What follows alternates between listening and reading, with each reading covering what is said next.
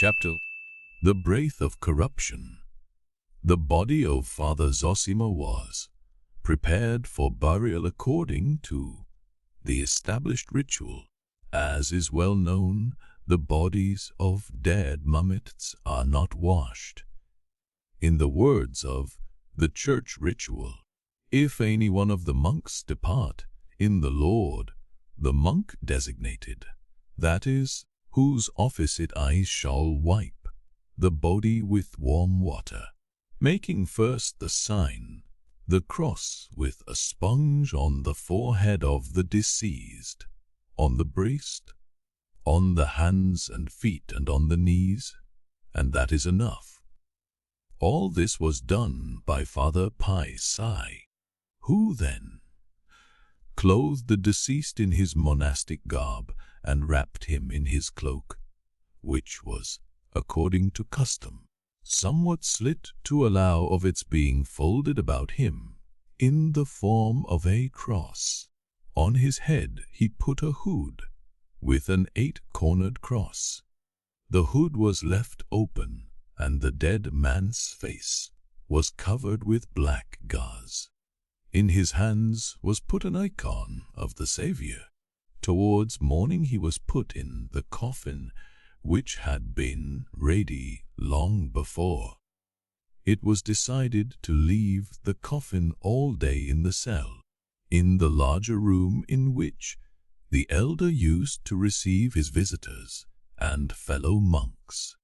As the deceased was a priest and monk of the strictest rule, the Gospel, not the Psalter, had to be read over his body by monks in holy orders. The reading was begun by Father Osif immediately after the Requiem service. Father Pai Sai desired later on to read the Gospel all day and night over his dead friend, but for the present he, as well as the Father Superintendent of the Hermitage, was very busy and occupied, for something extraordinary, an unheard, even unseemly excitement and impatient expectation began to be apparent in the monks and the visitors from the monastery hostels and the crowds of people flocking from the town. And as time went on, this grew more and more marked. Both the superintendent and Father Pai Sai did their utmost to calm the general bustle and agitation. When it was fully daylight, some people began bringing their sick, in most cases children, with them from the town, as though they had been waiting expressly for this moment to do so, evidently persuaded that the dead elder's remains had a power of healing, which would be immediately made manifest in accordance with their faith.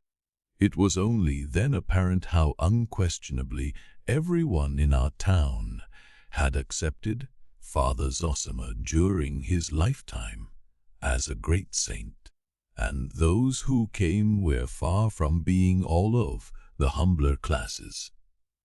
This intense expectation on the part of believers displayed with such haste, such openness, even with impatience and almost insistence, impressed Father Pai Sai as unseemly, though he had long foreseen something of the sort.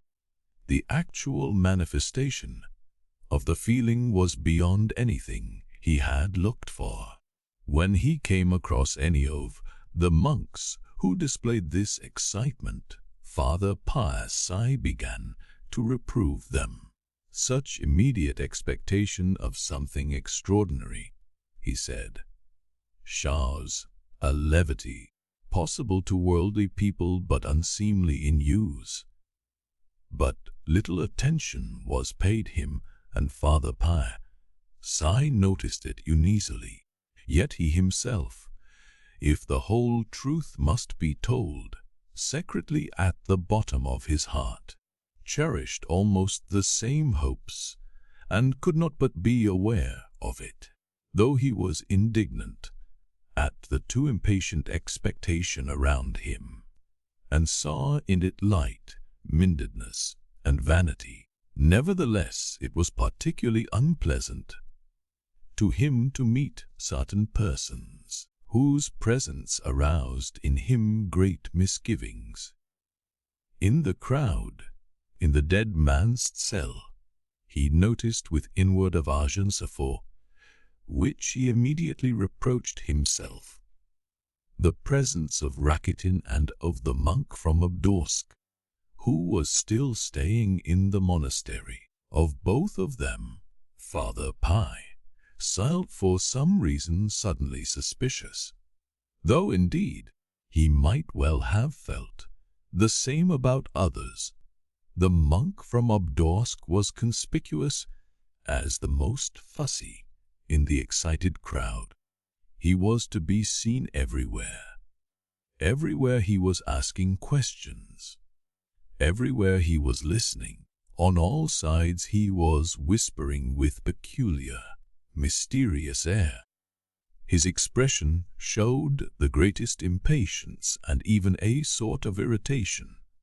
As for Rakitin, he, as appeared later, had come so early to the hermitage, at the special request of Madame Holakov, as soon as that good-hearted but weak-minded woman, who could not herself have been admitted to the hermitage, waked and heard of the death of Father Zosima, she was overtaken with such intense curiosity that she promptly dispatched Rakitin to the hermitage to keep a careful lookout and report to her by letter every half hour or so everything that takes place. She regarded Rakitin as a most religious and devout young man. He was particularly clever in getting round people and assuming whatever part he thought most to their taste, if he detected the slightest advantage to himself from doing so.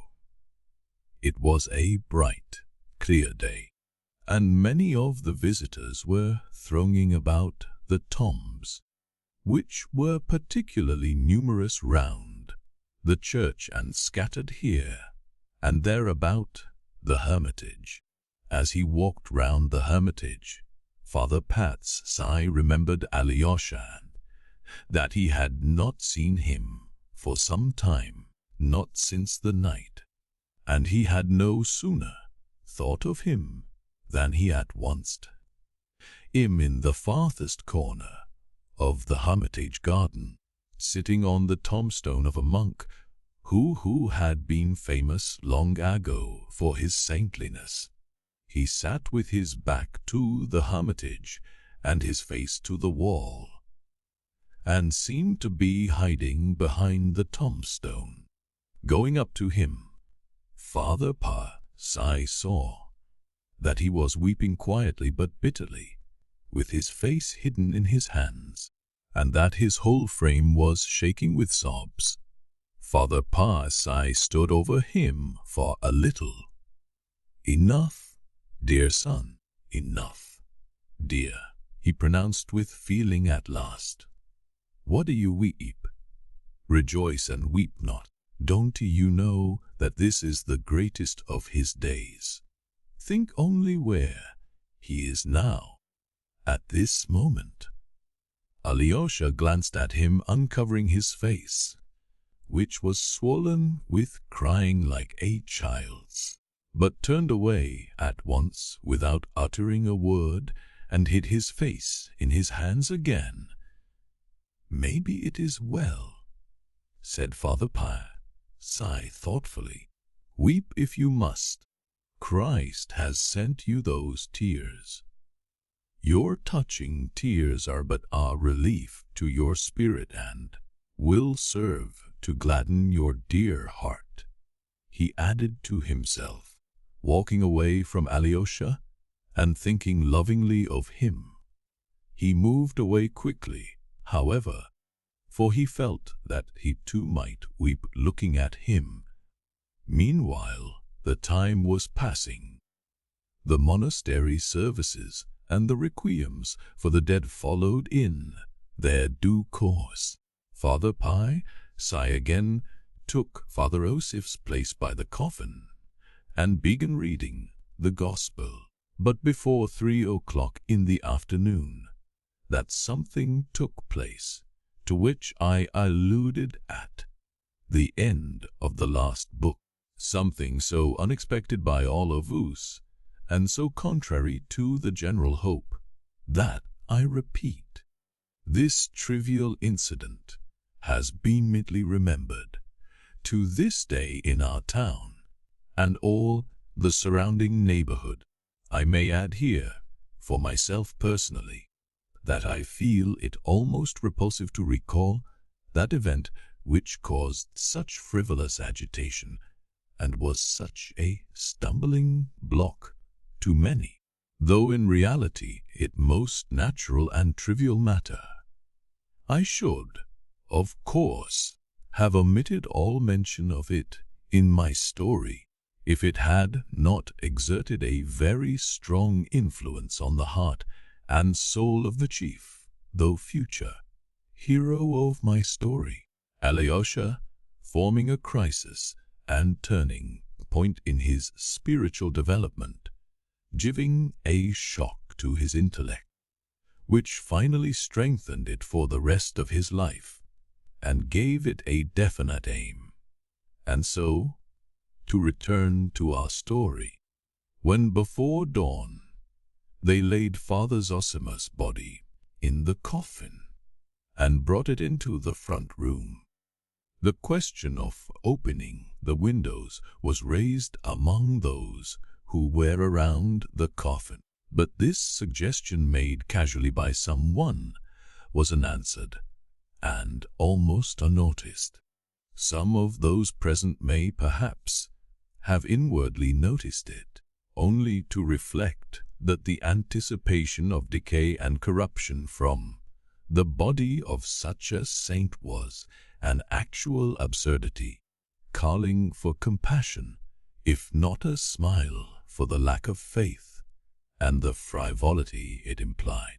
For they expected something quite different, and, behold, soon after midday, there were signs of something, at first only observed in silence by those who came in and out, and were evidently each afraid to communicate the thought in his mind.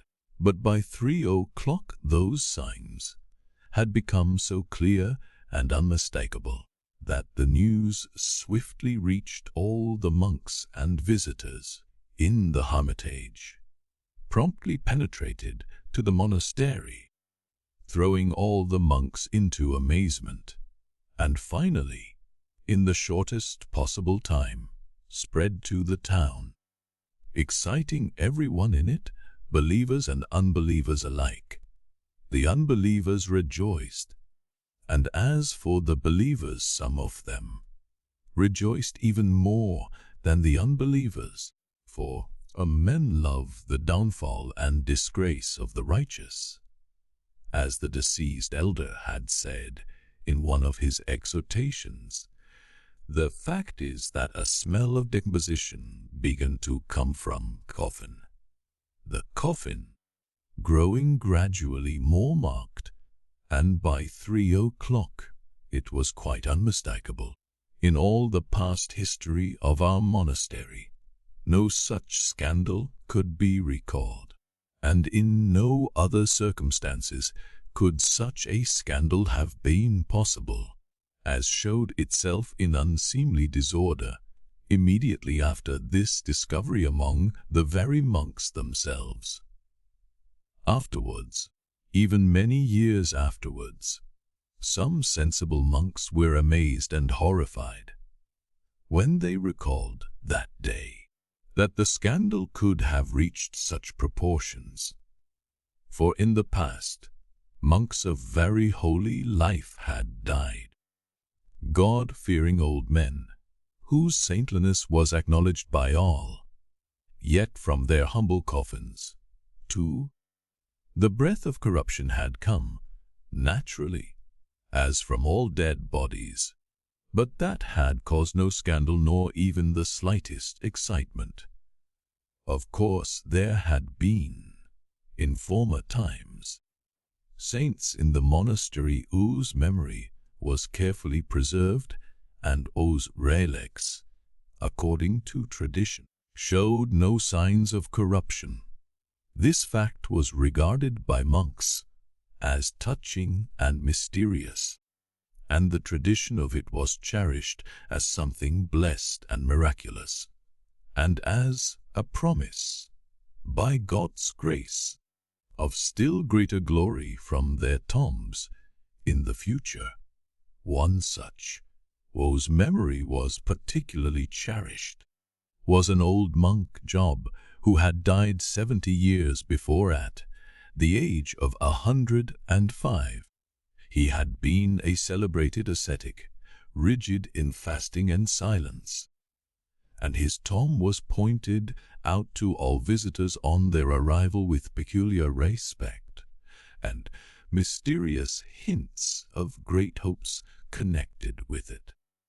And that was the very tomb on which Father Parsa had found Alyosha sitting in the morning. Another memory cherished in the monastery was that of the famous Father Varsonofi, who was only recently dead and had preceded Father Zosima in the eldership. He was reverenced during his lifetime as a crazy saint by all the pilgrims to the monastery. There was a tradition that both of these had lain in their coffins as thought alive, that they had shown no signs of decomposition when they were buried, and that there had been a holy light in their faces.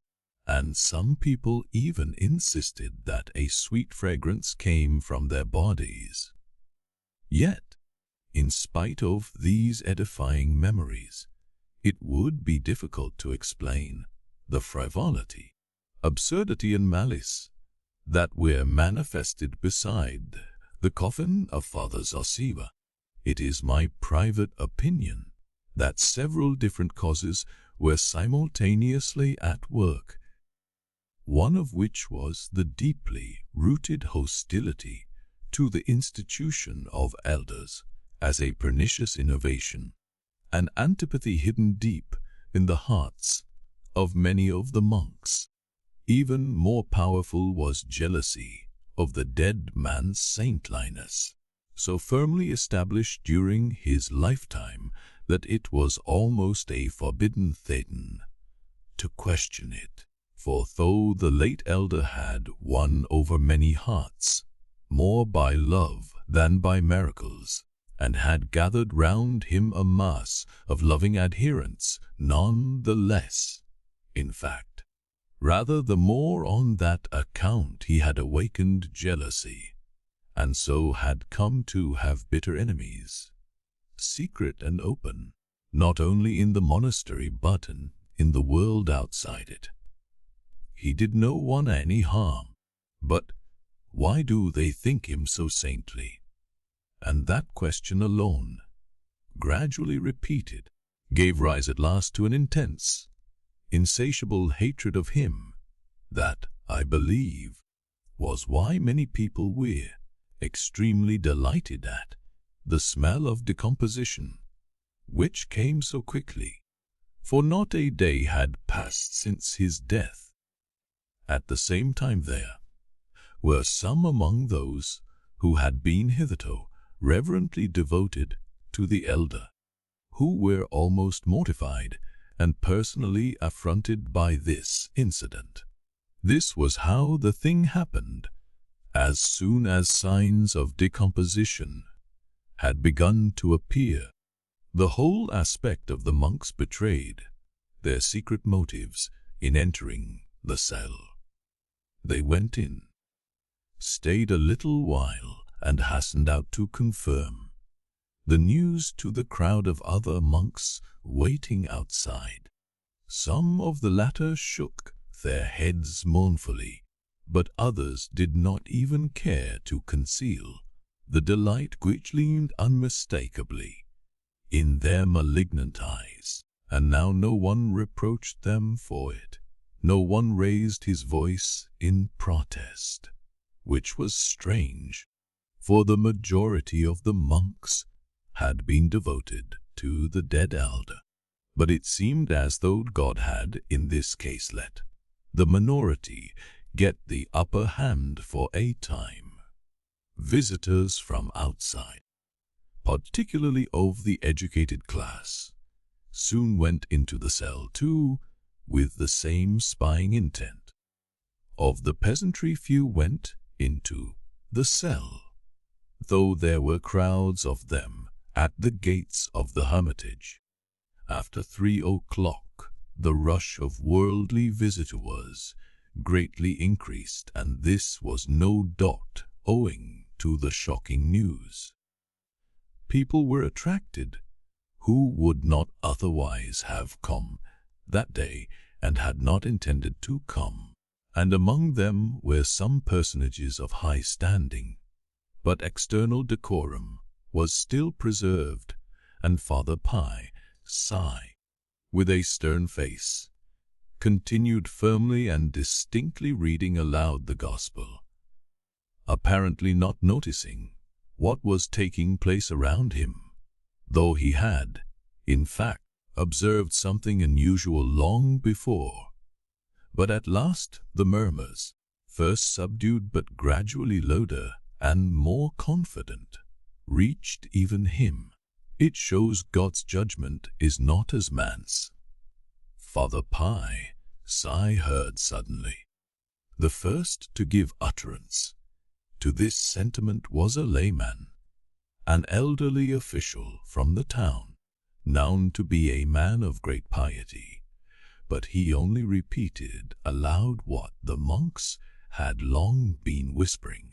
They had long before formulated this damning conclusion, and the worst of it was that a sort of triumphant satisfaction at that conclusion became more and more apparent every moment. Soon they began to lay aside even external decorum and almost seemed to feel they had a sort of right to discard it. And for what reason can this have happened? Some of the monks said, at first with a show of regret. He had a small frame, and his flesh was dried up on his bones. What was there to decay?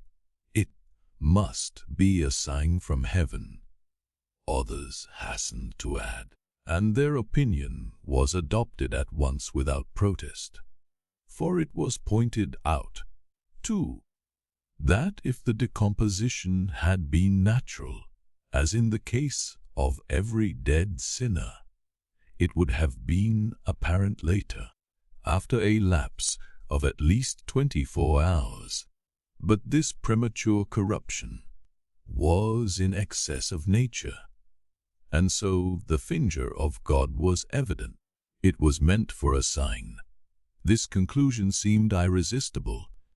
Gentle Father Iosif, the librarian, a great favorite of the dead man's, tried to reply to some of the evil speakers that this is not held everywhere alike, and that the incorruptibility of the bodies of the just was not a dogma of the Orthodox Church, but only an opinion, and that even in the most orthodox regions, at Athos for instance, they were not greatly confounded by the smell of corruption.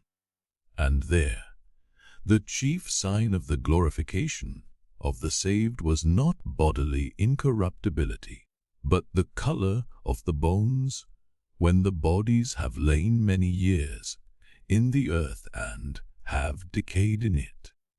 And if the bones are yellow as wax, that is the great sign that the Lord has glorified the dead saint. If they are not yellow but black, it shows that God has not deemed him worthy of such glory. That is the belief in Athos, a great place, where the orthodox doctrine has been preserved from of old, unbroken and in its greatest purity, said Father Osiph in conclusion. But the meek father's words had little effect and even provoked a mocking retort. That's all pedantry and innovation, no use listening to it. The monks decided, we stick to the old doctrine. There are all sorts of innovations nowadays. Are we to follow them all? Added others. We have had as many holy fathers as they had. There they are among the Turks. They have forgotten everything. Their doctrine has long been impure, and they have no bells even. The most sneering added. Father Osiph walked away, grieving the more since he had put forward his own opinion with little confidence, as though scarcely believing in it himself. He foresaw with distress that something very unseemly was beginning and that there were positive signs of disobedience. Little by little, all the sensible monks were reduced to silence like Father Osiph, and so it came to pass that all who loved the elder and had accepted with devout obedience the institution of the eldership were all terribly cast down and glanced timidly in one another's faces. When they met, those who were hostile to the institution of elders, as a novelty, held up their heads proudly. There was no smell of corruption from the late elder Samsonov, but a sweet fragrance, they recalled malignantly. But he gained that glory not because he was an elder, but because he was a holy man, and this was followed by a shower of criticism and even blame of Father Zosima. His teaching was false. He taught that life is a great joy, and not a vale of tears, said some of the more unreasonable.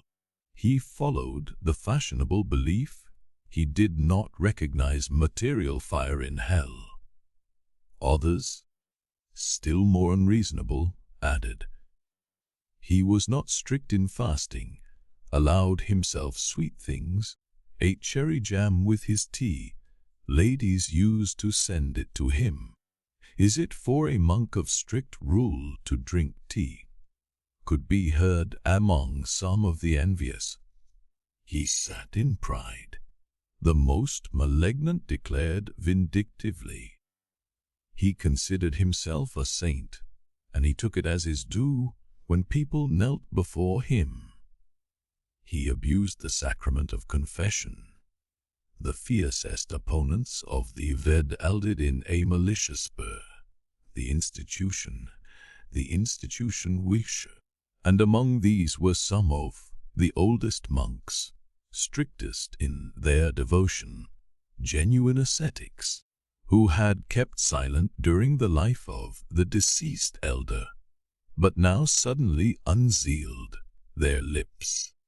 And this was terrible, for their words had great influence on young monks who were not yet firm in their convictions. The monk from Obdorsk heard all this attentively, heaving deep sighs and nodding his head.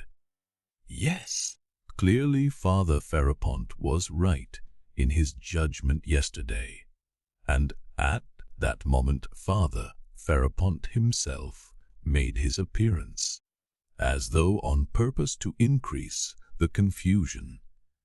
I have mentioned already that he rarely left his wooden cell by the piary.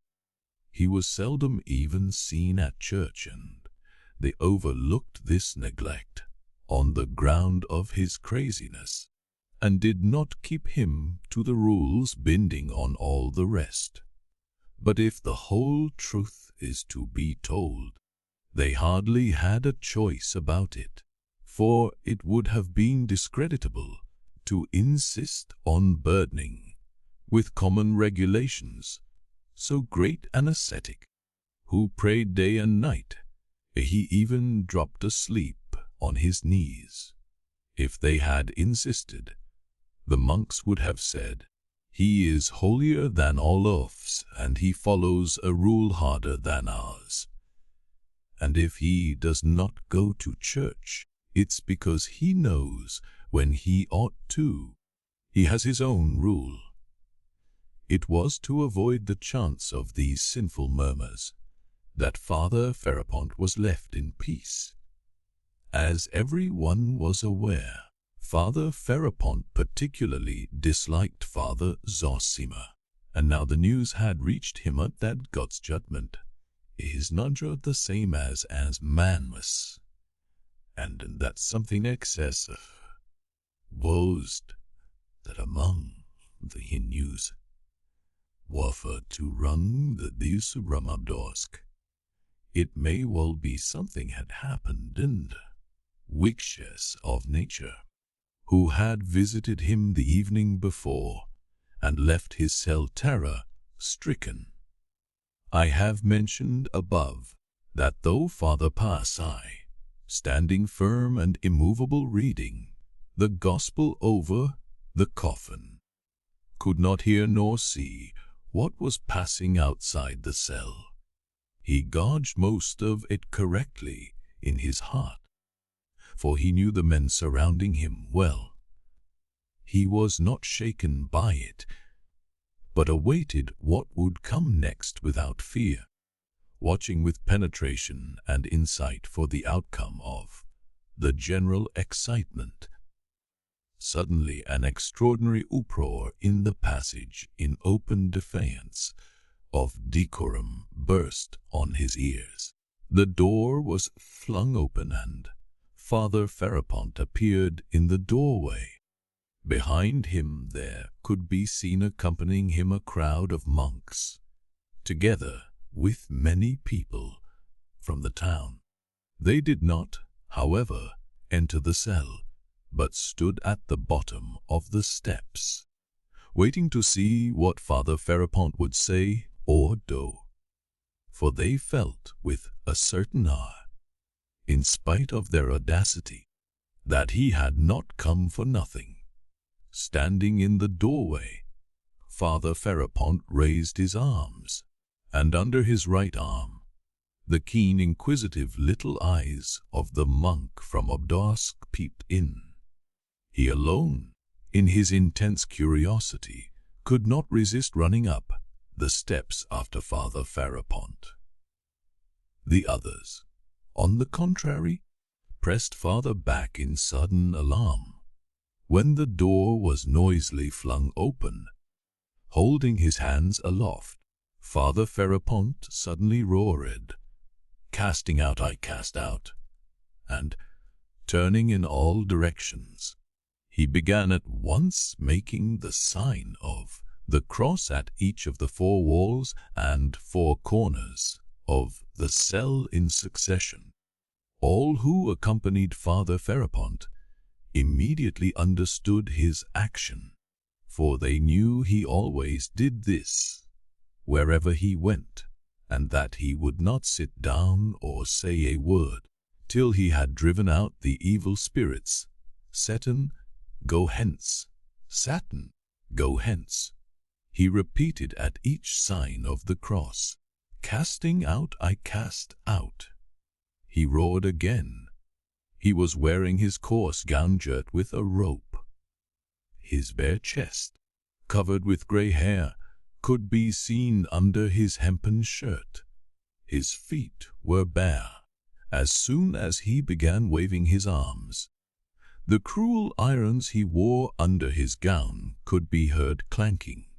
Father Pasai paused in his reading, stepped forward, and stood before him waiting. "What have you come for, worthy Father? Why do you offend against good order? Why do you disturb the peace of the flock?" he said at last, looking sternly at him. What have I come for? You ask why. What is your faith? Shouted Father Ferapont crazily. I've come here to drive out your visitors, the unclean devils. I've come to see how many have gathered here. While I have been away, I want to sweep them out with a birch broom. You cast out the evil spirit, but perhaps you are serving him yourself. Father Psi went on farlessly. And who can say of himself, I am holy? Can you? Father, I am unclean, not holy. I would not sit in an armchair and would not have them bow down to me as an idol. Thundered Father Ferapont. Nowadays folk destroy the true faith.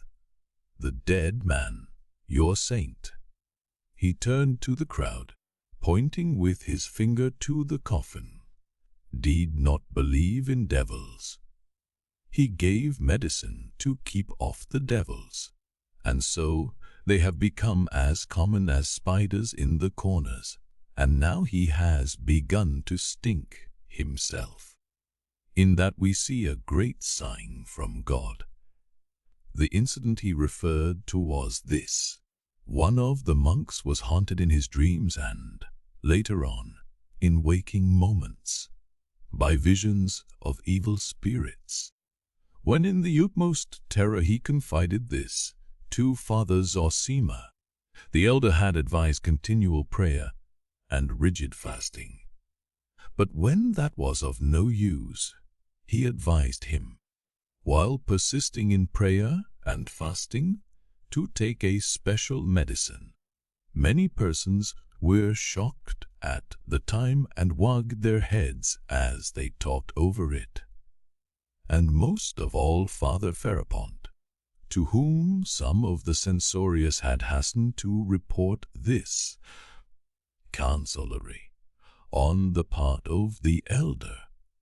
Go away, Father, said Father Psi in a commanding voice. It's not for man to judge but for God. Perhaps we see here a sign which neither you nor I, nor any one of, is able to comprehend. Go, Father, and do not trouble the flock. He repeated impressively.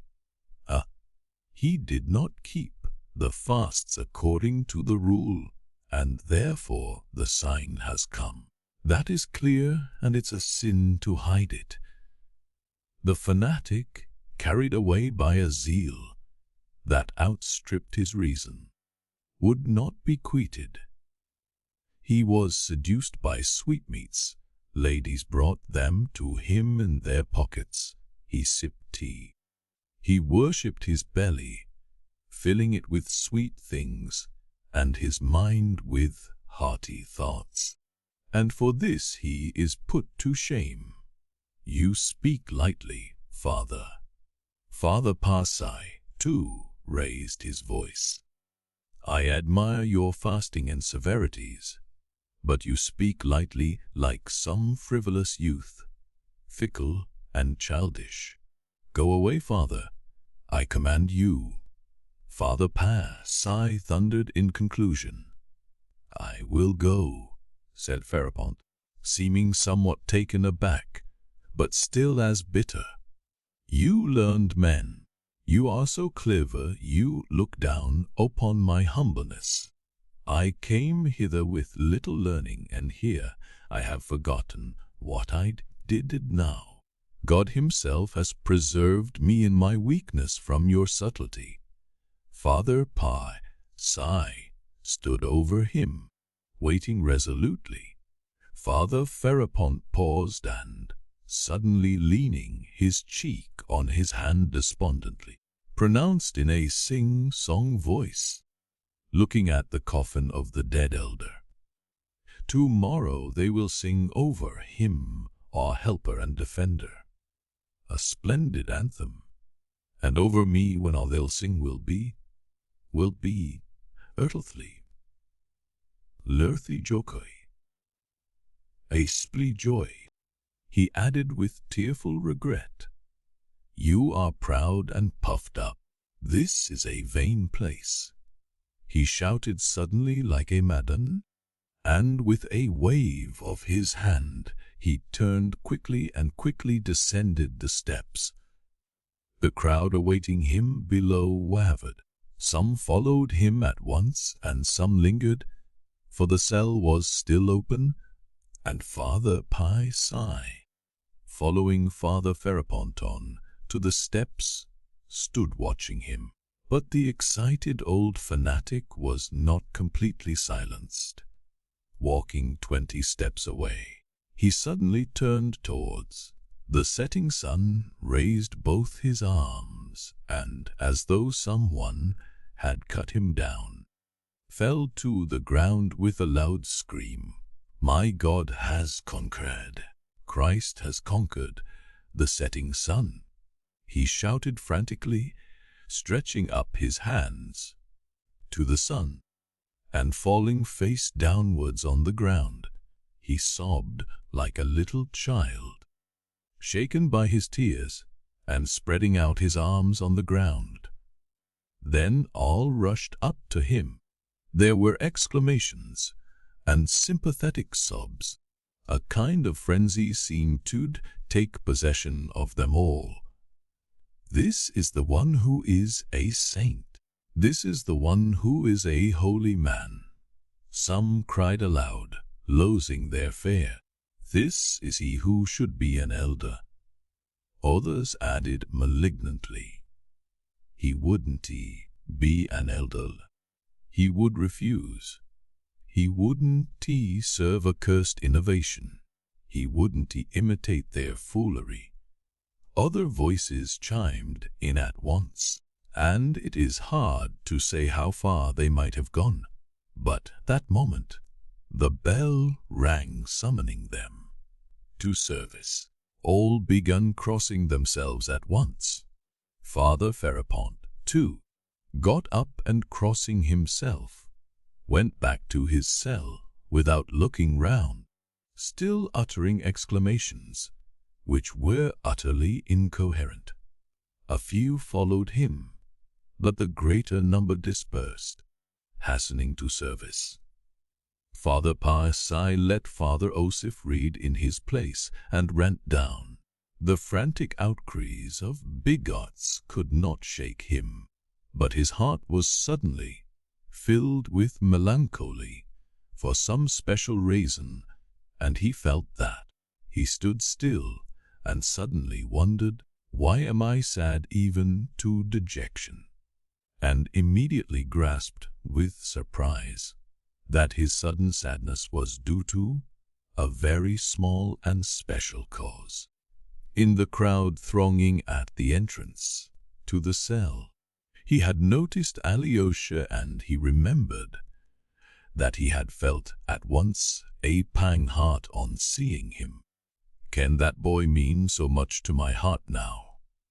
he asked himself, wondering. At that moment Alyosha passed him, hurrying away, but not in the direction of the church. Their eyes met. Alyosha quickly turned away his eyes and dropped them to the ground, and from the boy's look alone, Father Pi Sai guessed what a great change was taking place in him at that moment. "Have you, too, fallen into temptation?" cried Father Pi Sai. "Can you be with those of little faith?" he added mournfully.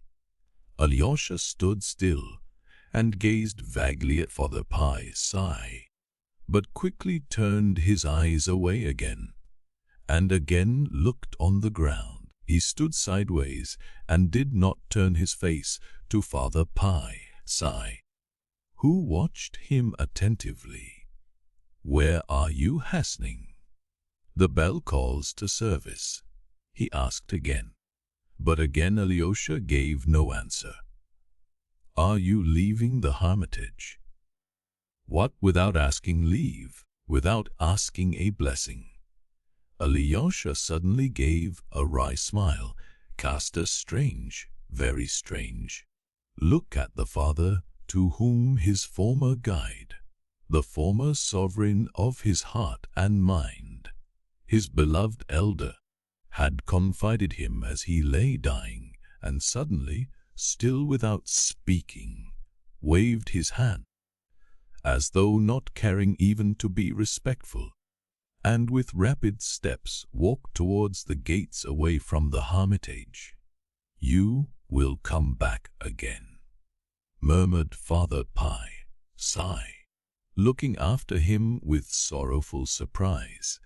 A chapter-critical moment.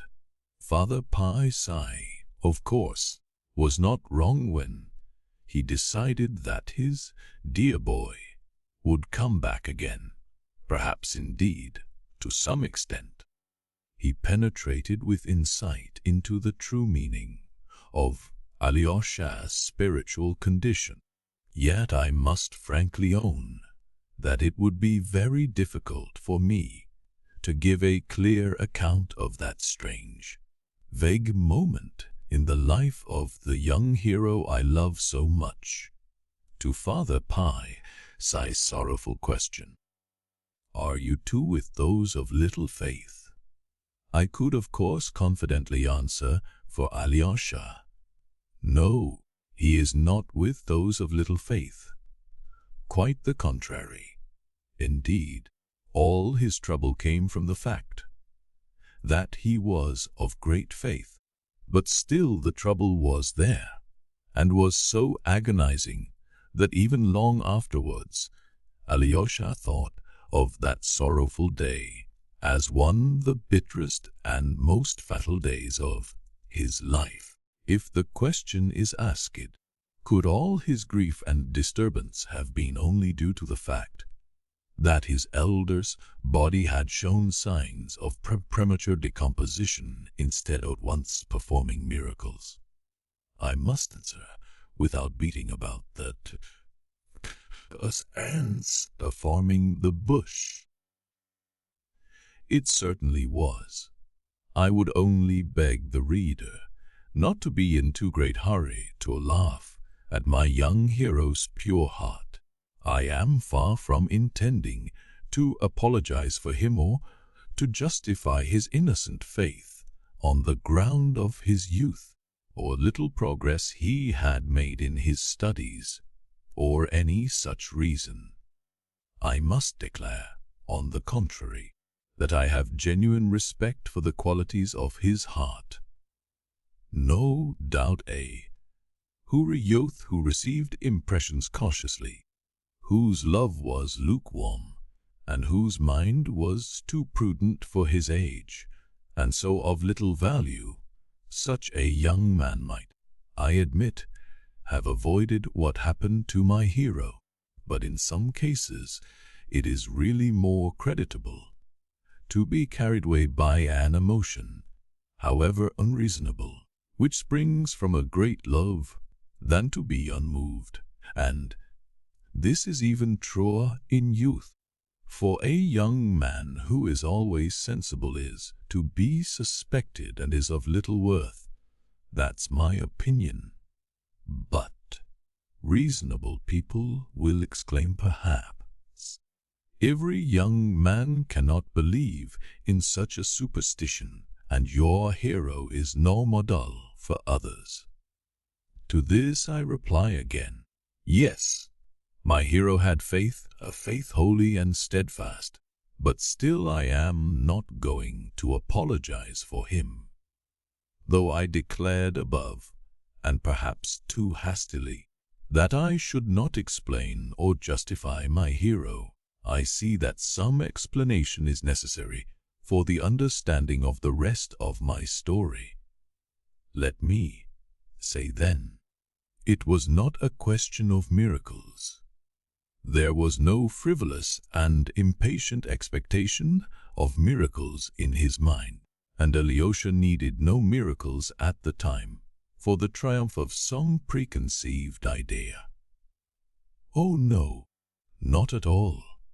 What he saw before all was one figure, the figure of his beloved elder, the figure of that holy man whom he revered with such adoration.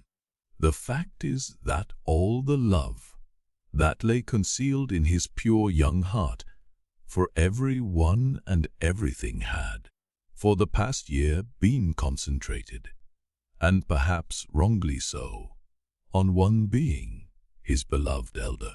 It is true that being had for so long been accepted by him as his ideal that all his young strength and energy could not but turn towards that ideal, even to the forgetting at the moment of every one and everything. He remembered afterwards how, on that terrible day, he had entirely forgotten his brother Dmitri, about whom he had been so anxious and troubled the day before. He had forgotten, too, to take the 200 rubles to Alyosha's father, though he had so warmly intended to do so the preceding evening. But again it was not miracles he needed, but only the higher justice, which had been in his belief outraged by the blow that had so suddenly and cruelly wounded his heart. And what does it signify that this justice, looked for by Alyosha, inevitably took the shape of miracles, to be wrought immediately by the ashes of his adored teacher? Why, every one in the monastery cherished the same thought and the same hope, even those whose intellects Alyosha revered, Father Pi himself, for instance. And so Alyosha, untroubled by doubts, clothed his dreams, too, in the same form as all the rest.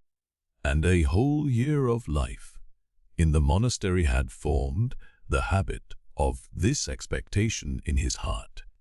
But it was justice, justice he thirsted for, not simply miracles. And now the man who should, he believed, have been exalted above everyone in the whole world, that man, instead of receiving the glory that was his due, was suddenly degraded and dishonored. What for? Who had judged him? Who could have decreed this? Those were the questions that wrung his inexperienced and virginal heart. He could not endure without mortification, without resentment even, that the holiest of holy men should have been exposed to the jeering and spiteful mockery of the frivolous crowd, so inferior to him. Even had there been no miracles, had there been nothing marvelous to justify his hopes, why this indignity? Why this humiliation? Why this premature decay? In excess of nature, as the spiteful monks said. Why this sign from heaven, which they so triumphantly acclaimed in company with Father Perhotin? And why did they believe they had gained the right to acclaim it? Where is the finger of Providence? Why did Providence hide its face at the most critical moment? So Alyosha thought it, as though voluntarily submitting to the blind, dumb, pitiless laws of nature. That was why Alyosha's heart was bleeding, and, of course, as I have said already, the sting of it all was that the man he loved above everything on earth should be put to shame and humiliated. This murmuring may have been shallow and unreasonable in my hero, but I repeat again for the third time, and am prepared, mid-met might be difficult to defend my feeling. Am glad that my hero showed himself not too reasonable at that moment, for any man of sense will always come back to reason in time. But if love does not gain the upper hand in a boy's heart at such an exceptional moment, when will it? I will not, however, omit to mention something strange, which came for a time to the surface of Alyosha's mind at this fatal and obscure moment. This new something was the harassing impression left by the conversation with Ivan, which now persistently haunted Alyosha's mind. At this moment it haunted him. Oh, it was not that something of the fundamental, elemental, so to speak, faith of his soul had been shaken. He loved his God and believed in him steadfastly, though he was suddenly murmuring against him. Yet a vague but tormenting and evil impression left by his conversation with Ivan the day before suddenly revived again now in his soul and seemed forcing its way to the surface of his consciousness. It had begun to get dusk when Rakitin, crossing the pine copse from the hermitage to the monastery, suddenly noticed Alyosha lying face downwards on the ground under a tree, not moving and apparently asleep. He went up and called him by his name. "You here, Alexei? Can you have?" He began wondering but broke off. He had meant to say, "Can you have come to this?" Alyosha did not look at him, but from a slight movement Rakitin at once saw that he heard and understood him. "What's the matter?" he went on, but the surprise in his face gradually passed into a smile that became more and more ironical. "I say, I've been looking for you for the last 2 hours. You suddenly disappeared. What are you about? What foolery is this? You might just look at me." Alyosha raised his head, sat up and leaned his back against the tree. He was not crying, but there was a look of suffering and irritability in his face. He did not look at Rakitin, however, but looked away to one side of him. "Do you know your face is quite changed? There's none of your famous mildness to be seen in it. Are you angry with someone? Have they been ill-treating you?" "Let me alone," said Alyosha suddenly, with a wary gesture of his hand, still looking away from him.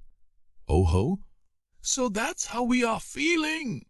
So you can shout at people like other mortals? That is a come down from the angels. I say, Alyosha, you have surprised me, do you hear? I mean it. It's long since I've been surprised at anything here. I always took you for an educated man." Alyosha at last looked at him, but vaguely, as though scarcely understanding what he said. "Can you really be so upset simply because your old man has begun to stink? You don't mean to say you seriously believed that he was going to work miracles?" exclaimed Rakitin, genuinely surprised again. I believe, I want to believe, and I will believe. What more do you want?" cried Alyosha irritably. "Nothing at all, my boy. Damn it all. Why? No schoolboy of 13 believes in that now. But there, so? Now you are in a temper with your God. You are rebelling against him. He hasn't given promotion. He hasn't bestowed the order of merit. You are a set." Alyosha gazed along, while with his eyes half closed at Rakitin, and there was a sudden gleam in his eyes, but not of anger with Rakitin. I am not rebelling against my God. I simply don't accept his world. Alyosha suddenly smiled, a forced smile. How do you mean? You don't accept the world? Rakitin thought a moment over his answer. What idiocy is this? Alyosha did not answer. Calm. Enough nonsense. Now to business. Have you had anything to eat today? Don't remember. I think I have. You need keeping up, to judge by your face. It makes one sorry to look at you. You didn't sleep all night either.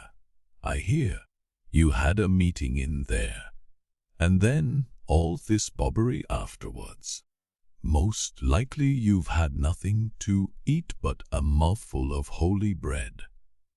I've got some sausage in my pocket. I've brought it from the town in case of need. Only you want to eat sausage. Give me some, I say. You are going at. Why? It's a regular mutiny with barricades. Well, my boy, we must make the most of it. Come to my place. I shouldn't mind a drop of vodka myself. I am tired to death. Vodka is going too far for you, I suppose. Or would you like some? Give me some vodka too. Hullo, you surprise me, brother. Rakitin looked at him in amazement. Well, one way or another, vodka or sausage. This is a jolly fine chance, and mustn't be missed. Come along. Alyosha got up in silence and followed Rakitin. If your little brother Ivan could see this, wouldn't he be surprised? By the way, your brother Ivan set off to Moscow this morning, did you know? Yes, answered Alyosha listlessly, and suddenly the image of his brother Dmitri rose before his mind. But only for a minute, and though it reminded him of something that must not be put off for a moment, some duty, some terrible obligation. Even that reminder made no impression on him, did not reach his heart, and instantly faded out of his mind and was forgotten. But a long while afterwards, Alyosha remembered this. Your brother Ivan declared once that I was a liberal booby, with no talents whatsoever. Once you, too, could not resist letting me know I was dishonorable. Well, I should like to see what your talents and sense of honor will do for you now. This Rakitin finished to himself in a whisper. Listen, he said aloud. Let's go by the path beyond the monastery straight to the town. I ought to go to Madame Holakov's, by the way. Only fancy, I've written to tell her everything that happened. And would you believe it? She answered me instantly in pencil. The lady has a passion for writing notes that she would never have expected to such conduct from a man character as Father Zosima, as her Father Zosima. That warrant of such a very word. She is angry too. You are a set. Stay, he cried suddenly again. He suddenly stopped and taking Alyosha by the shoulder made him stop too. Do you know, Alyosha? He peeped inquisitively into his eyes, absorbed in a sudden new thought, which had dawned on him, and though he was laughing outwardly, he was evidently afraid to utter that new idea aloud. So difficult he still found it to believe in the strange and unexpected mood in which he now saw Alyosha. Alyosha, do you know where we had better go? he brought out at last timidly and insinuatingly. "I don't care. Where you like. Let's go to Grushenka. Will you come?" pronounced Rakitin at last, trembling with timid suspense. "Let's go to Grushenka," Alyosha answered calmly at once. And this prompt and calm agreement was such a surprise to Rakitin that he almost started back. "Well, I say," he cried in amazement, but seizing Alyosha firmly by the arm, he led him along the path, still dreading that he would change his mind. They walked along in silence. Rakitin was positively afraid to talk. "And how glad she will be! How delighted!" he muttered, but lapsed into silence again. And indeed, it not to please Grushenka, he was taking Alyosha to her. He was a practical person and never undertook anything without prospect of gain for himself. His object in this case was twofold. First, a revengeful desire to see the downfall of the righteous, and Alyosha's fall from the saints to the sinners, over which he was already gloating in his imagination. And in the second place, he had in view a certain material gain for himself, of which more will be said later. "So the critical moment has come," he thought to himself with spiteful glee, "and we shall catch it on the hop, for it's just what we want." Chapter 3. An onion. Grushenka lived the busiest part of the town, near the cathedral square, in a small wooden lodge, in the courtyard belonging to of the widow Morozov. The house was a large stone building of 2 stories, old and very ugly. The widow led a secluded life. Her 2 unmarried nieces, who were also elderly women. She had no need to let her lodge, but everyone knew that she had taken in Grushenka as a lodger 4 years before, solely to please her kinsman, the merchant Samsonov, who was known to be the girl's protector. It was said that the jealous old man's object in placing his favorite with the widow Morozov was that the old woman should keep a sharp eye on her new lodger's conduct. But this sharp eye soon proved to be unnecessary, and in the end the widow Morozov seldom met Grushenka and did not worry her by looking after her in any way. It is true that 4 years had passed since the old man had brought the slim, delicate, timid, dreamy, and sad girl of 18 from the chief town of the province, and much had happened since then. Little was known of the girl's history in the town, and that little was vague. Nothing more had been learnt during the last 4 years, even after many persons had become interested in the beautiful young woman into whom Agrafena Alexandrovna had meanwhile developed.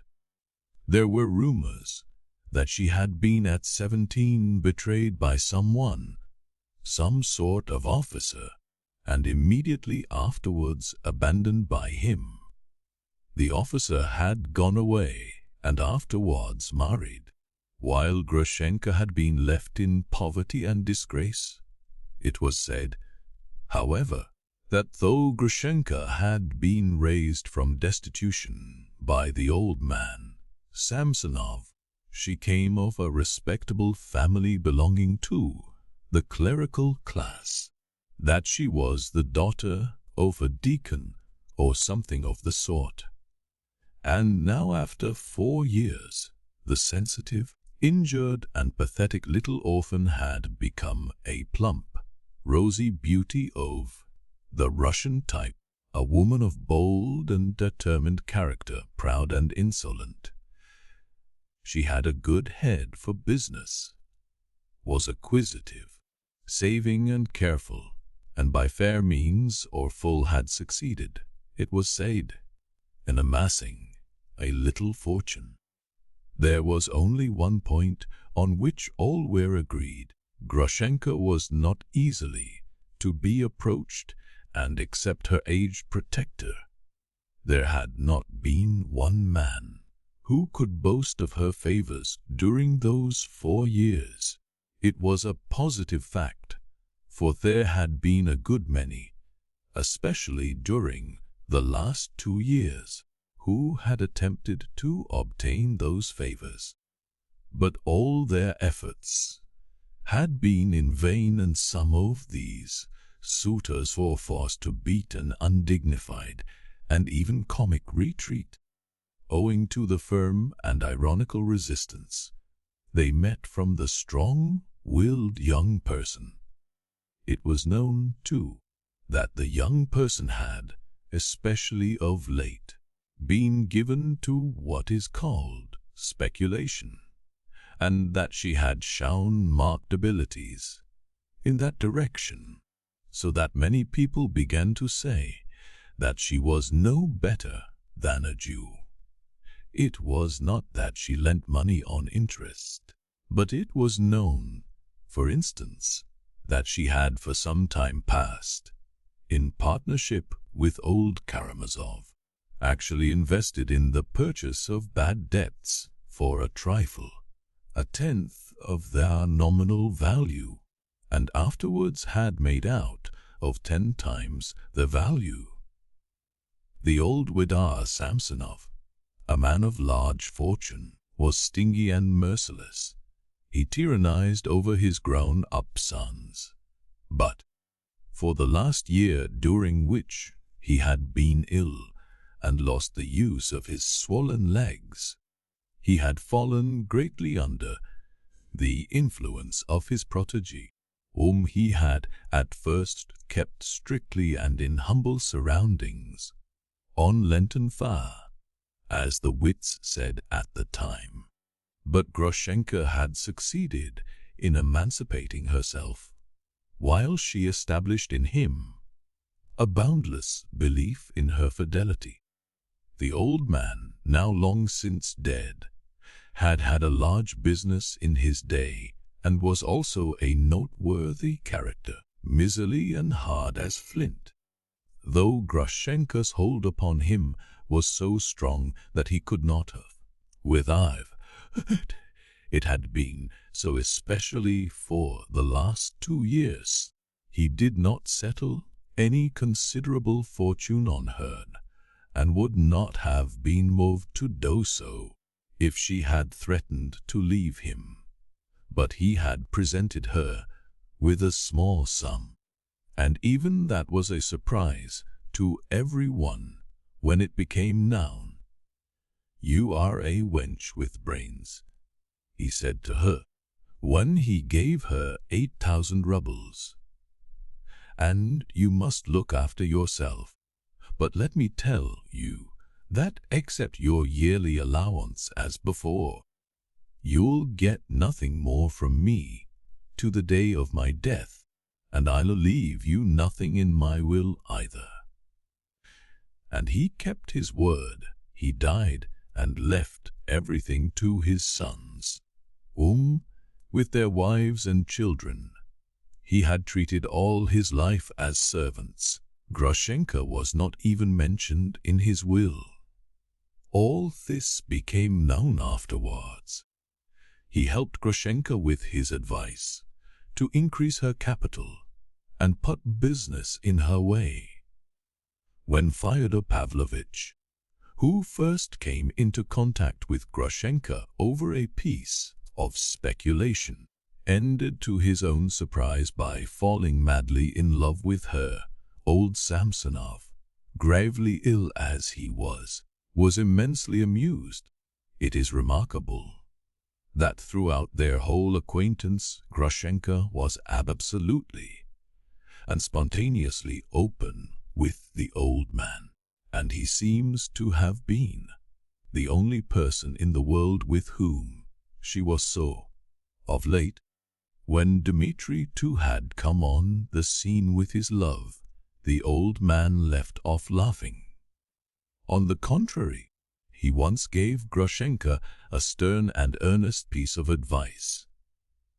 If you have to choose between the two, father or son, you'd better choose the old man. If only you make sure the old scoundrel will marry you and settle some fortune on you beforehand. But don't he keep on with the captain. You'll get no good out of that. These were the very words of the old profligate, who felt already that his death was not far off and who actually died 5 months later.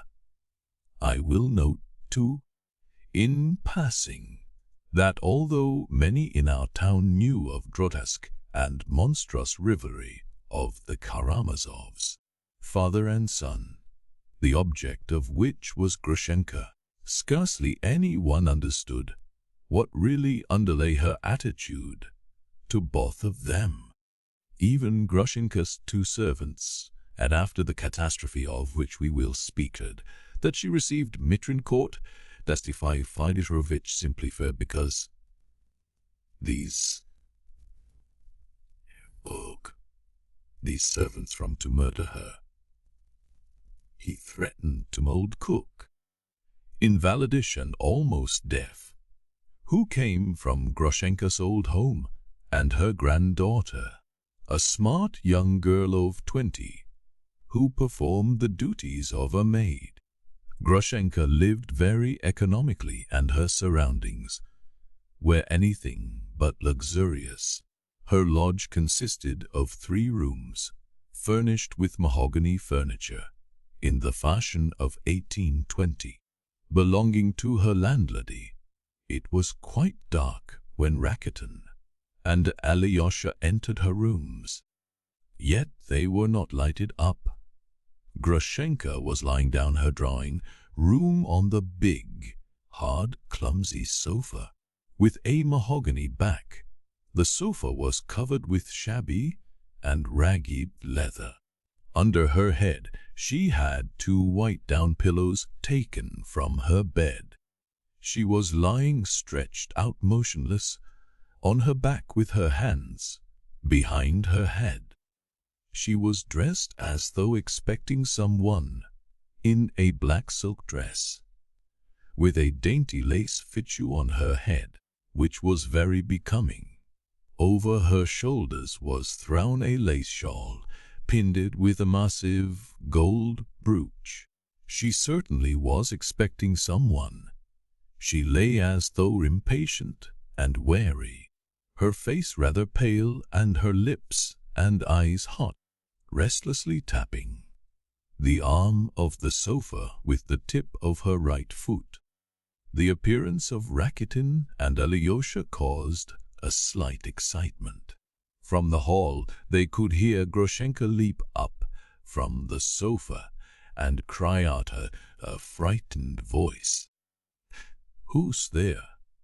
But the maid met the visitors and at once called back to her mistress, "It's not he. It's nothing. Only other visitors." "What can be the matter?" muttered Rakitin, leading Alyosha into the drawing room. Grushenka was standing by the sofa as though still alarmed.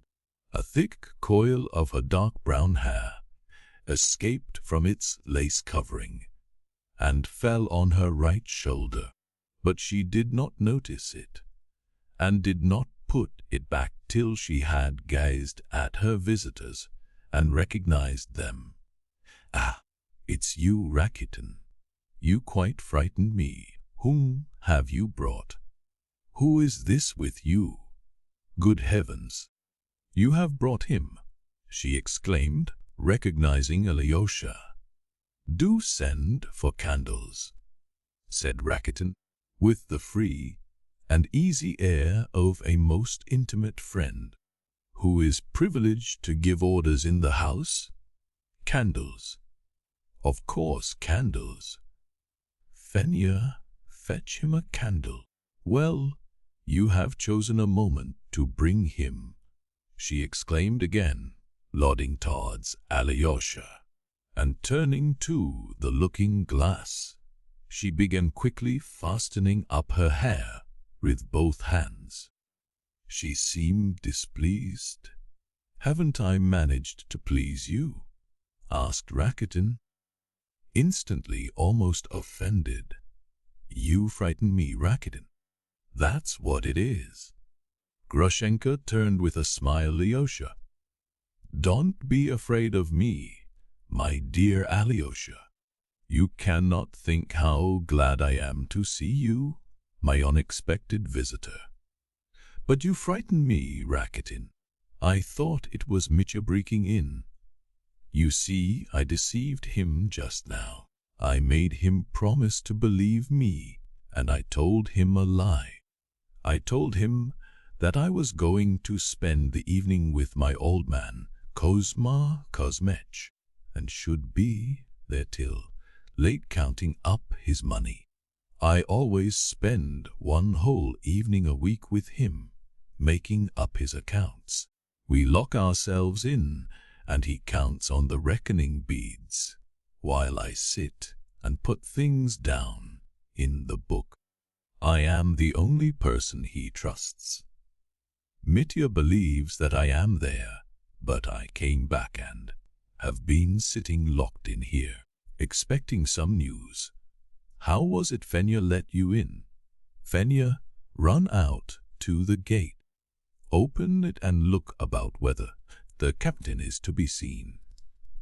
Perhaps he is hiding and spying. I am dreadfully frightened. There's no one there, Agrafena Alexandrovna. I've just looked out. I keep running to peep through the crack. I am in fear and trembling myself. Are the shutters fastened, Fenya? And we must draw the curtains. That's better." She drew the heavy curtains herself. He'd rush in at once if he saw a light. "I am afraid of your brother Mitya. Today, Alyosha." Grushenka spoke aloud, and, though she was alarmed, she seemed very happy about something. "Why are you so afraid of Mitya today?" inquired Rakitin. "I should have thought you were not timid with him. You'd twist him round your little finger. I tell you, I am expecting news, priceless news. So I don't want Mitya at all. And he didn't believe, I feel he didn't that I should stay at Kuzma Kuzmich's. He must be in his ambush now, behind Fyodor Pavlovich's, in the garden, watching for me. And if he's there, he won't come here. So much the better. But I really have been to Kuzma Kuzmich's. Mitya escorted me there. I told him I should stay there till midnight, and I asked him to be sure to come at midnight to fetch me home. He went away and I sat 10 minutes with Kuzma Kuzmich and came back here again. Ugh! I was afraid. I ran for fear of meeting him. And why are you so dressed up? What a curious cap you've got. How curious you are yourself, Rakitin. I tell you, I am expecting a message. If the message comes, I shall fly. I shall gallop away and you will see no more of me. That's why I am dressed up, so as to be ready. And where are you flying to? If you know too much, you'll get old too soon. Upon my word, you are highly delighted. I've never seen you like this before. You are dressed up as if you were going to a ball." Rakitin looked her up and down. "Much you know about balls. And do you know much about them?" "I have seen a ball. The year before last, Kuzma Kuzmich's son was married, and I looked on from the gallery. Do you suppose I want to be talking to you, Rakitin, while a prince like this is standing here? Such a visitor. Alyosha, my dear boy, I gaze at you and can't believe my eyes. Good heavens, can you have come here to see me? To tell you the truth, I never had a thought of seeing you, and I didn't think that you would ever come and see me. Though this is not the moment now, I am awfully glad to see you. Sit down on the sofa. Here? That's right, my bright young moon. I really can't take it in even now. Rakitin, if only you had brought him yesterday or the day before. But I am glad as it is. Perhaps it's better he has come now, at such a moment, and not the day before yesterday." She gaily sat down beside Alyosha on the sofa, looking at him with positive delight. And she really was glad. She was not lying when she said so. Her eyes glowed, her lips laughed, but it was a good-hearted, merry laugh. Alyosha had not expected to see such a kind expression in her face. He had hardly met her till the day before. He had formed an alarming idea of her, and had been horribly distressed the day before by the spiteful and treacherous trick she had played on Katerina Ivanovna. He was greatly surprised to find her now altogether different from what he had expected, and, crushed as he was by his own sorrow, his eyes involuntarily rested on her with attention. Her whole manner seemed changed for the better since yesterday. There was scarcely any trace of that mawkish sweetness in her speech, of that voluptuous softness in her movements. Everything was simple and good-natured. Her gestures were rapid, direct, confiding. But she was greatly excited. Dear me, how everything comes together today. She chattered on again. And why I am so glad to see you, Alyosha, I couldn't say myself. If you ask me, I couldn't tell you. Come, don't you know why you're glad? Said Rakitin, grinning. You used to be always pestering me to bring him you some object, I suppose. I had a different object once, but now that's over. This is not the moment. I say, I want you to have something nice. I am so good-natured now. You sit down. To Rakitin, why are you standing? You've sat down already. There's no fear of Rakitin's forgetting to look after himself. Look, Alyosha, he's sitting there opposite us, so offended that I didn't ask him to sit down before you. Oh, Rakitin is such a one to take offense, laughed Grushenka. Don't be angry, Rakitin. I'm kin today. Why are you so depressed, Alyosha? Are you afraid of me? She peeped into his eyes with merry mockery. He's sad. The promotion has not been given, boomed Rakitin. What promotion? His elder stinks. What? You are talking some nonsense. You want to say something nasty. Be quiet, you stupid. Let me sit on your knee, Alyosha, like this.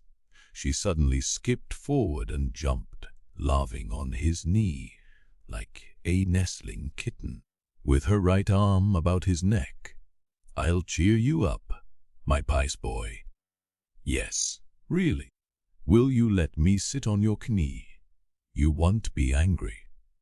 If you tell me, I'll get off." Alyosha did not speak. He sat afraid to move. He heard her words, "If you tell me, I'll get off." But he did not answer. But there was nothing in his heart, such as Rakuten, for instance, watching him malignantly from his corner, might have expected or fancied.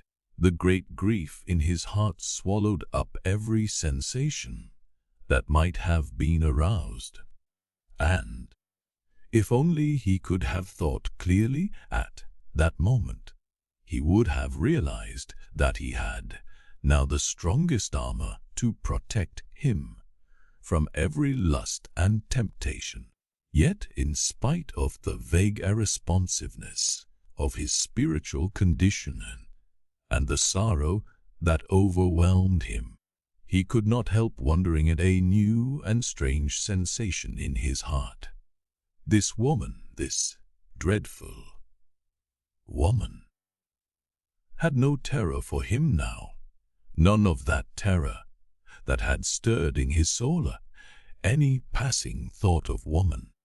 On the contrary, this woman, dreaded above all women, sitting now on his knee, holding him her arms, aroused in him now a quite different, unexpected, peculiar feeling, a feeling of the intensest and purest interest without a trace of fear of his former terror. That was what instinctively surprised him. "You've talked nonsense enough," cried Rakuten. "You'd much better gives some champagne. You owe it me, you know you do." "Yes, I really do.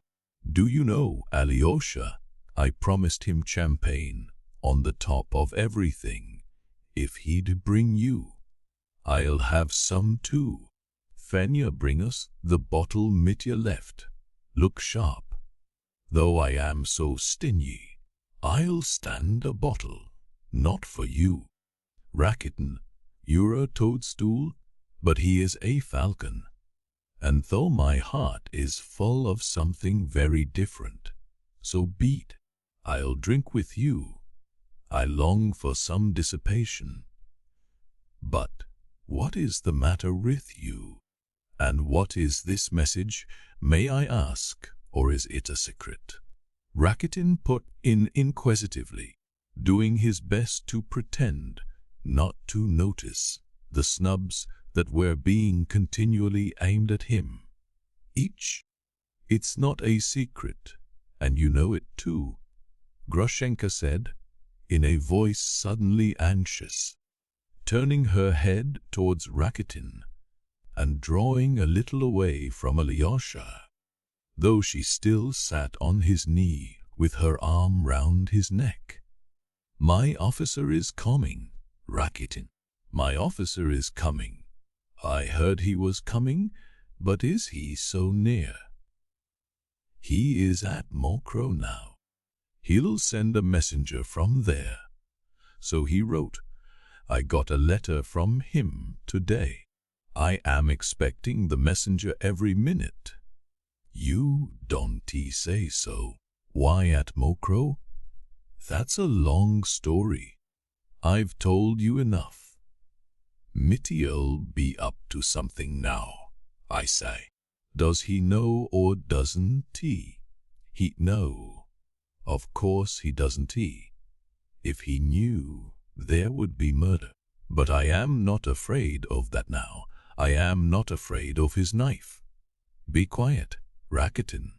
Don't he remind me of Dmitri Fyodorovich?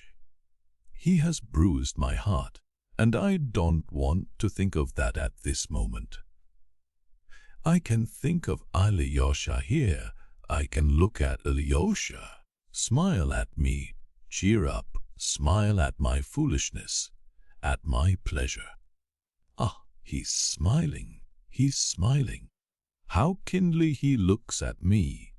And you know, Alyosha, I've been thinking all this time you were angry with me because of the day before yesterday, because of that young lady. I was a cur. That's the truth. But it's a good thing it happened so. It was a horrid thing, but a good thing too. Grushenka smiled dreamily, and a little cruel line showed in her smile. Mitya told me that she screamed out that I'd to be flogged. I did insult her dreadfully. She sent for me. She wanted to make a conquest of me, to win me over with her chocolate. No, it's a good thing it did end like that. She smiled again. But I am still afraid of your being angry. Yes, that's really true, Rakitin put in suddenly with genuine surprise. Alyosha, she is really afraid of a chicken like you. He is a chicken to you, Rakitin, because you've no conscience. That's what it is. You see, I love him with all my soul. That's how it is. Alyosha, do you believe I love you with all my soul? Ah, you shameless woman. She is making you a declaration, Alexei. Well, what of it? I love him. And what about your officer? And the priceless message from Mokro? That is quite different. That's a woman's way of looking at it. Don't you make me angry, Rakitin. Grushenka caught him up hotly. This is quite different. I love Alyosha in a different way. It is true, Alyosha, I had sly designs on you before. For I am a horrid, violent creature.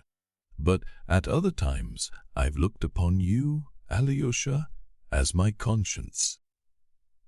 I've kept thinking how anyone like that must despise a nasty thing like me. I thought that the day before yesterday, as I ran home from the young ladies, I have thought of you a long time in that way, Alyosha, and Mitya knows. I've talked to him about it. Mitya understands. Would you believe it? I sometimes look at you and feel ashamed, utterly ashamed of myself. And how, and since when, I began to think about you like that, I can't say. I don't remember. Fenya came in and put a tray with an uncorked bottle and 3 glasses of champagne on the table. Here's the champagne, cried Rakitin. You're excited, Agrafena Alexandrovna, and not yourself. When you've had a glass of champagne, you'll be ready to dance, eh? They can't even do that properly, he added, looking at the bottle. The old woman's poured it out in the kitchen, and the bottle's been brought in warm and without a cork. Well, let me have some, anyway. He went up to the table, took a glass, emptied it at one gulp and poured himself out another. One doesn't often stumble upon champagne, he said, licking his lips. Now, Alyosha, take a glass, show what you can do. What shall we drink to? The gates of paradise. Take a glass, Grushenka, you drink to the gates of paradise, too. What gates of paradise? She took a glass. Alyosha took his, tasted it, and put it back. No, I'd better not. He smiled gently. And you, Brad, cried Rakitin. Well, if so, I won't either, chimed in Grushenka. I really don't want any. You can drink the whole bottle alone, Rakitin. If Alyosha has some, I will. What touching sentimentality, said Rakitin tauntingly. And she's sitting on his knee, too. He's got something to grieve over. But what's the matter with you? He is rebelling against his God and ready to eat sausage. How so? His elder died today, Father Zosima, the saint. So Father Zosima is dead, cried Grushenka. Good God, I did not know. She crossed herself devoutly. Goodness, what have I been doing? Sitting on his knee like this at such a moment. She started up as though in dismay, instantly slipped off his knee and sat down on the sofa. Alyosha bent a long wondering look upon, and a light seemed to dawn in his face. Rakitin, he said suddenly, in a firm and low voice, don't taunt me with having rebelled against God. I don't want to feel angry with you, so you must be kinder too. I've lost a treasure such as you have never had, and you cannot judge me now. You had much better look at her. Do you see how she has pity on me? I came here to find a wicked soul. I felt drawn to evil, because I was base and evil myself. And I found a true sister. I have found a treasure, a loving heart. She had pity on me just now. Agrafena Alexandrovna, I am speaking of you. You've raised my soul from the depths. Alyosha's lips were quivering, and he caught his breath. She has saved you, it seems, laughed Rakitin spitefully, and she meant to get you in her clutches. Stay, Rakitin. Grushenka jumped up. Hush, both of you. Now I'll tell you all about it. Hush, Alyosha, your words make me ashamed, for I am bad and not good. That's what I am. And you hush, Rakitin, because you are telling lies. I had the low idea of trying to get him in my clutches, but now you are lying. Now it's all different. And don't let me hear anything more from you, Rakitin. All this Grushenka said with extreme emotion. They are both crazy, said Rakitin, looking at them with amazement. I feel as though I were in a madhouse. They're both getting so feeble, they'll begin crying in a minute. I shall begin to cry. I shall, repeated Grushenka. He called me his sister, and I shall never forget that.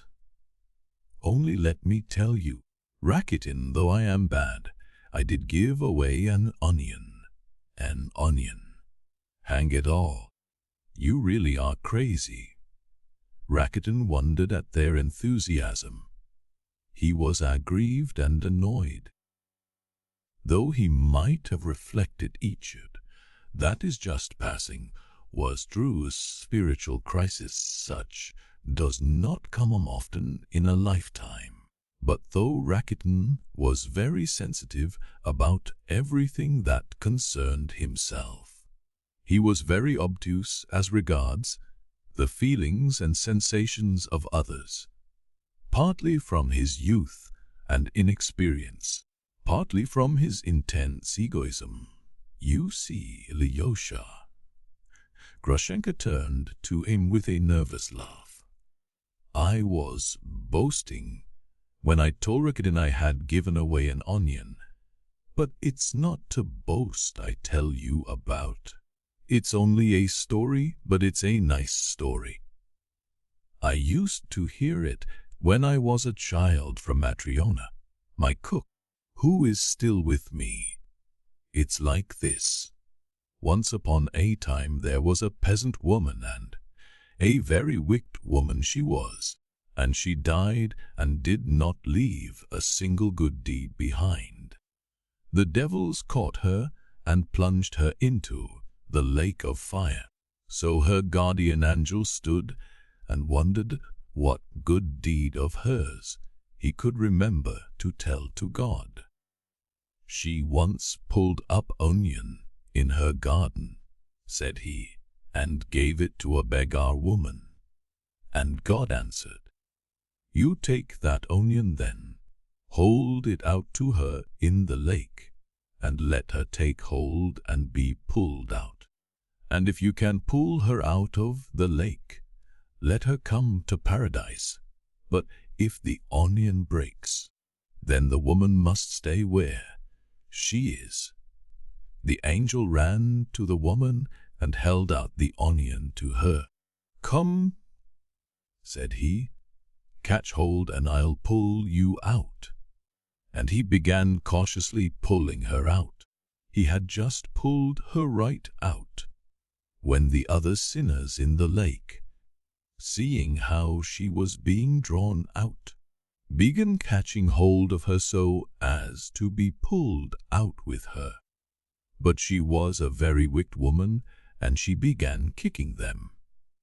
"I'm to be pulled out, not you. It's my onion, not yours." As soon as she said that, the onion broke, and the woman fell into the lake, and she is burning there to this day.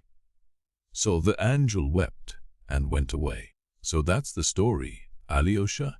I know it by heart, for I am that wicked woman myself. I boasted to Rakuten that I had given away an onion, but to you I'll say, I've done nothing but give away one in all my life. That's the only good deed I've done. So to praise me, Alyosha, don't think me good. I am bad. I am a wicked woman, and you make me ashamed if you praise me. I must confess everything. Listen, Alyosha. I was so anxious to get hold of you that I promised Rakuten 25 rubles if he would bring you to me. Stay, wait. She went with rapid steps to the table, opened a drawer, pulled out a purse, and took from it 20 ruble note. "What nonsense! What nonsense!" Rakuten disconcerted. "Take it, Rakuten. I owe it you. There's no fear of your refusing it. You asked for it yourself." And she threw the note to him. "Likely I should refuse it," boomed Rakuten, obviously abashed, but carrying off his confusion with a swagger. "That will come in very handy. Fools are made for wise men's profit. And now hold your tongue, Rakuten. What I am going to say now is not for your ears. Sit down in that corner and keep quiet. You don't like goose, so hold your tongue." "Ah, what should I like you for?" Rakuten snarled, not concealing his ill humor.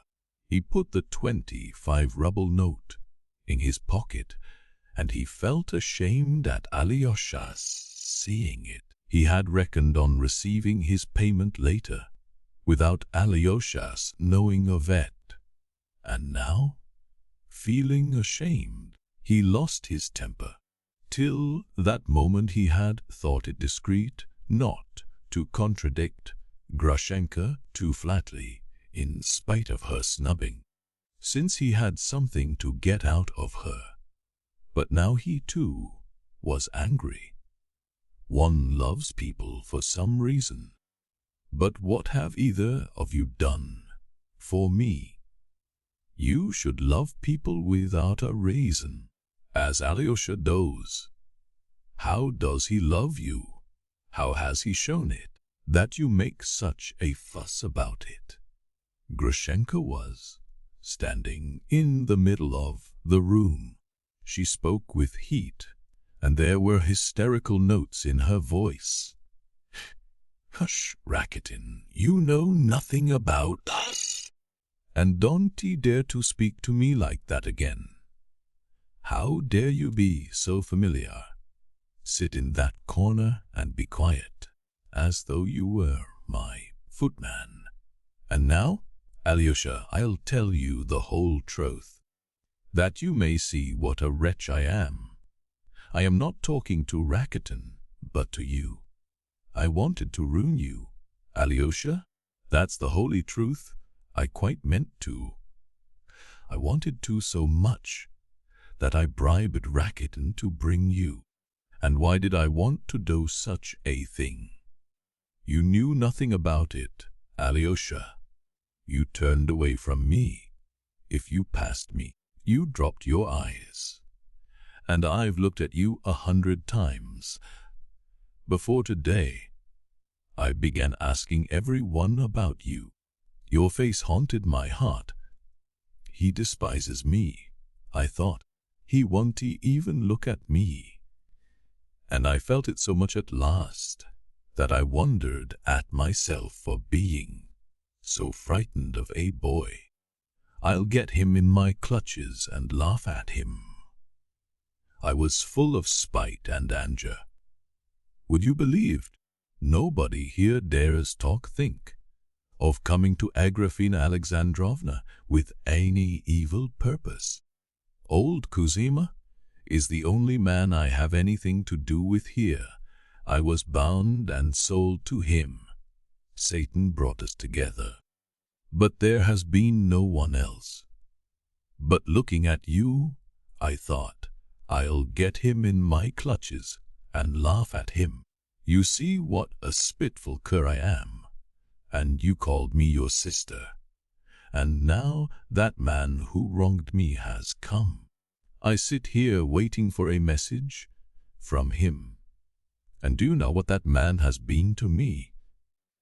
5 years ago, when Kuzma brought me here, I used to shut myself up, that no one might have sight or sound of me. I was a silly slip of a girl.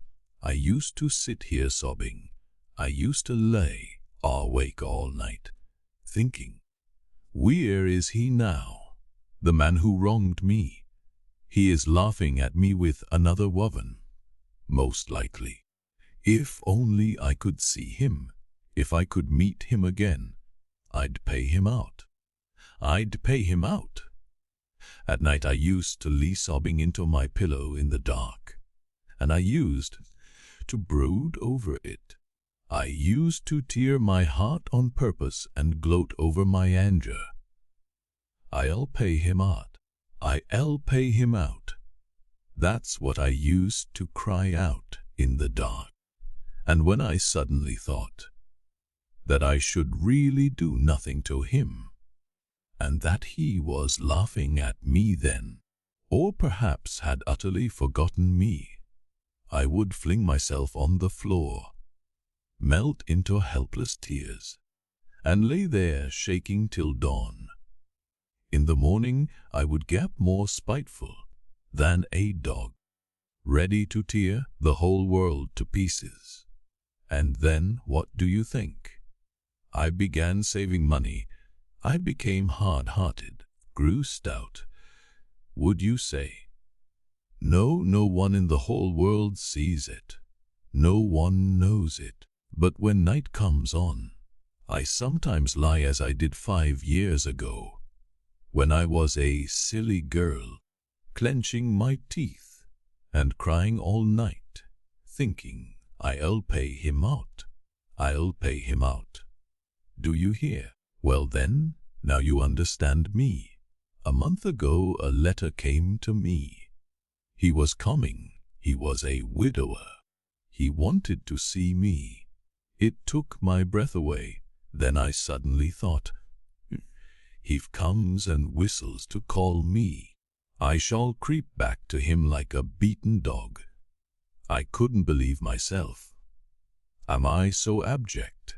Shall I run to him or not? And I've been in such a rage with myself all this month that I am worse than I was 5 years ago. Do you see now, Alyosha, what a violent, vindictive creature I am? I have shown you the whole truth. I played with Mitya to keep me from running to that other. Hush, Rakitin, it's not for you to judge me. I am not speaking to you.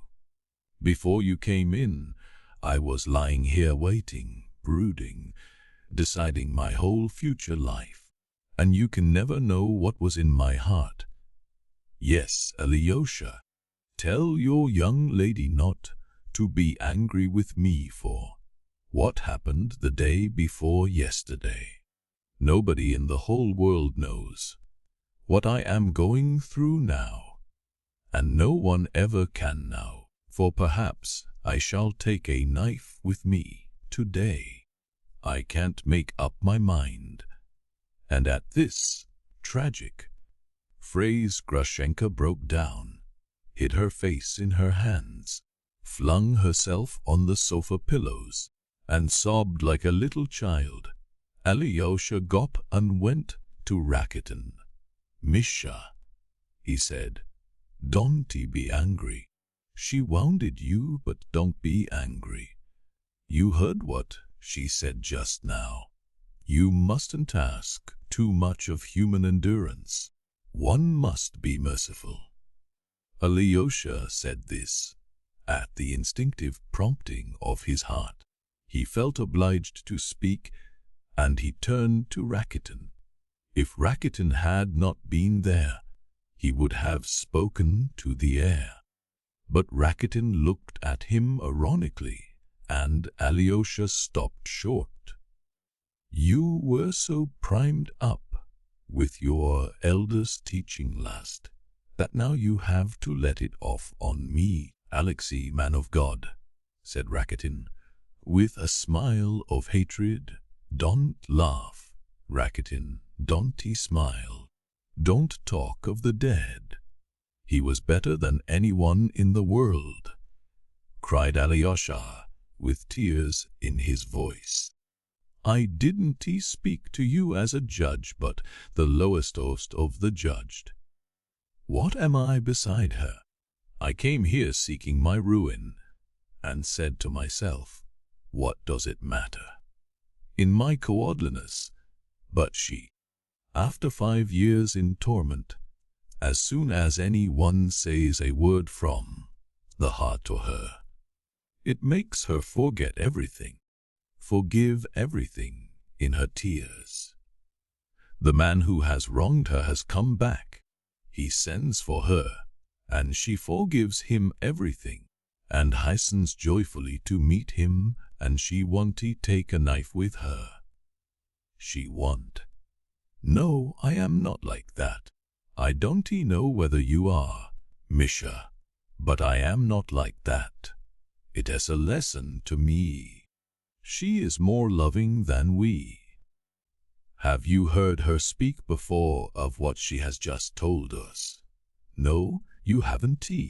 If you had, you'd have understood her long ago, and the person insulted the day before yesterday must forgive her too. She will, when she knows, and she shall know. This soul is not yet at peace with itself. One must be tender with it. There may be a treasure in that soul. Alyosha stopped because he caught his breath. In spite of his ill humor, Rakitin looked at him with astonishment. He had never expected such a tirade from gentle Alyosha. She's found someone to plead her cause. Why? Are you in love with her? Agrafena Alexandrovna, are monks really in love with you? You've made a conquest, he cried, with a coarse laugh. Grushenka lifted her head from the pillow and looked at Alyosha with a tender smile shining on her tear-stained face. Let him alone. Alyosha, my cherub, you see what he is. He is not a person for you to speak to. Mikhail Osipovich. She turned to Rakitin.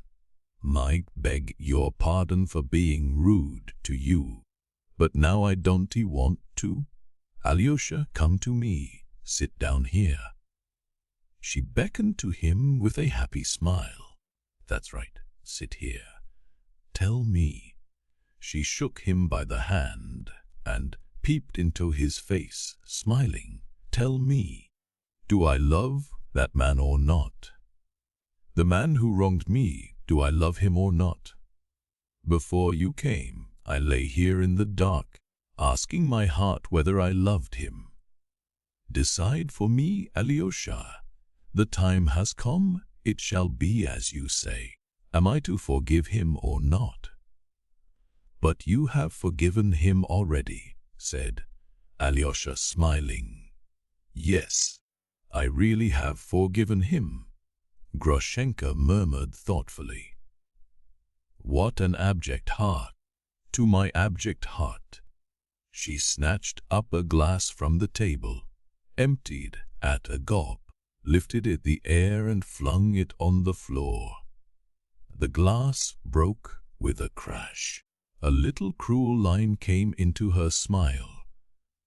Perhaps I haven't forgiven him, though, she said, with a sort of menace in her voice, and she dropped her eyes to the ground as though she were talking to herself. Perhaps my heart is only getting ready to forgive. I shall struggle with my heart. You see, Alyosha, I've grown to love my tears in these 5 years. Perhaps I only love my resentment, not him. Well, I shouldn't care to be in his shoes, hissed Rakitin. Well, you won't be, Rakitin. You'll never be in his shoes. You shall black my shoes, Rakitin. That's the place you are fit for. You'll never get a woman like me, and he won't either, perhaps. Won't he? Then why are you dressed up like that? Said Rakitin, with a venomous sneer. Don't taunt me with dressing up, Rakitin. You don't know all that is in my heart. If I choose to tear off my finery, I'll tear it off at once. This minute, she cried in a resonant voice. You don't know what that finery is for, Rakitin. Perhaps I shall see him and say, have you ever seen me look like this before? He left me a thin, consumptive cry baby of 17. I'll sit by him, fascinate him, and work him up. Do you see what I am? Like, I'll say to him, well, and that's enough for you, my dear sir. There's many a slip twixt the cup and the lip. That may be what the finery is for, Rakitin. Grushenka finished with a malicious laugh. I'm violent and resentful. Alyosha, I'll tear off my finery. I'll destroy my beauty. I'll scorch my face, slash it with a knife, and turn beggar. If I choose, I won't go anywhere now to see anyone. If I choose, I'll send Kuzma back all he has ever given me tomorrow, and all his money, and I'll go out charring for the rest of my life. You think I wouldn't do it, Rakitin, that I would not dare to do it? I would. I could do it directly, only don't exasperate me, and I'll send him about his business. I'll snap my fingers in his face. He shall never see me again. She uttered the last words in an hysterical scream, but broke down again, hid her face in her hands, buried it in the pillow and shook with sobs. Rakitin got up. "It's time we were off," he said. "It's late. We shall be shut out of the monastery." Grushenka leaped up from her place. "Surely you don't want to go, Alyosha," she cried in mournful surprise. "What are you doing to me? You've stirred up my feeling, tortured me, and now you'll leave me to face this night alone." "He can hardly spend the night with you, though if he wants to, let him. I'll go alone," Rakitin scoffed jeeringly.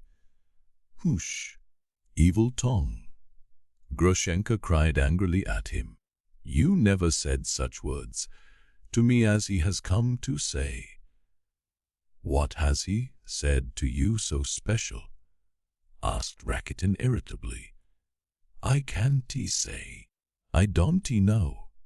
I don't know what he said to me. It went straight to my heart. He has wrung my heart. He is the first, the only one who has pitied me. That's what it is. Why did you not come before, you angel?" She fell on her knees before him as though in a sudden frenzy. "I've been waiting all my life for someone like you. I knew that someone like you would come and forgive me. I believed that, nasty as I am, someone would really love me, not only with a shameful love." "What have I done to you?"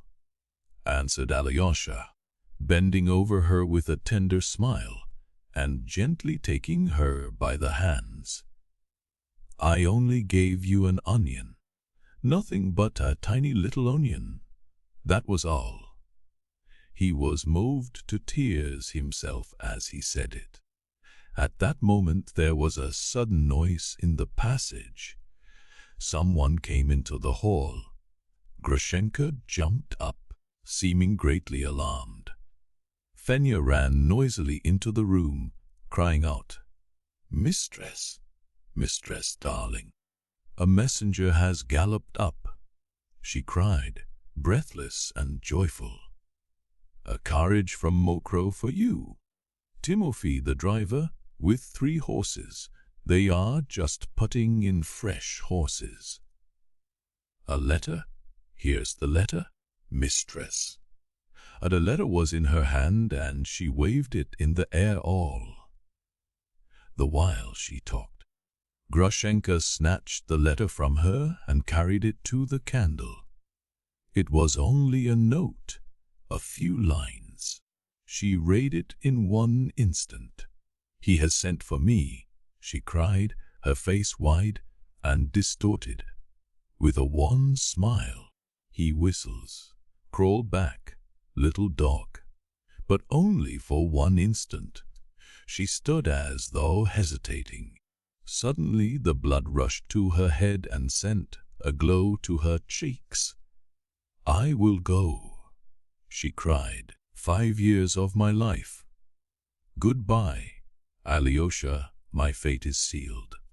Go, leave me, all of you. Don't let me see you again. Grushenka is flying to a new life. Don't you remember evil against me either, Rakitin. I may be going to my death. I feel as though I were drunk." She suddenly left them and ran into her bedroom. "Well, she has no thoughts for use now," grumbled Rakitin. "Let's go, or we may hear that feminine shriek again. I am sick of all these tears and cries." Alyosha mechanically let himself be led out. In the yard stood a covered cart. Horses were being taken out of the shafts. Men were running to and fro with a lantern. 3 fresh horses were being led in at the open gate.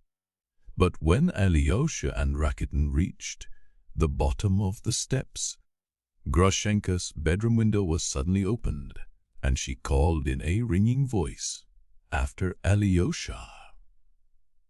Alyosha, give my greetings to your brother Mitya, not to remember evil against me, though I have brought him misery.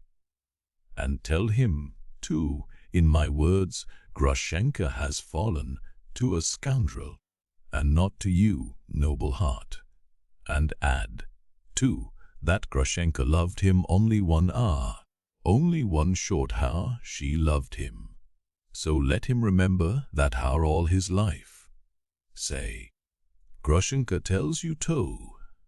She ended in a voice full of sobs. The window was shut with a slam. Hem, growled Rakitin, laughing. She murders your brother Mitya and then tells him to remember it all his life. What ferocity! Alyosha made no reply. He seemed not to have heard. He walked fast beside Rakitin as though in a terrible hurry. He was lost in thought and moved mechanically. Rakitin felt a sudden twinge as though he had been touched on an open wound. He had expected something quite different by bringing Grushenka and Alyosha together. Something very different from what he had hoped for had happened. He is a Pole, that officer of hers. He began again, restraining himself. And indeed he is not an officer at all now. He served in the customs in Siberia, somewhere on the Chinese frontier. Some puny little beggar of a Pole, I expect. Lost his job, they say. He's heard now that Grushenka's saved a little money, so he's turned up again. That's the explanation of the mystery. Again Alyosha seemed not to hear. Rakitin could not control himself. Well, so you've saved the sinner. He laughed spitefully. Have you turned the Magdalene into the true path? Driven out the 7 devils, so you see the miracles you were looking out for just now have come to pass. Hush, Rakitin, Alyosha answered with an aching heart. So you despise me now for those 25 rubles. I've sold my friend, you think. But you are not Christ, you now, and I am not Judas. Oh, Rakitin, I assure you I'd forgotten about it, cried Alyosha. You remind me of it yourself. But this was the last straw for Rakitin. Damnation take you all, and each of you, he cried suddenly. Why the devil did I take you up? I don't want to know you from this time forward. Go alone. There's your road. And he turned abruptly into another street, leaving Alyosha alone in the dark. Alyosha came out of the town and walked across the fields to the monastery. Chapter 4. Cana of Galilee. It was very late, according to the monastery ideas. When Alyosha returned to the hermitage, the doorkeeper let him in by a special entrance. It had struck 9 o'clock, the hour of rest and repose after a day of such agitation for all.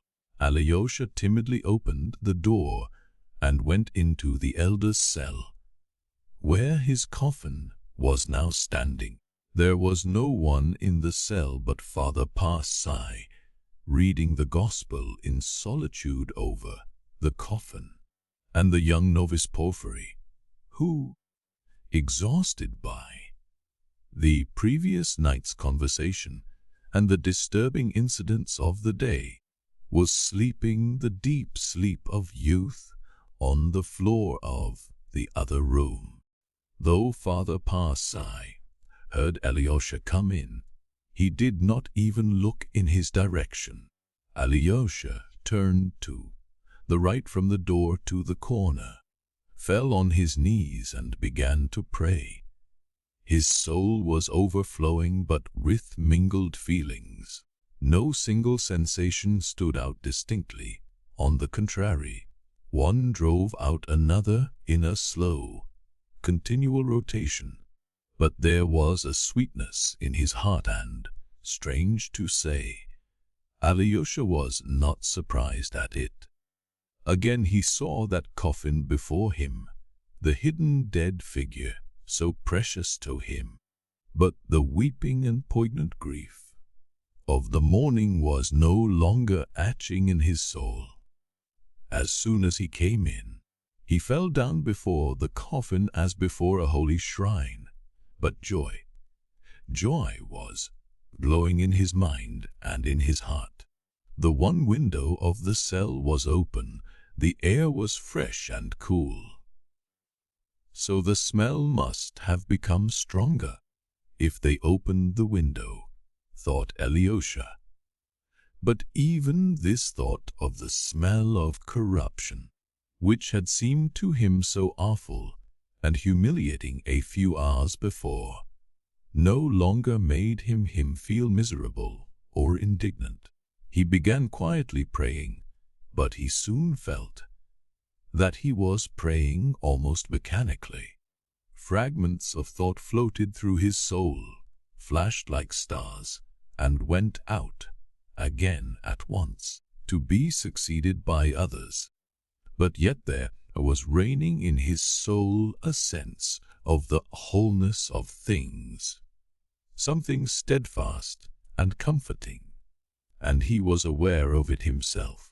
Sometimes he began praying ardently. He longed to pour out his thankfulness and love.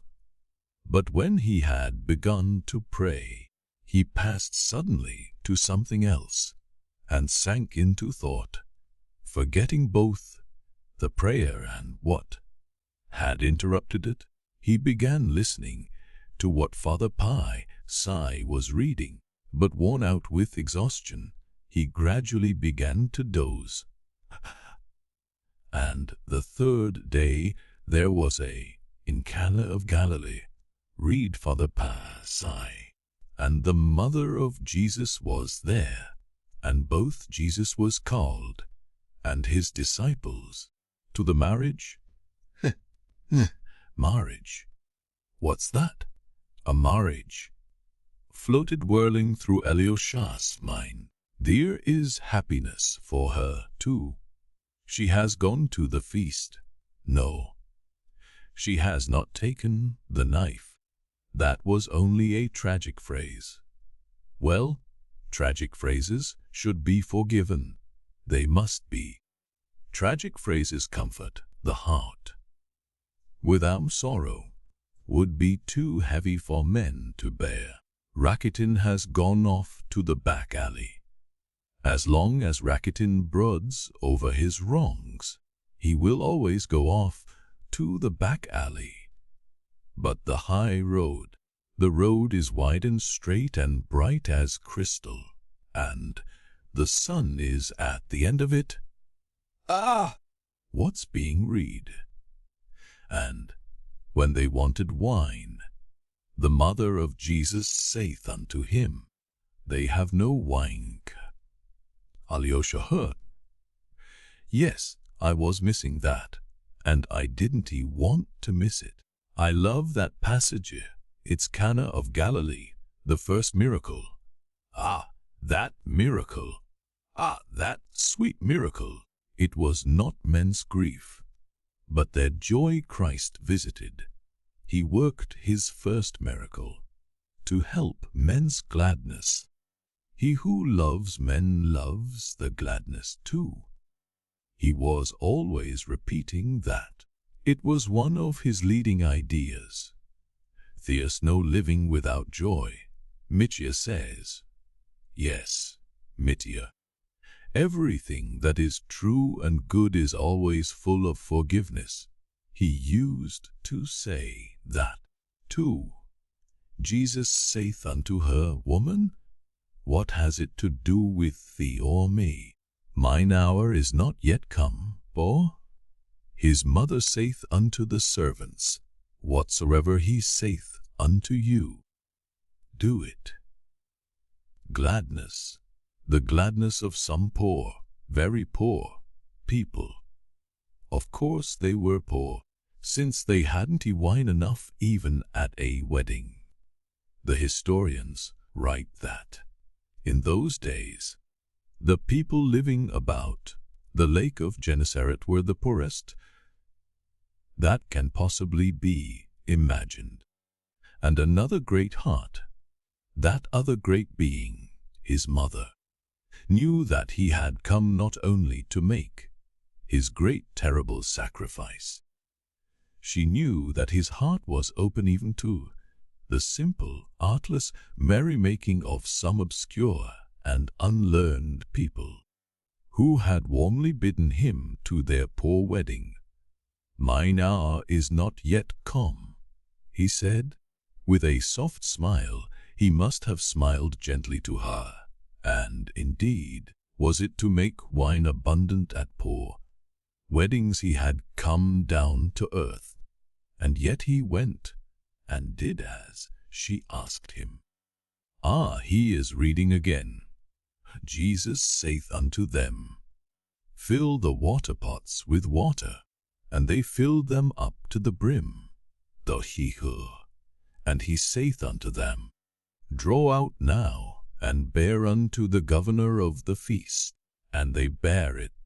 But when the ruler of the feast had tasted the water that was made wine, and knew not whence it was, but the servants which drew the water knew, the governor of the feast called the bridegroom, and saith unto him, every man at the beginning doth set forth good wine, and when men have well drunk, that which is worse. But thou hast kept the good wine until now. Aye. But what's this? What's this? Why is the room growing wider? Ah, yes, it's the marriage, the wedding. Yes, of course. Here are the guests. Here are the young couple sitting, and the merry crowd. And where is the wise governor of the feast? But who is this? Who? Again the walls are receding. Who is getting up there from the great table? What? He here too. But he's in the coffin. But he's here too. He has stood up. He sees me. He is coming here. God. Yes. He came up to him. He, the little, thin old man, with tiny wrinkles on his face, joyful and laughing softly.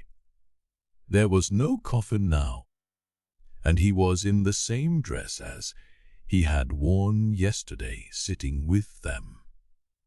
When the visitors had gathered about him, his face was uncovered, his eyes were shining. How was this, then?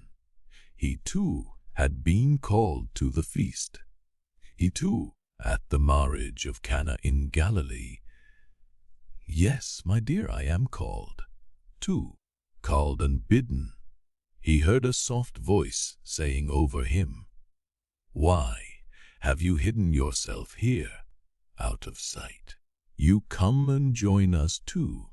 It was his voice, the voice of Father Zosima, and it must be he, since he called him. The elder raised Alyosha by the hand, and he rose from his knees. We are rejoicing, the little, thin old man went on. We are drinking the new wine, the wine of new, great gladness. Do you see how many guests? Here are the bride and bridegroom. Here is the wise governor of the feast. He is tasting the new wine. Why do you wonder at me? I gave an onion to a beggar, so I, too, am here. And many here have given only onion each. Only one little onion. What are all our deeds? And you, my gentle one, you, my kind boy, you too have known how to give a famished woman an onion today. Begin your work, dear one, begin it, gentle one. Do you see our son? Do you see him? I am afraid. I dare not look, whispered Alyosha. Do not fear him. He is terrible in his greatness, awful in his sublimity, but infinitely merciful. He has made himself like unto us from love and rejoices with yous. He is changing the water into wine, that the gladness of the guests may not be cut short. He is expecting new guests. He is calling new ones unceasingly for ever and ever. There they are bringing new wine. Do you see they are bringing the vessels? Something glowed in Alyosha's heart. Something filled it till it acted. Tears of rapture rose from his soul. He stretched out his hands, uttered a cry, and waked up. Again the coffin, the open window, and the soft, solemn, distinct reading of the gospel. But Alyosha did not listen to the reading. It was strange. He had fallen asleep on his knees, but now he was on his feet, and suddenly, as though thrown forward, with 3 firm rapid steps, he went right up to the coffin. His shoulder brushed against Father Sigh without his noticing it. Father Sigh raised his eyes for an instant from his book, but looked away again at once, seeing that something strange was happening to the boy. Alyosha gazed for half a minute at the coffin, at the covered, motionless dead man that lay in the coffin, with the icon on his breast and peaked cap with the octangular cross on his head. He had only just been hearing his voice, and that voice was still ringing in his ears. He was listening, still expecting other words, but suddenly he turned sharply and went out of the cell. He did not stop on the steps either, but went quickly down. His soul, overflowing with rapture, yearned for freedom, space, openness. The vault of heaven, full of soft, shining stars, stretched vast and fathomless above him. The Milky Way ran in 2 pale streams from the zenith to the horizon. The fresh, motionless, still night enfolded the earth. The white towers and golden domes of the cathedral gleamed out against the sapphire sky. The gorgeous autumn flowers in the beds round the house were slumbering till morning. The silence of earth seemed to melt into the silence of the heavens. The mystery of earth was one with the mystery of the stars. Alyosha stood, gazed, and suddenly threw himself down on the earth. He did not know why he embraced it. He could not have told why he longed so irresistibly to kiss it all. But he kissed it weeping, sobbing and watering it with his tears, and vowed passionately to love it for ever and ever.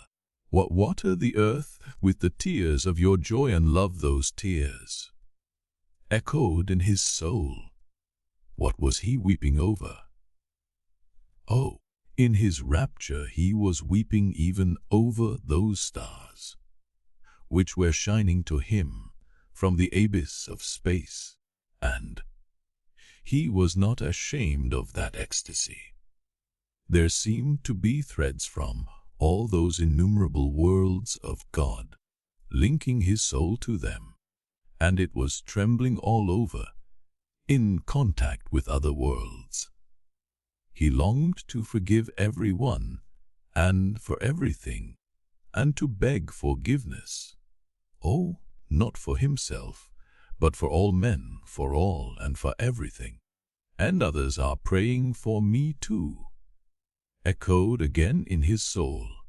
But with every instant he felt clearly and, as it were, tangibly, that something firm and unshakable as that vault of heaven had entered into his soul. It was as though some idea had seized the sovereignty of his mind, and it was for all his life and for ever and ever. He had fallen on the earth a weak boy, but he rose up a resolute champion, and he knew and felt it suddenly, the very moment of his ecstasy. And never, never, all his life long, could Alyosha forget that minute. Someone visited my soul in that hour, he used to say afterwards, with implicit faith in his words. Within 3 days he left the monastery in accordance with the words of his elder, who had bidden him sojourn in the world. Book VIII, Mitya, Chapter 1, Kuzma Samsonov. But Dmitri, to whom Grushenka, flying away to a new life, had left her last greetings, bidding him remember the hour of her love forever, you knew nothing what had happened to her, and was at that moment in a condition of feverish agitation and activity. For the last 2 days he had been in such an inconceivable state of mind that he might easily have fallen ill with brain fever. As he said himself afterwards, Alyosha had not been able to find him the morning before, and Ivan had not succeeded in meeting him at the tavern on the same day. The people at his lodgings, by his orders, concealed his movements. He had spent those 2 days literally rushing in all directions, struggling with his destiny, and trying to save himself, as he expressed it himself afterwards, and for some hours he even made a dash out of the town on urgent business, terrible as it was to him to lose sight of Grushenka for a moment. All this was explained afterwards in detail, and confirmed by documentary evidence. But for the present we will only note the most essential incidents of those 2 terrible days immediately preceding the awful catastrophe that broke so suddenly upon him. Though Grushenka had, it is true, loved him for an hour genuinely and sincerely, yet she tortured him sometimes cruelly and mercilessly. The worst of it was that he could never tell what she meant to do. To prevail upon her by force or kindness was also impossible. She would yield to nothing. She would only have become angry and turned away from him altogether. He knew that well already. He suspected, quite correctly, that she too was passing through an inward struggle, and was in a state of extraordinary indecision, that she was making up her mind to something, and unable to determine upon it. And so, not without good reason, he divined, with a sinking heart, that at moments she must simply hate him and his passion. And so, perhaps it was. But what was distressing Grushenka, he did not understand. For him the whole tormenting question lay between him and Fyodor Pavlovitch. Here we must note, by the way, one certain fact. He was firmly persuaded that Fyodor Pavlovitch would offer, or perhaps had offered, Grushenka lawful wedlock, and did not for a moment believe that the old voluptuary hoped to gain his object for 3,000 rubles. Mitya had reached this conclusion from his knowledge of Grushenka and her character. That was how it was that he could believe at times that all Grushenka's uneasiness rose from not knowing which of them to choose, which was most to her advantage. Strange to say, during those days it never occurred to him to think of the approaching return of the officer, that is, of the man who had been such a fatal influence in Grushenka's life, and whose arrival she was expecting with such emotion and dread. It is true that of late Grushenka had been very silent about it, yet he was perfectly aware of a letter she had received a month ago from her seducer, and had heard of it from her own lips. He partly knew, too, what the letter contained. In a moment of spite, Grushenka had shown him that letter, but to her astonishment he attached hardly any consequence to it. It would be hard to say why this was. Perhaps, weighed down by all the hideous horror of his struggle with his own father. For this woman, he was incapable of imagining any danger more terrible. At any rate, for the time, he simply did not believe in a suitor who suddenly turned up again after 5 years' disappearance, still less in his speedy arrival. Moreover, in the officer's first letter, which had been shown to Mitya, the possibility of his new rival's visit was very vaguely suggested. The letter was very indefinite, high-flown, and full of sentimentality. It must be noted that Grushenka had concealed from him the last lines of the letter, in which his return was alluded to more definitely. He had, besides, noticed at that moment, he remembered afterwards, a certain involuntary proud contempt for this missive from Siberia on Grushenka's face. Grushenka told him nothing of what had passed later between her and this rival, so that by degrees he had completely forgotten the officer's existence. He felt that whatever might come later, whatever turn things might take, his final conflict with Fyodor Pavlovitch was close upon him, and must be decided before anything else.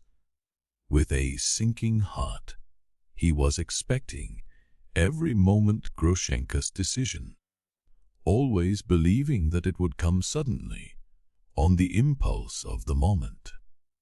All of a sudden, she would say to him, "Take me, I'm yours forever," and it would all be over. He would seize her and bear her away at once, to the ends of the earth. Oh, then he would bear her away at once, as far, far away as possible, to the farthest end of Russia, if not of the earth. Then he would marry her, and settle down with her incognito, so that no one would know anything about them, there, here, or anywhere. Then, then, a new life would begin at once, of this different, reformed and virtuous life. It must be virtuous. He dreamed feverishly at every moment. He thirsted for that reformation and renewal. The filthy morass in which he had sunk of his own free will was too revolting to him, and, like very many men in such cases, he put faith above all in change of place. If only it were not for these people, if only it were not for these circumstances, if only he could fly away from this accursed place, he would be altogether regenerated, would enter on a new path. That was what he believed in, and what he was yearning for. But all this could only be on condition of the first, the happy solution of the question. There was another possibility, a different and awful ending. Suddenly she might say to him, "Go away.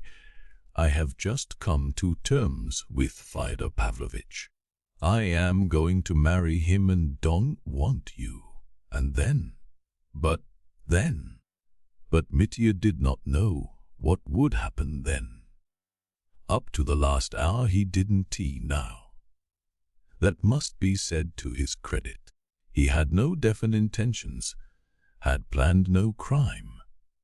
He was simply watching and spying in agony, while he prepared himself for the first, happy solution of his destiny. He drove away any other idea, in fact. But for that ending a quite different anxiety arose, a new, incidental, but yet fatal and insoluble difficulty presented itself. If she were to say to him, "I'm yours, take me away," how could he take her away? Where had he the means, the money to do it?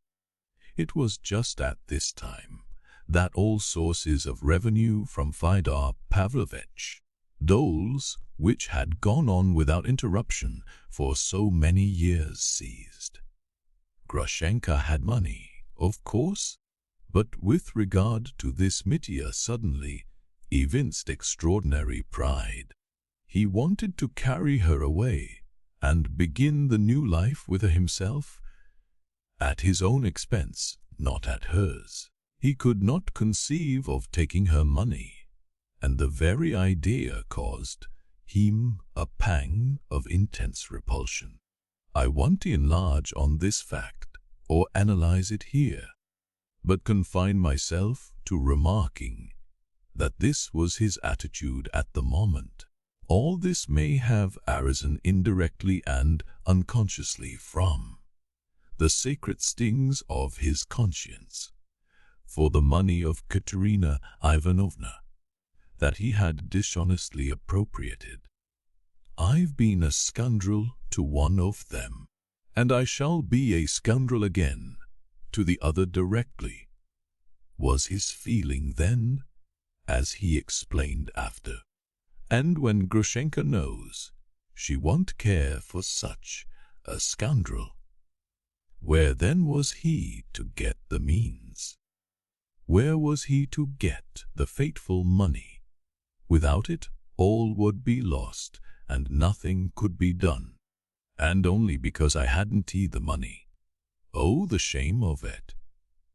To anticipate things. He did, perhaps, know where to get the money, knew, perhaps, where it lay at that moment. I will say no more of this here, as it will all be clear later. But his chief trouble, I must explain however obscurely, lay in the fact that to have that sum he knew of, to have the right to take it, he must first restore Katerina Ivanovna's 3,000. If not, I am a common pickpocket, I am a scoundrel, and I don't want to begin new life as a scoundrel, Mitya decided, and so he made up his mind to move heaven and earth, to return Katerina Ivanovna that 3,000, and that first of all. The final stage of this decision, so to say, had been reached only during the last hours, that is, after his last interview with Alyosha 2 days before, on the high road, on the evening when Grushenka had insulted Katerina Ivanovna, and Mitya, after hearing Alyosha's account of it, had admitted that he was a scoundrel, and told him to tell Katerina Ivanovna so, if it could be any comfort to her. After parting from his brother on that night, he had felt in his frenzy that it would be better to murder and rob someone than fail to pay my debt to Katya. I'd rather everyone thought me a robber and a murderer. I'd rather go to Siberia than that Katya should have the right to say that I deceived her and stole her money and used her money to run away with Grushenka and begin a new life. That I can't do. So Mitya decided, grinding his teeth, and he might well fancy at times that his brain would give way. But meanwhile he went on struggling. Strange to say, though one would have supposed there was nothing left for him but despair. For what chance had he, with nothing in the world, to raise such a sum? Yet to the very end he persisted in hoping that he would get the 3,000, that the money would somehow come to him of itself, as though it might drop from heaven.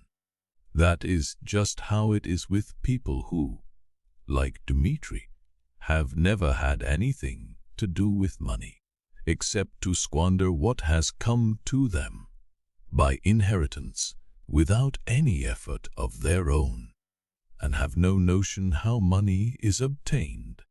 A whirl of the most fantastic notions took possession brain immediately after he had parted with Alyosha 2 days before, and threw his thoughts into a tangle of confusion.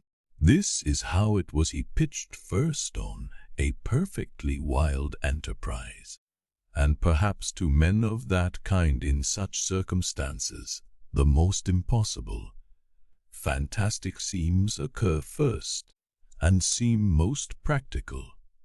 He suddenly determined to go to Samsonov, the merchant, who was Grushenka's protector, and to propose a scheme to him, and by means of it to obtain from him at once the whole of the sum required.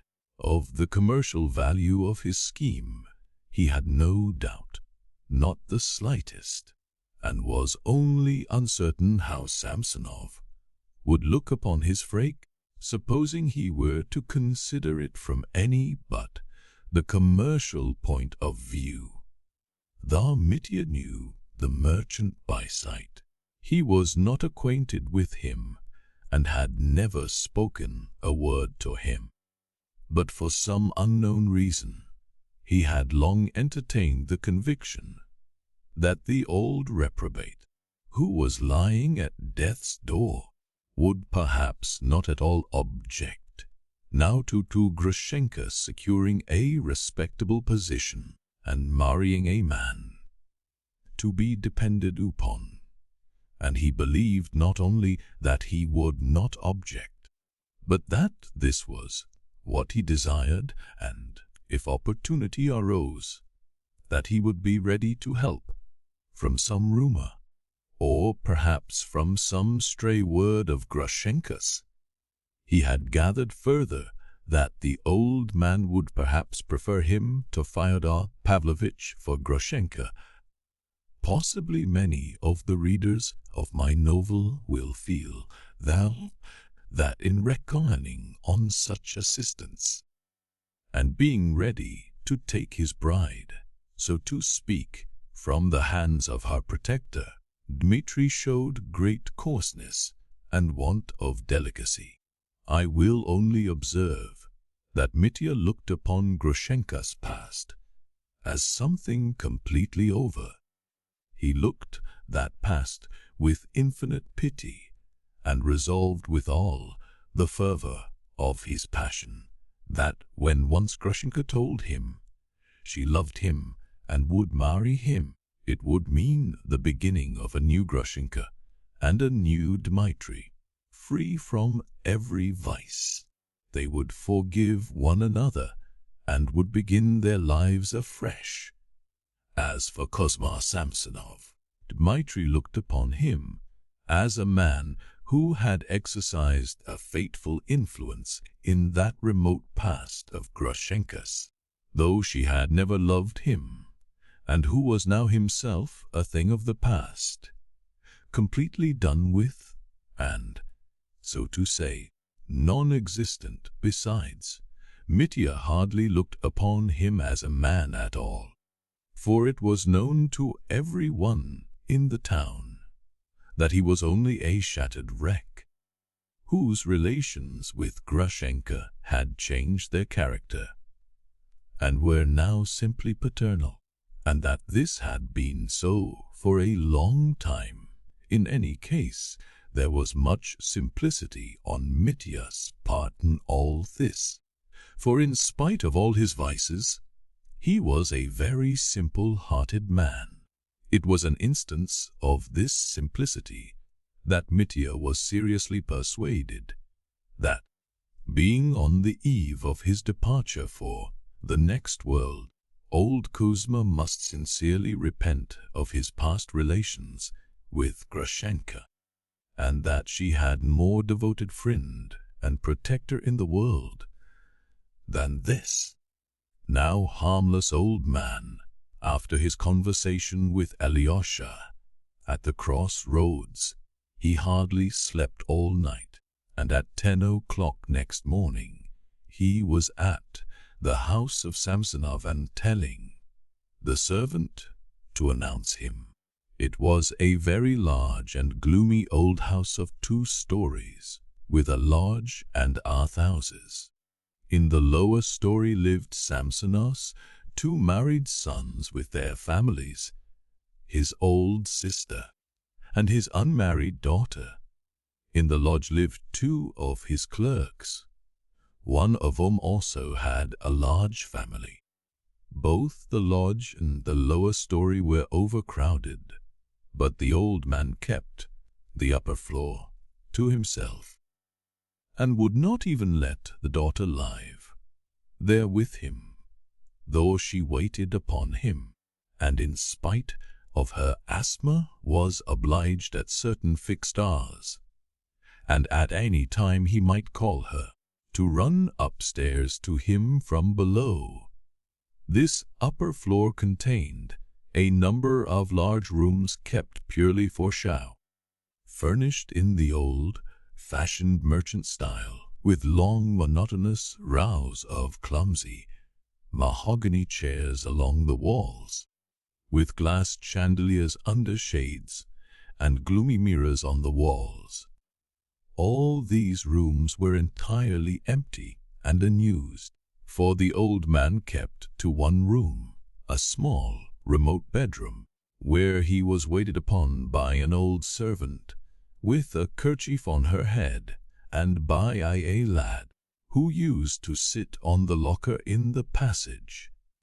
Owing to his swollen legs, the old man could hardly walk at all, and was only rarely lifted from his leather arm-chair, when the old woman supported him and limped down the room once or twice. He was morose and taciturn even with this old woman.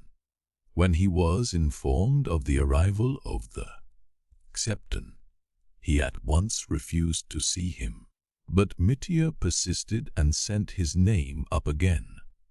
Samsonov questioned the lad minutely, what he looked like, whether he was drunk, was he going to make a row.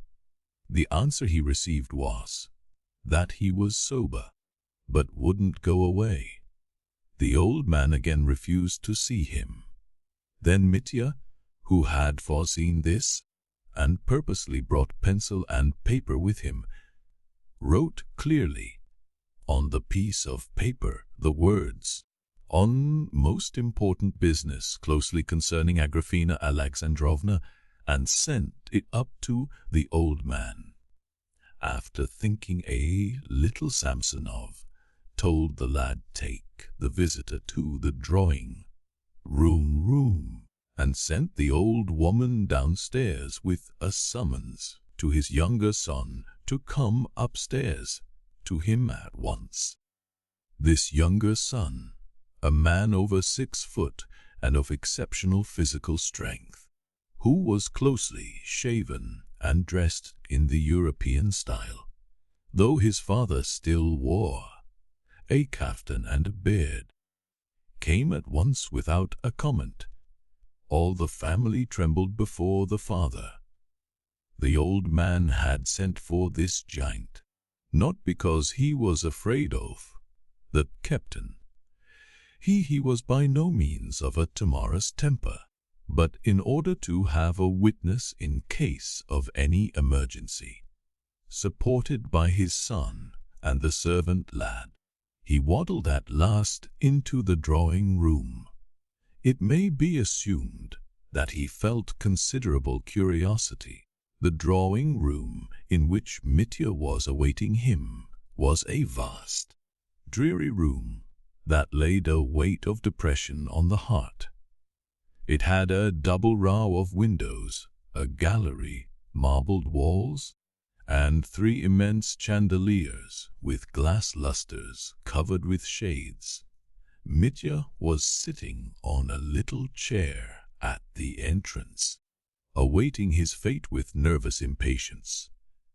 When the old man appeared at the opposite door, 70 feet away, Mitya jumped up at once, and with his long military stride walked to meet him. Mitya was well dressed, in a frock coat buttoned, with a round hat and black gloves in his hands, just as he had been 3 days before at the VIII, at the family meeting with his father and brothers. The old man waited for him, standing dignified and unbending, and Mitya felt at once that he had looked him through and through as he advanced. Mitya was greatly impressed, too, with Samsonov's immensely swollen face. His lower lip, which had always been thick, hung down now, looking like a bun. He bowed to his guest in dignified silence, motioned him to a low chair by the sofa, and, leaning on his son's arm, he began lowering himself onto the sofa opposite, groaning painfully, so that Mitya, seeing his painful exertions, immediately felt remorseful and sensitively conscious of his insignificance in the presence of the dignified person he had ventured to disturb. "What is it you want of me, sir?" said the old man, deliberately, distinctly, severely but courteously. When he was at last seated, Mitya started, leapt up, but sat down again. Then he began at once, speaking with loud, nervous haste, gesticulating, and in a positive frenzy. He was unmistakably a man driven into a corner, on the brink of ruin, catching at the last straw, ready to sink if he failed. Old Samsonov probably grasped all this in an instant, though his face remained cold and immovable as a statue's. "Most honored Sir Kuzma Kuzmich, you have no doubt heard more than once of my disputes with my father, Fyodor Pavlovich Karamazov, who robbed me of my inheritance from my mother, seeing the whole town is gossiping about it. For here everyone's gossiping of what they shouldn't eat. And besides, it might have reached you through Grushenka. I beg your pardon, through Agrafena Alexandrovna. Agrafena Alexandrovna, the lady for whom I have the highest respect and esteem." So Mitya began, and broke down at the first sentence. We will not reproduce his speech word for word, but will only summarize the gist of it. 3 months ago, he said, he had of express intention. Mitya purposely used these words instead of intentionally. Consulted a lawyer in the chief town of the province, a distinguished lawyer, Kuzma Kuzmich Pavel Pavlovich Konopladov. You have perhaps heard of him, a man of vast intellect, the mind of a statesman. He knows you, too, spoke of you in the highest terms. Mitya broke down again. But these breaks did not deter him. He leapt instantly over the gaps and struggled on and on.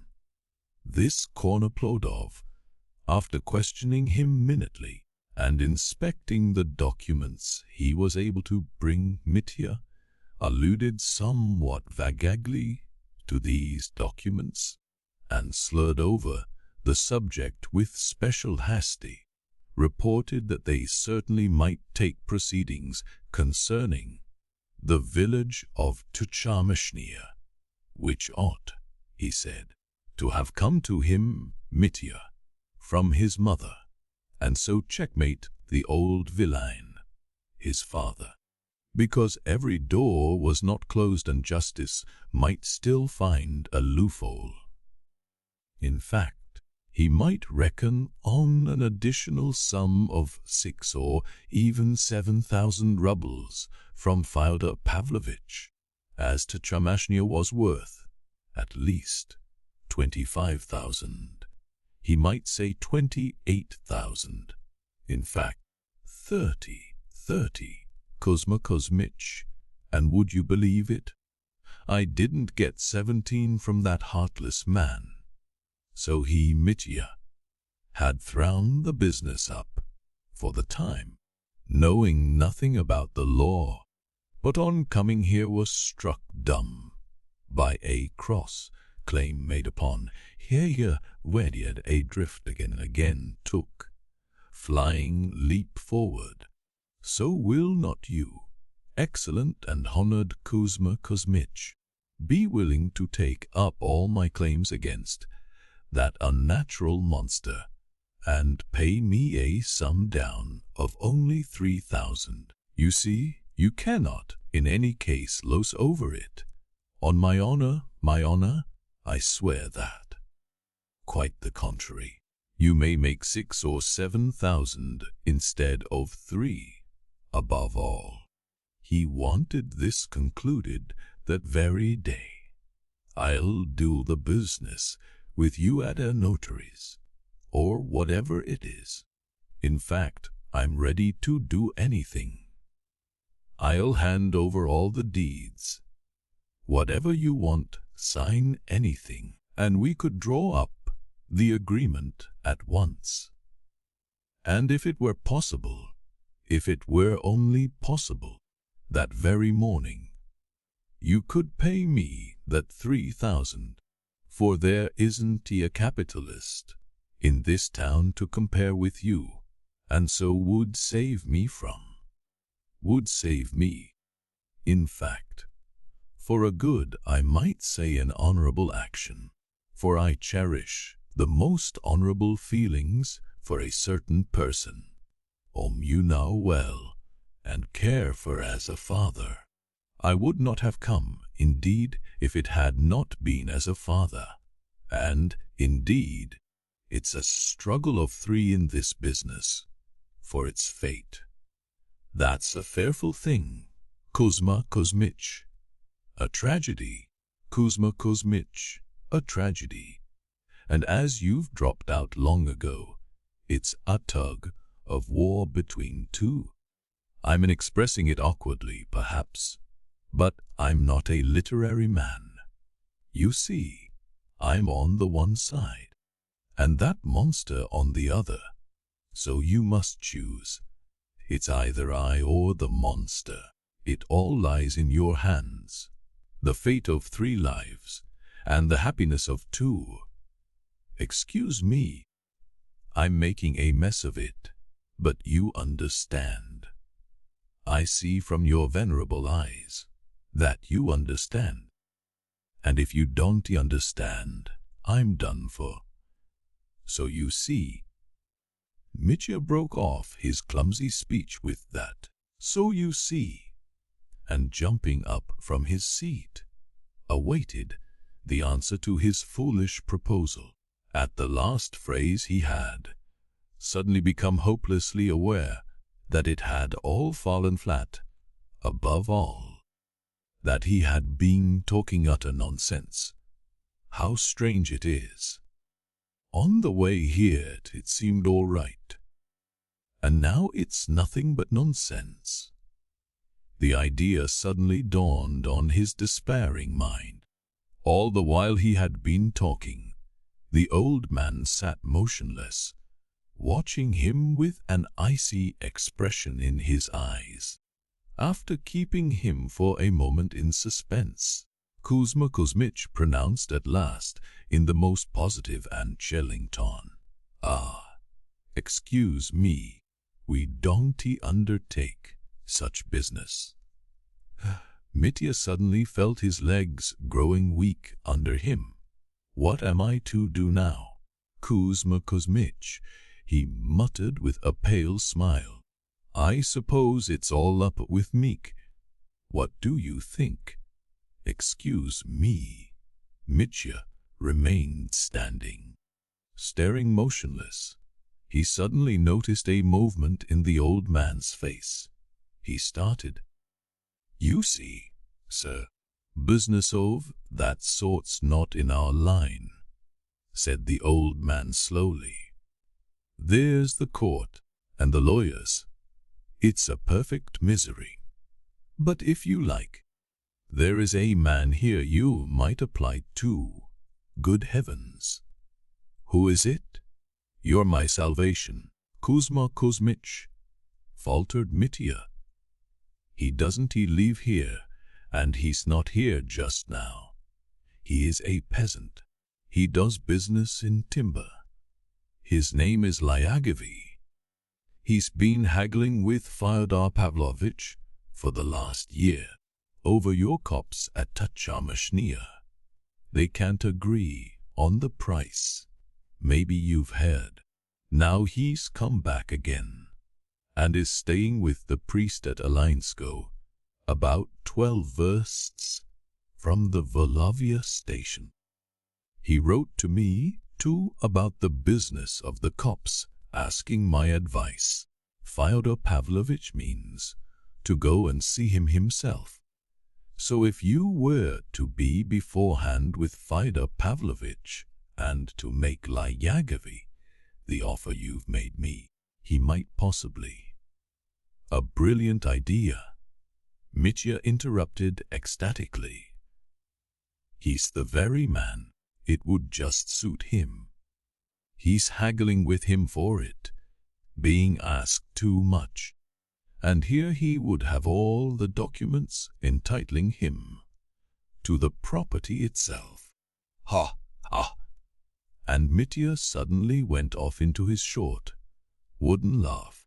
"Starling Samsonov, how can I thank you, Kuzma Kuzmich?" cried Mitya effusively.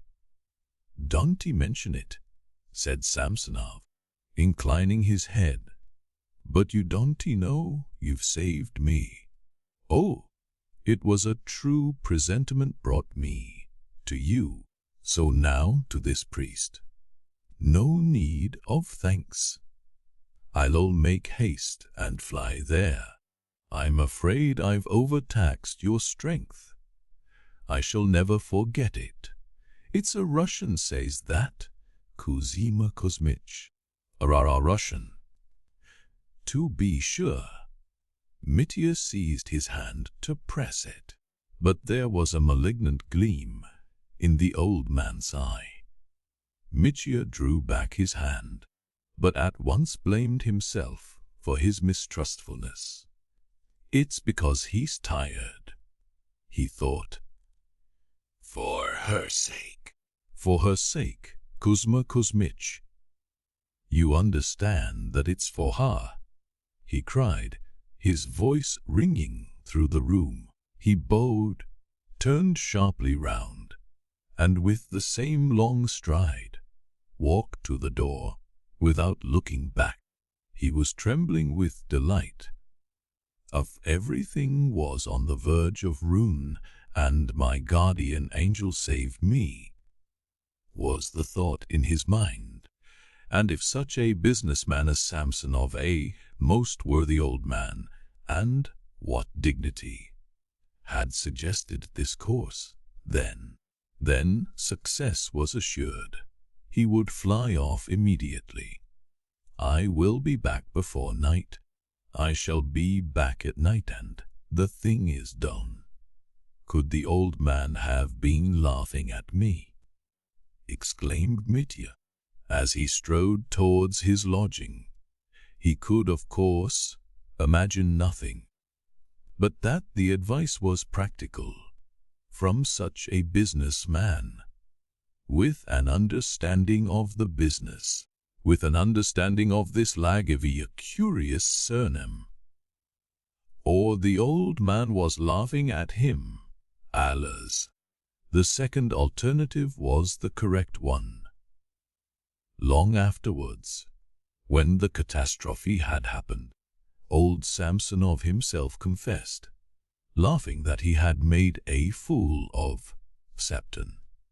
He was a cold, spiteful and sarcastic man, liable to violent antipathies, whether it was the Septon's excited face, or the foolish conviction of the rake and spendthrift, that he, Samsonov, could be taken in by such a cock and bull story as his scheme, or his jealousy of Grushenka, in whose name this scapegrace had rushed in on him with such a tale, to get money which worked on the old man. I can't tell. But at the instant when Mitya stood before him, feeling his legs grow weak under him, and frantically exclaiming that he was ruined, at that moment the old man looked at him with intense spite, and resolved to make a laughing stock of him. When Mitya had gone, Kuzma Kuzmich, white with rage, turned to his son and bade him see to it that that beggar be never seen again, and never admitted even into the yard, or else he did not utter his threat. But even his son, who often saw him enraged, trembled with fear. For a whole hour afterwards, the old man was shaking with anger, and by evening he was worse, and sent for the doctor. Chapter 2. Lyagavy. So he must drive at full speed, and he had not the money for horses. He had 40 kopecks, and that was all that was left after so many years of prosperity. But he had at home an old silver watch, which had long ceased to go. He snatched it up and carried it to a Jewish watchmaker who had a shop in the market-place. The Jew gave him 6 rubles for it. "And I didn't expect that," cried Mitya ecstatically. He was still in a state of ecstasy. He seized his 6 rubles and ran home. At home he borrowed 3 rubles from the people of the house, who loved him so much that they were pleased to give it him, though it was all they had. Mitya in his excitement told them on the spot that his fate would be decided that day, and he described, in desperate haste, the whole scheme he had put before Samsonov, the latter's decision, his own hopes for the future, and so on. These people had been told many of their lodger's secrets before, and so looked upon him as a gentleman who was not at all proud, and almost one of themselves. Having thus collected 9 rubles, Mitya sent for posting horses to take him to the Volovya station. This was how the fact came to be remembered and established that at midday, on the day before the event, Mitya had not a farthing, and that he had sold his watch to get money, and had borrowed 3 rubles from his landlord. all in the presence of witnesses. I note this fact. Later on it will be apparent why. Do so. Though he was radiant with the joyful anticipation that he would at last solve all his difficulties, yet, as he drew near Volovya station, he trembled at the thought of what Grushenka might be doing in his absence. What if she made up her mind today to go to Fyodor Pavlovitch? This was why he had gone off without telling her, and why he left orders with his landlady not let out where he had gone. If any one came to inquire for him, I must get back tonight, he repeated, as he was jolted along in the cart, and I dare say I shall have to bring Lyagavy back here to draw up the deed. So mused Mitya with a throbbing heart, but alas, his dreams were not fated to be carried out. To begin with, he was late, taking a short cut from Volovya station, which turned out to be 18 versts instead of 12. Secondly, he did not find the priest at home at Ilyansko. He had gone off to a neighboring village. While Mitya, setting off there with the same exhausted horses, was looking for him, it was almost dark. The priest, a shy and amiable-looking little man, informed him at once that though Lyagavy had been staying with him at first, he was now at Soy Posyolok, that he was staying the night in the forester's cottage, as he was buying timber there too, at Mitya's urgent request that he would take him to Lyagavy at once, and by so doing save him, so to speak. The priest agreed, after some demur, to conduct him to Soy Posyolok. His curiosity was obviously aroused, but unluckily he advised their going on foot, as it would not be much over a verst. Mitya, of course, agreed, and marched off with his yard-long strides, so that the poor priest almost ran after him. He was a very cautious man, though not old. Mitya at once began talking to him, too, of his plans, nervously and excitedly asking advice in regard to Lyagavy, and talking all the way. The priest listened attentively, but gave little advice. He turned off Mitya's questions with, "Don't he now? I can't he say? How can I tell?" and so on. When Mitya began to speak of his quarrel with his father over his inheritance, the priest was positively alarmed, as he was in some way dependent on Fyodor Pavlovitch.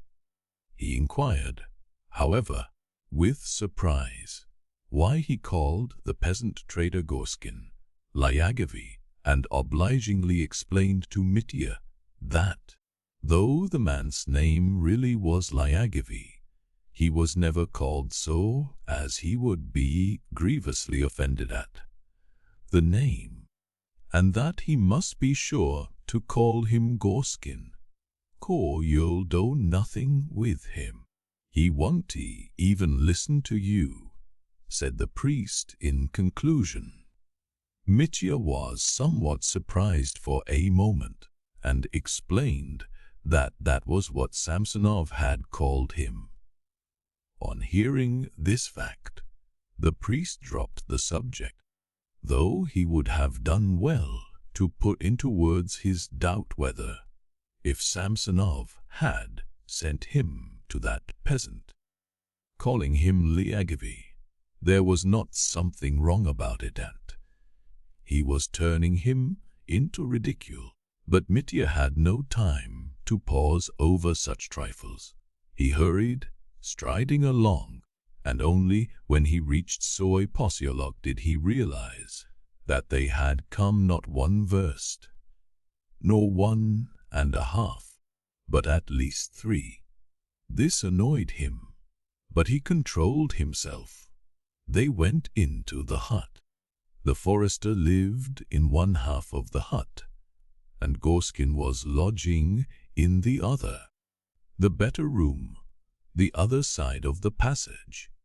They went into that room and lighted a tallow candle. The hut was extremely overheated.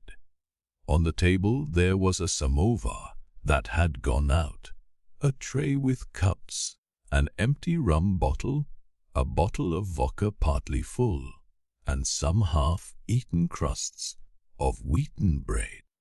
The visitor himself lay stretched at full length on the bench, with his coat crushed up under his head for a pillow. Snoring heavily, Mitya stood in perplexity. Of course, I must wake him. My business is too important. I've come in such haste. I'm in a hurry to get back today, he said, in great agitation. But the priest and the forester stood in silence, not giving their opinion. Mitya went up and began trying to wake him himself. He tried vigorously, but the sleeper did not wake. He's drunk, Mitya decided. Good Lord, what am I to do? What am I to do? And, terribly impatient, he began pulling him by the arms, by the legs, shaking his head, lifting him up and making him sit on the bench. Yet, after prolonged exertions, he could only succeed in getting the drunken man to utter absurd grunts and violent but inarticulate oaths. No, you'd better wait a little, the priest pronounced at last, for he's obviously not in a fit state. He's been drinking the whole day. The forester chimed in. Good heavens, cried Mitya. If only you knew how important it is to me and how desperate I am. No, you'd better wait till morning, the priest repeated. Till morning. Mercy, that's impossible. And in his despair he was on the point of attacking the sleeping man again, but stopped short at once, realizing the uselessness of his efforts. The priest said nothing. The sleepy forester looked gloomy. What terrible tragedies real life contrives for people, said Mitya, in complete despair. The perspiration was streaming down his face. The priest seized the moment to put before him, very reasonably, that even if he succeeded in wakening the man, he would still be drunk and incapable of conversation. And your business is important, he said, so you'd certainly better put it off till morning. With a gesture of despair, Mitya agreed. Further, I will stay here with a light and seize the favorable moment. As soon as he wakes, I'll begin. I'll pay you for the light, he said to the forester, for the night's lodging, too. You'll remember Dmitri Karamazov. Only, Father, I don't know what we to do with you. Where will you sleep? No, I'm going home. I'll take his horse and get home, he said, indicating the forester. And now I'll say goodbye. I wish you all success. So it was settled.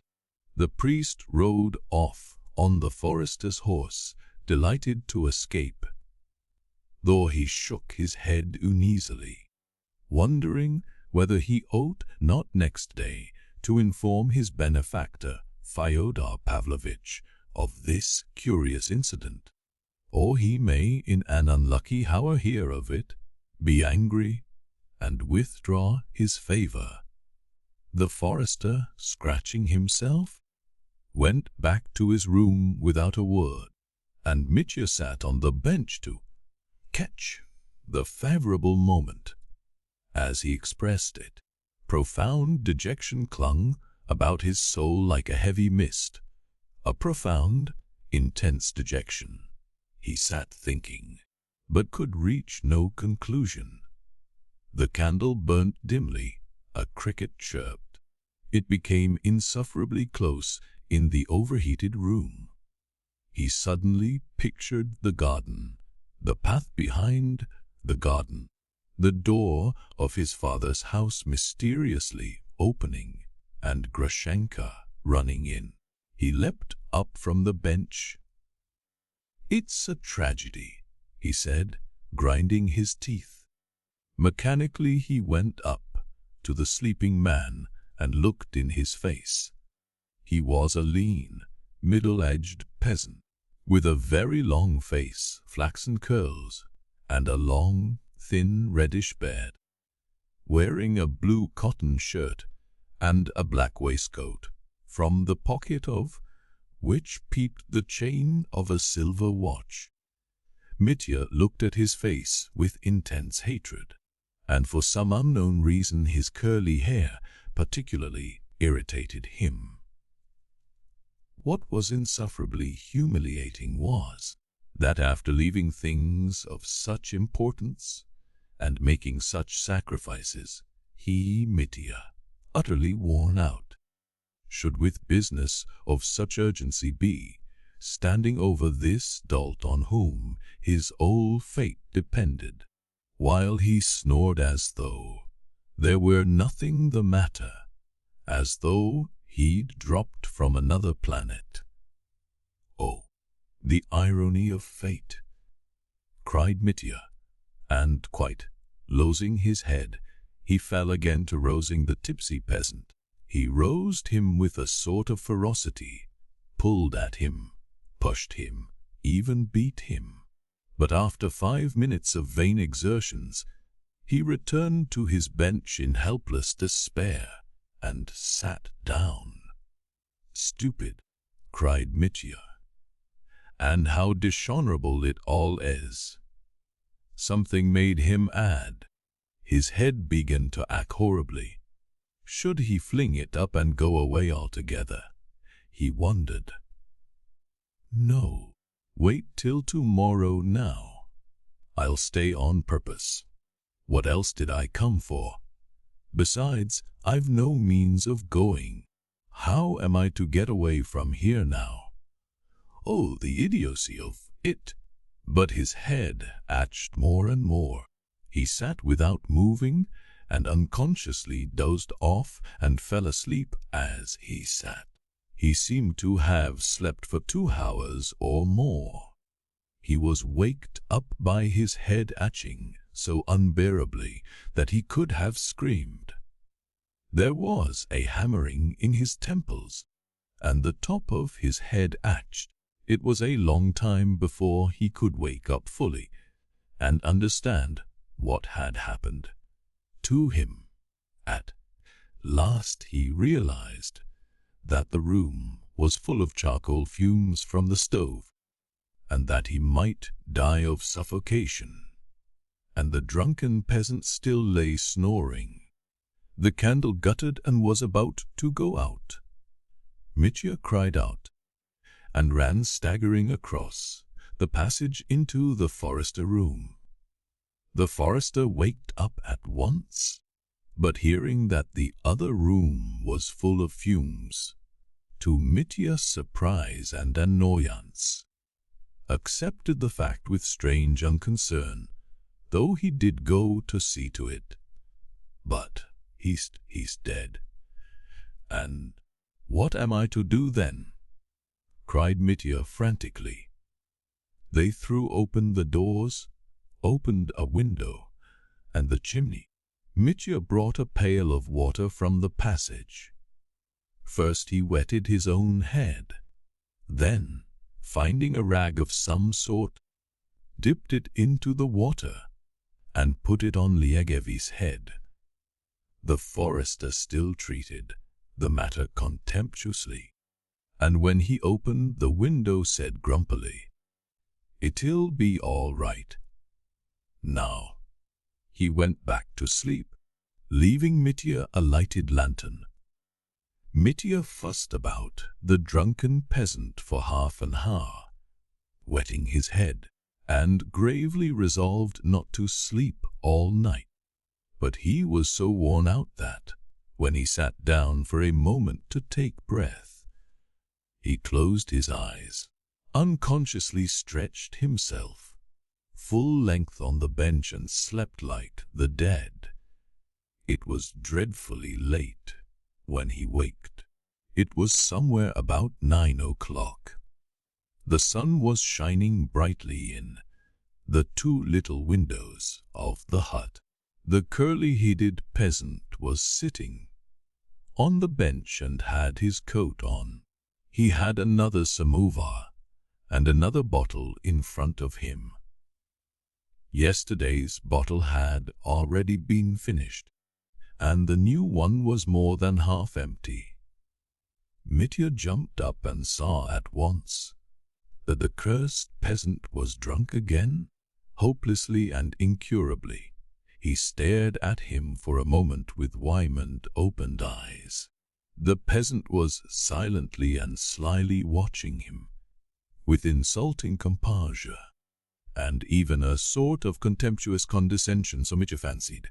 He rushed up to him.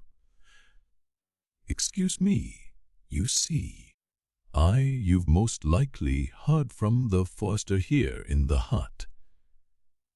I'm Lieutenant Dmitri Karamazov, the son of the old Karamazov, whose corpse you are buying." "That's a lie," said the peasant, calmly and confidently. "Ali, you know Fyodor Pavlovitch." "Why, don't know any of your Fyodor Pavloviches," said the peasant, speaking thickly. "You bargaining with him for the cops, Do wake up and collect yourself. Father Pavel of Alyonsko brought me here. You wrote to Samsonov, and he has sent me to you." Mitya gasped breathlessly. "You're lying," Lyagavy blurted out again. Mitya's legs went cold. "For mercy's sake, it isn't a joke. You're drunk, perhaps. Yet you can speak and understand, or else I understand nothing. You're a painter. For mercy's sake, I'm Karamazov, Dmitri Karamazov. I have an offer to make you, an advantageous offer, very advantageous offer, concerning the copsy." The peasants stroked his beard importantly. "Lo, you've contracted for the job and turned out a scamp. You're a scoundrel." "I assure you you're mistaken," cried Mitya, wringing his hands in despair. The peasant still stroked his beard and suddenly screwed up his eyes cunningly. "No, you show me this. You tell me the law that allows roguery. Do you hear? You're a scoundrel. Do you understand that?" Mitya stepped back gloomily, and suddenly something seemed to hit him on the head. As he said afterwards, in an instant a light seemed to dawn in his mind. Light was kindled and I grasped it all. He stood, stupefied, wondering how he, after all a man of intelligence, could have yielded to such folly, have been led into such an adventure, and have kept it up for almost 24 hours, fussing round this Lyagavy, wetting his head. Why, the man's drunk, dead drunk, and he'll go on drinking now for a week. What's the use of waiting here And what if Samsonov sent me here on purpose? What if she? Oh God, what have I done? The peasant sat watching him and grinning. Another time Mitya might have killed the fool in a fury, but now he felt as weak as a child. He went quietly to the bench, took up his overcoat, put it on without a word, and went out of the hut. He did not find the forester in the next room. There was no one there. He took 50 kopecks in small change out of his pocket and put them on the table for his night's lodging. The candle and the trouble he had given. Coming out of the hut, he saw nothing but forest all round. He walked at hazard, not knowing which way to turn out of the hut, to the right or to the left. Hurrying there the evening before with the priest, he had not noticed the road. He had no revengeful feeling for anybody, even for Samsonov, in his heart. He strode along a narrow forest path, aimless, dazed, without heeding where he was going. A child could have knocked him down, so weak was he in body and soul. He got out of the forest somehow, however, and a vista of fields, bare after the harvest, stretched as far as the eye could see. What despair, what death all round! He repeated, striding on and on. He was saved by meeting an old merchant who was being driven across country in a hired trap. When he overtook him, Mitya asked the way, and it turned out that the old merchant, too, was going to Volovia. After some discussion, Mitya got into the trap. 3 hours later they arrived. At Volovia, Mitya at once ordered postings to drive to the town, and suddenly realized that he was appallingly hungry. While the horses were being harnessed, an omelette was prepared for him. He ate it at all in an instant, ate a huge hunk of bread, ate a sausage, and swallowed 3 glasses of vodka. After eating, his spirits and his heart grew lighter. He flew towards the town, urged on the driver, and suddenly made a new and unalterable plan to procure that accursed money before evening, and to think, only to think, that a man's life should be ruined for the sake of that paltry 3,000. He cried contemptuously, "I'll settle it today." And if it had not been for the thought of Grushenka and of what might have happened to her, which never left him, he would perhaps have become quite cheerful again. But the thought of her was stabbing him to the heart every moment, like a sharp knife. At last they arrived, and Mitya at once ran to Grushenka. Chapter 3. Gold Mines. This was the visit of Mitya of which Grushenka had spoke to Rakitin with such horror.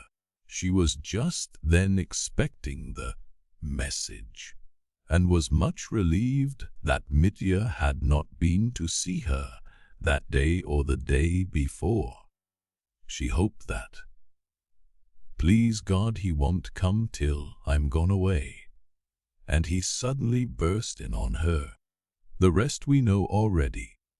To get him off her hands, she suggested at once that he should walk with her to Samsonov, where she said she absolutely must go, to settle his accounts.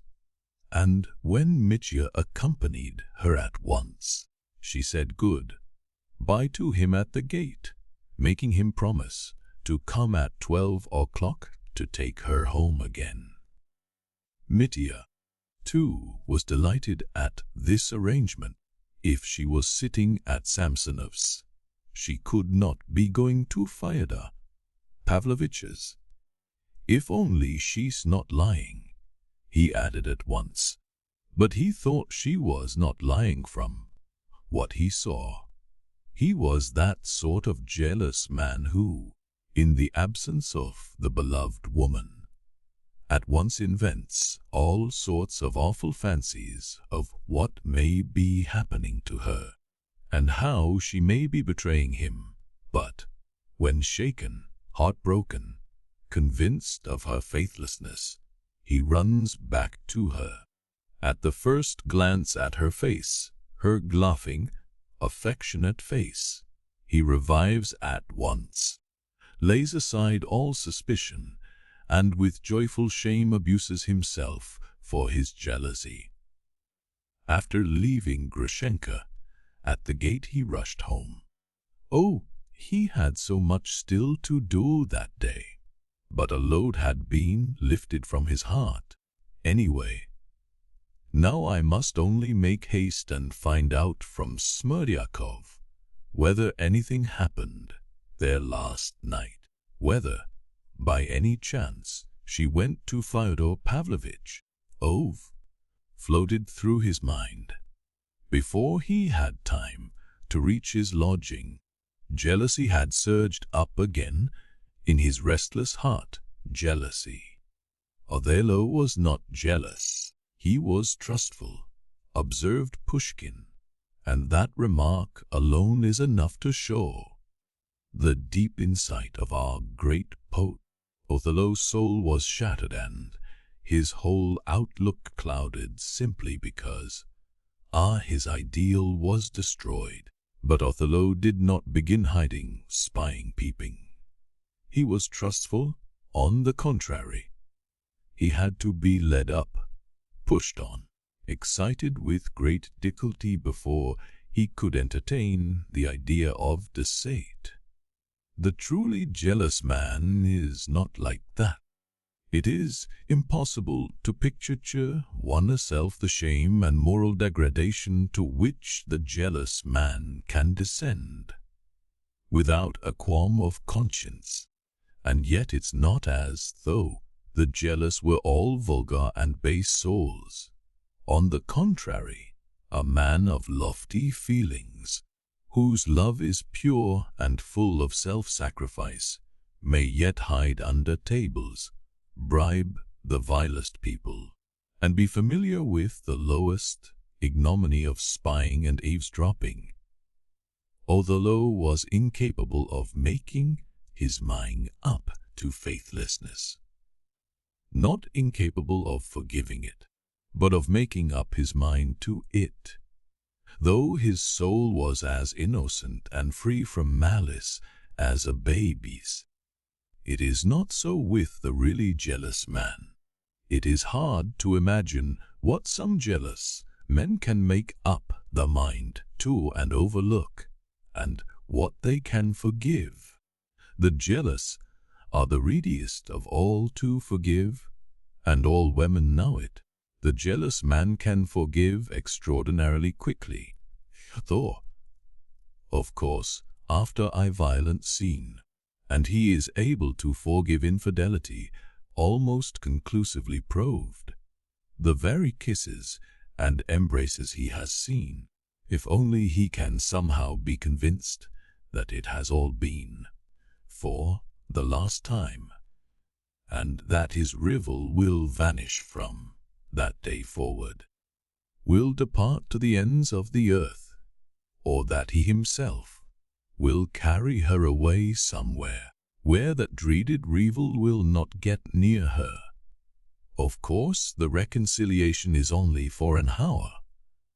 For, even if the rival did disappear next day, he would invent another one, and would be jealous of him, and one might wonder what there was in a love that had to be so watched over. What a love could be worth that needed such strenuous guarding, but that the jealous will never understand. And yet among them are men of noble hearts. It is remarkable, too, that those very men of noble hearts, standing hidden in some cupboard, listening and spying, never feel the stings of conscience at that moment, anyway, though they understand clearly enough with their noble hearts the shameful depths to which they have voluntarily sunk. At the sight of Grushenka, Mitya's jealousy vanished, and for an instant he became trustful and generous, and positively despised himself for his evil feelings. But it only proved that, in his love for the woman, there was an element of something far higher than he himself imagined, that it was not only a sensual passion, the only curve of her body, of which he had talked to Alyosha, but as soon as Grushenka had gone, Mitya began to suspect her of all the low cunning of faithlessness, and he felt no sting of conscience at it, and so jealousy surged up in him again. He had, in any case, to make haste. The first thing to be done was to get hold of at least a small, temporary loan of money. The 9 rubles had almost all gone on his expedition, and as we all know, one can't take a step without money. But he had thought over in the cart where he could get a loan. He had a brace of fine dueling pistols in a case which he had not pawned till then, because he prized them above all his possessions. In the metropolis tavern he had some time since made a VIII, had learnt that passionately fond was this very young official, and an acquaintance with tons and metropolis. He used to buy pistols, revolvers, daggers, hang them on his wall, and show them to acquaintances. He prided himself on them, and was quite a specialist on the mechanism of the revolver. Mitya, without stopping to think, went straight to him, and offered to pawn his pistols to him for 10 rubles. The official, delighted, began trying to persuade him to sell them outright, but Mitya would not consent. So the young man gave him 10 rubles, protesting that nothing would induce him to take interest. They parted friends. Mitya was in haste. He rushed towards Fyodor Pavlovitch's by the back way to his arbor, to get hold of Smerdyakov as soon as possible. In this way the fact was established that 3 or 4 hours before a certain event, of which I shall speak later on, Mitya had not a farthing, and pawned for 10 rubles, a possession he valued, though 3 hours later he was in possession of thousands. But I am anticipating. From Maria Kondratyevna had the woman living near Fyodor Pavlovitch. She learned the very disturbing fact of Smerdyakov's illness. He heard the story of his fall in the cellar, his fit, the doctor's visit, Fyodor Pavlovitch's anxiety. He heard with interest, too, that his brother Ivan had set off that morning for Moscow. Then he must have driven through Volovya before me, thought Dmitri. But he was terribly distressed about Smerdyakov. What will happen now? Who'll keep watch for me? Who'll bring me word? He thought. He began greedily questioning the women whether they had seen anything the evening before. They quite understood what he was trying to find out, and completely reassured him. No one had been there. Ivan Fyodorovitch had been, the night everything had been perfectly as usual. Mitya grew thoughtful. He would certainly have to keep watch. But where? Here or at Samsonov's gate? He decided that he must be on the lookout both here and there. And meanwhile,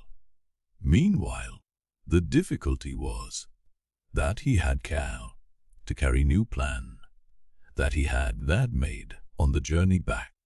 He was sure of its success, but he must not delay acting upon it. Mitya resolved to sacrifice an hour to it. In an hour I shall know everything. I shall settle everything. And then, first of all to Samsonov, I'll inquire whether Groshenka's there and instantly be back here again. Stay till 11, and then to Samsonov again to bring her home. This was what he decided.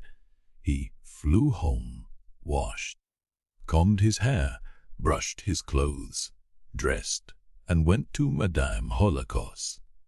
Alas, he had built his hopes on her. He had resolved to borrow 3,000 from that lady, and what was more, he felt suddenly convinced that she would not refuse to lend it to him. It may be wondered why, if he felt so certain, he had not gone to her at first, one of his own sort, so to speak, instead of to Samsonov, a man he did not know, who was not of his own class, and to whom he hardly knew how to speak. But the fact was that he had never known Madame Hollakov well, and had seen nothing of her for the last month, and that he knew she could not enjoy him. She had detested him from the first because he was engaged to Katerina Ivanovna, while she had, for some reason, suddenly conceived the desire that Katerina Ivanovna should throw him over and marry the charming, chivalrously refined Ivan, who had such excellent manners. Mitya's manners she detested. Mitya positively laughed at her, and had once said about her that she was just as lively and at her ease as she was uncultivated. But that morning that caught a brilliant idea had struck him. If she is so anxious I should not marry Katerina Ivanovna. And he knew she was positively hysterical upon the subject. Why should she refuse me now? That 3,000, just to enable me to leave Katya and get away from her forever. These spoilt fine ladies, if they set their hearts on anything, will spare no expense to satisfy their caprice. Besides, she's so rich, Mitya argued. As for his plan, it was just the same as before. It consisted of the offer of his rights to Charmashnia, but not with a commercial object, as it had been with Samsonov, not trying to allure the lady with the possibility of making a profit of 6,000 or 7,000, but simply as a security for the debt. As he worked out this new idea, Mitya was enchanted with it. But so it always was with him in all his undertakings, in all his sudden decisions. He gave himself up to every new idea with passionate enthusiasm. Yet, when he mounted the steps of Madame Holokov's house, he felt a shiver of fear run down his spine. At that moment he saw fully, as a mathematical certainty, that this was his last hope, that if this broke down, nothing else was left him in the world but to rob and murder someone for the 3,000. It was 7:30 when he rang at the bell. At first fortune seemed to smile upon him, As soon as he was announced, he was received with extraordinary rapidity, as though she were waiting for me, thought Mitya, and as soon as he had been led to the drawing room, the lady of the house herself ran in and declared at once that she was expecting him. "I was expecting you. I was expecting you, though I'd no reason to suppose you would come see me, as you will admit yourself. Yet I did expect you. You may marvel at my instinct, Dmitri Fyodorovich, but I was convinced all the morning that you would come." "That is certainly wonderful, madam," observed Mitya, sitting down limply. "But I have come to you on a matter of great importance, on a matter of supreme importance for me, that is, madam. For me alone, and I hasten. I know you've come on most important business, Dmitri Fyodorovich. It's not a case of presentiment, no reactionary harking back to the miraculous. Have you heard about Father Zosima? This is a case of mathematics. You couldn't help coming, after all that has passed with Katerina Ivanovna. You couldn't. That's a mathematical certainty." "The realism of actual life, madame? That's what it is. But allow me to explain. Realism indeed, Dmitri Fyodorovich. I'm all for realism now. I've seen too much of miracles. You've heard that Father Zosima is dead?" "No, madame. It's the first time I've heard of it." Mitya was little surprised. The image of Alyosha rose to his mind.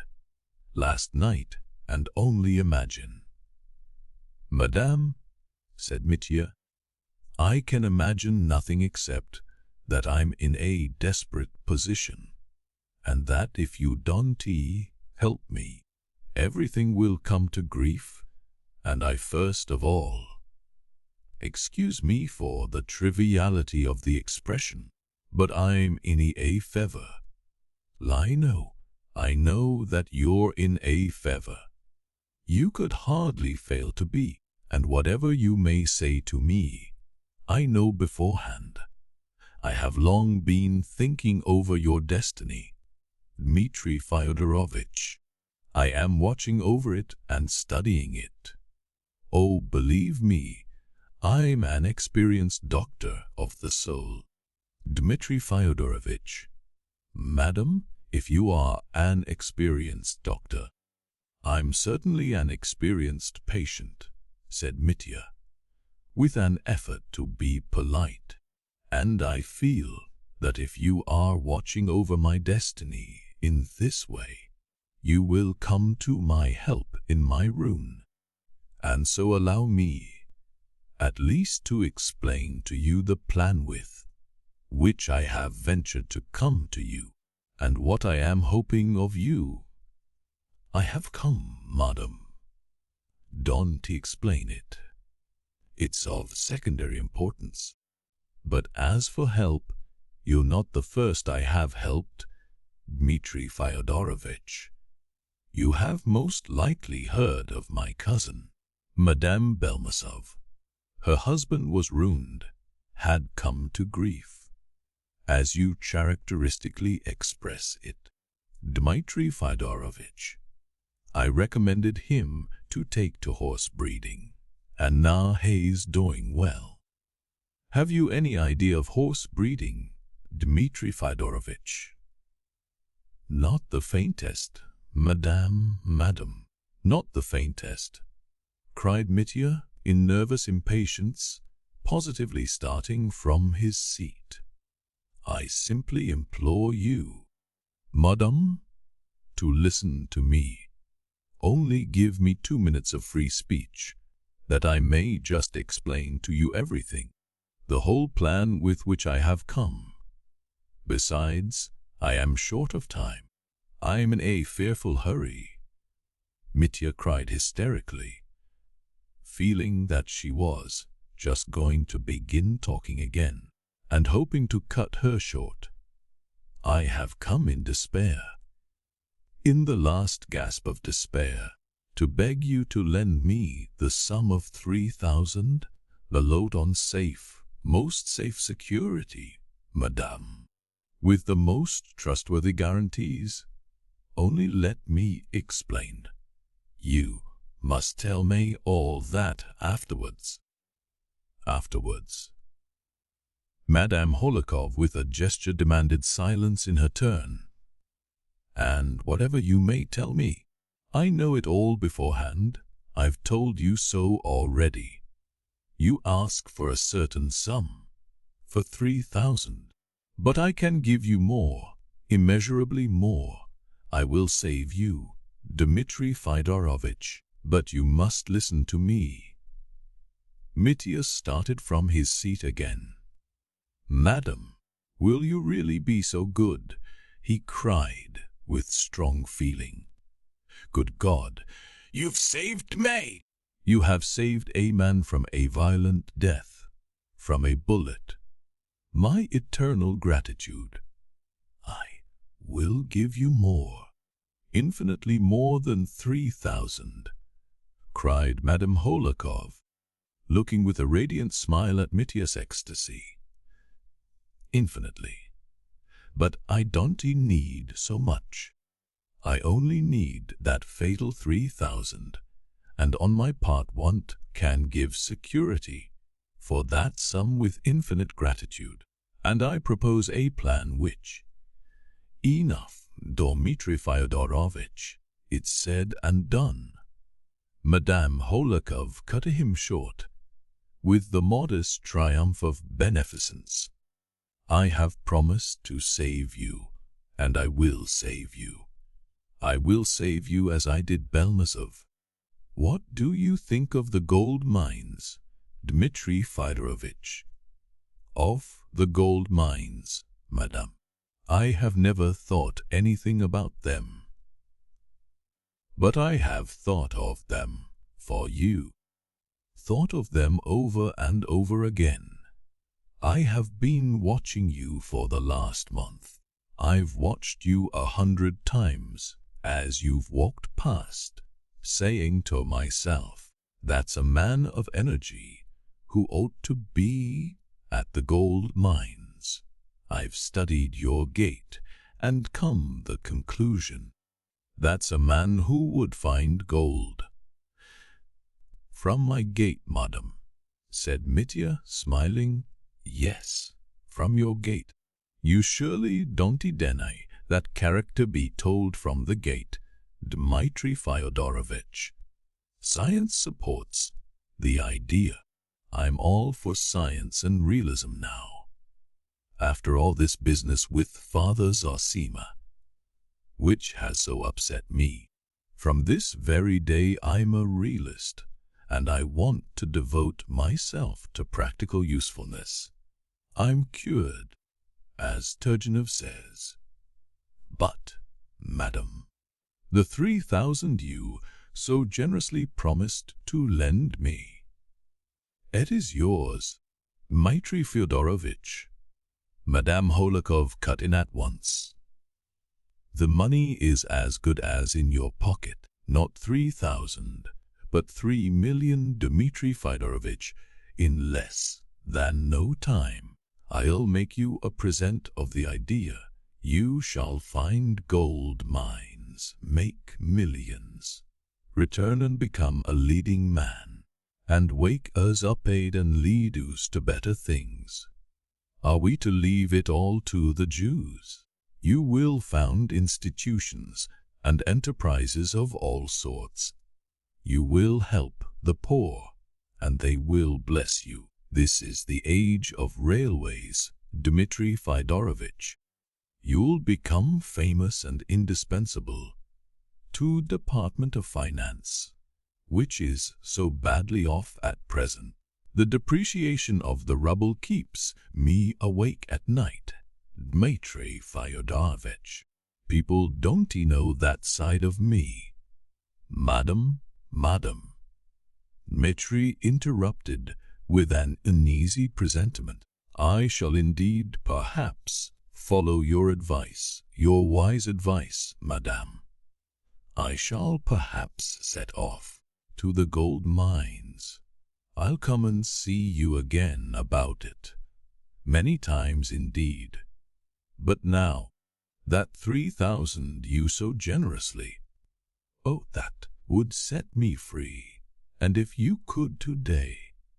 You see, I haven't a minute to lose today. Enough, Dmitri Fyodorovich.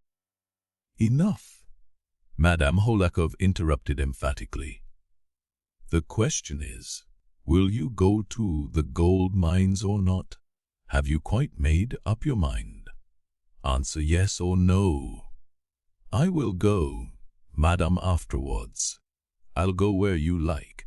But now, wait, cried Madame Hohlakov, and jumping up and running to a handsome bureau with numerous little drawers, she began pulling out one drawer after another, looking for something with desperate haste.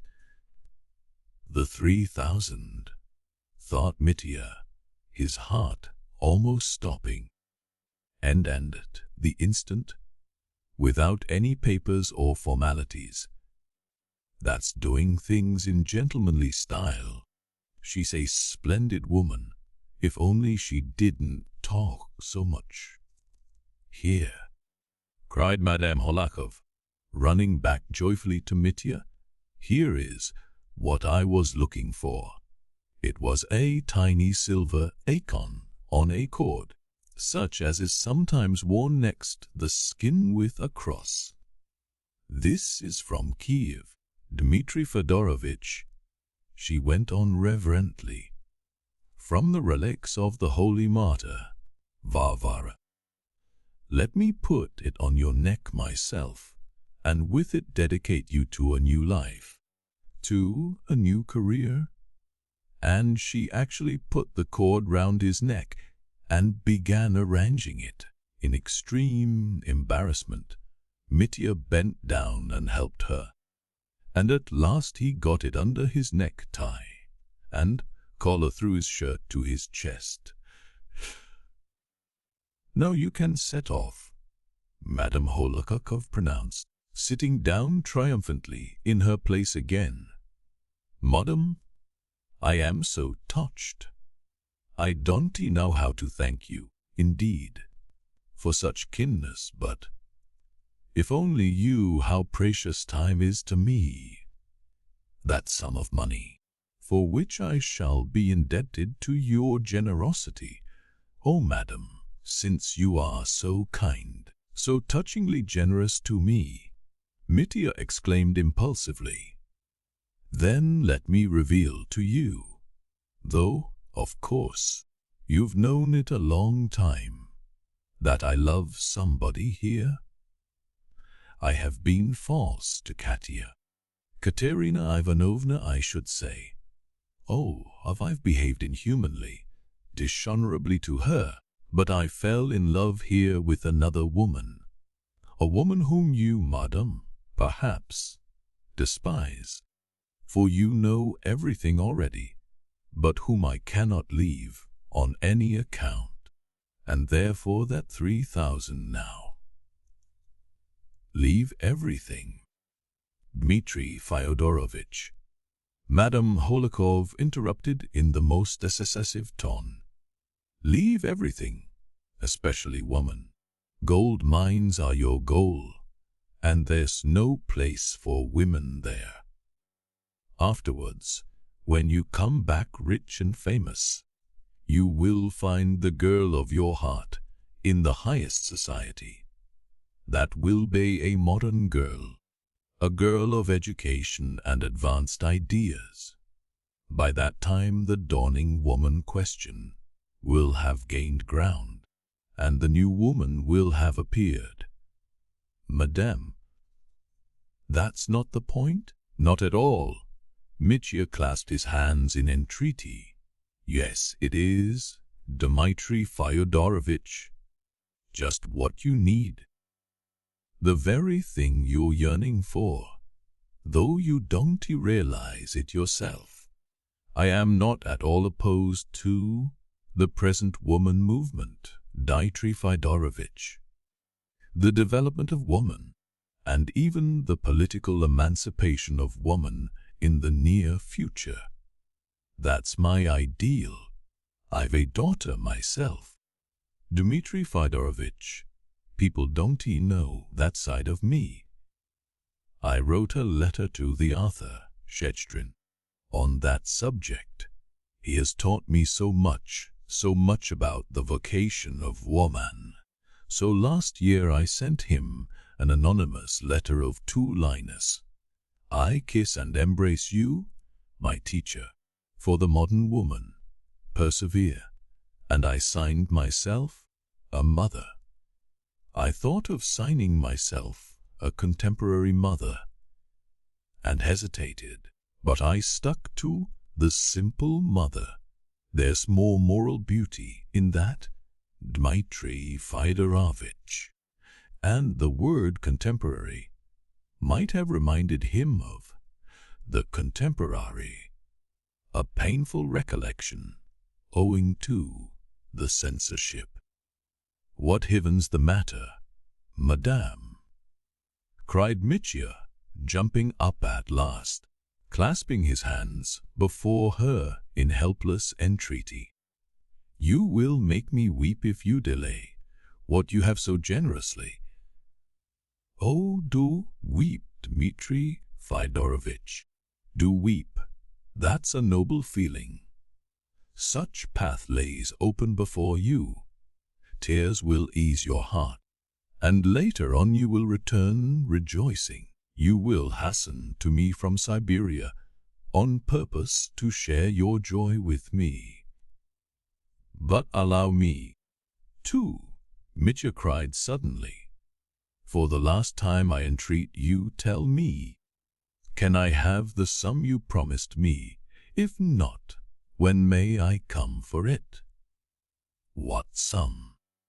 Dmitri Fyodorovich, the 3,000 you promised me, that you so generously. 3,000 rubles. Oh no, I haven't got 3,000. Madame Holikov announced with serene amazement. Mitya was stupefied. Why, you said just now. You said it was as good as in my hands. Oh, no, you misunderstood me, Dmitri Fyodorovich. In that case you misunderstood me. I was talking of the gold mines. It's true I promised you more, infinitely more than 3,000. I remember it all now, but I was referring to the gold mines. But the money, the 3,000. Mitya exclaimed, awkwardly. Oh, if you money, I haven't any. I haven't a penny, Dmitri Fyodorovich. I'm quarreling with my steward about it, and I've just borrowed 500 rubles from Misov myself. No, I've no money. And do you know, Dmitri Fyodorovich, if I had, I wouldn't give it to you. In the first place, I never lend money. Lending money means losing friends, and I wouldn't give it to you particularly. I wouldn't give it you, because I like you and want to save you. For all you need is the gold mines, the gold mines, the gold mines. Oh, the devil, roared Mitya, and with all his might brought his fist down on the table. Ay,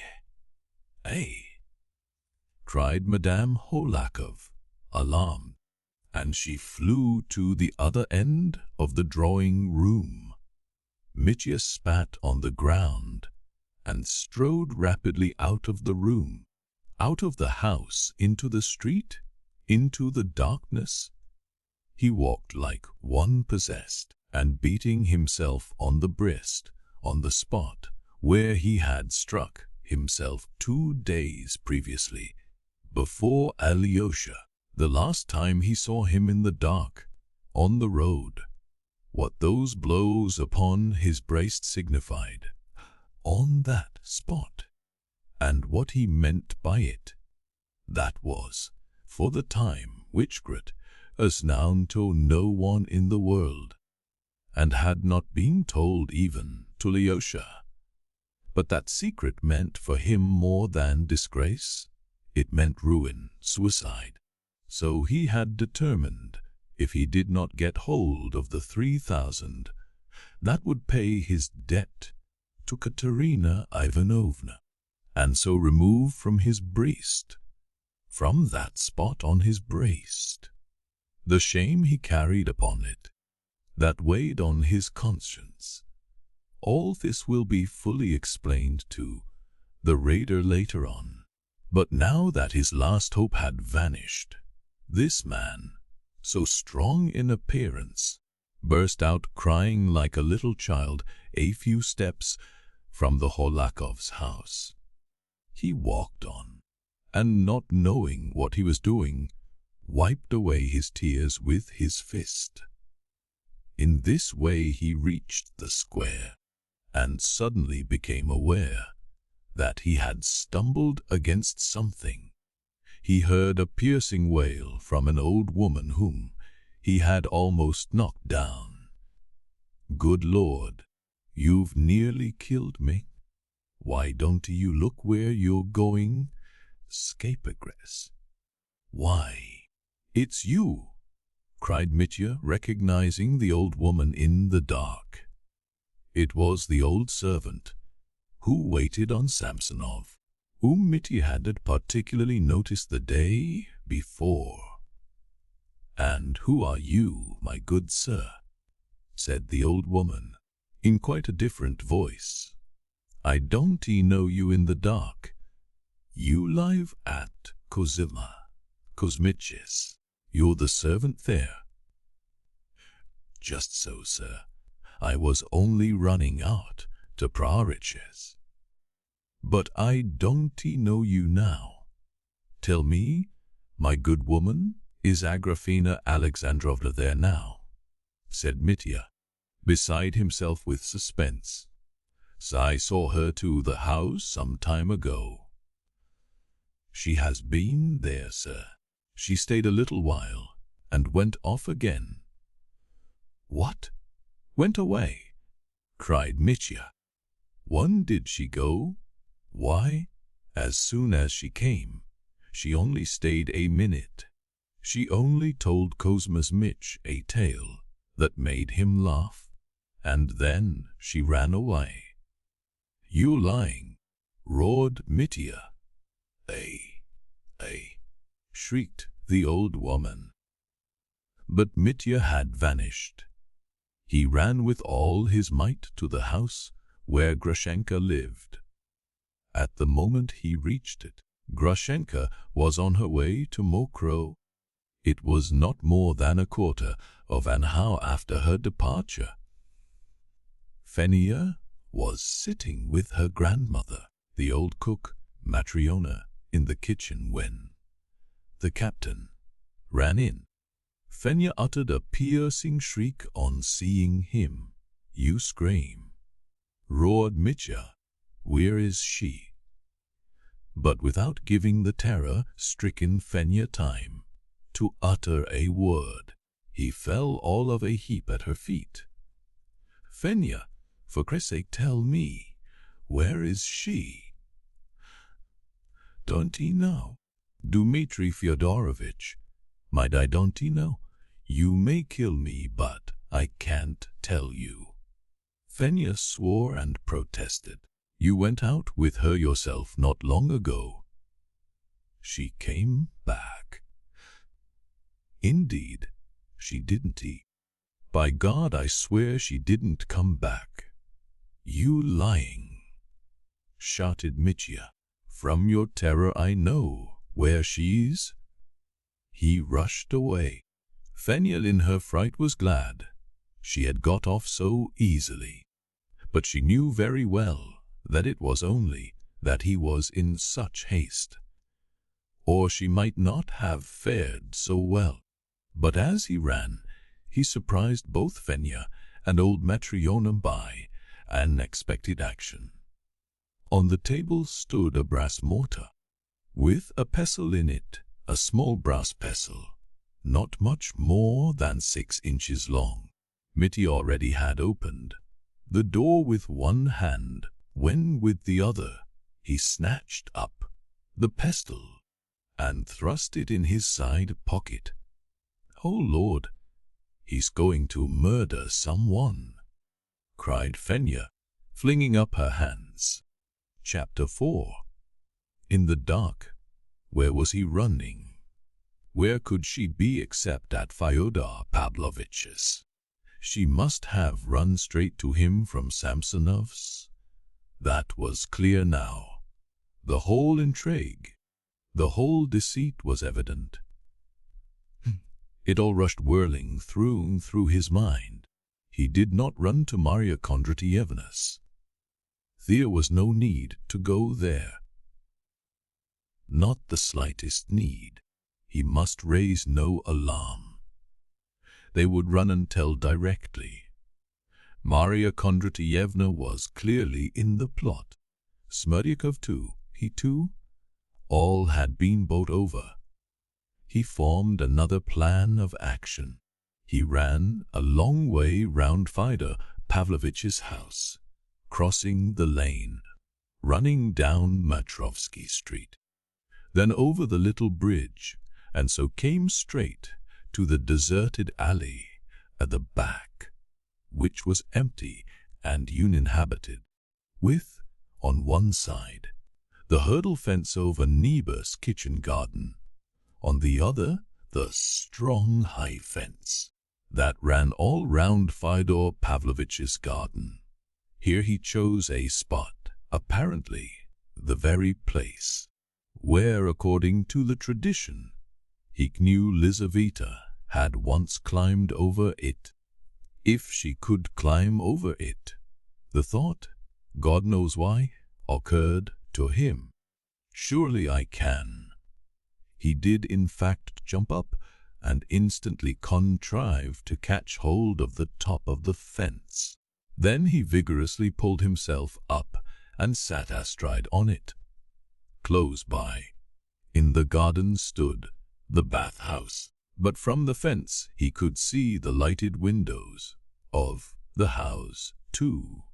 Yes, the old man's bedroom is lighted up. She's there. And he leapt from the fence into the garden. Though he knew Grigory was ill and very likely Smerdyakov too, and that there was no one to hear him, he instinctively hid himself, stood still, and began to listen. But there was dead silence on all sides and, as though of design, complete stillness. Not the slightest breath of wind, and naught but the whispering silence. The line for some reason rose to his mind. If only no one heard me jump over the fence? I think not. Standing still for a minute, he walked softly over the grass in the garden, avoiding the trees and shrubs. He walked slowly, creeping stealthily at every step, listening to his own footsteps. It took him 5 minutes to reach the lighted window. He remembered that just under the window there were several thick and high bushes of elder and whitebeam.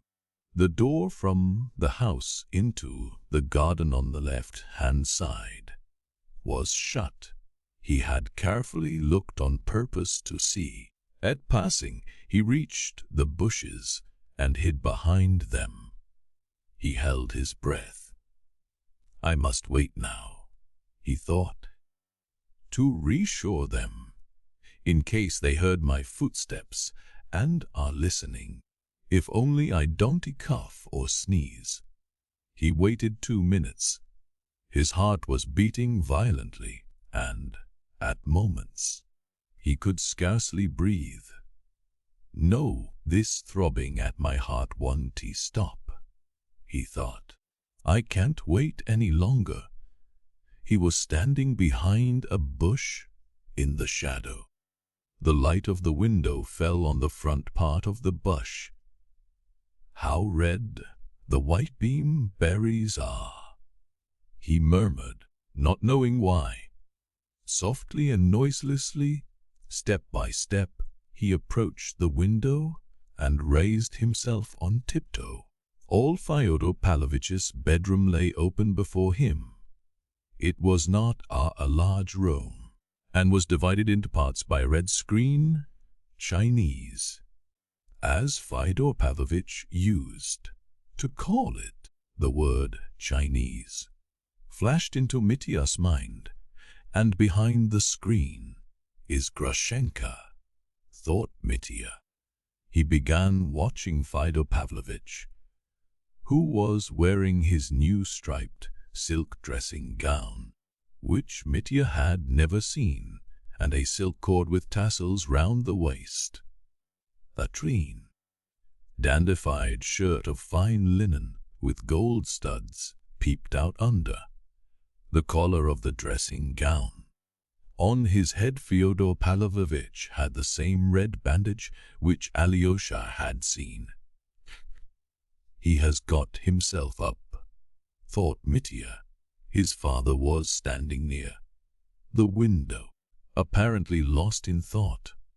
Suddenly he jerked up his head, listened a moment, and hearing nothing went up to the table, poured out half a glass of brandy from a decanter and drank it off. Then he uttered a deep sigh, again stood still a moment, walked carelessly up to the looking-glass on the wall, with his right hand raised, the red bandage on his forehead a little, and began examining his bruises and scars, which had not yet disappeared. He's alone, thought Mitya. In all probability, he's alone. Fyodor Pavlovitch moved away from the looking-glass, turned suddenly to the window, and looked out. Mitya instantly slipped away into the shadow. She may be there, behind the screen.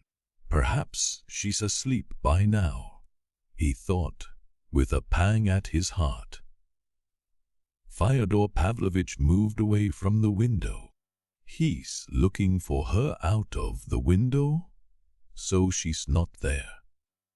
Why should he stare out into the dark? He's wild with impatience.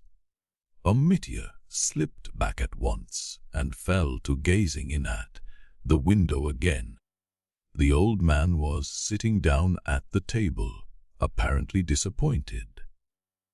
At last he put his elbow on the table and laid his right cheek against his hand. Mitya watched him eagerly. He's alone. He's alone, he repeated again.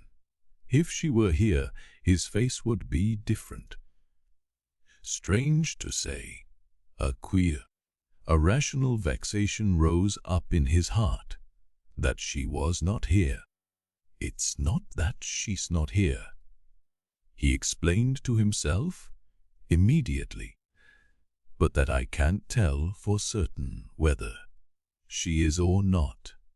Mitya remembered afterwards that his mind was at that moment exceptionally clear, that he took in everything to the slightest detail and missed no point. But a feeling of misery, the misery of uncertainty and indecision, was growing in his heart with every instant. Is she here or not? The angry doubt filled his heart, and suddenly, making up his mind, he put out his hand and softly knocked on the window frame. He knocked the signal, the old man had agreed upon with Smerdyakov, twice slowly and then 3 times more quickly. The signal that meant Grushenka is here. The old man started, jerked up his head, and, jumping up quickly, ran to the window. Mitya slipped away into the shadow. Fyodor Pavlovitch opened the window and thrust his whole head out. "Grushenka, is it you? Is it you?" he said, in a sort of trembling half-whisper. "Where are you, my angel? Where are you?" He was fearfully agitated and breathless. "He's alone," Mitya decided. "Where are you?" cried the old man again. And he thrust his head out farther, thrust it out to the shoulders, gazing in all directions, right and left. "Come here, I've a little present for you. Come, I'll show you. He means the 3,000, thought Mitya. "But where are you? Are you at the door? I'll open it directly." And the old man almost climbed out of the window, peering out to the right, where there was a door into the garden, trying to see into the darkness. In another second he would certainly have run out to open the door without waiting for Grushenka's answer. Mitya looked at him from the side without steering. The old man's profile, that he loathed so, his pendant Adam's apple, his hooked nose, his lips that smiled in greedy expectation, were all brightly lighted up by the slanting lamplight falling on the left from the room. A horrible fury of hatred suddenly surged up in Mitya's heart. There he was, his rival, the man who had tormented him, had ruined his life. It was a rush of that sudden, furious, revengeful anger of which he had spoken, as though foreseeing it, to Alyosha 4 days ago in the arbor, when, in answer to Alyosha's question, "How can you say you'll kill our father?" "Don't he know? I don't he know," he had said then. "Perhaps I shall not kill him, perhaps I shall. I'm afraid he'll suddenly be so loathsome to me at that moment. I hate his double chin, his nose, his eyes, his shameless grin. I feel a personal repulsion. That's what I'm afraid of. That's what may be too much for me." This personal repulsion was growing unendurable. Mitya was beside himself. He suddenly pulled the brass pestle out of his pocket. "God was watching over me then," Mitya himself said afterwards. At that very moment Grigory waked up on his bed of sickness. Earlier in the evening he had undergone the treatment which Smerdyakov had described to Ivan. He had rubbed himself all over with vodka mixed with a secret, very strong decoction, had drunk what was left of the mixture, while his wife repeated a certain prayer over him, after which he had gone to bed. Marfa Ignatievna had tasted the stuff, too, and, being unused to strong drink, slept like the dead beside her husband. But Grigory waked up in the night, quite suddenly, and, after a moment's reflection, though he immediately felt a sharp pain in his back, he sat up in bed. Then he deliberated again, got up and dressed hurriedly. Perhaps his conscience was uneasy, the thought of sleeping while the house was unguarded in such perilous times. Smerdyakov, exhausted by his fit, lay motionless in the next room. Marfa Ignatyevna did not stir. The stuff's been too much for the woman, Grigory thought, glancing at her and groaning. He went out on the steps. No doubt he only intended to look out from the steps, for he was hardly able to walk. The pain in his back and his right leg was intolerable, but he suddenly remembered that he had not locked the little gate into the garden. That evening he was the most punctual and precise of men, a man who adhered to an unchangeable routine and habits that lasted for years. Limping and writhing with pain, he went down the steps and towards the garden. Yes, the gate stood wide open. Mechanically he stepped into the garden. Perhaps he fancied something, perhaps caught some sound, and, glancing to the left, he saw Master's window open. No one was looking out of it then. What's it open for? It's not summer now, thought Grigory, and suddenly, at that very instant, he caught a glimpse of something extraordinary before him in the garden. 40 paces in front of him, a man seemed to be running in the dark. A sort of shadow was moving very fast. "Good Lord!" cried Grigory beside himself, and forgetting the pain in his back, he hurried to intercept the running figure. He took a short cut. Evidently he knew the garden better. The flying figure went towards the bathhouse, ran behind it, and rushed to the garden fence. Grigory followed, not losing sight of him, and ran, forgetting everything. He reached the fence at the very moment the man was climbing over it. Grigory cried out, beside himself, pounced on him, and clutched his leg in his 2 hands. Yes, his foreboding had not deceived him. He recognized him. It was he, the monster, the parricide. Parricide.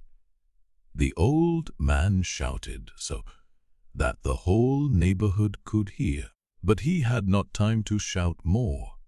He fell at once. As though struck by lightning, Mitya jumped back into the garden and bent over the fallen man.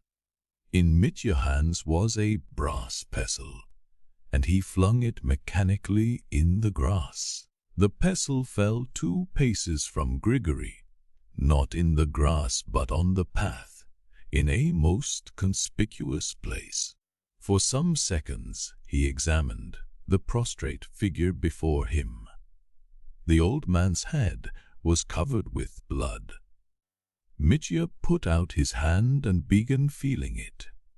He remembered afterwards clearly that he had been awfully anxious to make sure whether he had broken the old man's skull or simply stunned him with the pestle. But the blood was flowing horribly, and in a moment Mitya's fingers were drenched with the hot stream. He remembered taking out of his pocket the clean white handkerchief with which he had provided himself for his visit to Madame Hohlakov, and putting it to the old man's head, senselessly trying to wipe the blood from his face and temples. But the handkerchief was instantly soaked with blood. Good heavens! What am I doing it for? Thought Mitya, suddenly pulling himself together. If I have broken his skull, how can I find out now? And what difference does it make now? He added hopelessly. If I've killed him, I've killed him. You've come to grief, old man, so there you must lie, he said aloud, and suddenly turning to the fence, he vaulted over it into the lane and fell to running. The handkerchief soaked with blood he held, crushed up in his right fist, and as he ran he thrust it into the back pocket of his coat. He ran headlong, and the few passers-by who met him in the dark, in the streets, remembered afterwards that they had met a man running that night. He flew back again to the widow Morozov's house.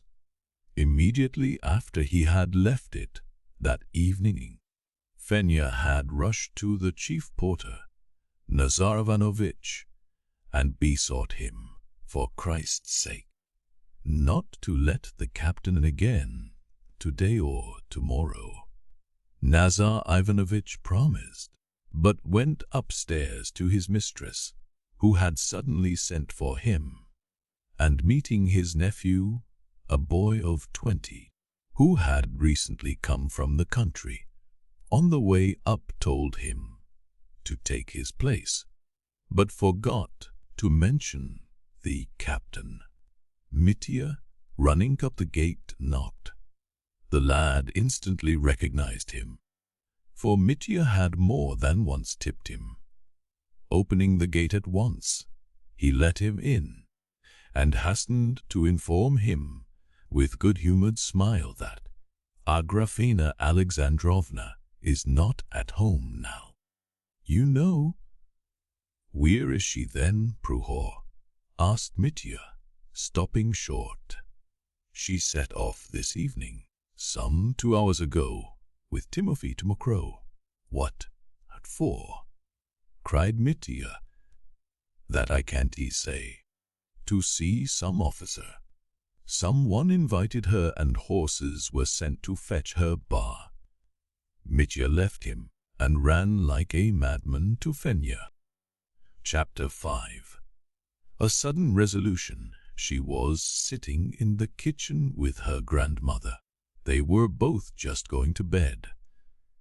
Relying on Nazar Ivanovich, they had not locked themselves in. Mitya ran in, pounced on Fenya, and seized her by the throat. Speak at once. Where is she? With whom is she now? Hitmo crowed furiously. Both the women squealed. I'll tell you. Hey, Dmitri Fyodorovich, darling, I'll tell you everything directly. I won't hide anything, jabbled Fenya, frightened to death. She's gone to Mokrow, to her officer. What officer? Rod Mitya. To her officer. The same one she used to know. The one who threw her over 5 years ago, cackled Fenya. As fast as she could speak, Mitya withdrew the hands with which he was squeezing her throat. He stood facing her, pale as death, unable to utter a word, but his eyes showed that he realized it all from the first word, and guessed the whole position. Poor Fenya was not in a condition that moment to observe whether he understood or not. She remained sitting on the trunk as she had been when he ran into the room, trembling all over, holding her hands out before her as though trying to defend herself. She seemed to have grown rigid in that position. Her wide-opened, scared eyes were fixed immovably upon him. And to make matters worse, both his hands were smeared with blood. On the way, as he ran, he must have touched his forehead with them, wiping off the perspiration, so that on his forehead and his right cheek were blood-stained patches. Fenya was on the verge of hysterics. The old cook had jumped up and was staring at him like a mad woman, almost unconscious with terror. Mitya stood for a moment, then mechanically sank onto a chair next to Fenya. He sat, not reflecting but, as it were, terror-stricken, benumbed. Yet everything was clear as day. That officer. He knew about him. He knew everything perfectly. He had known it from Grushenka herself. Had known that a letter had come from him a month before. So that for a month, for a whole month, this had been going on, a secret from him, till the very arrival of this new man. And he had never thought of him. But how could he? How could he not have thought of him? Why was it he had forgotten this officer like that? Forgotten him as soon as he heard of him? That was the question that faced him like some monstrous thing. And he looked at this monstrous thing with horror, growing cold with horror. But suddenly, as gently and mildly as a gentle and affectionate child, he began speaking to Fenya as though he had utterly forgotten how he had scared and hurt her just now. He fell to questioning Fenya with an extreme preciousness, astonishing in his position. And though the girl looked wildly at his blood-stained hands, she too, with wonderful readiness and rapidity, answered every question as though eager to put the whole truth and nothing but the truth before him. Little by little, even with a sort of enjoyment, she began explaining every detail, not wanting to torment him, but, as it were, eager to be of the utmost service to him. She described the whole of that day in great detail. The visit of Rakitin and Alyosha, how she, Fenya, had stood on the watch, how the mistress had set off, and how she had called out of the window to Alyosha to give him, Mitya, her greetings, and to tell him to remember forever how she had loved him for an hour. Hearing of the message, Mitya suddenly smiled, and there was a flush of color on his pale cheeks.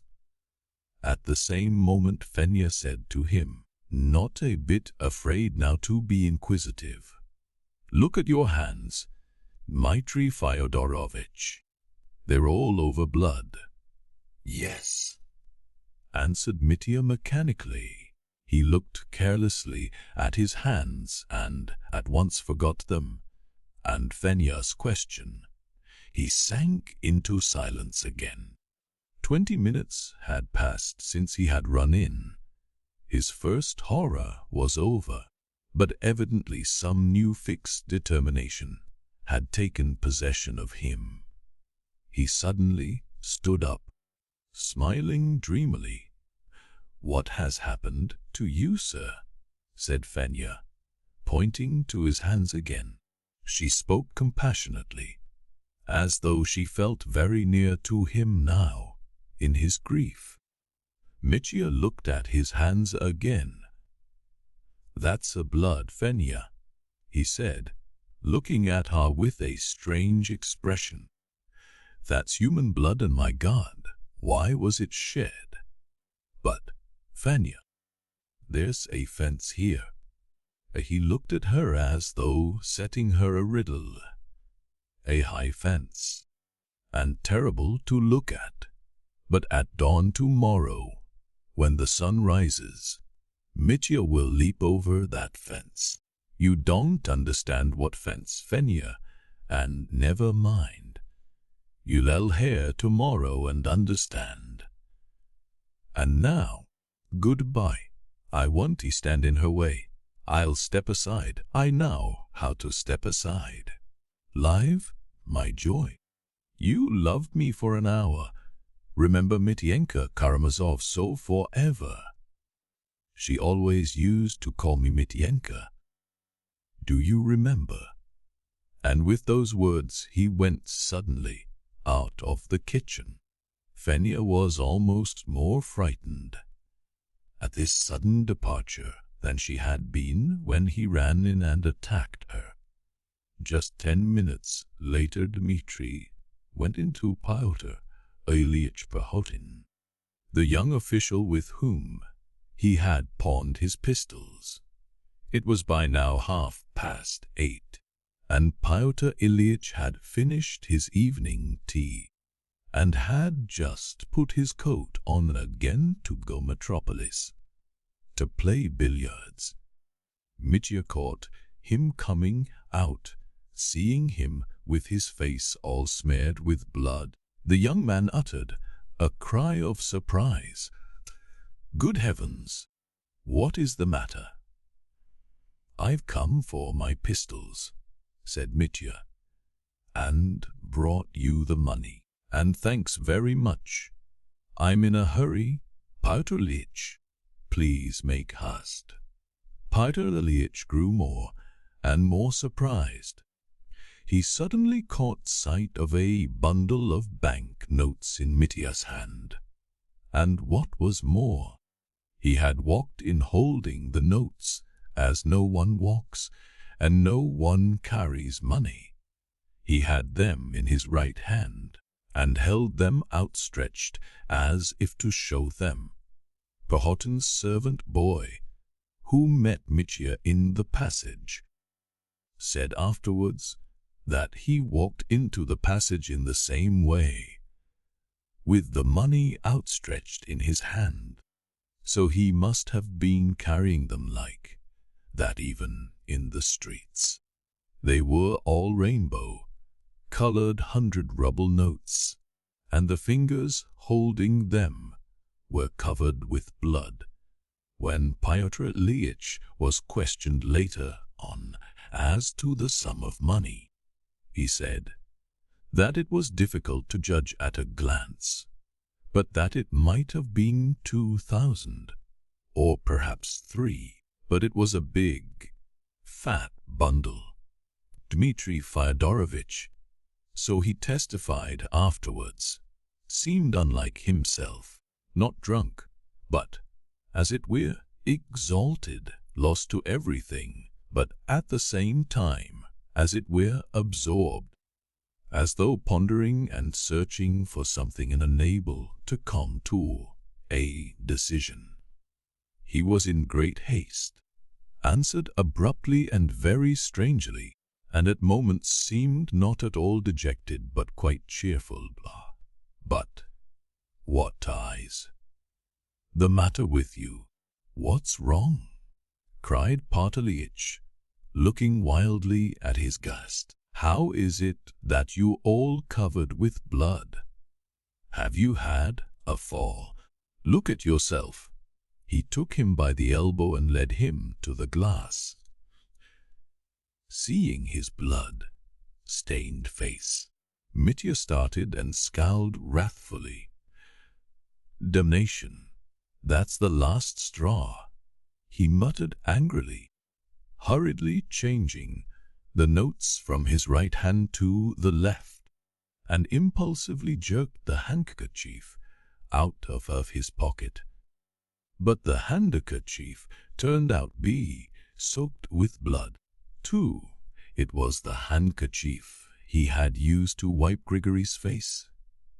There was scarcely a white spot on it, and it had not merely begun to dry, but had stiffened into a crumpled ball, and could not be pulled apart. Mitya threw it angrily on the floor. "Oh, damn it," he said. "Haven't you a rag of some sort to wipe my face? So you're only stained, not wounded." "You'd better wash," said Pyotr Ilyich. "Here's a wash stand. I'll pour you out some water." A wash stand. That's all right, but where am I to put this? With the strangest perplexity, he indicated his bundle of 100-ruble notes, looking inquiringly at Pyotr Ilyich as though it were for him to decide what he Mitya was to do with his own money, your pocket, or on the table here. They won't be lost. In my pocket? Yes, in my pocket, all right. But, I say, that's all nonsense, he cried, as though suddenly coming out of his absorption. Look here, let's first settle that business of the pistols. Give them back to me. Here's your money, because I am in great need of them. And I haven't a minute to spare. And taking the topmost note from the bundle he held out to Pyotr Ilyich. But I shan't have change enough. Haven't you less? No, said Mitya, looking again at the bundle, and as though not trusting his own words, he turned over 2 or 3 of the topmost ones. No, they're all alike, he added, and again he looked inquiringly at Pyotr Ilyich. How have you grown so rich? The latter asked. Wait, I'll send my boy to Plotnikov's, they close late, to see if they want to change it. Here, Misha, he called into the passage. To Plotnikov's shop. First rate, cried Mitya, as though struck by an idea. Misha, he turned to the boy as he came in. Look here, run to Plotnikov's and tell them that Dmitri Fyodorovitch sends his greetings and will be there directly. But listen, tell them to have champagne, 3 dozen bottles, ready before I come, and packed as it was to take to Mokroe. I took 4 dozen with me then, he added, suddenly addressing Pyotr Ilyich. They know all about it. Don't you trouble, Misha. He turned again to the boy. Stay.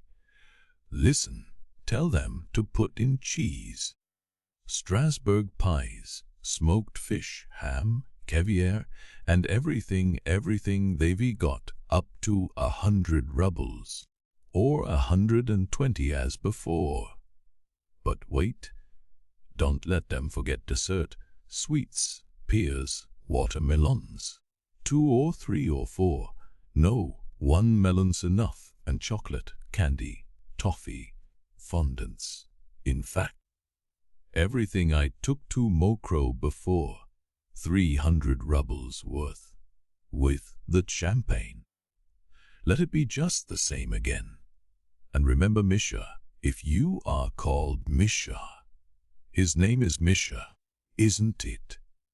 He turned to Pyotr Ilyich again. Wait a minute. Pyotr Ilyich intervened, listening and watching him uneasily. You'd better go yourself and tell them. Meldle it. He will. I see he will. Misha. Why, I was going to kiss you for the commission. If you don't make a mistake, there's 10 rubles for you. Run along. Make haste. Champagne's the chief thing. Let them bring up champagne, and brandy too, and red and white wine, and all I had then. They know what I had then. But, listen, Pyotr Ilyich interrupted with some impatience. I say, let him simply run and change the money and tell them not to close, and you go and tell them. Give him your note. Be off, Misha. Put your best leg forward. Pyotr Ilyich seemed to hurry Misha off on purpose, because the boy remained standing with his mouth and eyes wide open, apparently understanding little of Mitya's orders, gazing up with amazement and terror at his blood-stained face and the trembling blood-stained fingers that held the notes. Well, now come and wash, said Pyotr Ilyich sternly. "Put the money on the table or else in your pocket. That's right, come along, but take off your coat." And beginning to help him off with his coat, he cried out again, "Look, your coat's covered with blood, too." "That is not the coat. It's only a little here on the sleeve, and that's only here where the handkerchief lay. It must have soaked through. I must have sat on the handkerchief at Fenyas, and the blood's come through," Mitya explained at once with a childlike unconsciousness that was astounding. Pyotr Ilyich listened, frowning. "Well, you must have been up to something. You must have been fighting with someone," he muttered. They began to wash. Pyotr Ilyich held the jug and poured out the water. Mitya, in desperate haste, scarcely soaked his hands. They were trembling, and Pyotr Ilyich remembered it afterwards. But the young official insisted on his soaping them thoroughly and rubbing them more. He seemed to exercise more and more sway over Mitya as time went on. It may be noted in passing that he was a young man of sturdy character. "Look, you haven't got your nails clean. Now rub your face here on your temples, by your ear. Will you go in that shirt? Where are you going? Look, all the cuff of your right sleeve is covered with blood." "Yes, it's all bloody," observed Mitya, looking at the cuff of his shirt. "Then change your shirt. I haven't tea time.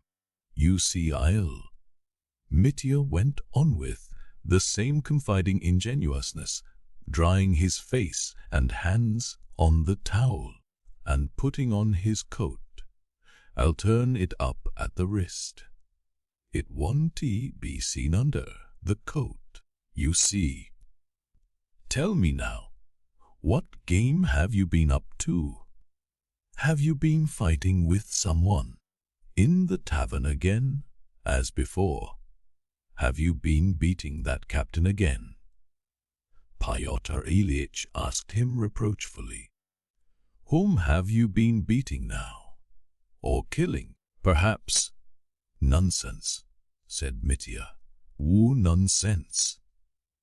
"Don't worry," said Mitya, and he suddenly laughed.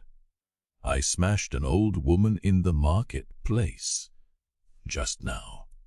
"Smashed an old woman? An old man?" cried Mitya, looking Pyotr Ilyich straight in the face, laughing, and shouting at him as though he were deaf. "Confound it, an old woman, an old man. Have you killed someone?" "We made it up. We had a row, and made it up. In a place I know of, we parted friends. A fool. He's forgiven me. He's sure to have forgiven me by now. If he had got up, he wouldn't have forgiven me." Mitya suddenly winked. "Only damn him, you know. I say, Pyotr Ilyich, damn him, don't worry about him. I don't want to just now," Mitya snapped out resolutely. "Whatever do you want to go picking quarrels with everyone for? Just as you did with that captain over some nonsense. You've been fighting, and now you're rushing off on the spree. That's you all over. 3 dozen champagne. What do you want all that for? Bravo. Now give me the pistols. Upon my honor, I've no time now. I should like to have a chat with you, my dear boy, but I haven't the time, and there's no need It's too late for talking. Where's my money? Where have I put it?"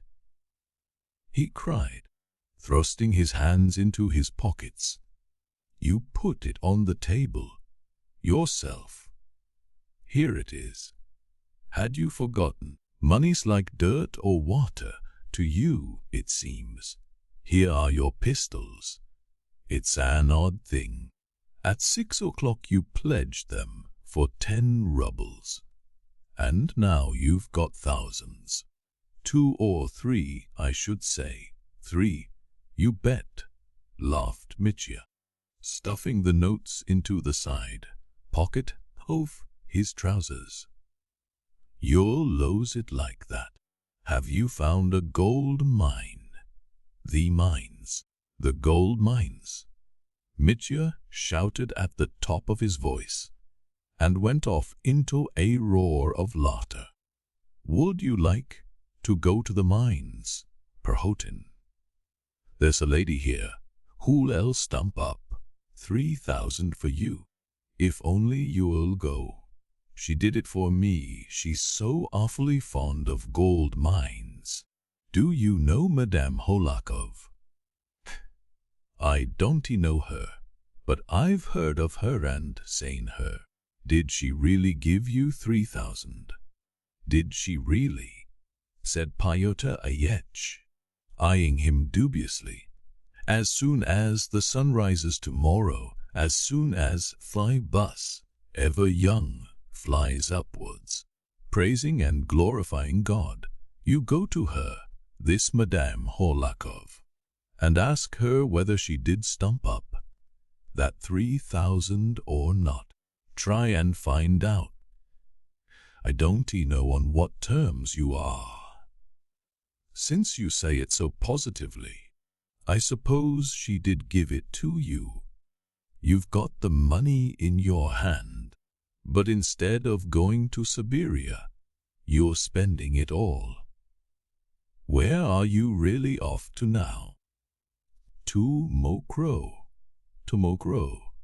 But it's night.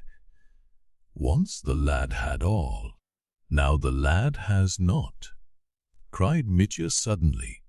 "How not? You say that with all those thousands." "I'm not talking about thousands. Damn thousands. I'm talking of the female character. Fickle is the heart of woman, treacherous and full of vice.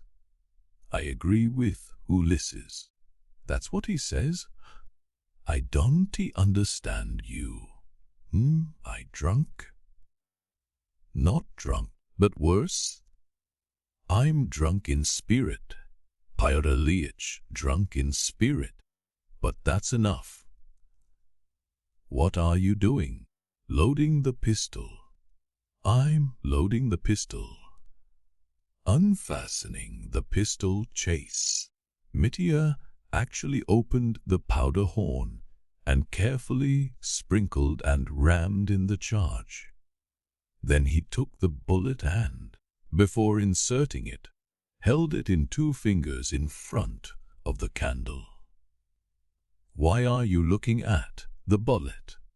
asked Pyotr Ilyitch, watching him with uneasy curiosity. "Oh, a fancy.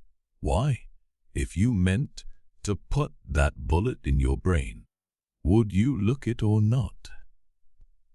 "Why look at it? It's going into my brain, so it's interesting to look and see what it's like. But that's foolishness, a moment's foolishness. Now that's done," he added, putting in the bullet and driving it home with the ramrod. "Pyotr Ilyitch, my dear fellow, that's nonsense, all nonsense. And if only you knew what nonsense. Give me a little piece of paper now." Here's some paper." "No, a clean new piece, writing paper, that's right." And taking from the table, Mitya rapidly wrote 2 lines, folded the paper in 4, and thrust it in his waistcoat pocket. He put the pistols in the case, locked it up, and kept it in his hand. Then he looked at Pyotr Ilyich with a slow, thoughtful smile. "Now, let's go." "Where are we going?" "No, wait a minute. Are you thinking of putting that bullet in your brain?" Perhaps Pyotr Ilyich asked uneasily. "I was fooling about the bullet. I want to live. I love life. You may be sure of that. I love golden-haired P-bus and his warm light. Dear Pyotr Ilyich, do you know how to step aside?" "What do you mean by stepping aside?" "Making way. Making way for a dear creature and for one I hate, and to let the one I hate become dear. That's what making way means. And to say to them, 'God bless you, go your way, pass on, while you, that, enough, let's go.' Upon my word, I'll tell someone to prevent your going there," said Pyotr Ilyich, looking at him. "What are you going to Mokroe for now?" "There's a woman there, a woman." "That's enough for you. You shut up. Listen, though you're such a savage, I've always liked you. I feel anxious. Thanks, old fellow. I'm a savage, you say. Savages, savages. That's what I am always saying. Savages. Why, here's Misha. I was forgetting him." Misha ran in, post-haste, with a handful of notes in change, and reported that every one was in a bustle at the Plotnikovs'. "They're carrying down the bottles and the fish and the tea. It will all be ready directly." Mitya seized 10 rubles and handed it to Pyotr Ilyich, then tossed another 10-ruble note to Misha. "Don't dare to do such a thing," cried Pyotr Ilyich. "I won't have it in my house. It's a bad, demoralizing habit. Put your money away. Here, put it here. Why waste it? It would come in handy tomorrow, and I dare say you'll be coming to me to borrow 10 rubles again. Why do you keep putting the notes in your side pocket? Ah, you'll lose them. I say, my dear fellow, let's go to Mokroe together. What should I go for? I say, let's open a bottle at once and drink to life. I want to drink, and especially to drink with you. I've never drunk with you." "Very well. We can go to the metropolis. I was just going there. I haven't time for that. Let's drink at the Plotnikovs' in the back room. Shall I ask you a riddle?" "Ask away." Mitya took the piece of paper out of his waistcoat pocket, unfolded it and showed it. In a large, distinct hand was written, "I punish myself for my whole life. My whole life I punish. I will certainly speak to someone. I'll go at once," said Pyotr Ilyich, after reading the paper. "You won't have time, dear boy. Come and have a drink. March." Plotnikov's shop was at the corner of the street, next door but one to Pyotr Ilyitch's.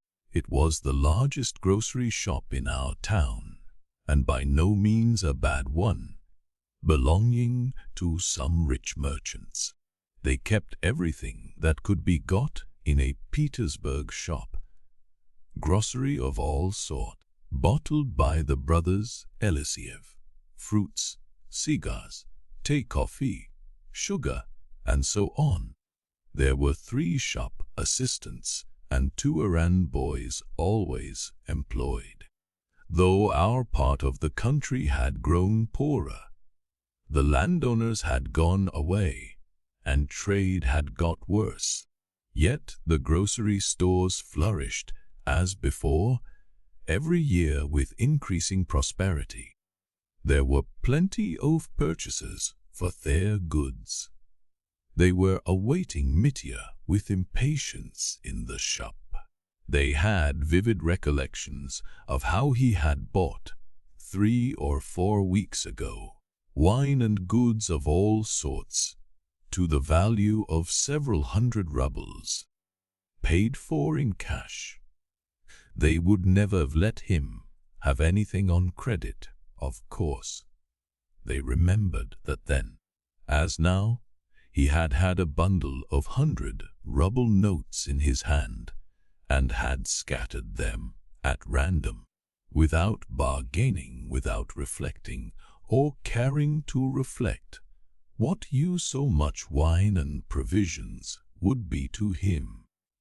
The story was told all over the town that, driving off, then with Groshenka to Mokro, he had spent 3,000 in one night and the following day, and had come back from the spree without a penny.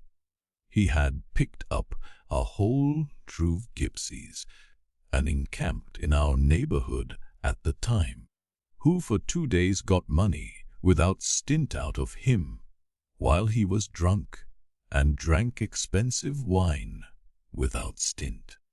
People used to tell, laughing at Mitya, how he had given champagne to grimy-handed peasants, and feasted the village women and girls on sweets and Strasbourg pies, though to laugh at Mitya to his face was rather a risky proceeding. There was much laughter behind his back, especially in the tavern, at his own ingenuous public avowal that all he had got of Groshenka by this espady was permission to kiss her foot, and that was the utmost she had allowed him. By the time Mitya and Pyotr Ilyitch reached the shop, they found a cart with 3 horses, harnessed breps with bells, and with Andrei, the driver, ready waiting for Mitya at the entrance. In the shop, they had almost entirely finished packing 1 box of provisions, and were only waiting for Mitya's arrival to nail it down and put it in the cart. Pyotr Ilyitch was astounded. Where did this come from in such a hurry? He asked Mitya. I met Andrei as I ran to you, and told him to drive straight here to the shop. There's no time to lose.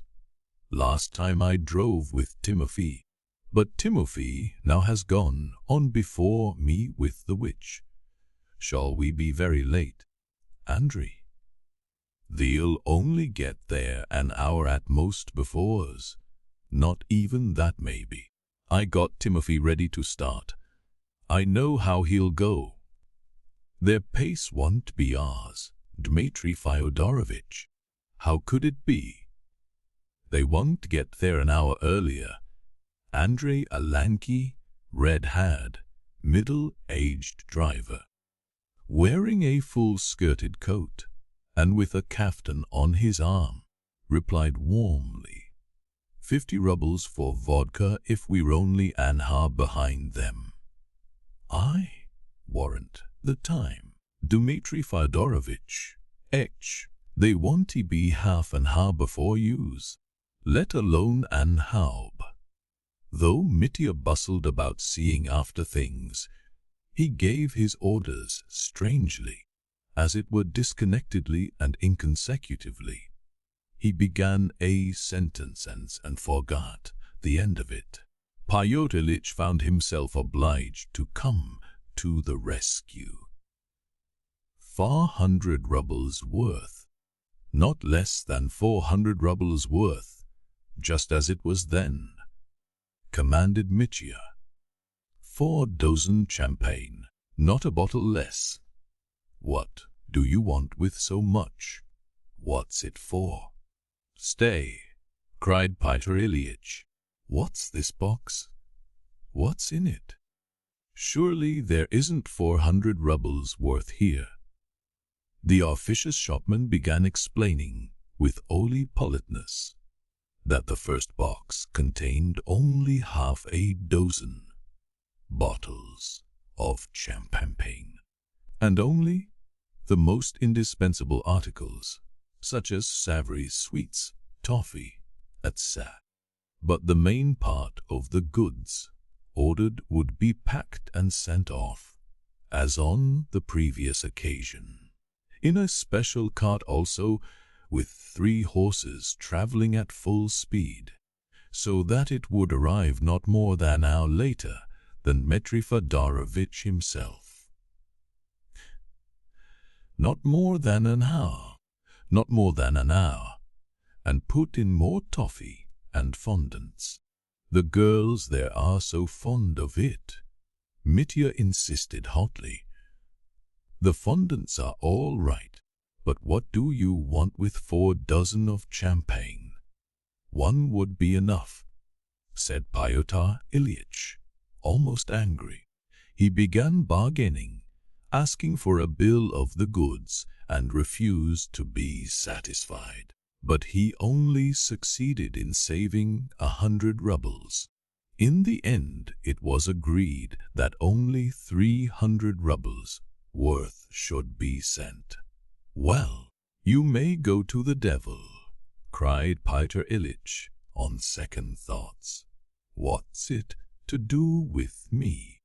Throw away your money, since it's cost you nothing. This way, my economist, this way.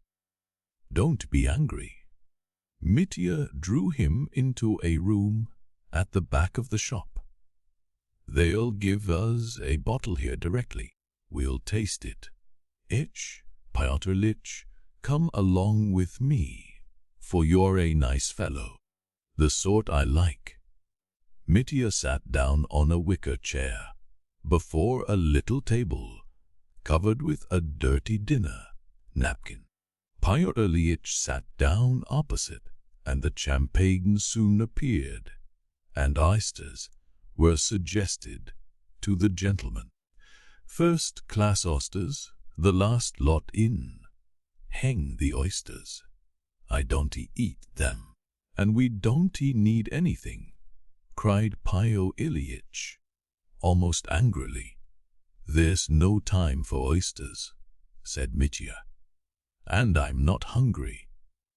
Do you know, friend, he said suddenly with feeling, I never liked all this disorder. Ho! Those like it. 3 dozen of champagne for peasants. Upon my word, that's enough to make anyone angry. That's not what I mean. I'm talking of a higher order. There's no order in me, no higher order.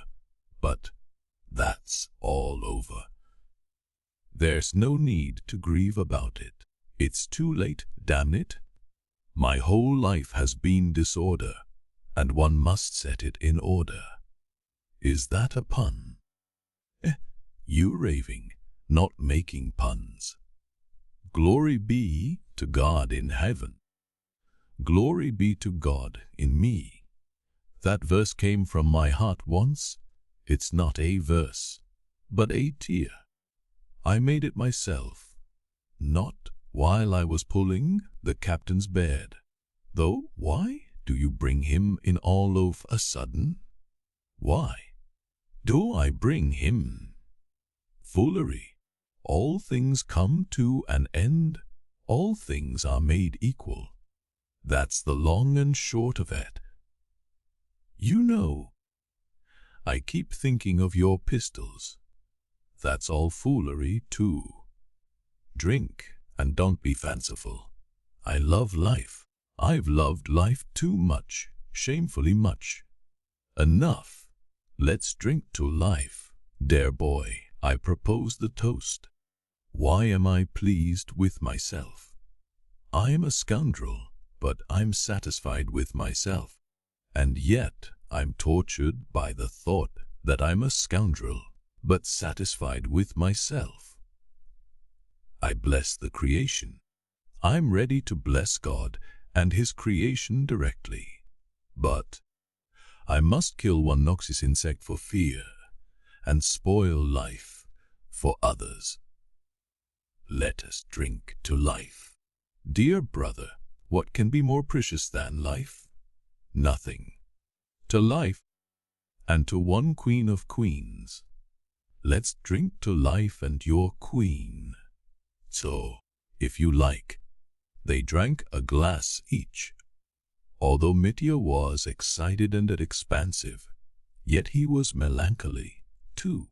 It was as though some heavy, overwhelming anxiety were weighing upon him. Misha, here's your Misha calm. Misha, come here, my boy, drink this glass to Pekabus, the golden had of tomorrow morn.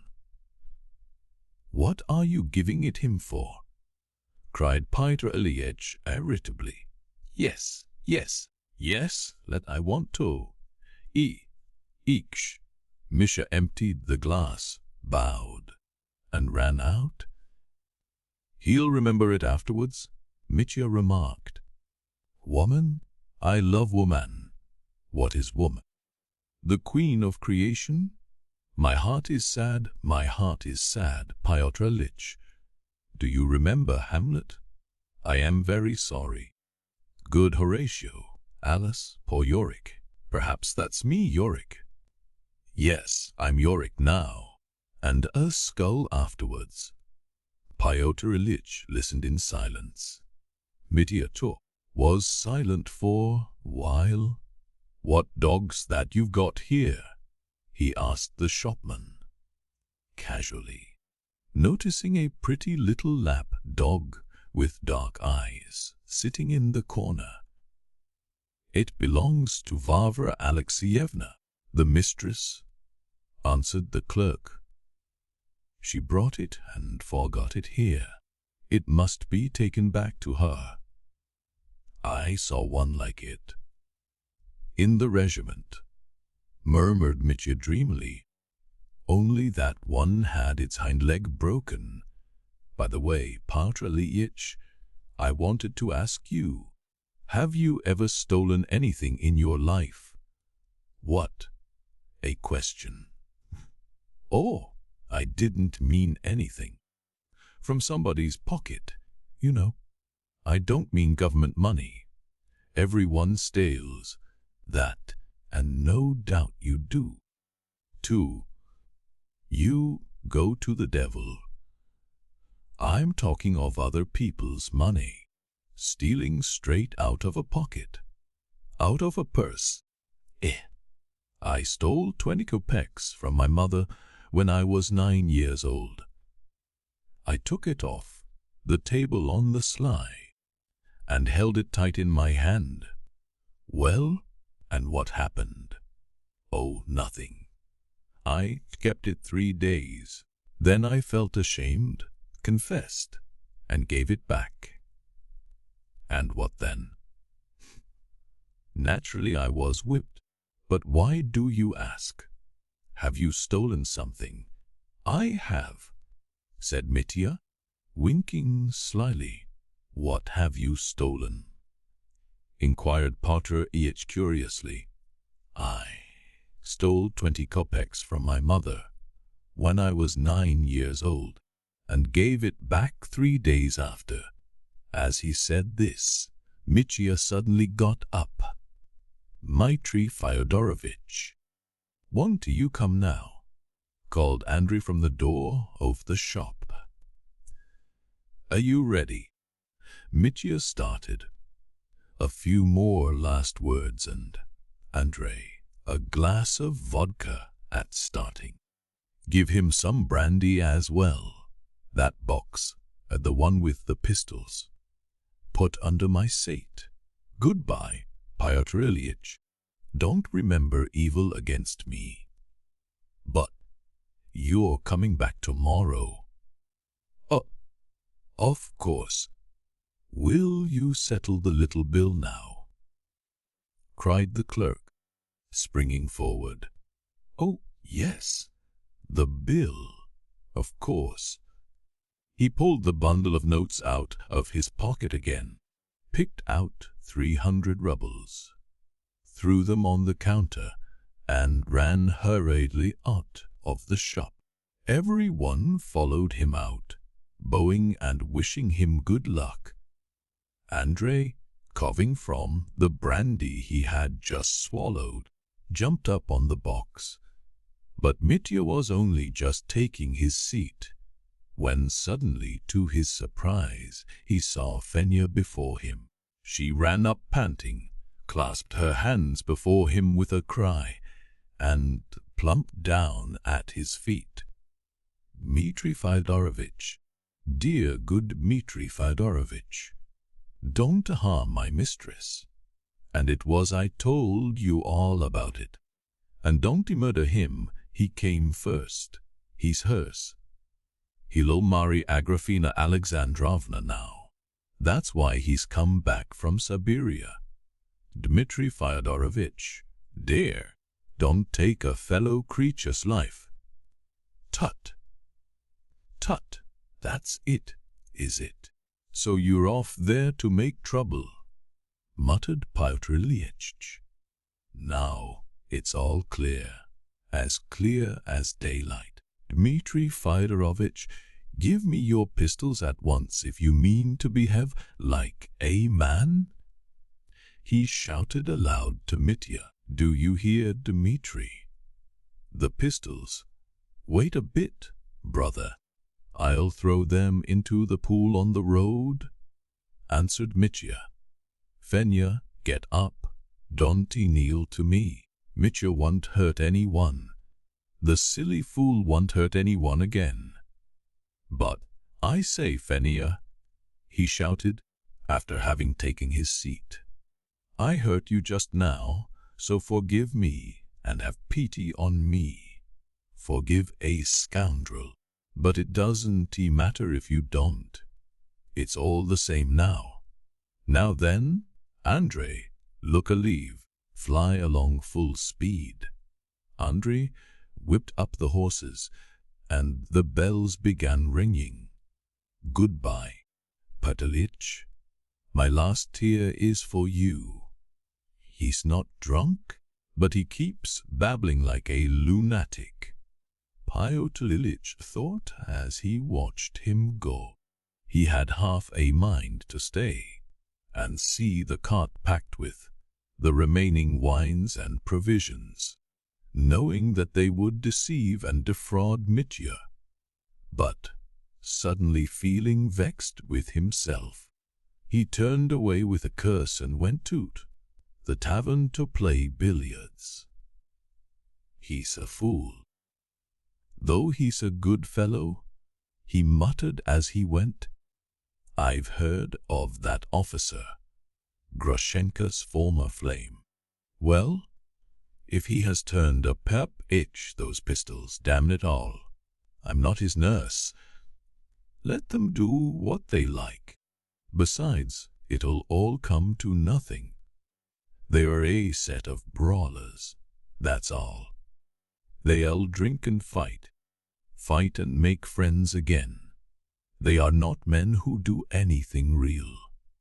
What does he mean by, I'm stepping aside, I'm punishing myself? It'll come to nothing. He's shouted such phrases 1,000 times, drunk, in the taverns. But now he's not drunk in spirit. They're fond of fine phrases, the villains. Am I his nurse? He must have been fighting. His face was all over blood. With whom? I shall find out at the metropolis. And his handkerchief was soaked in blood. It's still lying on my floor. Hang it. He reached the tavern in a bad humor and at once made up a game. The game cheered him. He played a second game, and suddenly began telling one of his partners that Dmitri Karamazov had come in for some cash again, something like 3,000 rubles, and had gone to Mokroe again to spend it with Grushenka. This news roused singular interest in his listeners. They all spoke of it, not laughing, but with a strange gravity.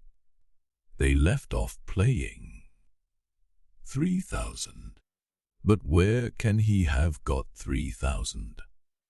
Questions were asked. The story of Madame Holakov's present was received with skepticism. Hasn't he robbed his old father? That's the question. 3,000. There's something odd about it. He boasted aloud that he would kill his father. We all heard him here, and it was 3,000 he talked about. Pyotr Ilyich listened. All at once he became short and dry in his answers. He said not a word odd about the blood on Mitya's face and hands, though he had meant to speak of it at first. They began a third game, and by degrees the talk about Mitya died away. But by the end of the third game, Pyotr Ilyich felt no more desire for billiards. He laid down the cue, and without having supper as he had intended, he walked out of the tavern. When he reached the market place, he stood still in perplexity, wondering at himself. He realized that what he wanted was to go to Fyodor Pavlovich and find out if anything had happened there, on account of some stupid nonsense, as it's sure to turn out. Am I going to wake up the household and make a scandal? Fool it. Is it my business to look after them? In a very bad humor he went straight home, and suddenly remembered Fenya. Damn it all. I ought to have questioned her just now, he thought with vexation. I should have heard everything. And the desire to speak to her, and so find out, became so pressing and importunate, that when he was halfway home, he turned abruptly and went the house where Grushenka lodged. Going up to the gate he knocked. The sound of the knock in the silence of the night sobered him and made him feel annoyed, and no one answered him. Everyone in the house was asleep, and I shall be making a fuss, he thought, with a feeling of positive discomfort. But instead of going away altogether, he fell to knocking again with all his might, filling the street with clamor. Not coming. Well, I will knock them up, I will, he muttered at each knock, fuming at himself. But at the same time, he redoubled his knocks on the gate. Chapter 6. I'm coming too. But Dmitri Fyodorovich was speeding along the road. It was a little more than 20 versts to Mokroe, but Andrei's 3 horses galloped at such a pace that the distance might be covered in an hour and a quarter. The swift motion revived Mitya. The air was fresh and cool. There were big stars shining in the sky. It was the very night, and perhaps the very hour, in which Alyosha fell on the earth and rapturously swore to love it forever and ever. All was confusion. Confusion in Mitya's soul. But although many things were goading his heart, at that moment his whole being was yearning for her, his queen. to whom he was flying to look on her for the last time. One thing I can say for certain. His heart did not waver for one instant. I shall perhaps not be believed when I say that this jealous lover felt not the slightest jealousy of this new rival, who seemed to have sprung out of the earth. If any other had appeared on the scene, he would have been jealous at once, and would perhaps have stained his hands with blood again. But as he flew through the night, he felt no envy, no hostility even, for the man who had been her first lover. It is true he had not yet seen him. Here there was no room for dispute. It was her right and his. This was her first love which, after 5 years, she had not forgotten. So she had loved him only for those 5 years. And how do I come in? What right have I? Step aside, Mitya, and make way. What am I now? Now everything is over apart from the officer. Even if he had not appeared, everything would be over. These words would roughly have expressed his feelings if he had been capable of reasoning. But he could not reason at that moment. His present plan of action had arisen without reasoning. At Fenia's first words, it had sprung from feeling and been adopted in a flash with all its consequences. And yet, in spite of his resolution, there was confusion in his soul, an agonizing confusion. His resolution did not give him peace. There was so much behind that tortured him, and it seemed strange to him, at moments, to think that he had written his own sentence of death with pen and paper. I punish myself, and the paper was lying there in his pocket. Ready, the pistol was loaded. He had already resolved how, next morning, he would meet the first warm ray of golden-haired Feberstos. And yet he could not be quit of the past, of all that he had left behind, and that tortured him. He felt that miserably, and the thought of it sank into his heart with despair. There was one moment when he felt an impulse to stop Andrei, to jump out of the cart, to pull out his loaded pistol, and to make an end of everything without waiting for the dawn. But that moment flew by like a spark.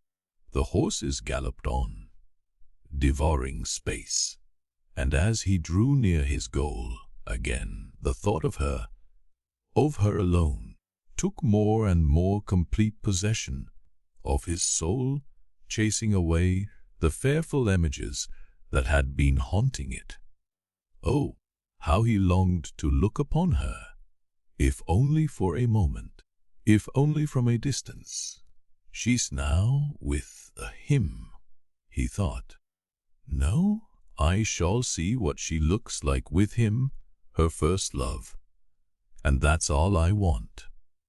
Never had this woman, who was such a fateful influence in his life, aroused such love in his breast, such new and unknown feeling, surprising even to himself, a feeling tender to devoutness, to self-effacement before her. I will efface myself, he said, in a rush of almost hysterical ecstasy. They had been galloping nearly an hour. Mitya was silent, and though Andrei was, as a rule, a talkative peasant, he did not utter a word either. He seemed afraid to talk. He only whipped up smartly his 3 lean but mettlesome bay horses. Suddenly Mitya cried out in horrible anxiety, "Andrei, what if they're asleep?" This thought fell upon him like a blow. It had not occurred to him before. It may well be that they are gone to bed. By now, Dmitri Fyodorovitch. Mitya frowned as though in pain. Yes, indeed. He was rushing there with such feelings. While they were asleep, she was asleep, perhaps. There too, an angry surged up in his heart. Drive on, Andrei. Whip them up. Look alive, he cried, beside himself. But maybe they not in bed. Andrei went on after a pause. Timofey said they were a lot of them there. At the station. Not at the posting station, but at Plastonos, at the inn where they let out horses, too. I know. So you say there are a lot of them. How's that? Who are they? Cried Mitya, greatly dismayed at this unexpected news. Well, Timofey was saying they're all gentlefolk. Two from our town. Who they are I can't say. And there are two others, strangers, maybe more besides. I didn't ask particularly. They've set to playing cards, so Timofey said. Trods. So, maybe they're not in bed if they're at cards. It's most likely not more than 11. Quicker, Andrei, quicker, Mitya cried again, nervously. May I ask you something, sir? Said Andrei after a pause. Only I'm afraid of angering you, sir. What is it? Why, Fenya threw herself at your feet just now and begged you not to harm her mistress, and someone else, too. So you see, sir, it's I am taking you there. Forgive me, sir, it's my conscience. Maybe it's stupid of me to speak of it. Mitya suddenly seized him by the shoulders from behind. Are you a driver? He asked frantically. Yes, sir. Then you know that one has to make way. What would you say to a driver who wouldn't he make for anyone, but would just drive on and crush people? No, a driver mustn't run over people. One can't run over a man. One can't spoil people's lives. And if you have spoiled a life, punish yourself. If only you've spoiled, if only you've ruined anyone's life, punish yourself and go away. These phrases burst from Mitya almost hysterically. Though Andrei was surprised at him, he kept up the conversation. That's right, Dmitri Fyodorovitch. You're quite right. One mustn't crush or torment a man, or any kind of creature, for every creature is created by God. Take a horse, for instance. For some folks, even among us drivers, drive anyhow. Nothing will restrain them. They just force it along. To hell. Mitya interrupted and went off into his abrupt, short laugh. Andrei, simple soul. He seized him by the shoulders again. Tell me, will Dmitri Fyodorovitch Karamazov go to hell or not? What do you think? I don't know, darling. It depends on you, for you are. You see, sir, when the Son of God was nailed on the cross and died, he went straight down to hell from the cross and set free all sinners that were in agony. And the devil groaned, because he thought that he would get no more sinners in hell. And God said to him, then, don't groan, for you shall have all the mighty of the earth, the rulers, the chief judges, and the rich men, and shall be filled up, as you have been in all the ages, till I come again." Those were his very words. A peasant legend. Capital. Whip up the left, Andri. "So you see, sir, who it is hell's for," said Andri, whipping up the left horse. "But you like a little child. That's how we look on you. And though you're hasty-tempered, sir, yet God will forgive for your kind heart. And you, do you forgive me, Andri?" "What should I forgive you for, sir? You've never done me any harm." "No, for everyone you hear alone on the road. Will you forgive me for everyone? Speak, simple peasant heart." "Oh, sir, I feel afraid of driving you. Your talk is so strange." But Mitya did not hear. He was frantically praying and muttering to himself, "Lord, receive me with all my lawlessness, and do not condemn me. Let me pass by thy judgment. Do not condemn me, for I have condemned myself. Do not condemn me, for I love thee, O Lord. I am a wretch, but I love thee. If thou sendest me to hell, I shall love thee there, and from there I shall cry out that I love thee forever and ever. But let me love to the end, here and now for just 5 hours, till the first light of thy day. For I love the queen of my soul. I love her, and I cannot help loving her. Thou seest my whole heart. I shall gallop up. I shall fall before her and say, you are right to pass on, and leave me. Farewell, and forget your victim. Never fret yourself about me."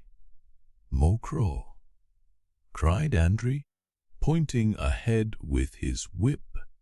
Through the pale darkness of the night loomed a solid black mass of buildings, flung down, as it were, in the vast plain. The village of Mokro numbered 2,000 inhabitants, but at that hour all were asleep, and only here and there a few lights still twinkled. "Drive on, Andri. I come," Mitya exclaimed feverishly. "They are not asleep," said Andri again, pointing with his whip to the Plastunov's inn, which was at the entrance to the village. The 6 windows, looking on the street, were all brightly lighted up. "They are not asleep," Mitya repeated joyously. "Quicker, Andri. Gallop, drive up with a dash. Set the bells ringing. Let all know that I have come. I'm coming too." Andri lashed his exhausted team into a gallop, drove with a dash, and pulled up his steaming, panting horses at the high flight of steps. Mitya jumped out of the cart just as the innkeeper, on his way to bed, peeped out from the steps, curious to see who had arrived. "Trifon Borisovich, is that you?" The innkeeper bent down, looked intently, ran down the steps, and rushed up to the guest with obsequious delight. "Dmitri Fyodorovich, Your Honor! Do I see you again?" Trifon Borisovich was a thick, set, healthy peasant of middle height, with a rather fat face. His expression was severe and uncompromising, especially with the peasants of Mokro, but he had the power of assuming the most obsequious countenance when he had an inkling that it was to his interest. He dressed in Russian style, with a shirt buttoning down on one side and a full-skirted coat. He had saved a good sum of money, but was forever dreaming of improving his position. More than half the peasants were in his clutches. Every one in the neighborhood was in debt to him. From the neighboring landowners he bought and rented lands, which were worked by the peasants in payment of debts which they could never shake off. He was a widower with 4 grown-up daughters. One of them was already a widow and lived in the inn with her 2 children, his grandchildren, and worked for him like a charwoman.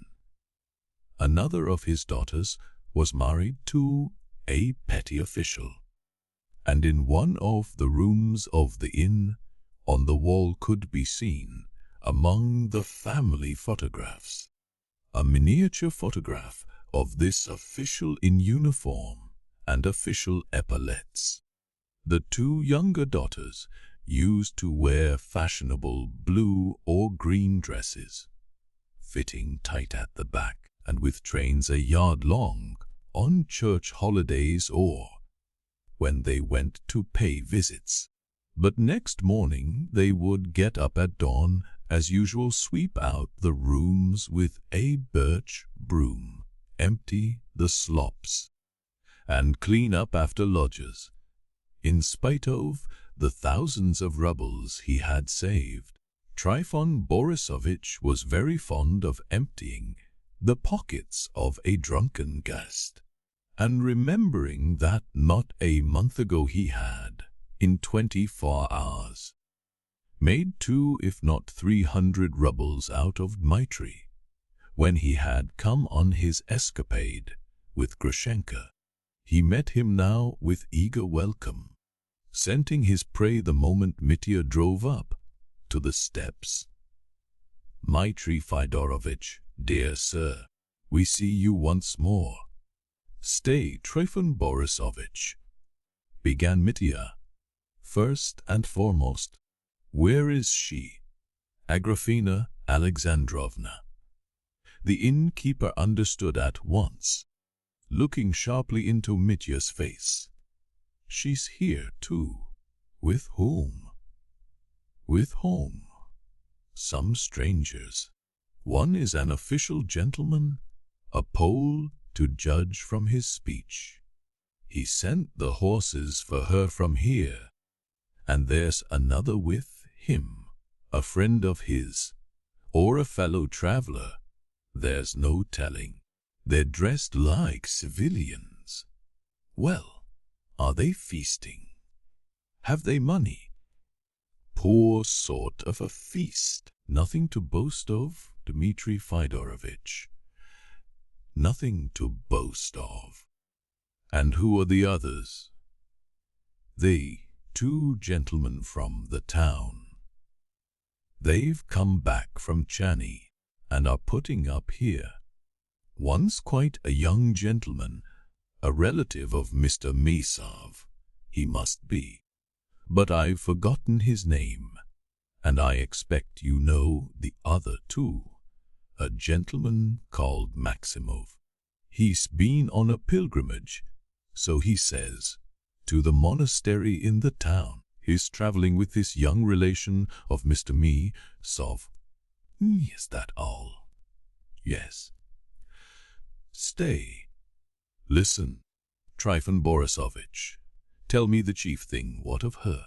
How is she? Oh, she's only just come.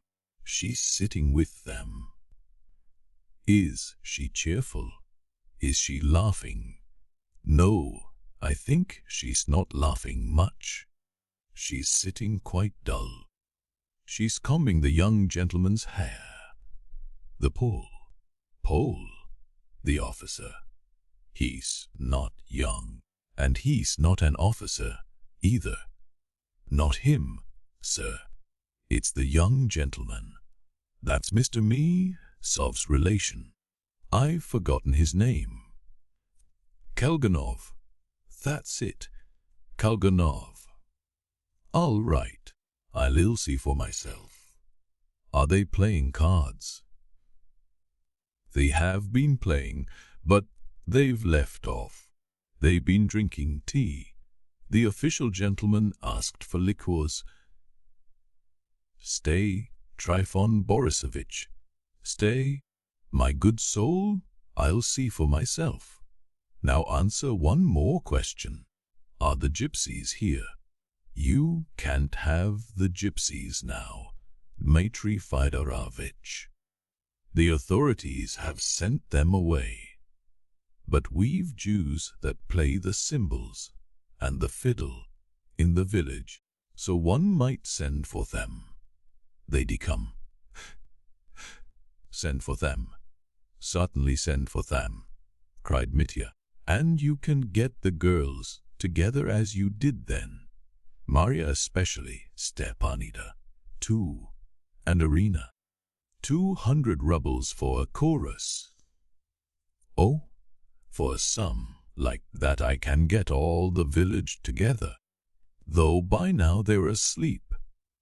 Are the peasants here worth such kindness, Dmitri Fyodorovich, or the girls either? To spend a sum like that on such coarseness and rudeness? What's the good of giving a peasant a cigar to smoke? The stinking ruffian. And the girls are all loosey. Besides, I'll get my daughters up for nothing, let alone a sum like that. They've only just gone to bed. I'll give them a kick and set them singing for you. You gave the peasants champagne to drink the other day, X. For all his pretended compassion for Mitya, Trifon Borisovich had hidden half a dozen bottles of champagne on that last occasion, and had picked up 100-ruble note under the table, and it had remained in his clutches. Trifon Borisovich, I sent more than 1,000 flying last time I was here. Do you remember? You did send it flying. I may well remember. You must have left 3,000 behind you. Well, I've come to do the same again. Do you see? And he pulled out his roll of notes and held them up before the innkeeper's nose. Now, listen and remember. In an hour's time the wine will arrive, savories, pies, and sweets. Bring them all up at once. That box Andrei has got is to be brought up at once, too. Open it, and hand champagne immediately. And the girls, we must have the girls. Mariel especially. He turned to the cart and pulled out the box of pistols. Here, Andrei, let's settle. Here's 15 rubles for the drive, and 50 for vodka. For your readiness, for your love. Remember, Karamazov. I'm afraid, sir, faltered Andrei. Give me 5 rubles extra, but more I want to take. Trifon Borisovich, bear witness. Forgive my foolish words. What are you afraid of? Asked Mitya, scanning him. Well, go to the devil, if that's it, he cried, flinging him 5 rubles. Now, Trifon Borisovich, take me up quietly, and let me first get a look at them, so that they don't see me. Where are they? In the blue room. Trifon Borisovich looked apprehensively at Mitya, but at once obediently did his bidding. Leading him into the passage, he went himself into the first large room, adjoining that in which the visitors were sitting, and took the light away. Then he stealthily led Mitya in, and put him in a corner in the dark, whence he could freely watch the company without being seen. But Mitya did not look long, and, indeed, he could not see them. He saw her. His heart throbbed violently, and all was dark before his eyes. She was sitting sideways to the table in a low chair, and beside her, on the sofa, was the pretty youth, Karamazov. She was holding his hand and seemed to be laughing, while he, seeming vexed and not looking at her, was saying something in a loud voice to Maximov, who sat the other side of the table, facing Grushenka. Maximov was laughing violently at something. On the sofa sat, and on a chair by the sofa, there was another stranger. The one on the sofa was lolling backwards, smoking a pipe, and Mitya had an impression of a stoutish, broad-faced, short little man, who was apparently angry about something.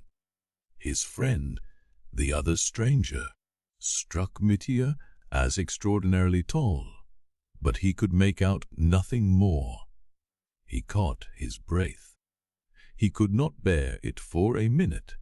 He put the pistol case on a chest, and with a throbbing heart he walked, feeling cold all over, straight into the blue room to face the company. Shrieked Grushenka, the first to notice him. Chapter 7. The first and rightful lover, with his long, rapid strides. Mitya walked straight up to the table. "Gentlemen," he said in a loud voice, almost shouting, yet stammering at every word. "I'm all right, don't be afraid," he exclaimed. "There's nothing the matter." He turned suddenly to Grushenka, who had shrunk back in her chair towards Karamazov, and clasped his hand tightly. "I'm coming too. I'm here till morning. Gentlemen, may I stay with you till morning? Only till morning, for the last time, in this same room." So he finished, turning to the fat little man, with the pipe, sitting on the sofa. The latter removed his pipe from his lips with dignity, and observed, severely, "Pani, we're here in private. There are other rooms." "Why, it's you, Dmitri Fyodorovich." "What do you mean?" answered Karamazov suddenly. "Sit down with us. How are you?" "Delighted to see you, dear and precious fellow. I always thought a lot of you." Mitya responded joyfully and eagerly, at once holding out his hand across the table. How tight you squeeze!" "You've quite broken my fingers," laughed Karamazov. "He always squeezes like that." "Always," Grushenka put in gaily, with a timid smile, seeming suddenly convinced from Mitya's face that he was not going to make a scene. She was watching him with intense curiosity and still some uneasiness. She was impressed by something about him, and indeed the last thing she expected of him was that he would come in and speak like this at such a moment. "Good evening," Maximov ventured blandly on the left. Mitya rushed up to him. "Too? Good evening. You're here too. How glad I am to find you here. Gentlemen." "Gentlemen, Ike." He addressed the Polish gentleman with the pipe again, evidently taking him for the most important person present. "I flew here. I wanted to spend my last day, my last hour in this room, in this very room, where I too adored my queen. Forgive me, Opanit," he cried wildly. I flew here and vowed, "Oh, don't be afraid, it's my last night. Let's drink to our good understanding." They'll bring the wine at once. I brought this with me. So something made him pull out his bundle of notes. Allow me, Pani! I want to have music, singing a revel, as we had before.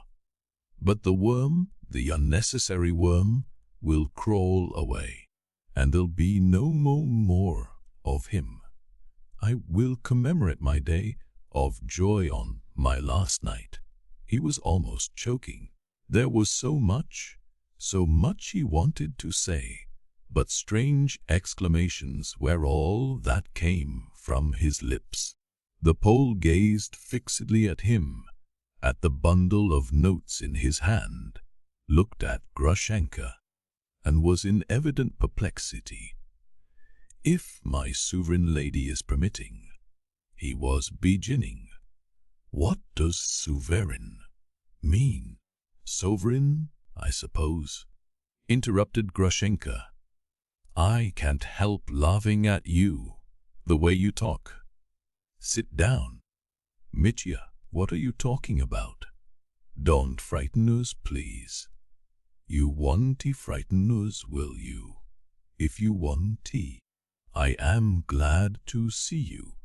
Me frighten you," cried Mitya, flinging up his hands. "Oh, pass me by. Go your way. I won't hinder you." And suddenly he surprised them all, and no doubt himself as well, by flinging himself on a chair and bursting into tears, turning his head away to the opposite wall, while his arms clasped the back of the chair tight, as though embracing it. Come, what a fellow you are!" cried Grushenka reproachfully. "That's just how he comes to see Meek. He begins talking, and I can't make out what he means. He cried like that once before, and now he's crying again. It's shameful. Why are you crying?" "I as though you had anything to cry for," she added enigmatically, emphasizing each word with some irritability. I'm not crying." "Well, good evening."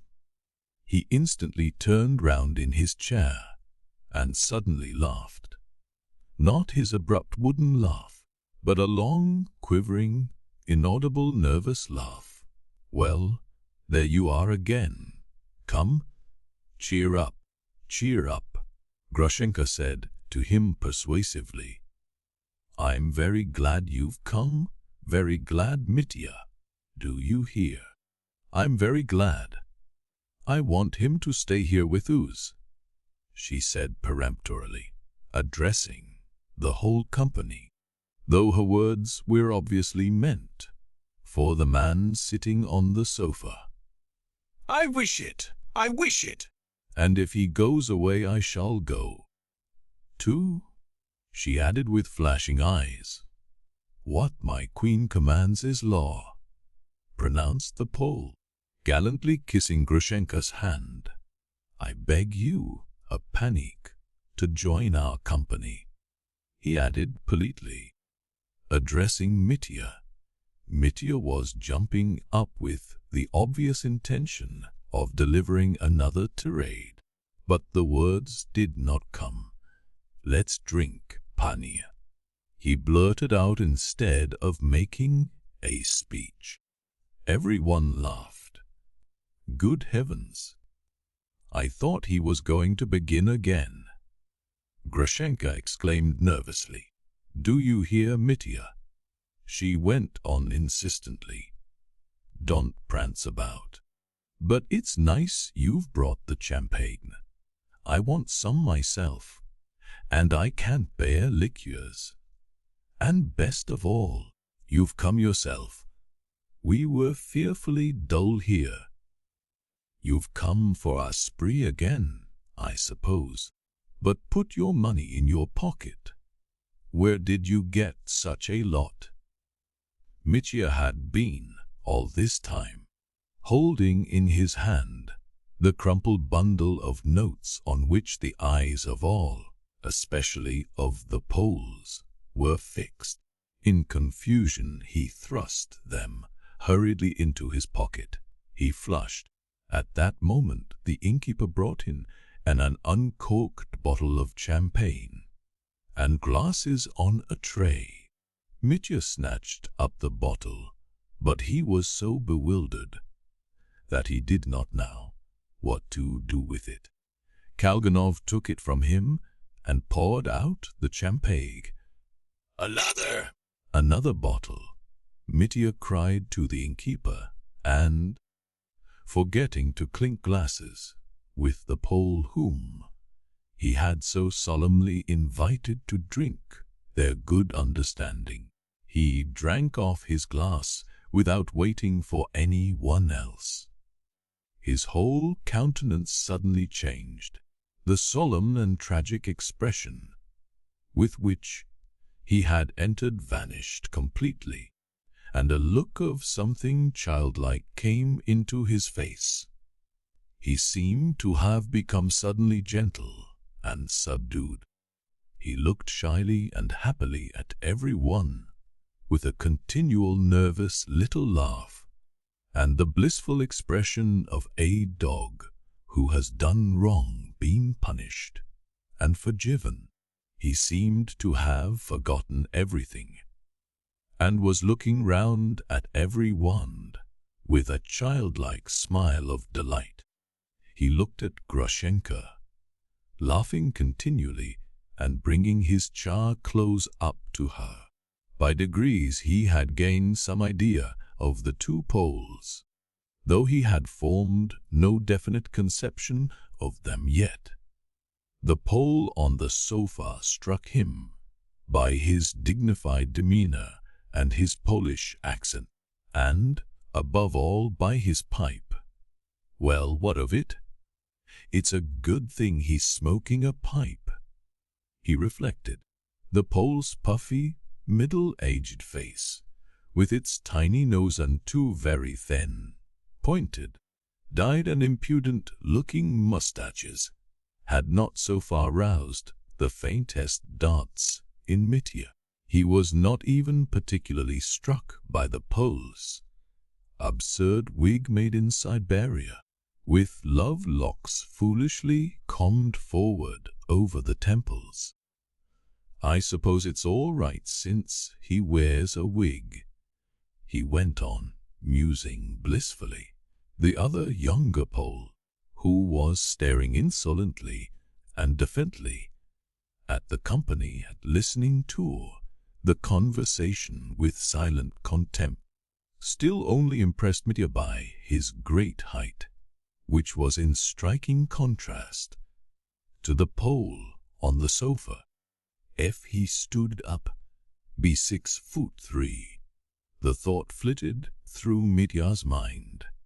It occurred to him, too, that this Pole must be the friend of the other, as it were, a bodyguard, and no doubt the big Pole was at the disposal of the little Pole with the pipe.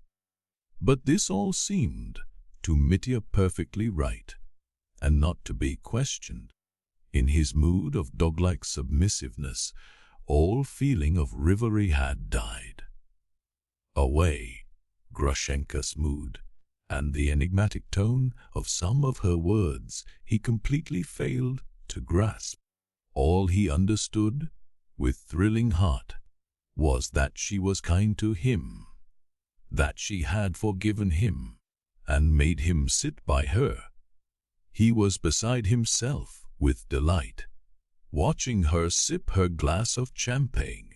The silence of the company seemed somehow to strike him, however, and he looked round at every one with expectant eyes.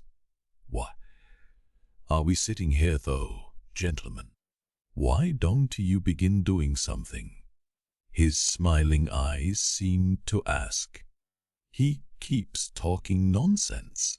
and we were all laughing. Kalganov began suddenly, as though divining his thought, and pointing to Maximov. Mitya immediately stared at Kalganov, and then at Maximov. "He's talking nonsense," he laughed, his short wooden laugh seeming suddenly delighted at something. "Yes. Would you believe it? He will have it that all our cavalry officers in the 20s married Polish women. That's awful rot." "Polish women," repeated Mitya, perfectly ecstatic. Kalganov was well aware of Mitya's attitude to Grushenka, and he guessed about the Pole, too. But that did not so much interest him, perhaps did not interest him at all. What he was interested in was Maximov. He had come here with Maximov by chance, and he met the Poles here at the inn for the first time in his life. Grushenka he knew before, and had once been with someone to see her, but she had not taken to him. But here she looked at him very affectionately.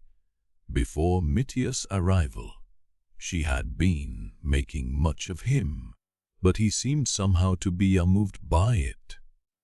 He was a boy not over 20, dressed like a dandy, with a very charming fair-skinned face and splendid thick, fair hair. From his fair face looked out beautiful pale blue eyes, with an intelligent and sometimes even deep expression. Beyond his age indeed, although the young man sometimes looked and talked quite like a child, and was not at all ashamed of it, even when he was aware of it himself. As a rule he was very willful, even capricious, though always friendly. Sometimes there was something fixed and obstinate in his expression. He would look at you and listen, seeming all the while to be persistently dreaming over something else. Often he was listless and lazy. At other times he would grow excited, sometimes, apparently, over the most trivial matters. Only imagine. I've been taking him about with me for the last 4 days," he went on, indolently drawling his words. "Quite naturally, thou, without the slightest affectation. Ever since your brother, do you remember, shoved him off the carriage and sent him flying. That made me take an interest in him at the time, and I took him into the country, but he keeps talking such rot. I'm ashamed to be with him. I'm taking him back. The gentleman has not seen Polish ladies, and says what is impossible," the Pole with the pipe observed to Maximov. He spoke Russian fairly well, much better, anyway, than he pretended. If he used Russian words, he always distorted them into a Polish form. "But I was married to a Polish lady myself," tittered Maximov. "But did you serve in the cavalry?" "You were talking about the cavalry. Were you a cavalry officer?" put in Kalganov at once. Was he a cavalry officer indeed? "Ha-ha!" cried Mitya, listening eagerly, and turning his inquiring eyes to each as he spoke, as though there were no knowing what he might hear from each. "No, you see," Maximov turned to him. "What I mean is that those pretty Polish ladies, when they danced the mazurka with our lands, when one of them dances a mazurka with a lan, she jumps on his knee like a kitten, a little white one, and the pan fan and to pand. Mother look and allow it. They allow. And next day the Alan comes and offers her his hand. That's how it is. Offers her his hand. Maximov ended, tittering. The old pan is a lejdak. The tall pole on the chair growled suddenly and crossed one leg over the other. Mitya's eye was caught by his huge greased boot, with its thick, dirty sole. The dress of Bowles looked rather greasy. Well, Now is a lajdak. what's he scolding about? Said Grushenka, suddenly vexed. Pani Agrippina, what the gentleman saw in Poland were servant girls, and not ladies of good birth. The Pole with the pipe observed to Grushenka. You can reckon on that. The tall Pole snapped contemptuously. What next? Let him talk. People talk. Why hinder them? It makes it cheerful. Grushenka said crossly. I'm not hindering them, thought Annie, said the Pole in the wig. With a long look at Grushenka and relapsing into dignified silence, he sucked his pipe again. No, no, the Polish gentleman spoke the truth. Kalganov got excited again, as though it were a question of vast import. He's never been in Poland, so how can he talk about it? I suppose you weren't married in Poland, were you? No, in the province of Smolensk. Only Aolan had brought her to Russia before that. My future wife, with her mamma and her aunt, and another female relation, with a grown-up son. He brought her straight from Poland and gave her up to me. He was a lieutenant in our regiment, a very nice young man. At first he meant to marry her himself, but he didn't marry her because she turned out to be lame. So you married a lame woman? Cried Kalganov. Yes. They both deceived me a little bit at the time and concealed it. I thought she was hopping. She kept hopping. I thought it was for fun. So pleased she was going to marry you, yelled Kalganov in a ringing, childish voice. Yes, so pleased. But it turned out to be quite a different cause. Afterwards, when we were married, after the wedding, that very evening she confessed, and very touchingly asked forgiveness. I once jumped over a puddle when I was a child, she said, and injured my leg. He. Kalganov went off into the most childish laughter, almost falling on the sofa. Grushenka too laughed. Mitya was at the pinnacle of happiness. Do you now? That's the truth. He's not lying now, exclaimed Kalganov, turning to Mitya. And do you now? He's been married twice. It's his first wife he's talking about. But his second wife, do you now, ran away, and is alive now? Is it possible? Said Mitya, turning quickly to Maximov with an expression of the utmost astonishment. Yes, she did run away. I've had that unpleasant experience, Maximov modestly assented, with a monsieurpa. And what was worse, she'd had all my little property transferred to her beforehand. You're an educated man, she said to me. You can always get your living. She settled my business with that. A venerable bishop once said to me, one of your wives was lame, but the other was too light-footed. Listen, cried Kalganov, bubbling over. If he's telling lies, and he often is, he's only doing it to amuse us all. There's no harm in that, is there? You know, I sometimes like him. He's awfully low, but it's natural to him, eh? Don't you think so? Some people are low from self-interest, but he's simply so from nature. Only fancy, he claims. He was arguing about it all the way yesterday. That Gogol wrote Dead Souls about him. Do you remember?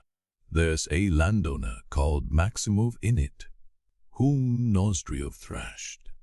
He was charged, do you remember, for inflicting bodily injury with rods on the landowner Maximov in a drunken condition. Would you believe it? He claims that he was that Maximov, and that he was beaten. Now can it be so? Chichikov made his journey, at the very latest, at the beginning of the 20s, so that the dates don't fit.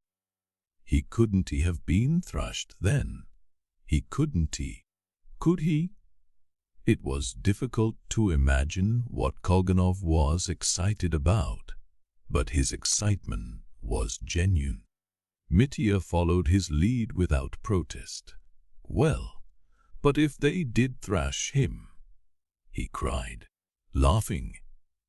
It's not that they thrashed me exactly, but put in Maximov.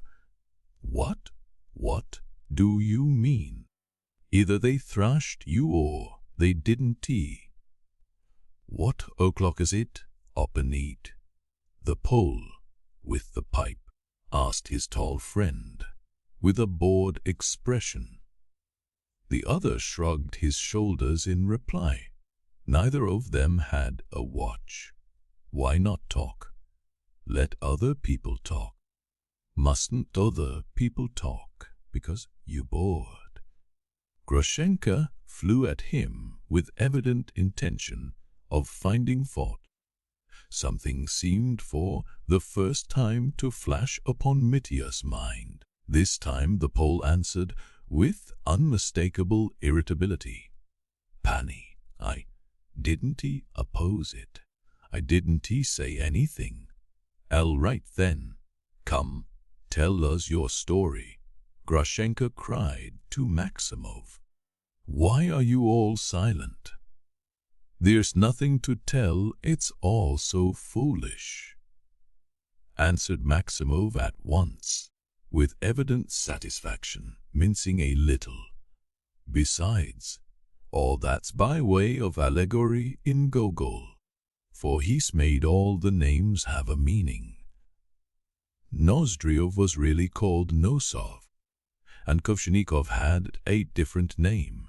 He was called Shakvanov. Fenardi really was called Fenardi, only he wasn't an Italian but a Russian, and Mamsel Fenardi was a pretty girl with her pretty little legs in tights.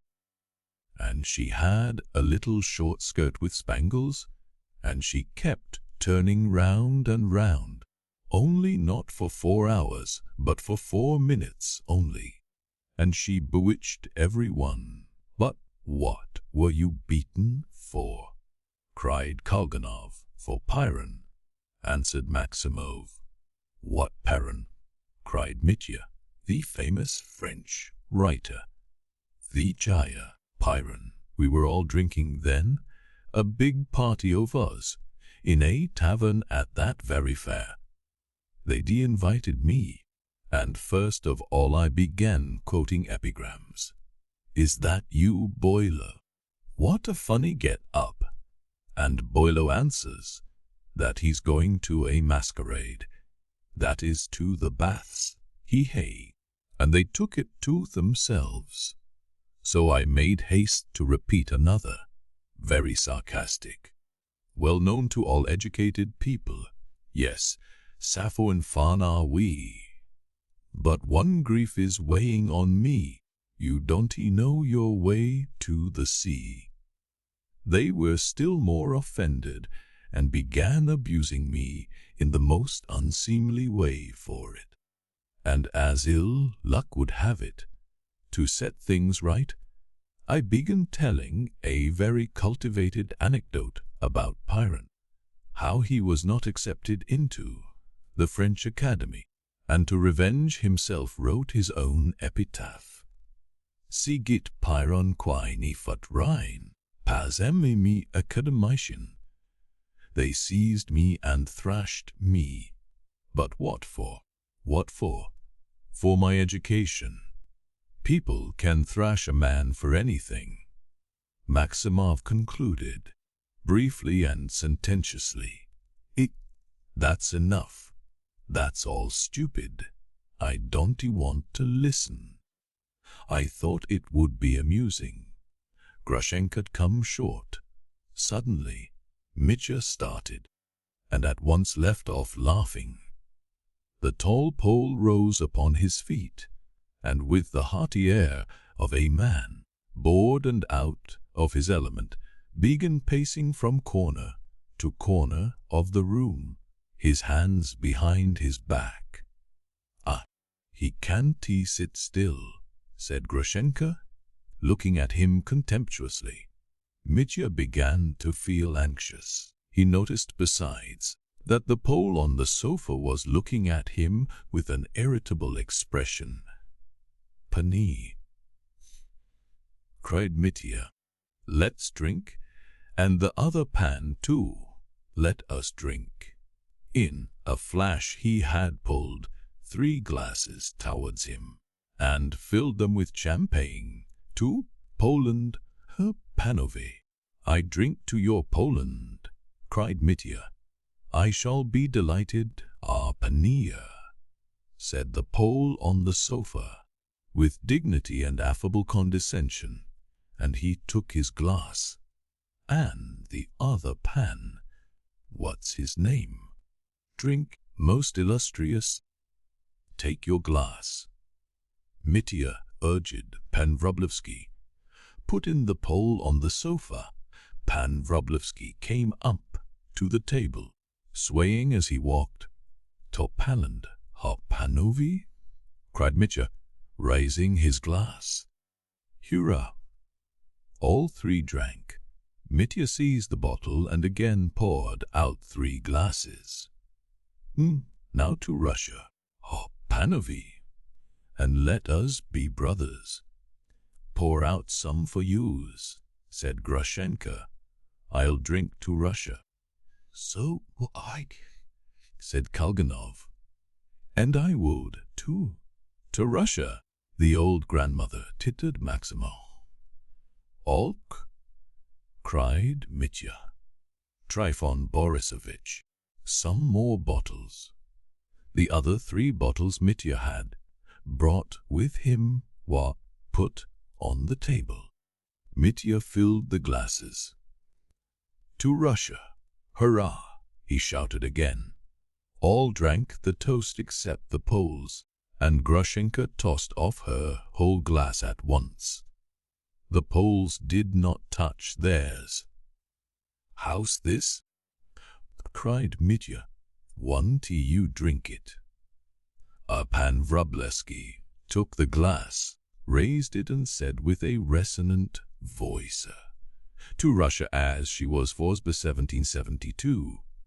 Come." "That's better," cried the other Pole, and they both emptied their glasses at once. "You're fools." "You Humpervy," broke suddenly from Mitya. "Pani," shouted both the Poles, menacingly, setting on Mitya like a couple of cocks. Pan Wróblewski was specially furious. Can one help loving one's own country? He shouted. "Be silent! Don't quarrel. I won't have any quarreling," cried Grushenka imperiously, and she stamped her foot on the floor. Her face glowed. Her eyes were shining. The effects of the glass she had just drunk apparent. Mitya was terribly alarmed. Panovie, forgive me. It was my fault, I'm sorry. Wroblewski, ta pani Wroblewski. I'm sorry. Hold your tongue. You, anyway. Sit down, you stupid. Grushenka scolded with angry annoyance. Everyone sat down. All were silent, looking at one another. Gentlemen, I was the cause of it all. Mitya began again, unable to make anything of Grushenka's words. Come, why are we sitting here? What shall we do to amuse ourselves again? It is certainly anything but amusing. Kalganov mumbled lazily. Let's play faro again, as we did just now. Maximov tittered suddenly. Faro. Splendid. Cried Mitya. If only the Panovie. It's light. Panovie. The Pole on the sofa responded, as it were unwillingly. That's true, assented Pan Wroblewski. Light. What do you mean by light? Asked Grushenka. Late? A pani. A late hour, I mean. The Pole on the sofa explained. It is always late with them. They can never do anything. Grushenka almost shrieked in her anger. They're dull themselves, so they want others to be dull. Before you came, Mitya, they were just as silent and kept turning up their noses at me. My goddess, cried the Pole on the sofa. I see you not well disposed to me. That's why I'm gloomy. I'm ready. A penny, added he, addressing Mitya. Begin a penny. Mitya assented, pulling his notes out of his pocket and laying 200 ruble notes on the table. I want to lose a lot to you. Take your cards. Make the bank. We'll have cards from the landlord. A penny, said the little Pole, gravely and emphatically. That's much the best way, chimed in Pan Wroblewski. From the landlord. Very good, I understand. Let's get them from him. Cards. Mitya shouted to the landlord. The landlord in a new Noppen pack and informed Mitya that the girls were getting ready and that the Jews with the symbols would most likely be here soon. But the cart with the provisions had not yet arrived.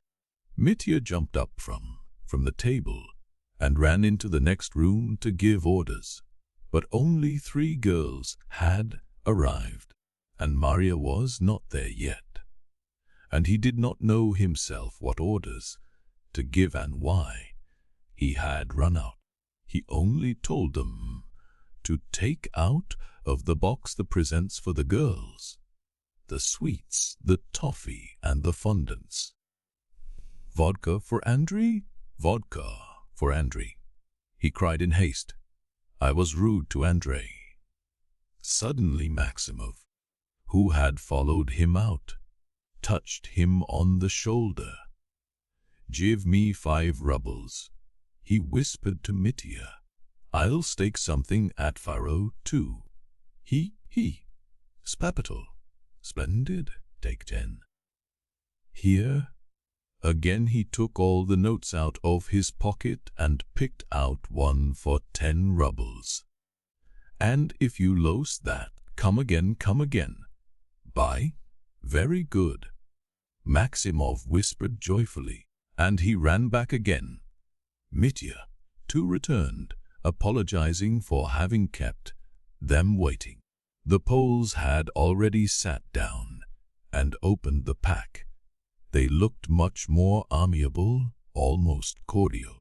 The Pole on the sofa had lighted another pipe and was preparing to throw. He wore an air of solemnity. To your places, gentlemen, cried Pan Wróblewski. No, I'm not going to play any more, observed Kalganov. I've lost 50 rubles to him just now. The Pan had no luck. Perhaps he'll be lucky this time. The Pole on the sofa observed in his direction. How much in the bank to correspond? Asked Mitya. That's according a penny. Maybe 100, maybe 200. As much as you will stake. 1,000,000, laughed Mitya. The Pan captain has heard of Pan Podvysotsky. Perhaps. What Podvysotsky? In Warsaw there was a bank, and anyone comes and stakes against it. Podvysotsky comes, sees 1,000 gold pieces, stakes against the bank. The banker says, Panie Podvysotsky, are you laying down the gold, or must we trust to your honor? To my honor? Panie, says Podvysotsky. So much the better. The banker throws the dice. Podvysotsky wins. Take it, Karpenie, says the banker, and pulling out the drawer, he gives him 1,000,000. Take it, Karpenie, this is your gain. There was 1,000,000 in the bank. I didn't know that, says Podvysotsky. Panie Podvysotsky, said the banker. You pledged your honor, and we pledged ours. Podvysotsky took the 1,000,000. That's not true, said Kalganov. Panie Kalganov. In gentlemanly society, one doesn't such things. As if a Polish gambler would give away 1,000,000, cried Mitya, but checked himself at once. Forgive me, Penny, it's my fault again. He would give away 1,000,000. For honor, for Polish honor. You see how I talk Polish? Ha ha. Here I stake 10 rubles, the knave leads. And I put a ruble on the queen of hearts, the pretty little Panienochka. He, laughed Maximov, pulling out his queen, and as though trying to conceal it from everyone, he moved right up and crossed himself, hurriedly under the table. Mitya won. The ruble won. 2 a corner, cried Mitya. I'll bet another ruble. A single stake. Maximov muttered gleefully, hugely delighted at having won a ruble. Lost, shouted Mitya. A double on the 7. The 7 too was trumped. Stop, cried Kalganov suddenly. Double. Mitya doubled his stakes, and each time he doubled the stake, the card he doubled was trumped by the Poles. The ruble stakes kept winning. On the double, shouted Mitya furiously. You've lost 200. Will you stake another 100? The Pole on the sofa inquired. What? Lost 200 already? Then another 200, all doubles. And pulling his money out of his pocket, Mitya was about to fling 200 rubles on the queen, but Kalganov covered it with his hand. That's enough, he shouted in his ringing voice. What's the matter? Mitya stared at him. That's enough. I don't want you to play any more, don't he? Why? Because I don't. Hang it. Come away. That's why. I won't let you go on playing. Mitya gazed at him in astonishment. Give it up, Mitya. He may be right. You've lost a lot as it is, said Grushenka, with a curious note in her voice. Both the Poles rose from their seats with a deeply offended air. "Are you joking?" said the short man, looking severely at Kalganov. "How dare you?" Pan Wróblewski, too, growled at Kalganov. "Don't he dare to shout like that?" cried Grushenka. "Ah, you turkey cocks!" Mitya looked at each of them in turn, but something in Grushenka's face suddenly struck him, and at the same instant something new flashed into his mind. A strange new thought. Pani Agrippina. The little Pole was beginning, crimson with anger, when Mitya suddenly went up to him and slapped him on the shoulder. "Most illustrious. 2 words with you. What do you want?" "In the next room. I've 2 words to say to you. Something pleasant. Very pleasant. You'll be glad to hear it." The little Pan was taken aback and looked apprehensively at Mitya. He agreed at once, however, on condition that Pan Wróblewski went with them. "The bodyguard. Let him come. And I want him too. I must have him," cried Mitya. "March up, Panovi." "Where are you going?" asked Grushenka anxiously. "We'll be back in 1 moment," answered Mitya.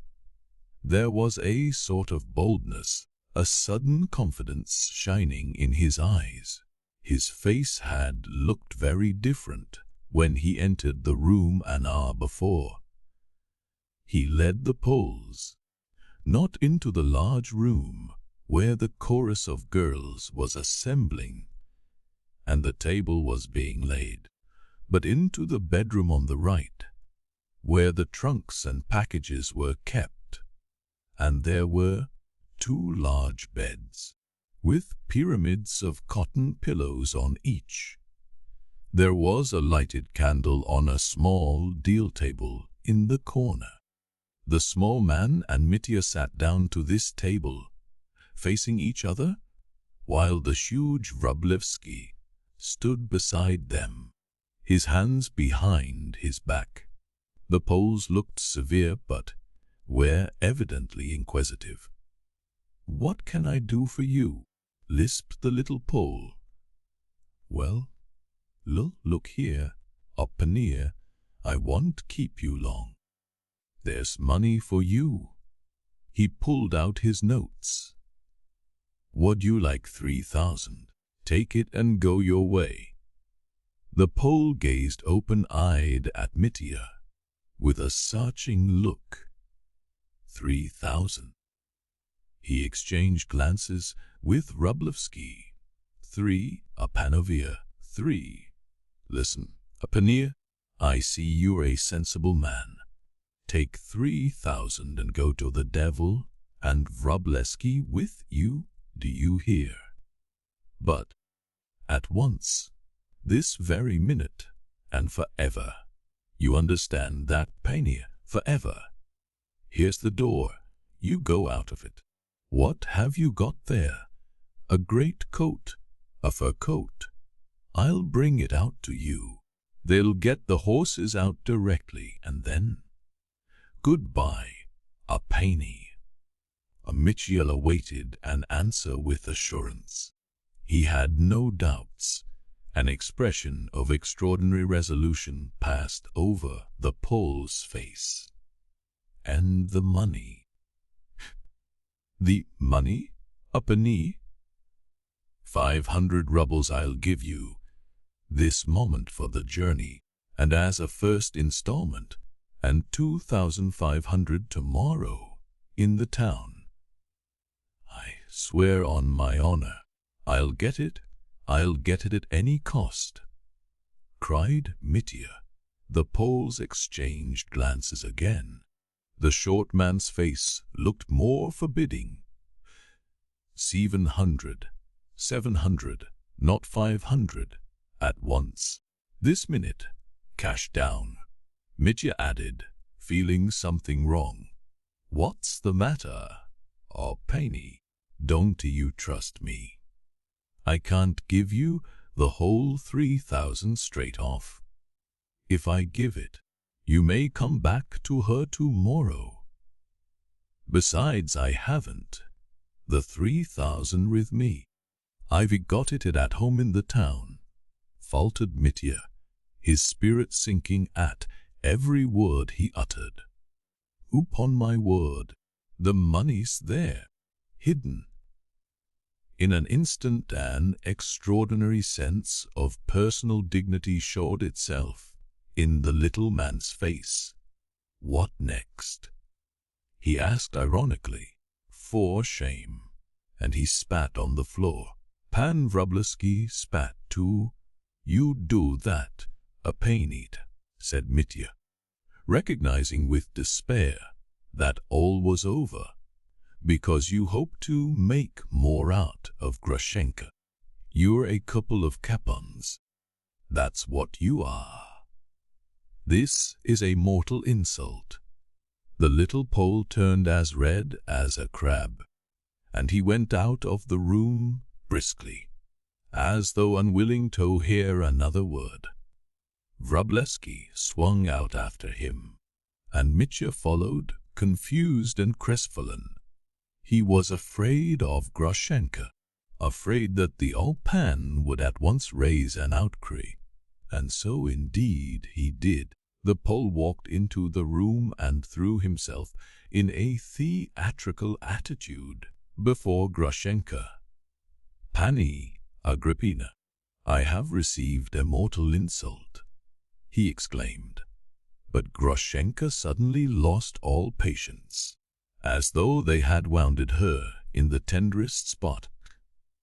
"Speak Russian, speak Russian," she cried. "Not another word of Polish. You used to talk Russian. You can't have forgotten it in 5 years. She was red with passion. "Pani Agrippina, my name's Agrafena Grushenka. Speak Russian or I want to listen." The Pole gasped with offended dignity, and quickly and pompously delivered himself in broken Russian. "Asa Pani Agrafena, I came here to forget the past and forgive it, to forget all that has happened till today." "Forgive? Came here to forgive me?" Grushenka cut him short, jumping up from her seat. "Just so, Pani. I'm not pusillanimous, I'm magnanimous. But I was astounded when I saw your lovers. Pan Mitya offered me 3,000 in the other room to depart. I spat in the Pan's face. "What? He offered you money for me?" cried Grushenka hysterically. "Is it true, Mitya? How dare you? Am I for sale?" "Penny, Penny," yelled Mitya. "She's pure and shining, and I have never been her lover. That's a lie. How dare you defend me to him?" shrieked Grushenka. "It wasn't he virtue kept me pure, and it wasn't he that I was afraid of Kuzma, but that I might hold up my head when I met him and tell him he's a scoundrel, and he did actually refuse the money. He took it, cried Mitya, only he wanted to get the whole 3,000 at once, and I could only give him 700 straight off. I see, he heard I had money, and came here to marry Min." "Pani Agrippina," cried the little Pole, "I'm a knight. I am nobleman and not a lad duck. I came to make you my wife, and I find you a different woman, perverse and shameless. Oh, go back where you came from. I'll tell them to turn you out, and you'll be turned out," cried Grushenka, furious. "I've been a fool, to have been miserable these 5 years, and it wasn't tea for his sake. It was my anger made me miserable, and this isn't tea he at all. Was he like this? It might be his father. Where did you get your wig from? He was a falcon, but this is a gander. He used to laugh and sing to me, and I've been crying for 5 years. Damned fool, abject, shameless I was." She sank back in her low chair and hid her face in her hands. At that instant, the chorus of Mokro began singing in the room on the left. A rollicking dance song. Regular Sodom. Wróblewski roared suddenly. "Landlord, send the shameless hussies away." The landlord, who had been for some time past inquisitively peeping in at the door, hearing shouts and guessing that his guests were quarreling, at once entered the room. "What are you shouting for? Do you want to split your throat?" he said, addressing Wróblewski with surprising rudeness. "Animal," bellowed Pan Wróblewski. "Animal? And what sort of cards were you playing with just now? I gave you a pack and you hid it. You played with marked cards. I could send you to Siberia for playing with false cards. Do you know that? For it's just the same as false banknotes." And going up to the sofa, he thrust his fingers between the sofa back and the cushion and pulled out an unopened pack of cards. "Here's my pack unopened." He held it up and showed it to all in the room. From where I stood I saw him slip my pack away and put his in place of it, and not a gentleman. "And I twice saw the pan change a card," cried Kalganov. "How shameful, how shameful," exclaimed Grushenka, clasping her hands and blushing for genuine shame. "Good Lord, he's come to that." "I thought so too," said Mitya.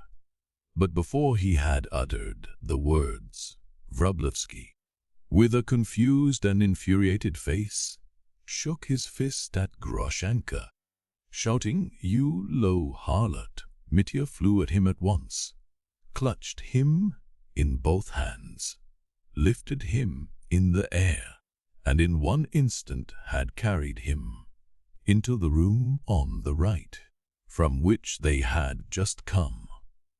"I've laid him on the floor, there," he announced, returning at once, gasping with excitement.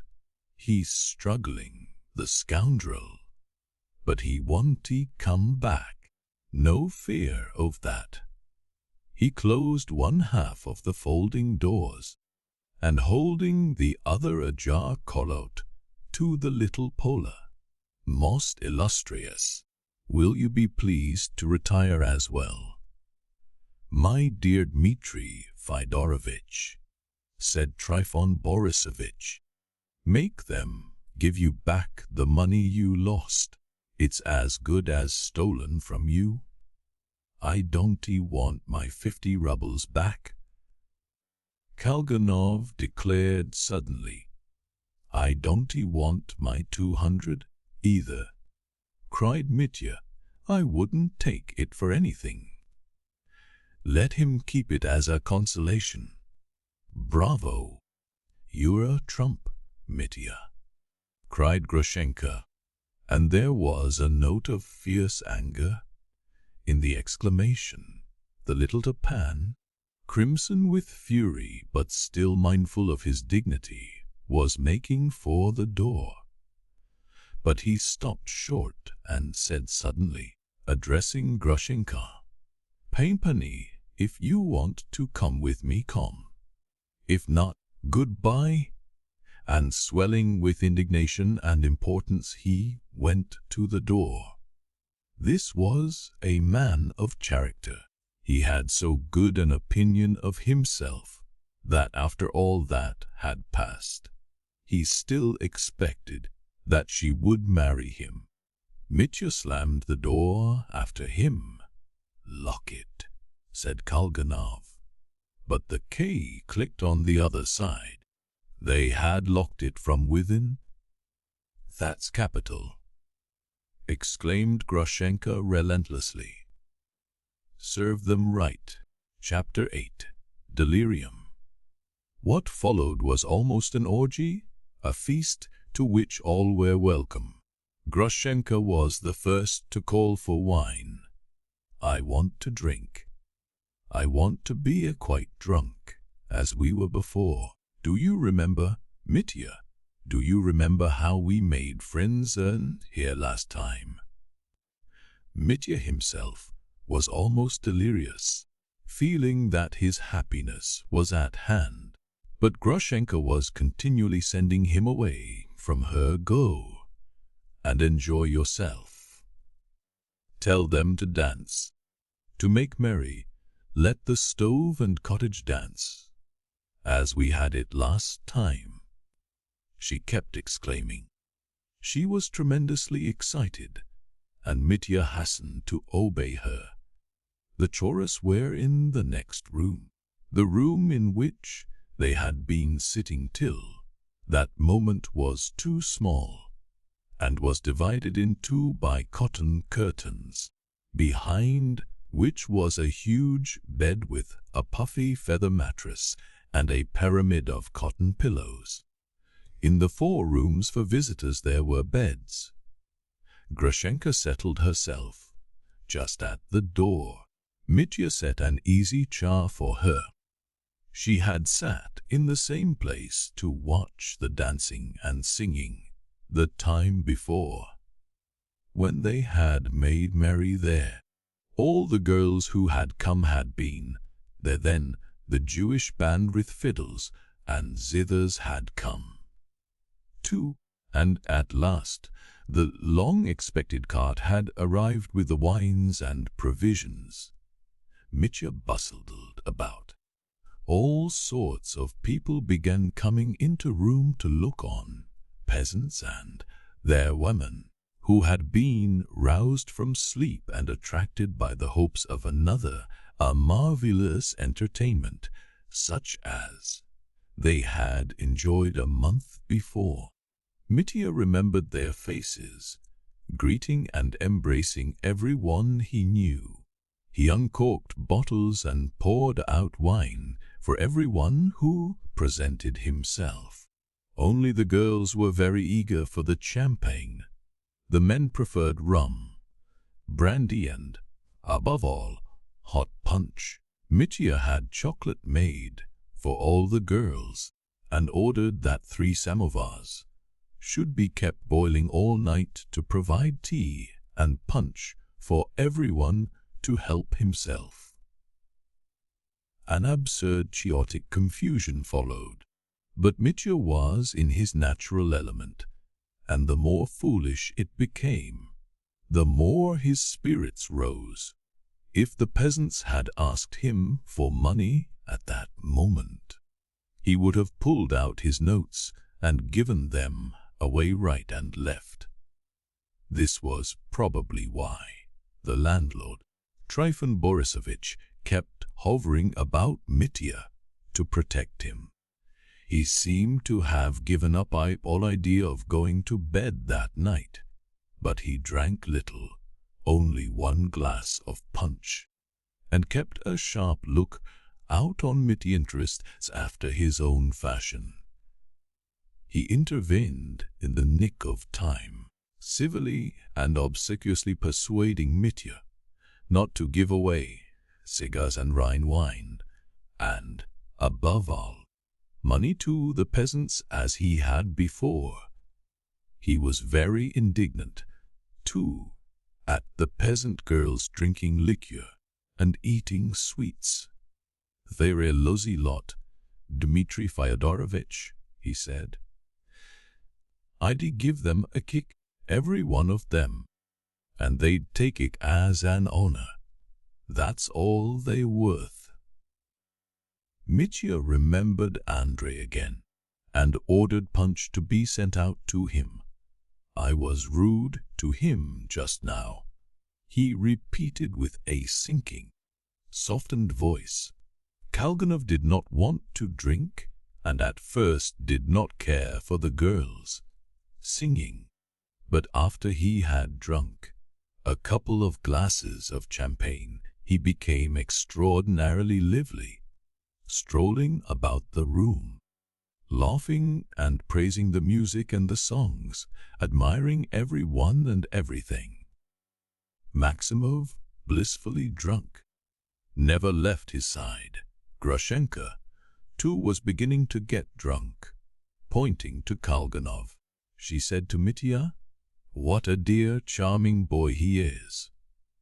And Mitya, delighted, ran to kiss Kalganov and Maximov. "Oh, great were his hopes."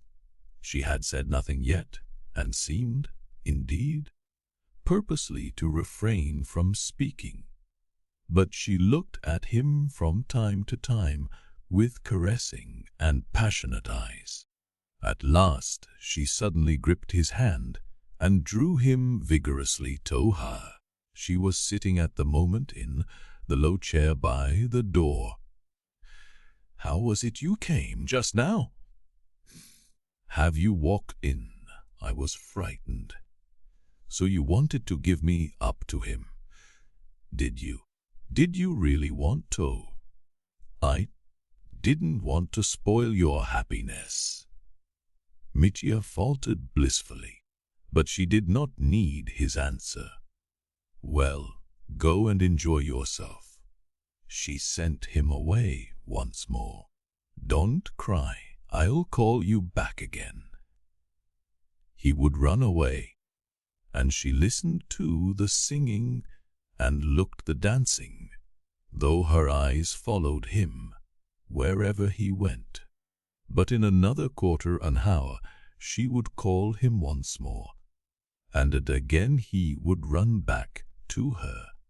"Come, sit beside me. Tell me, how did you hear about me and my coming here yesterday?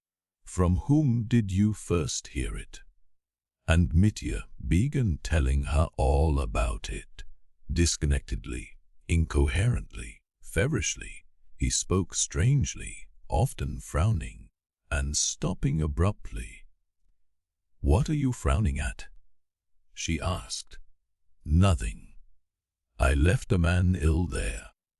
I'd give 10 years of my life for him to get well. To now he was all right. Well, never mind him. If he's ill. So you meant to shoot yourself tomorrow? What a silly boy. What for? I like such reckless fellows as you," she lisped, with a rather halting tongue. "So you would go any length for me, eh? Did you really mean to shoot yourself tomorrow, you stupid? No, wait a little. Tomorrow I may have something to say to you. I want to say it today. But tomorrow, you'd like it to be today.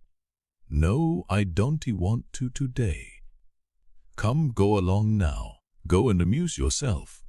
Once, however, she called him, as it were, puzzled and uneasy. "Why are you sad? I see you're sad." "Yes, I see it," she added, looking intently into his eyes. "Though you keep kissing the peasants and shouting, I see something." "No, be merry." "I'm merry, you be merry. Too, I love somebody here. Guess who it is? Ah, look, my boy has fallen asleep. Poor dear, he's drunk." She meant Kalganov. He was, in fact, drunk and had dropped asleep for a moment, sitting on the sofa. But he was not merely drowsy from drink. He felt suddenly dejected, or, as he said, bored. He was intensely depressed by the girls' songs, which, as the drinking went on, gradually became coarse and more reckless, and the dances were as bad. Two girls dressed up as bears, and a lively girl called Stepanida, with a stick in her hand, acted the part of keeper and began to shout them, "Look alive, Maria, or you'll get the stick."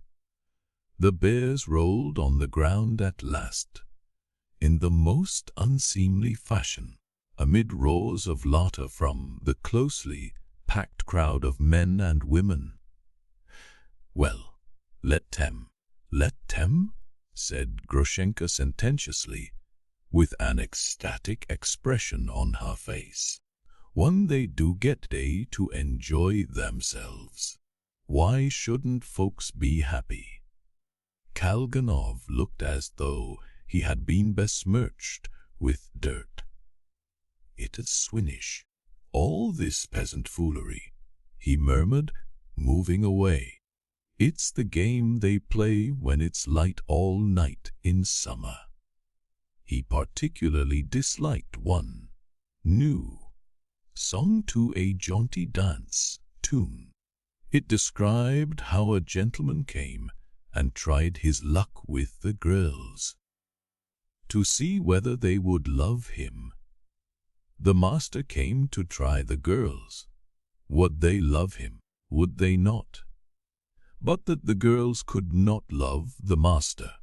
He would beat me cruelly, and such love won't do for me.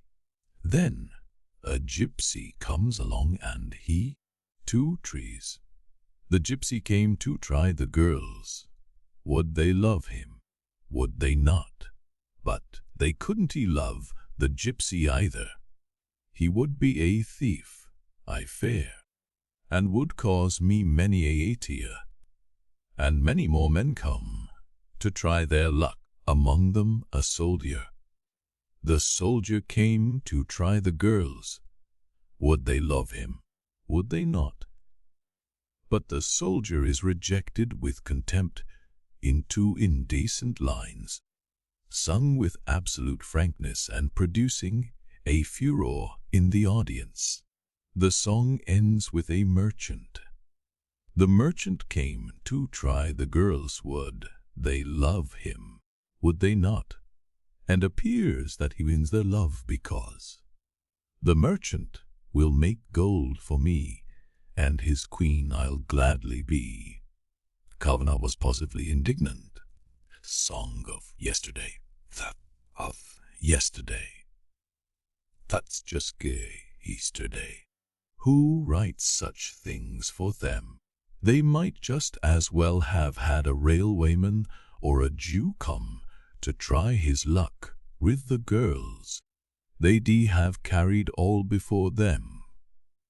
And, almost as though it were a personal affront, he declared, on the spot, that he was bored, sat down on the sofa, and immediately fell asleep. His pretty little face looked rather pale as it fell back on the sofa cushion. "Look how pretty he is," said Grushenka, taking Mitya up to him. "I was combing his hair just now, his hair flax, and so thick." And, bending over him tenderly, she kissed his forehead. Kalganov instantly opened his eyes, looked at her, stirred up, and with the most anxious air inquired where was Maximov. "So that's who it is you want?" Grushenka laughed. "Stay with me a minute, Mitya. Run and find his Maximov."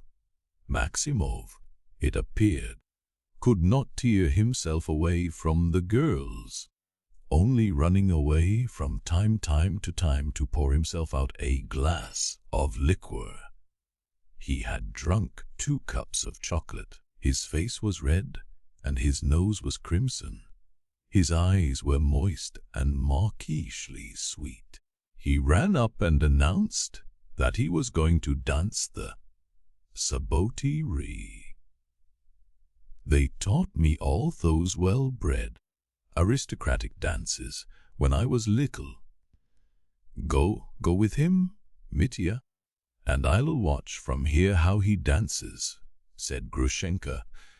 No, I'm coming to look on, too, exclaimed Kalganov, brushing aside him most nigh. VIII Grushenka's offer to sit with him. They all went to look on. Maximov danced his dance, but it roused no great admiration in any one but Mitya. It consisted of nothing but skipping and hopping, kicking up the feet, and at every skip Maximov slapped the upturned sole of his foot. Kalganov did not like it at all, but Mitya kissed the dancer. Thanks.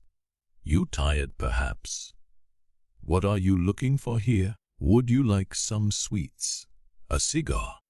A cigarette? Don't you want a drink? I'll just have a liqueur.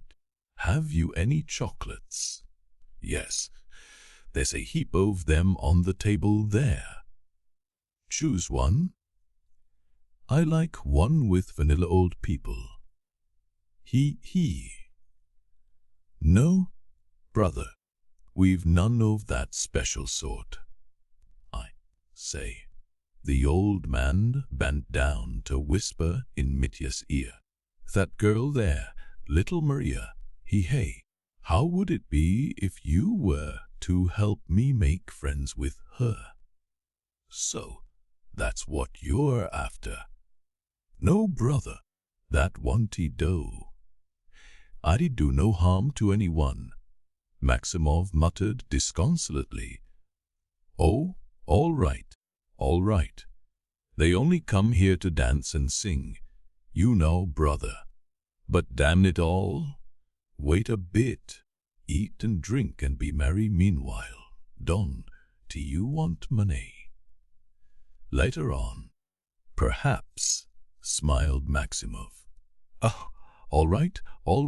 Mitya's head was burning. He went outside to the wooden balcony which ran round the whole building on the inner side, overlooking the courtyard. The fresh air revived him. He stood alone in a dark corner, and suddenly clutched his head in both hands. His scattered thoughts chained together. His sensations blended into a whole, and threw a sudden light into his mind. A fearful and terrible light. If I'm to shoot myself, why not now? Passed through his mind. Why not go for the pistols? Bring them here, and here, in this dark, dirty corner, make an end. Almost a minute he stood, undecided. A few hours earlier, when he had been dashing here, he was pursued by disgrace, by the theft he had committed. That blood, but yet it was easier for him then. Then everything was over. He had lost her, given her up. She was gone, for him. Oh, then his death sentence had been easier for him. At least it had seemed necessary, inevitable, for what had he to stay on earth for? But now, was it the same as then? Now one phantom, one terror at least was at an end. That first, rightful lover, that fateful figure had vanished, leaving no trace. The terrible phantom had turned into something so small, so comic. It had been carried into the bedroom and locked in. It would never return. She was ashamed, and from her eyes he could see now whom she loved. Now he had everything to make life happy, but he could not go on living. He could not. Oh, damnation! Oh, God! Restore to life the man I'd knocked down at the fence. Let this fearful cup pass from me. Lord, thou hast wrought miracles for such sinners as me. But what if the old man shall live? Oh, then the shame of the other disgrace I would wipe away. I would restore the stolen money. I'd give it back. I'd get it somehow. No trace of that shame will remain except in my heart forever. But no. Oh, impossible cowardly dreams? Oh, damnation. Yet there was a ray of light and hope in his darkness. He jumped up and ran back to the room. To her, his queen forever. Was not one moment of her worth all? The rest of life, even in the agonies of disgrace? This wild question clutched at his heart.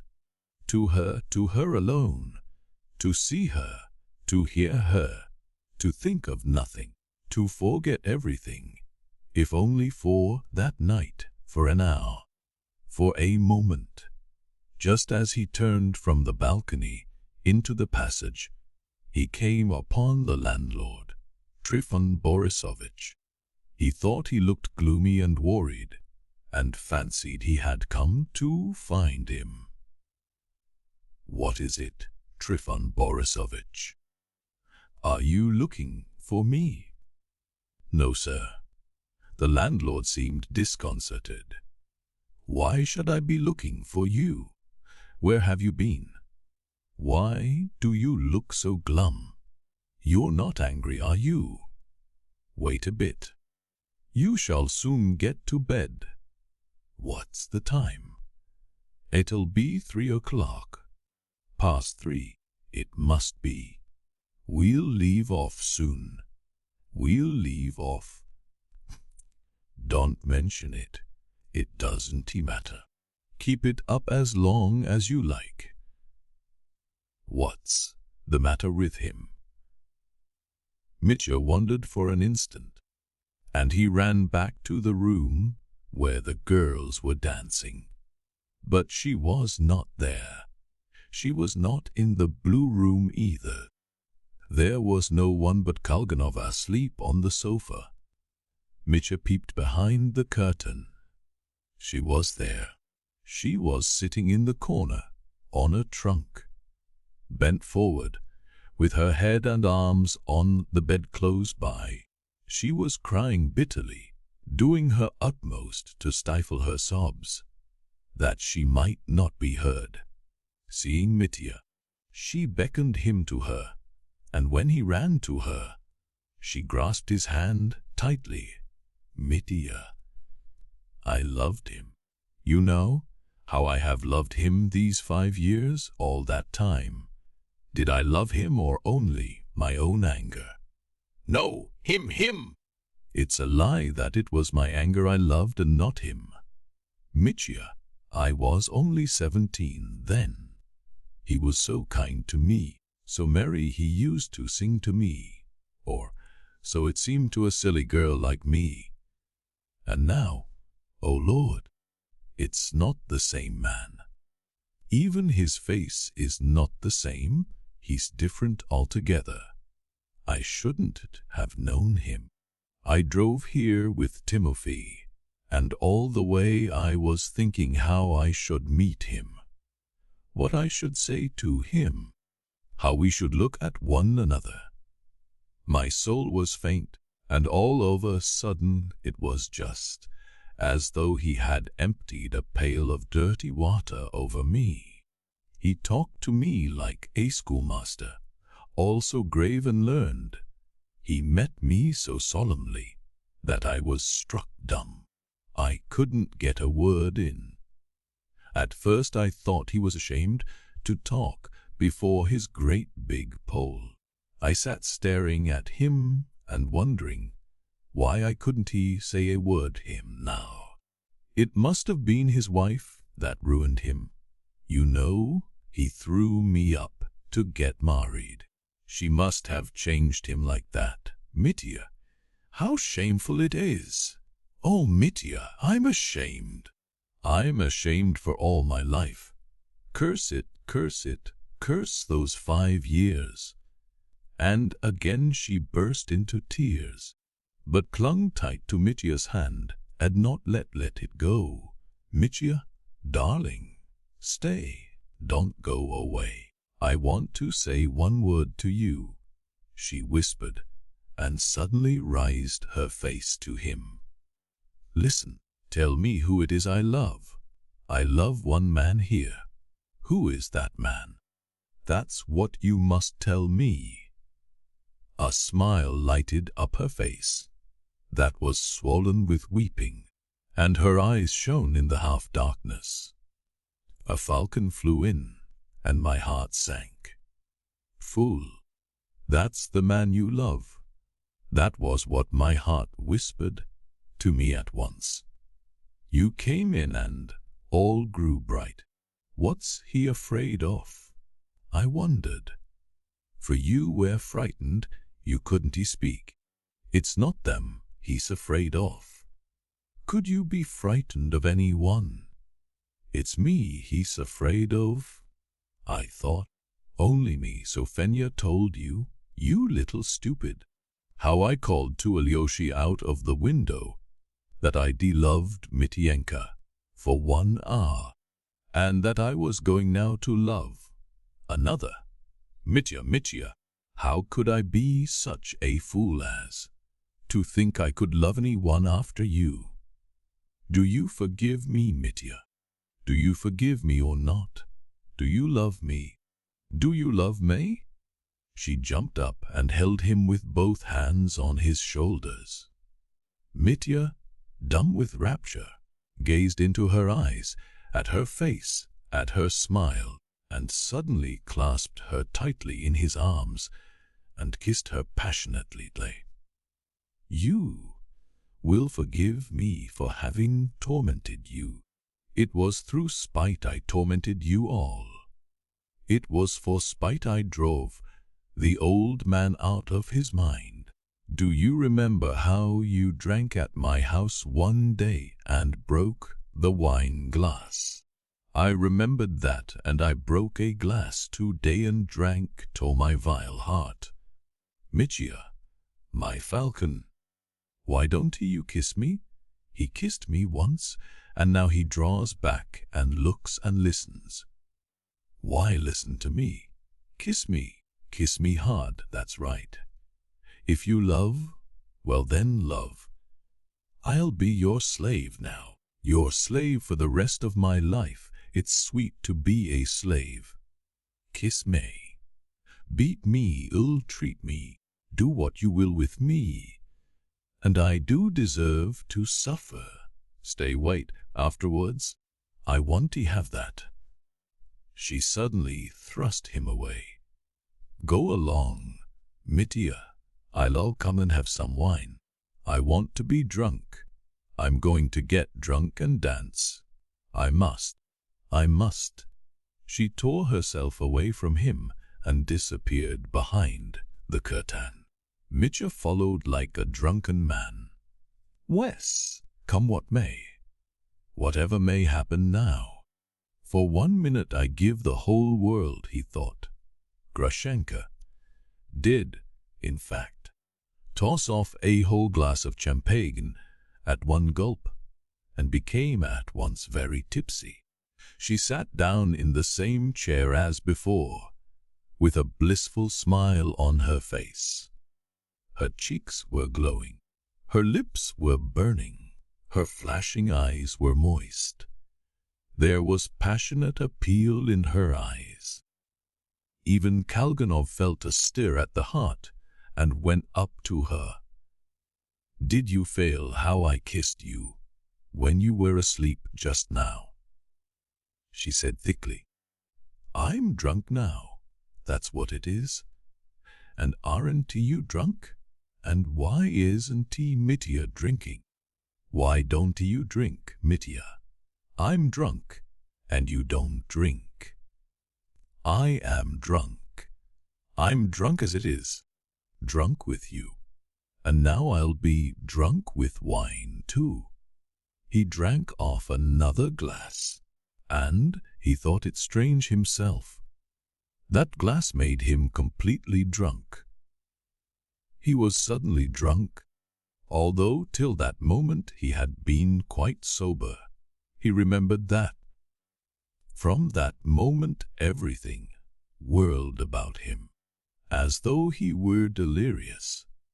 He walked, laughed, talked to everybody, without knowing what he was doing.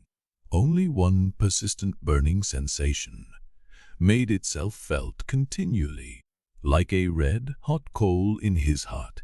He said afterwards, he went up to her, sat beside her, gazed at her, listened to her. She became very talkative, kept calling everyone to her, and beckoned to different girls out of the chorus. When the girl came up, she either kissed her or made the sign of the cross over her. In another minute, she might have cried. She was greatly amused by the little old man, as she called Maximov. He ran up every minute to kiss her hands, each little finger, and finally he danced another dance to an old song, which he sang himself. He danced with special vigor to the refrain. The little pig says, umph, umph. The little calf says, moo, moo. The little duck says, quack. The little goose says, ja, guy. The hen goes strutting through the porch, true-roo-roo-roo. She, lel say, true-roo-roo-roo-roo. He'll say, give him something, Mitya, said Grushenka. Give him a present. He's poor, you know. Ah? The poor, the insulted. Do you know, Mitya, I shall go into a nunnery. No, I really shall one day. Alyosha said something to me today that I shall remember all my life. Yes. But today let us dance. Tomorrow to the nunnery, but today we'll dance. I want to play today, good people, and what of it? God will forgive us. If I were God, I'd forgive everyone. My dear sinners, from this day forth I forgive you. I'm going to beg forgiveness. Forgive me, good people. A silly wench. I'm a beast, that's what I am. But I want to pray. I gave a little onion. Wicked as I've been, I want to pray. Mitya, let them dance, don't stop them. Everyone in the world is good. Everyone. Even the worst of them.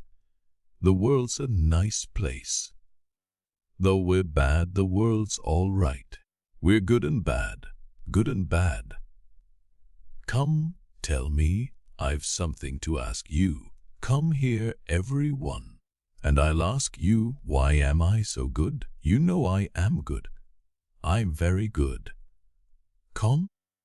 Why am I so good?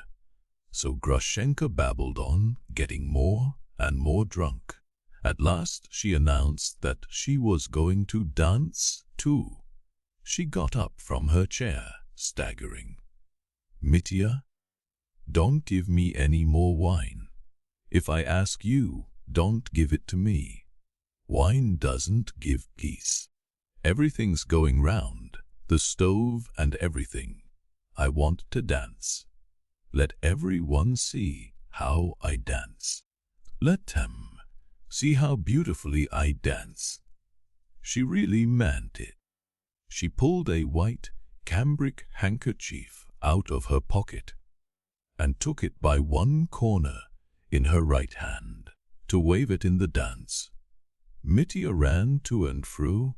The girls were quiet and got ready to break into dancing song at the first signal.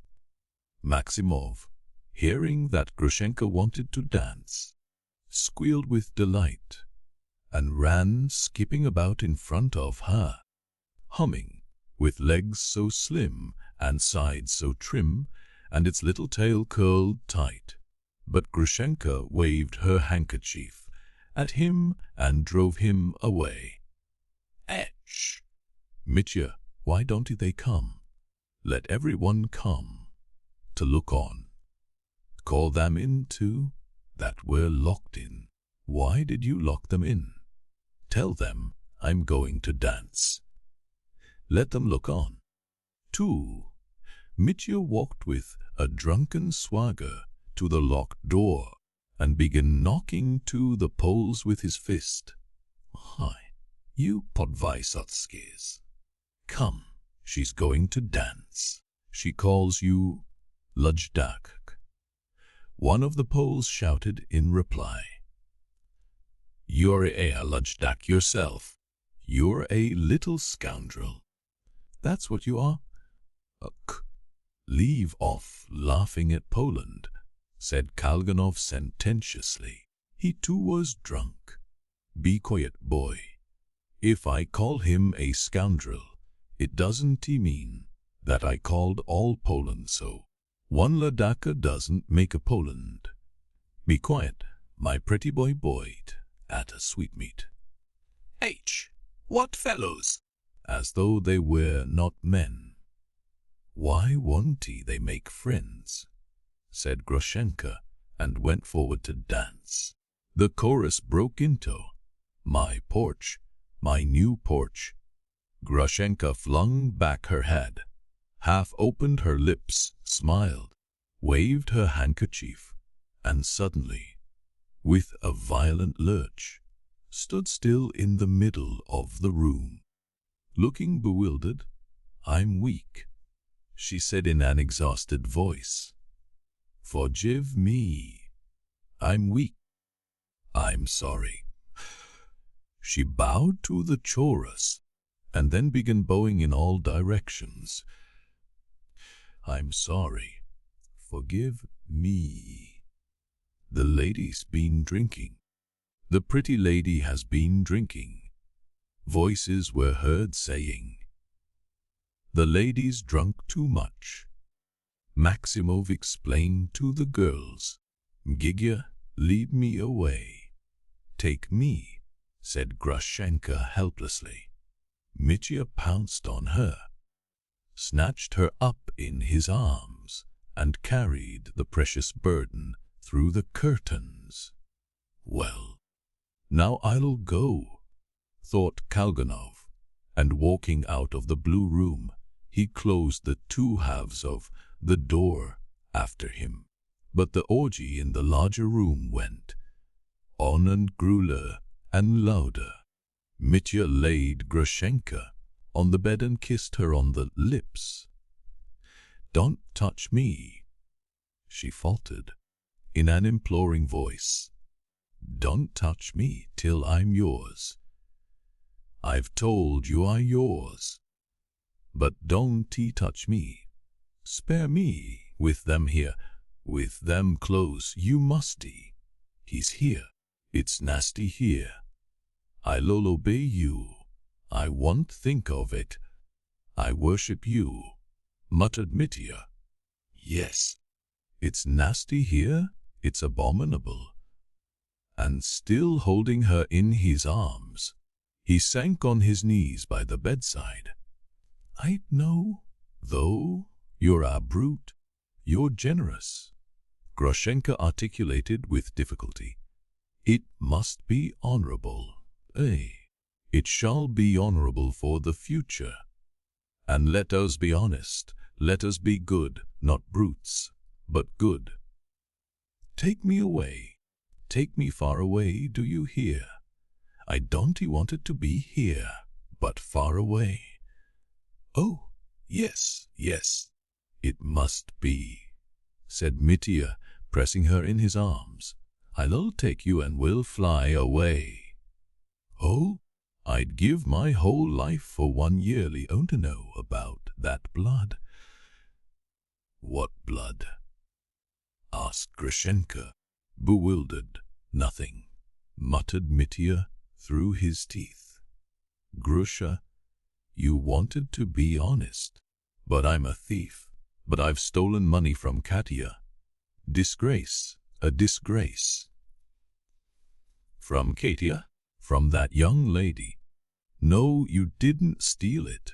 Give it her back. Take it from me. Why make a fuss?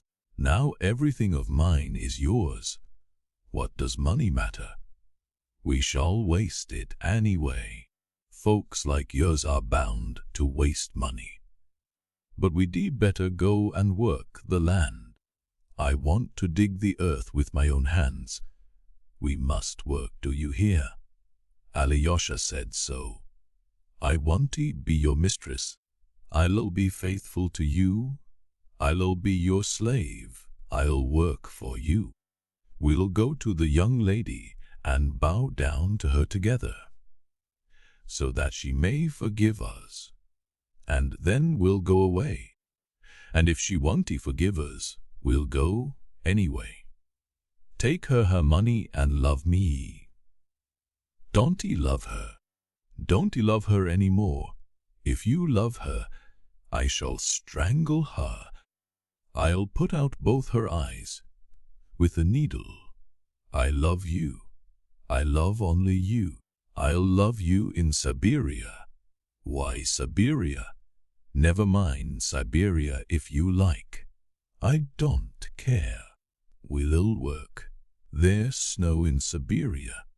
I love driving in the snow. And must have bells. Do you hear? There's a bell ringing. Where is that bell ringing? There are people coming. Now it's stopped. She closed her eyes, exhausted, and suddenly fell asleep for an instant. There had certainly been the sound of a bell in the distance, but the ringing had ceased. Mitya let his head sink on her breast. He did not notice that the bell had ceased ringing, nor did he notice that the songs had ceased, and that instead of singing and drunken clamor, there was absolute stillness in the house. Grushenka opened her eyes. What's the matter? Was I asleep? Yes, a bell. I've been asleep and dreamed I was driving over the snow with bells, and I dozed. I was with someone I loved, and far, far away, I was holding you and kissing you, nestling close to you. I was cold, and the snow glistened. You know how the snow glistens at night when the moon shines. It was as though I was not on earth. I woke up, and my dear one is close to me. How sweet that is! Close to you, murmured Mitya, kissing her dress, her bosom, her hands. And suddenly he had a strange fancy. It seemed to him she was looking straight before her, not at him, not into his face, but over his head, with an intent, almost uncanny fixity. An expression of wonder, almost of alarm, came suddenly into her face. Mitya, who is that looking at us? She whispered. Mitya turned and saw that someone had, in fact, parted the curtains and seemed to be watching them. And not one person alone, it seemed. He jumped up and walked quickly to the intruder. Here, come to us. Come here, said a voice, speaking not loudly, but firmly and peremptorily. Mitya passed to the other side of the curtain and stood stock still. The room was filled with people, but not those who had been there before. An instantaneous shiver ran down his back, and he shuddered. He recognized all those people instantly. That tall, stout old man in the overcoat and forage cap with a cockade was the police captain Mihail Makarovich, and that consumptive-looking, trim dandy Who always has such polished boots? That was Deputy Prosecutor. He has a chronometer worth 400 rubles. He showed it to May. And that small young man in spectacles. Mitya forgot his surname, though he knew him, had seen him. He was the investigating lawyer from the School of Jurisprudence, who had only lately come to the town. And this man, the inspector of police, Mavrikyevich, a man he knew well. And those fellows with the brass plates on, why are they here? And those other two peasants. And there at the door Kalganov with Trifon Borisovich. Gentlemen. What's this for? Gentlemen, began Mitya, but suddenly, as though beside himself, not knowing what he was doing, he cried aloud, at the top of his voice, I understand. The young man in spectacles moved forward suddenly, and stepping up to Mitya, began with dignity, though hurriedly. We have to make. In brief, I beg you to come this way, to the sofa. It is absolutely imperative that you should give an explanation. But the old man, cried Mitya frantically. The old man and his blood. I understand. And he sank, almost fell, on a chair close by, as though he had been mown down by a scythe. You understand. He understands it. Monster and parasite. Your father's blood cries out against you. The old captain of police roared suddenly, stepping up to Mitya. He was beside himself, crimson in the face and quivering all over. It is impossible, cried the small young man. Mihail Makarovich, this won't do. I beg you'll allow me to speak. I should never have expected such behavior from you. This is delirium, gentlemen, raving delirium, cried the captain of police. Look at him drunk, at this time of night, in the company of a disreputable woman, with the blood of his father on his hands. It's delirium. I beg you most earnestly, dear Mihail Makarovich, to restrain your feelings, the prosecutor said in a rapid whisper to the old police captain, or I shall be forced to resort to. But the little lawyer did not allow him to finish.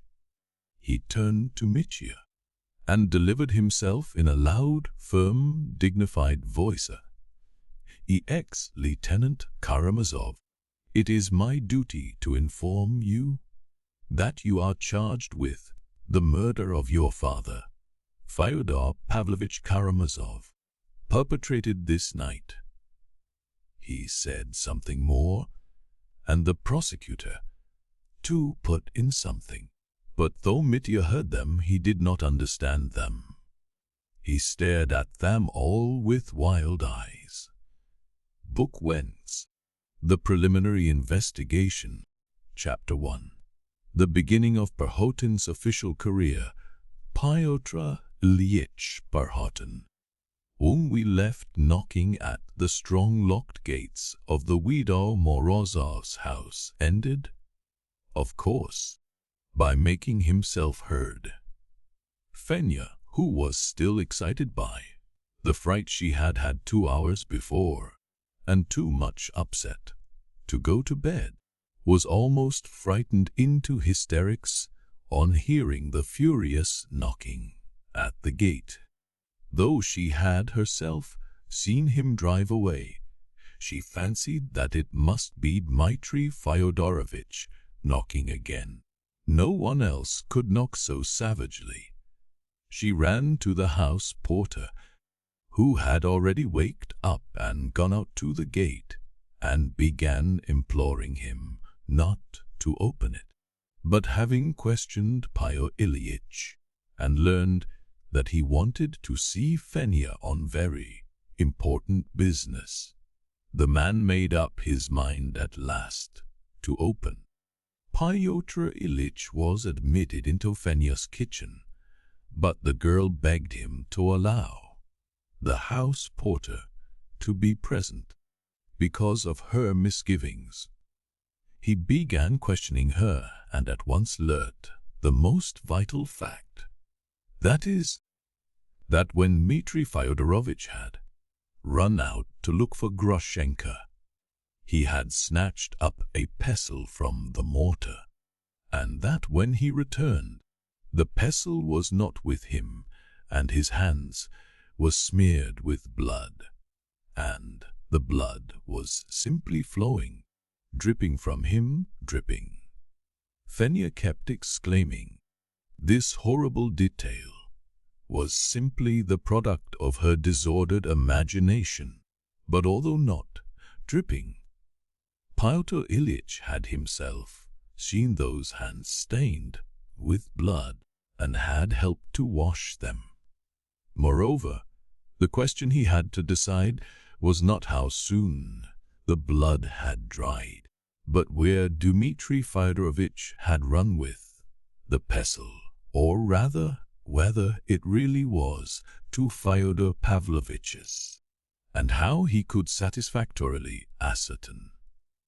Fyodor Ilyich persisted in returning to this point, and though he found out nothing conclusive, yet he carried away a conviction that Dmitri Fyodorovich could have gone nowhere but to his father's house, and that therefore something must have happened there.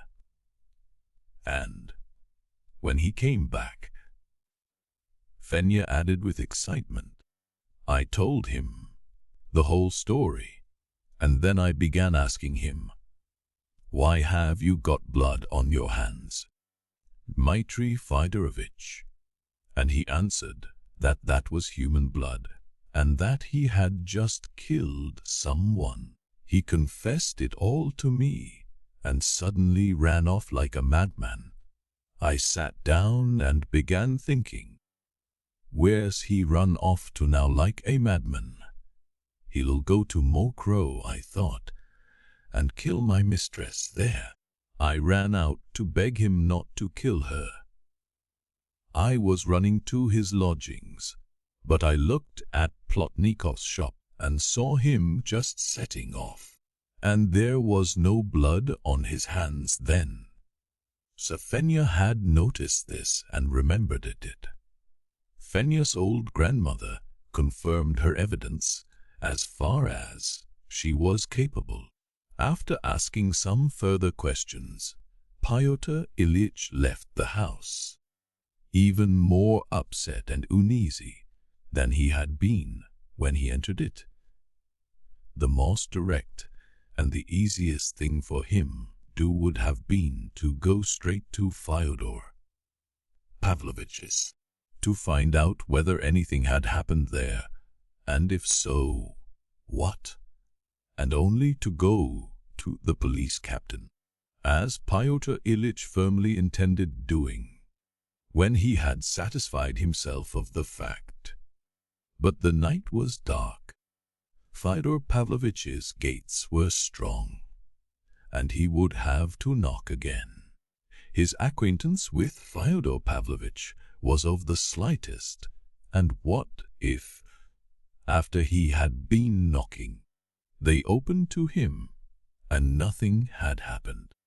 Then Fyodor Pavlovich, in his jeering way, would go telling the story all over the town, how a stranger called Perhotin had broken in upon him at midnight to ask if anyone had killed him. It would make a scandal, and scandal was what Fyodor Ilyich dreaded more than anything in the world. Yet the feeling that possessed him was so strong that though he stamped his foot angrily and swore at himself, he set off again, not to Fyodor Pavlovitch's but to Madame Holakov's. He decided that if she denied having just given Dmitri Fyodorovitch 3,000 rubles, he would go straight to the police captain, but if she admitted having given him the money, he would go home and let the matter rest till next morning. It is, of course, perfectly evident there was even more likelihood of causing scandal by going at 11 o'clock night to a fashionable lady, a complete stranger, and perhaps rousing her from her bed to ask her an amazing question, than by going to Fyodor Pavlovitch. But that is just how it is sometimes, especially in cases like the present one, with the decisions of the most precise and phlegmatic people. Pyotr Ilyitch was by no means phlegmatic at that moment. He remembered all his life. A haunting uneasiness gradually gained possession of him, growing more and more painful and driving him on against his will. Yet he kept cursing himself, of course, all the way for going to this lady. But I will get to the bottom of it. I will, he repeated for the 10th time, grinding his teeth. And he carried out his intention. It was exactly 11 o'clock when he entered Madame Holakov's house. He was admitted into the yard pretty quickly, but in response to his inquiry whether the lady was still up, the porter could give no answer except that she was usually in bed by VIII time. Ask it at the top of the stairs. If the lady wants to receive you, she'll receive you. If she want tea, she want tea. Pyotr Ilyitch went up, but did not find things so easy here. The footman was unwilling to take in his name, but finally called a maid. Pyotr Ilyitch, polite but insistently begged to inform her lady that an official living in the town, called Perhotin, had called on particular business, and that if it were not of the greatest importance he would not have ventured to come. Tell her in those words exactly, he asked the girl. She went away. He remained waiting in the entry. Madame Holakov herself was already in her bedroom, though not yet asleep. She had felt upset ever since Mitya's visit, and had a presentiment that she would not get through night without the sick headache, which always, with her, followed such excitement. She was surprised on hearing the announcement from the maid. She irritably declined to see him, however, though the unexpected visit at such an hour of an official living in the town, who was a total stranger, roused her feminine curiosity intensely. But this time Pyotr Ilyitch was as obstinate as a mule. He begged the maid most earnestly to take another message in these very words, that he had come on business of the greatest importance, and that Madame Holakov might have cause to regret it later. If she refused to see him now, I plunged headlong. He described it afterwards. The maid, gazing at him in amazement, went to take his message again. Madame Holakov was impressed. She thought a little, asked what he looked like, and learned that he was very well dressed, young and so polite. We may note, parenthetically, That Pyotr Ilyich was a rather good-looking young man, and well aware of the fact. Madame Holikov made up her mind to see him. She was in her dressing gown and slippers, but she flung a black shawl over her shoulders. The official was asked to walk into the drawing room, the very room in which Mitya had been received shortly before. The lady came to meet her visitor with a sternly inquiring countenance, and, without asking him to sit down, began at once with the question, "What do you want?" "I have ventured to disturb you, madam, on a matter concerning our common acquaintance, Dmitri Fyodorovich Karamazov," Perhotin began, but he had hardly uttered the name when the lady's face showed signs of acute irritation. She almost shrieked and interrupted him in a fury. "How much longer am I to be worried, that awful man?" she cried hysterically. "How dare you, sir? How could you venture to disturb a lady who is a stranger to you in her own house at such an hour, and to force yourself upon her to talk of a man who came here, to this very drawing room, only 3 hours ago, to murder me, and went stamping out of the room, as no one would go out of a decent house?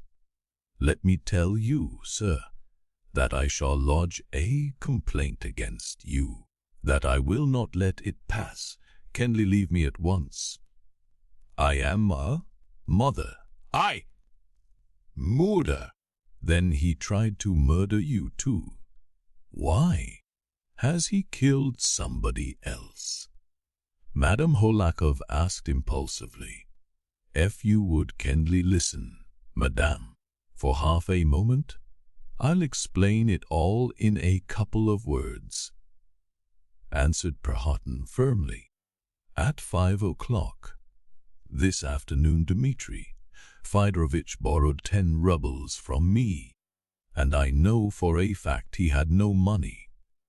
Yet at 9 o'clock he came to see me with a bundle of 100-ruble notes in his hand, about 2,000 or 3,000 rubles. His hands and face were all covered with blood, and he looked like a madman. When I asked him where he had got so much money, he answered that he had just received it from you, that you had given him a sum of 3,000 to the gold mines." Madame Holikov's face assumed an expression of intense and painful excitement. "Good God! Gah! He must have killed his old father," she cried, clasping her hands. "I have never given him money, never. Oh, run, don't he say another word. Save the old man. Run to his father, run." "Excuse me, madam. Then you did not give him money? You remember for a fact that you did not give him any money." "No, I didn't. I refused to give it him, for he could not appreciate it. He ran out in a fury, stamping. He rushed at me, but I slipped away. And let me tell you, as I wish to hide nothing from you now, that he positively spat at me. Can you fancy that? But why are we standing? Sit down. Excuse me. Or better run. You must run and save the poor old man from an awful death." "But if he has killed him already?" "Good heavens, yes. Then what are we to do now? What do you think we must do now?" Meantime she had made Pyotr Ilyich sit down and sat down herself, facing him. Briefly, But fairly clearly Pyotr Ilyich told her the history of the affair, that part of it at least which he had himself witnessed. He described, too, his visit to Fenya, and told her about the pestle. All these details produced an overwhelming effect on the distracted lady, who kept uttering shrieks and covering her face with her hands. Would you believe it? I foresaw all this. I have that special faculty. Whatever I imagine comes to pass. And how often I've looked at all man and always thought, that man will end by murdering me. And now it's happened. That is, if he hasn't murdered me, but only his own father. It's only because the finger of God preserved me. And what's more, he was ashamed to murder me, because in this very place I put the holy icon from the relics of the holy martyr, Saint Varvara, on his neck, and to think how near I was to death at that minute. I went close up to him, and he stretched out his neck to me. Do you know, Pyotr Ilyich, I think you said your name was Pyotr Ilyich. I don't believe in miracles, but that icon and this unmistakable miracle with me now, that shakes we, and I'm ready to believe in anything you like. Have you heard about Father Zosima? But I don't know what I'm saying. And only fancy, with the icon on his neck, he spat at me. He only spat. It's true he didn't murder me and he dashed away. But what shall we do? What must we do now? What do you think? Pyotr Ilyich got up and announced that he was going straight to the police captain to tell him all about it and leave him to do what he thought fit. Oh, he's an excellent man. Excellent. Mikhail Makarovich, I know him. Of course, he's the person to go to. How practical you are, Pyotr Ilyich. How well you've thought of everything. I should never have thought of it in your place. Especially as I know the police captain very well, observed Pyotr Ilyich, who still continued to stand and was obviously anxious to escape as quickly as possible from the impulsive lady, who would not let him say good-bye and go away. And be sure, she prattled on, to come back and tell me what you see there, and what you find out, what comes to light, how they'll try him, and what he's condemned to tell me. We have no capital punishment, have we? But be sure to come, even if it's at 3 o'clock at night, at 4, at 4:30. Tell them to wake me, to shake me, if I don't get up. But, good heavens, I shan't sleep. But wait, hadn't I better come with you? No? But if you would write 3 lines with your own hand, stating that you did not give Dmitri Fyodorovich money, it might, perhaps, be of use, in case it's needed. To be sure. Madame Hohlakov skipped, delighted, to her bureau, and you know I'm simply struck, amazed at your resourcefulness, your good sense in such affairs. Are you in the service here? I'm delighted to think that you're in the service here. And still speaking, she scribbled on half-sheet note paper the following lines. I've never in my life lent to that unhappy man, Dmitri Fyodorovich Karamazov, for In spite of all, he is unhappy. 3,000 rubles today. I've never given him money, never. That I swear by all that's holy. K. Holikov. Here's the note. She turned quickly to Pyotr Ilyich. Go, save him. It's a noble deed on your part. And she made the sign of the cross 3 times over him. She ran out to accompany him to the passage. How grateful I am to you. You can think how grateful I am to you for having come to me first. How is it I haven't met you before? I shall feel flattered at seeing you at my house in the future. How delightful it is that you are living here. Such precision, such practical ability. They must appreciate you. They must understand you. If there's anything I can do, believe me. Oh, I love young people. I'm in love with young people.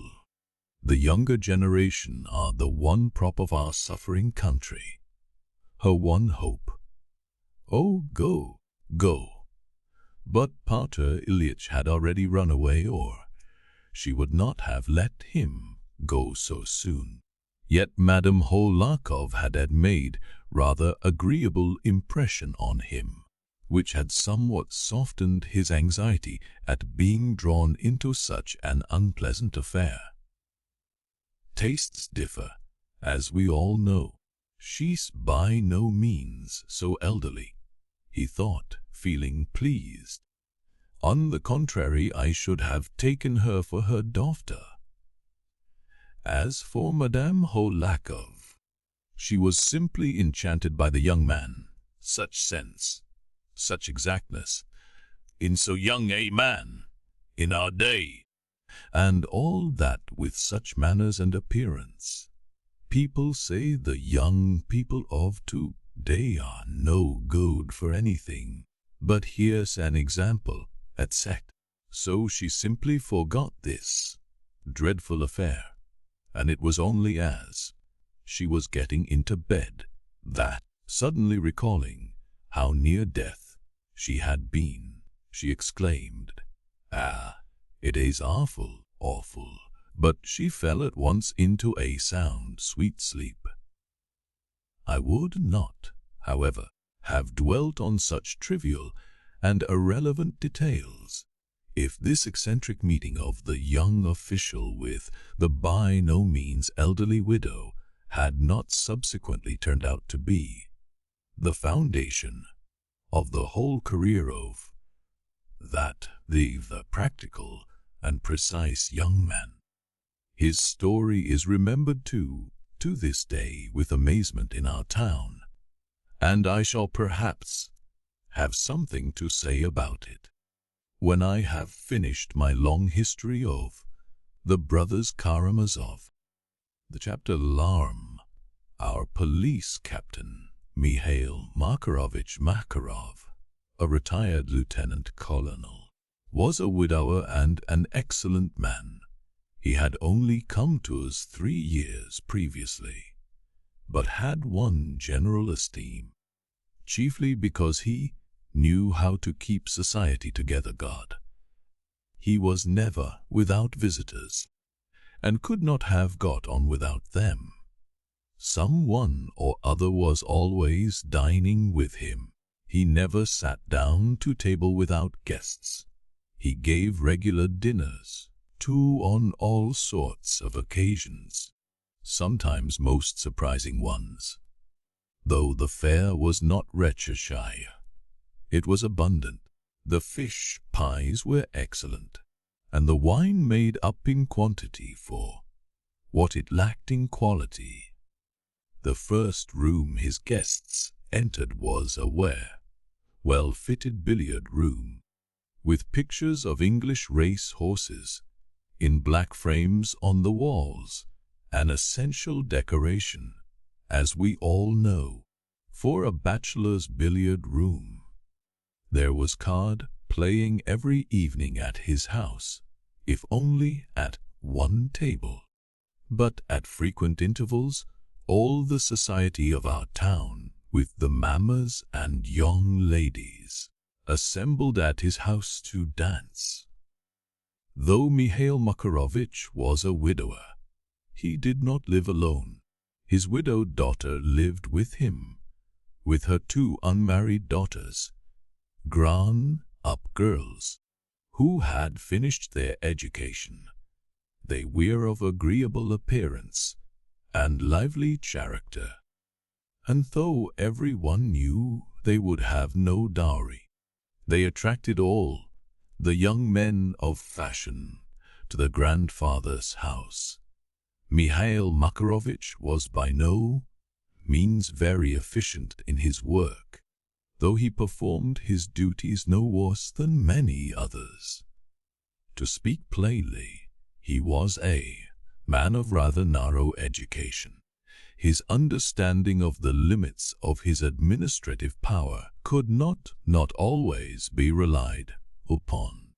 It was not so much that he failed to grasp certain reforms enacted during the present reign, as that he made conspicuous blunders in his interpretation of them. This was not from any special lack of intelligence, but from carelessness, for he was always in too great a hurry to go into the subject. I have the heart of a soldier rather than of a civilian, he used to say of himself. He had not even formed definite idea of the fundamental principles, the reforms connected with the emancipation of the serfs, and only picked it up, so to speak, from year to year, involuntarily increasing his knowledge by practice. And yet he was himself a landowner. Pyotr Ilyich knew for certain that he would meet some of Mikhail Makarovich's visitors there that evening, but he didn't know which. As it happened, at that moment the prosecutor and Varvinsky, our district doctor, a young man who had only just come to us from Petersburg after taking a brilliant degree at the Academy of Medicine, were playing whist at the police captain's.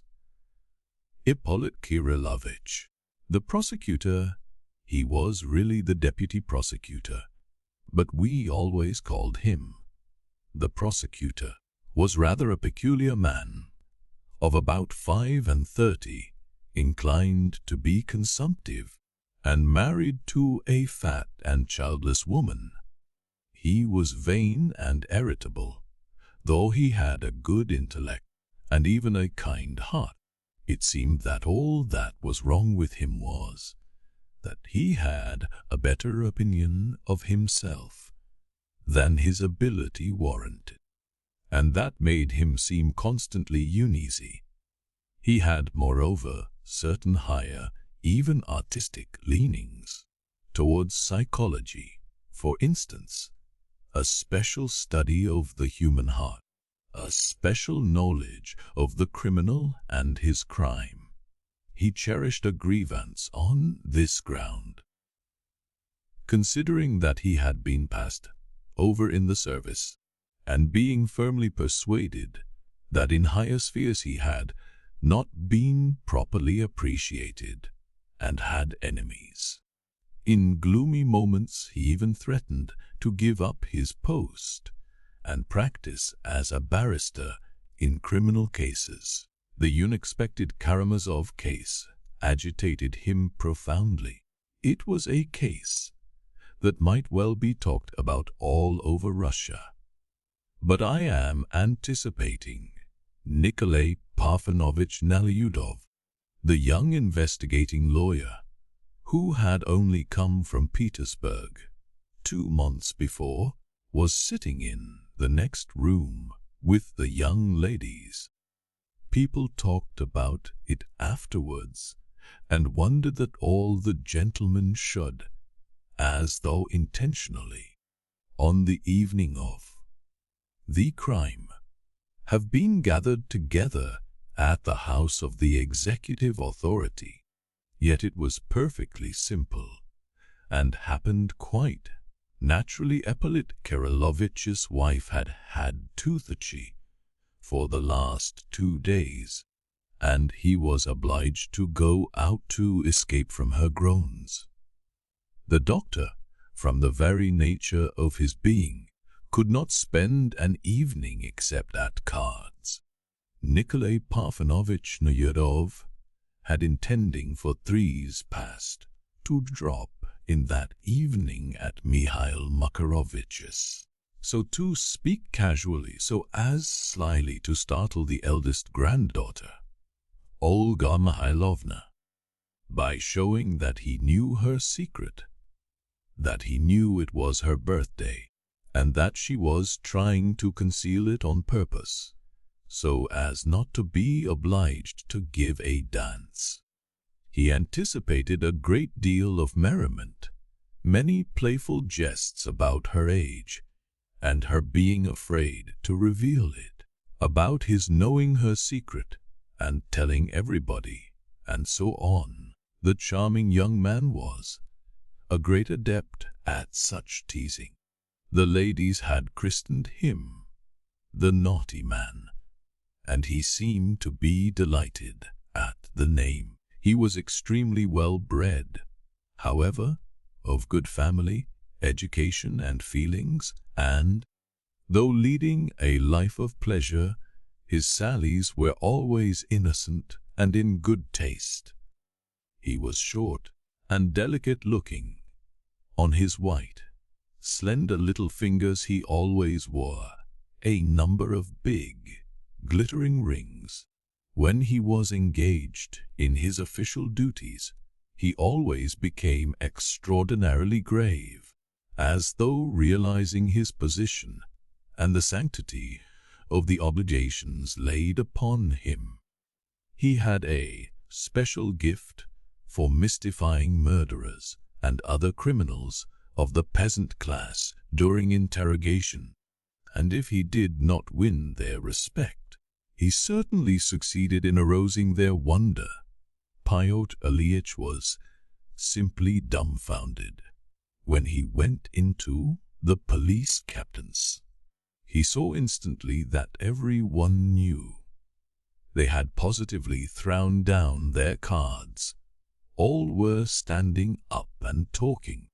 Even Nikolay Parfenovich had left the young ladies and run in, looking strenuous and ready for action. Pyotr Ilyich was met with the astounding news that old Fyodor Pavlovich really had been murdered that evening in his own house. Murdered and robbed. The news had only just reached them in the following manner. Marfa Ignatievna, the wife of old Grigory, who had been knocked senseless near the fence, was sleeping soundly in her bed and might well have slept till morning after the draught she had taken. But all of a sudden she waked up, no doubt roused by a fearful epileptic scream from Smerdyakov, who was lying in the next room unconscious.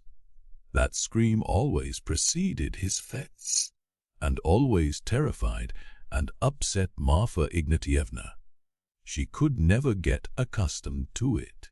She jumped up and ran half awake to Smerdyakov's room, but it was dark there, and she could only hear the invalid beginning to gasp and struggle. Then Marfa Ignatievna herself screamed out, and was going to call her husband, but suddenly realized that when she had got up, he was not beside her in bed. She ran back to the bedstead and began groping with her hands. But the bed was really empty. Then he must have gone out, where she ran to the steps and timidly called him.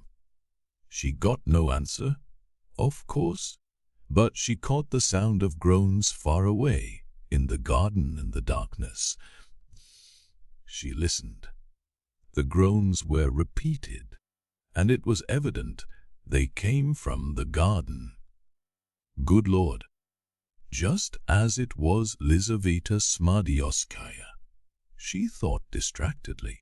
She went timidly down the steps and saw that the gate into the garden was open. He must be out there. Poor dear, she thought. She went up to the gate, and all at once she distinctly heard Grigory calling her by name. Marfa, in a weak moaning, dreadful voice. Lord, preserve us from harm.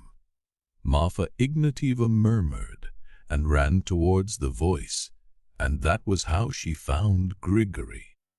But she found him not by the fence, where he had been knocked down, but about 20 paces off. It appeared later that he had crawled away on coming to himself, and probably had been a long time getting so far, losing consciousness several times. She noticed at once that he was covered with blood, and screamed at the top of her voice. Grigory was muttering incoherently. He has murdered, his father murdered. Why scream, silly? Run. Fetch someone. But Marfa continued screaming, and seeing that her master's window was open, and that there was a candle light in the window, she ran there and began calling Fyodor Pavlovitch. But peeping in at the window, she saw a fearful sight. Her master was lying on his back, motionless on the floor. His light-colored dressing, gown and white shirt were soaked with blood. The candle on the table brightly lighted up the blood and the motionless dead face of Fyodor Pavlovitch. Terror-stricken, Marfa rushed away from the window, ran out of the garden, drew the bolt of the big gate, and ran headlong by the back way to the neighbor Maria Kondratyevna. Both mother and daughter were asleep, but they waked up at Marfa's desperate and persistent screaming and knocking at the shutter. Marfa, shrieking and screaming incoherently, managed to tell them the main fact and to beg for assistance. It happened that Foma had come back from his wanderings and was staying the night with them. They got him up immediately, and all three ran to the scene of the crime. On the way, Maria Kondratyevna remembered that at about 8 o'clock she heard a dreadful scream from their garden, and this was no doubt Grigory's scream, parricide, uttered when he caught hold of Mitya's leg.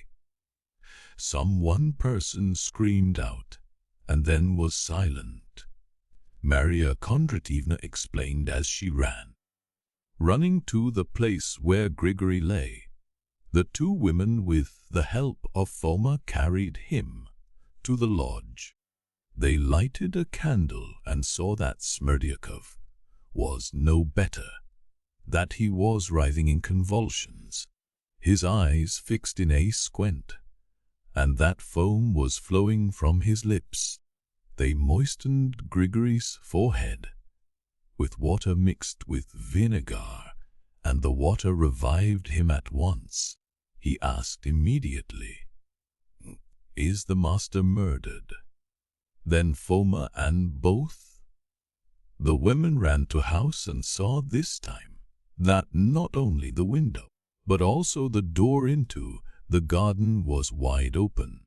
Though Fyodor Pavlovitch had for the last week locked himself in every night and did not allow even Grigory to come in on any pretext, seeing that door open, they were afraid to go in to Fyodor Pavlovitch, for fear anything should happen afterwards.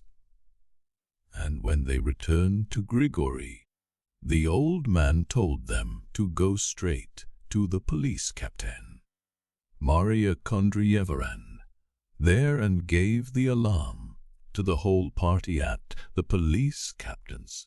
She arrived only 5 minutes before Pyotr Ilyich, so that his story came, not as his own surmise and theory, but as the direct confirmation, by a witness, of the theory held by all. As to the identity of the criminal, a theory he had in the bottom of his heart refused to believe till that moment. It was resolved to act with energy.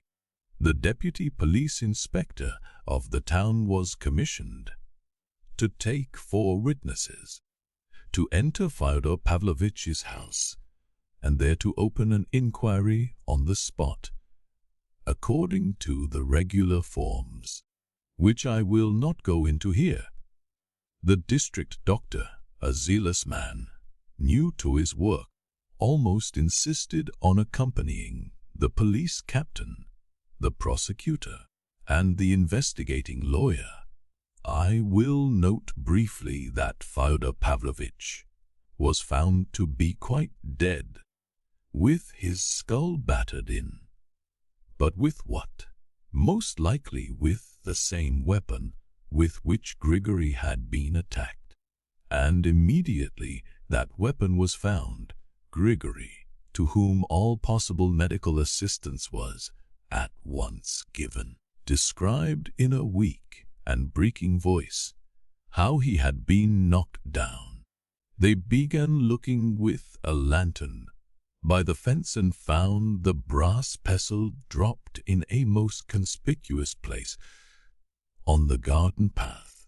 There were no signs of disturbance in the room where Fyodor Pavlovitch was lying, but by the bed, behind the screen, they picked up from the floor a big and thick envelope with the inscription, "A present of 3,000 rubles for my Angel Grushenka, if she is willing to come."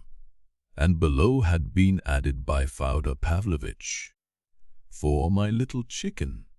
There were 3 seals of red sealing wax on the envelope, but it had been torn open and was empty. The money had been removed. They found also on the floor a piece of narrow pink ribbon, with which the envelope had been tied up.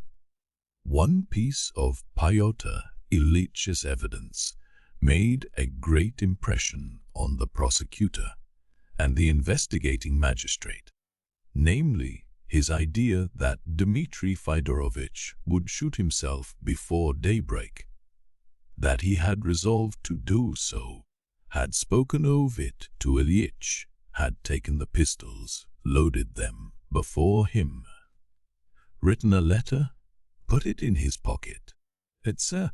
When Pyotr Ilyich, though still unwilling to believe in it, threatened to tell someone so as to prevent the suicide, Mitya had answered, grinning, "You'll be too late."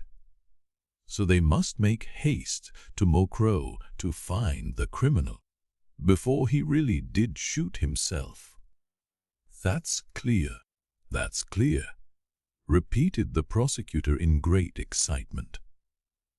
"That's just the way with mad fellows like that. I shall kill myself tomorrow, so I'll make merry till I die."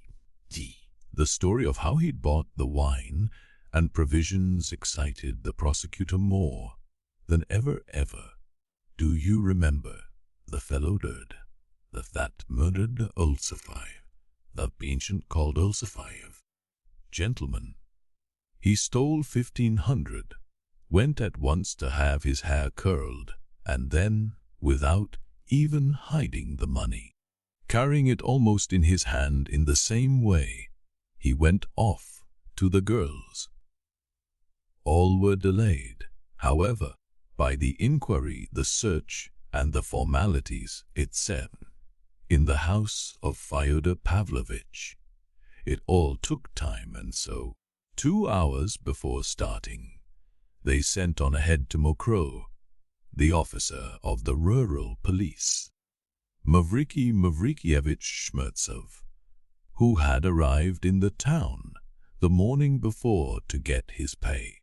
He was instructed to avoid raising the alarm when he reached Mokro, but to keep constant watch over the criminal till the arrival of the proper authorities, to procure also witnesses for the arrest, police constables, and so on. Mavriky Markovich did as he was told, preserving his incognito and giving no one but his old acquaintance, Trifon Borisovich, the slightest hint of his secret business.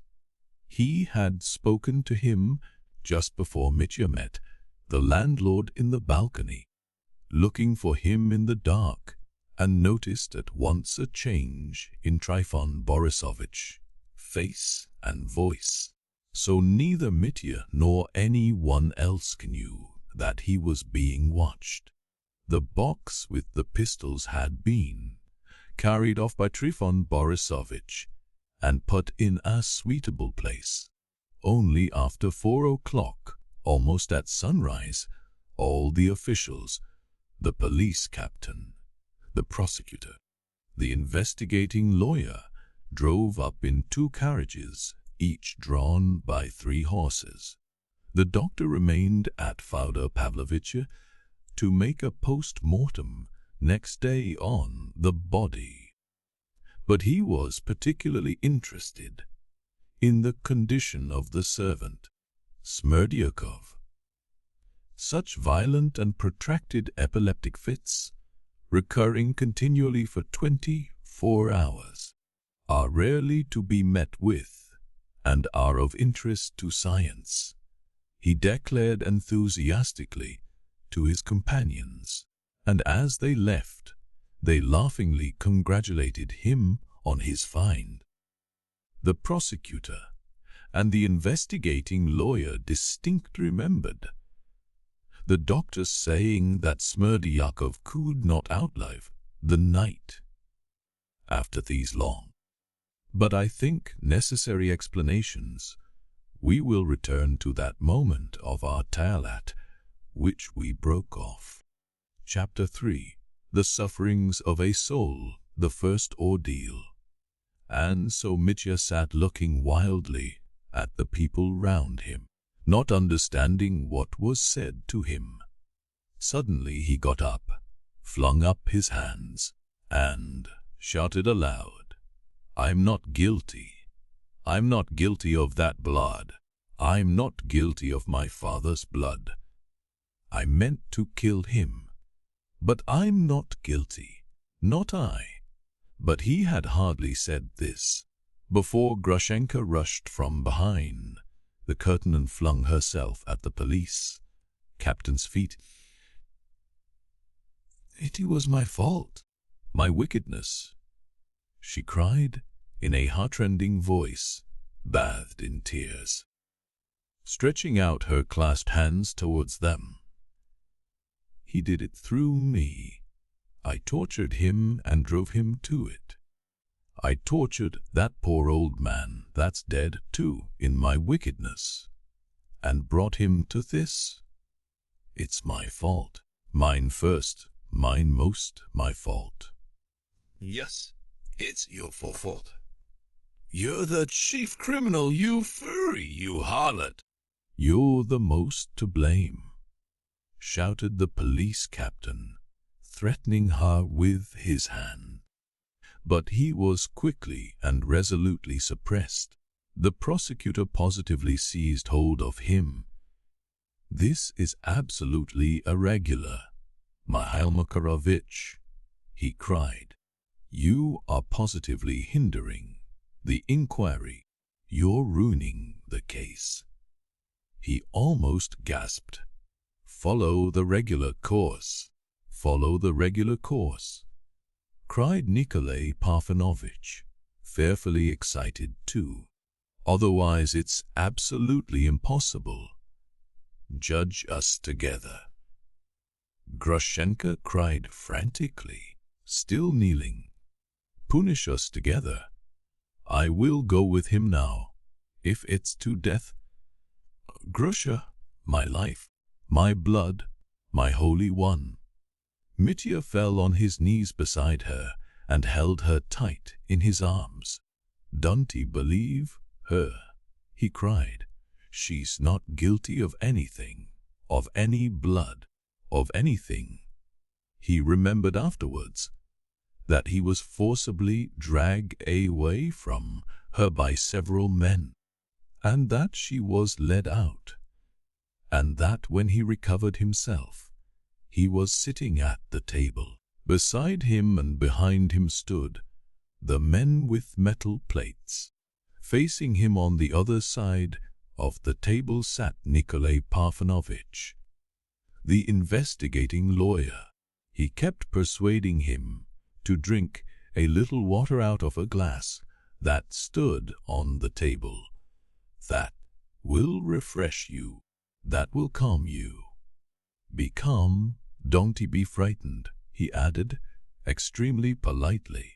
Mitya, he remembered it afterwards, became suddenly intensely interested in his big rings, one with an amethyst, and another with a transparent bright yellow stone of great brilliance.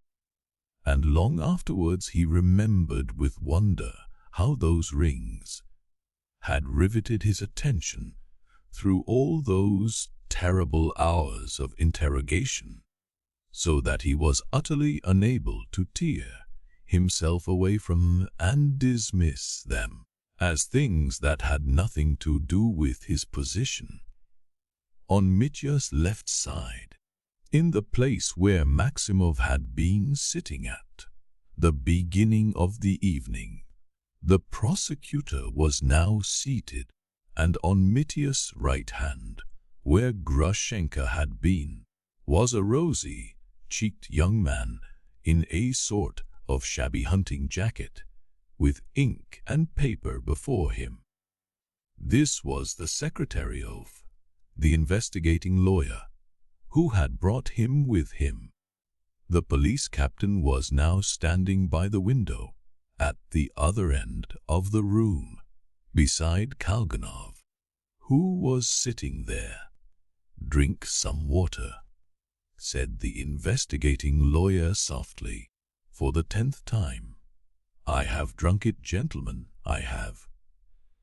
"But, come, gentlemen, crush me, punish me, decide my fate," cried Mitya, staring with terribly fixed wide open eyes at the investigating lawyer. "So you positively declare that you are not guilty of the death of your father, Fyodor Pavlovitch?" asked the investigating lawyer, softly but insistently. "I am not guilty.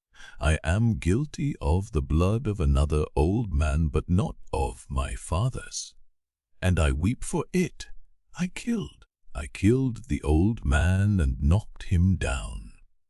But it's hard to have answer for that murder with another, a terrible murder of which I am not guilty. It's a terrible accusation, gentlemen, a knock-down blow. But who has killed my father? Who has killed him? Who can have killed him if I didn't? It's marvelous, extraordinary, impossible. Wes, who can have killed him?" The investigating lawyer was beginning, but Ippolit Kirillovitch, the prosecutor, glancing at him, addressed Mitya. "You need not worry yourself about the old servant, Grigory Vassilievich. He is alive. He has recovered.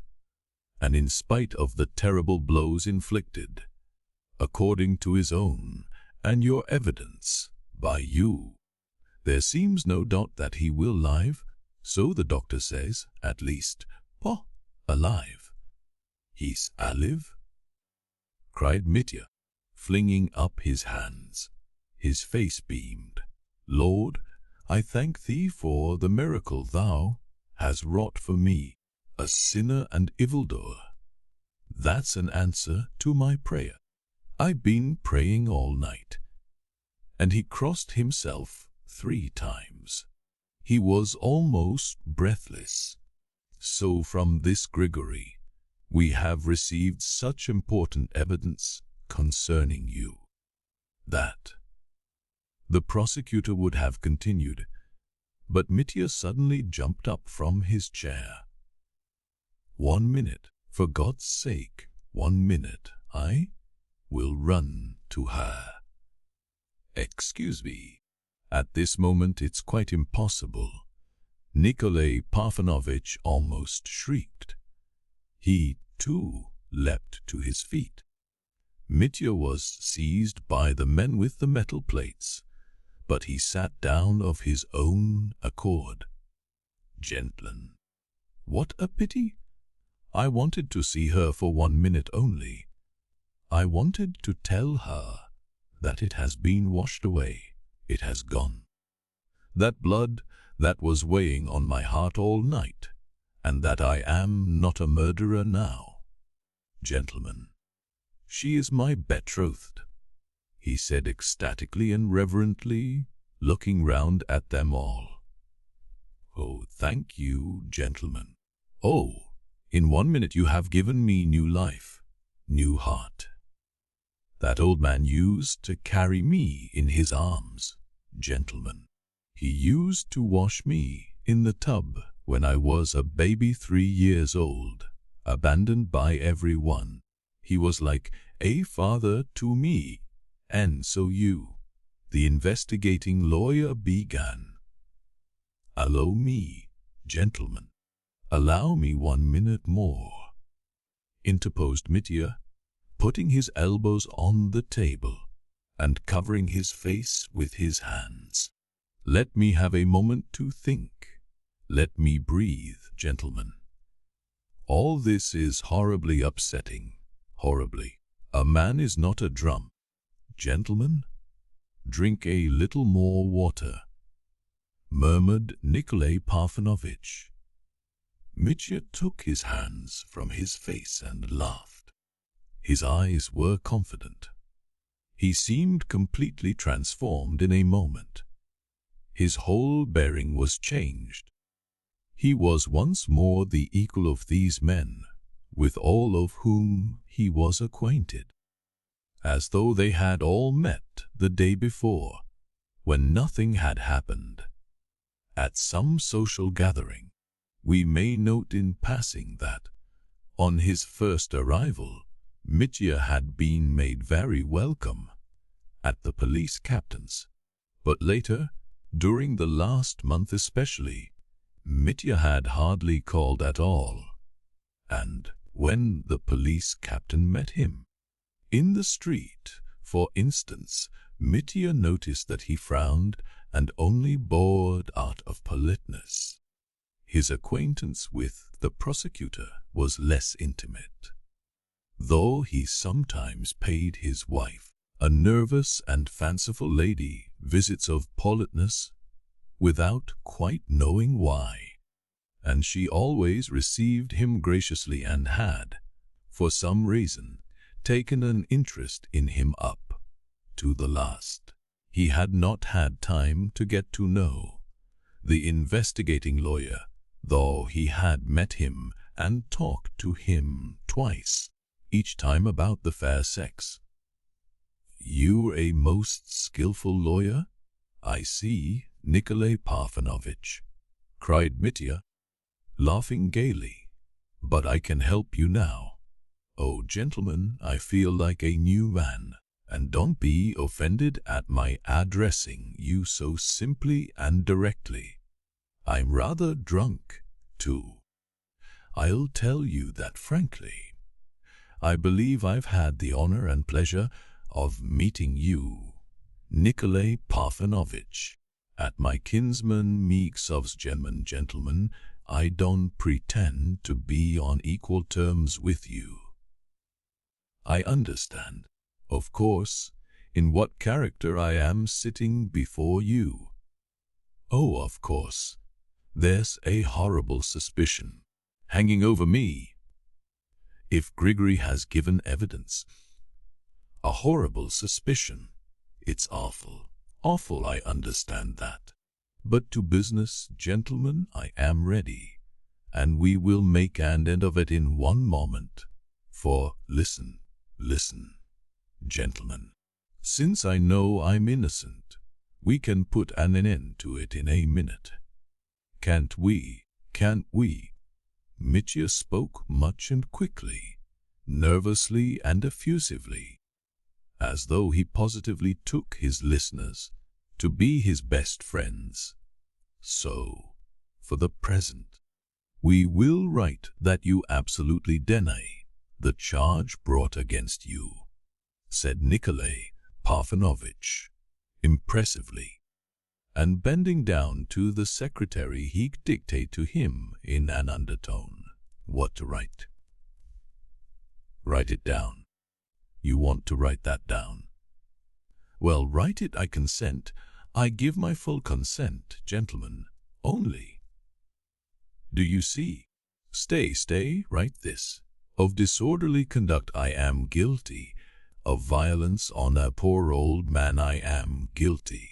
And there is something else at the bottom of my heart, of which I am guilty, too, but that you need not write down. He turned suddenly to the secretary. That's my personal life. Gentlemen, that doesn't concern you. The bottom of my heart. That's to say, but of the murder of my old father, I'm not guilty. That's a wild idea. It's quite a wild idea. I will prove you that and you'll be convinced directly. You will laugh, gentlemen. You'll laugh yourselves at your suspicion. Be calm. Dmitri Fyodorovitch, said the investigating lawyer, evidently trying to allay Mitya's excitement by his own composure. Before we go on with our inquiry, I should like, if you will consent to answer, to hear you confirm the statement that you disliked your father, Fyodor Pavlovitch, that you were involved in continual disputes with him. Here at least, a quarter of an hour ago, you exclaimed that you wanted to kill him. I didn't kill him, you said, but I wanted to kill him. Did I exclaim that? That may be so, gentlemen. Yes, unhappily, I did want to kill him. Many times I wanted to, unhappily. You wanted to. Would you consent to explain what motives precisely led you to such a sentiment of hatred for your parent? What is there to explain, gentlemen? Mitya shrugged his shoulders sullenly, looking down. I have never concealed my feelings. All the town knows about it. Everyone knows in the tavern. Only lately I declared them, in Father Zosima's cell, and the very same day, in the evening, I beat my father. I nearly killed him, and I swore I'd come again and kill him before witnesses. Oh, 1,000 witnesses. I've been shouting it aloud for the last month. Anyone can tell you that. The fact stares you in the face. It speaks for itself. It cries aloud. But feelings, gentlemen, feelings are another matter. You see, gentlemen. Mitya frowned. It seems to me that about feelings, you've no right to question me. I know that you are bound by your office. I quite understand that. But that's my affair. My private, intimate affair yet. Since I haven't concealed my feelings in the past, In the tavern, for instance, I've talked to everyone. So I won't make a sec of it now. You say I understand, gentlemen, that there are terrible facts against me in this business. I told everyone that I did kill him, and now, all of a sudden, he's been killed. So it must have been me. Ha! I can make allowances for you, gentlemen. I can quite make allowances. I'm struck all of a heap myself. For who can have murdered him, if not I? That's what it comes to, isn't it? If not I, who can it be who? Gentlemen, I want to know. I insist on knowing, he exclaimed suddenly. Why was he murdered? How was he murdered? How and with what? Tell me, he asked quickly, looking at the two lawyers. We found him in his study, lying on his back on the floor, with his head battered in, said the prosecutor. That's horrible. Mitya shuddered and, putting his elbows on the table, hid his face in his right hand. We will continue, interposed Nikolay Parfenovitch.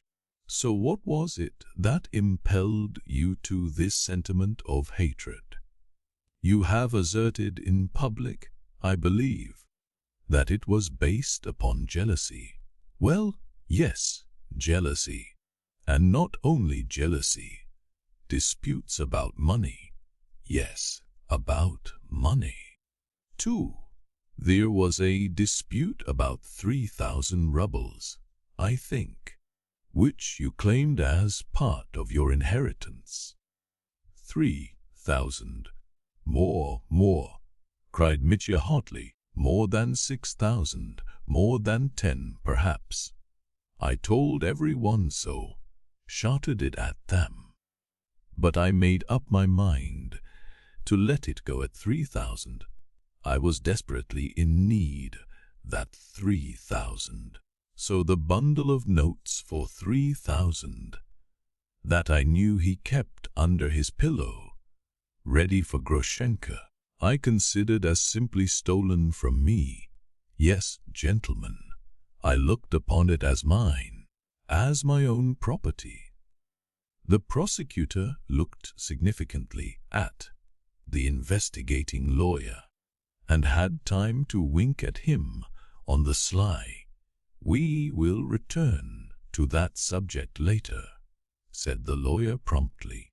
You will allow us to note that point and write it down, that you looked upon that money as your own property. Write it down, by all means. I know that's another fact that tells against me, but I'm not afraid of facts, and I tell them against myself. Do you hear? Do you know, gentlemen, you take me for a different sort of man from what I am, he added, suddenly gloomy and dejected. You have to deal with a man of honor, a man of the highest honor, above all. Don't you lose sight of a man who's done lot of nasty things, but has always been, and still is, honorable at bottom, in his inner being. I don't know how to express it. That's just what's made me wretched all my life, that I yearned to be honorable, that I was, so to say, a martyr to a sense of honor, seeking for it with the lantern of Diogenes. And yet all my life I've been doing filthy things like all of us, gentlemen. That is like me alone. That was a mistake. Like me alone. Me a gentleman. My head aches.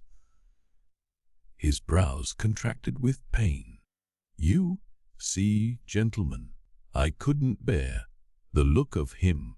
There was something in him ignoble, impudent, trampling on everything sacred, something sneering and irreverent loathsome, loathsome. But now that he's dead, I feel differently. How do you mean? I don't feel differently, but I wish I hadn't hated him so. You feel penitent. No, not penitent. Don't you write that. I'm not much good myself. I'm not very beautiful, so I had no right to consider him repulsive. That's what I mean. Write that down, if you like. Saying this, Mitya became very mournful. He had grown more and more gloomy as the inquiry continued. At that moment, another unexpected scene followed. Though Grushenka had been removed, she had not been taken far away, only into the room next but one from the blue room, in which the examination was proceeding. It was a little room with one window, next beyond the large room in which they had danced and feasted so lavishly. She was sitting there with no one by her but Maximov, who was terribly depressed, terribly scared, and clung to her side as though for security. At their door stood one of the peasants with a metal plate on his breast. Grushenka was crying, and suddenly her grief was too much for her. She jumped up, flung up her arms and, with a loud wail of sorrow, rushed out of the room to him, to her Mitya, and so unexpectedly that they had not time to stop her. Mitya, hearing her cry, trembled, jumped up, and with a yell rushed impetuously to meet her, not knowing what he was doing. But they were not allowed to come together, though they saw one another. He was seized by the arms. He struggled and tried to tear himself away. It took 3 or 4 men to hold him. She was seized too, and he saw her stretching out her arms to him, crying aloud as they carried her away. When the scene was over, he came to himself again, sitting in the same place as before, opposite the investigating lawyer, and crying out to them, "What do you want with her? Why do you torment her? She's done nothing, nothing."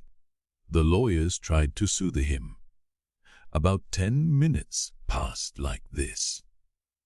At last Mihail Makarovich, who had been absent, came hurriedly into the room and said in a loud and excited voice to the prosecutor, "She's been removed.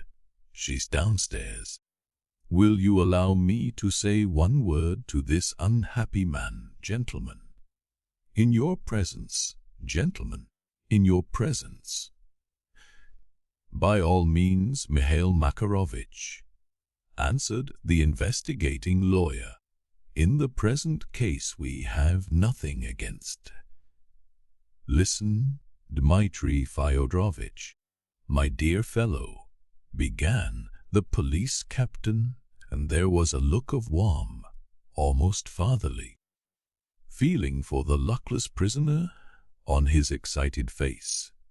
"I took your Agrafena Alexandrovna downstairs myself, and confided her to the care of the landlord's daughters, and that old fellow Maximov is with her all the time. And I soothed her, do you hear? I soothed and calmed her. I impressed on her that you have to clear yourself, so she mustn't hinder you, must not depress you, or you may lose your head and say the wrong thing in your evidence. In fact, I talked to her, and she understood. She's a sensible girl, my boy, a good-hearted girl. She would have kissed my old hands, begging help for you. She sent me herself to tell you not to worry about her, And I must go, my dear fellow. I must go and tell her that you are calm and comforted about her. And so you must be calm. Do you understand? I was unfair to her. She is a Christian soul, gentlemen. Yes, I tell you, she's a gentle soul, and not to blame for anything. So what am I to tell her, Dmitri Fyodorovich? Will you sit quiet or not? The good-natured police captain said a great deal that was irregular. But Grushenka's suffering, a fellow creature's suffering, touched his good-natured heart, and tears stood in his eyes. Mitya jumped up and rushed towards him. "Forgive me, gentlemen, oh, allow me, he cried. "You've the heart of an angel, and Mikhail Makarovich, I thank you for her. I will be calm, cheerful, in fact. Tell her, in the kindness of your heart, that I am cheerful, quite cheerful, that I shall be laughing in a minute, knowing that she has a guardian angel like you. I shall have done with all this directly, and as soon as I'm free, I'll be with her. She'll see. Let her wait. Gentlemen," he said, turning to the two lawyers, "now I'll open my whole soul to you. I'll pour out everything.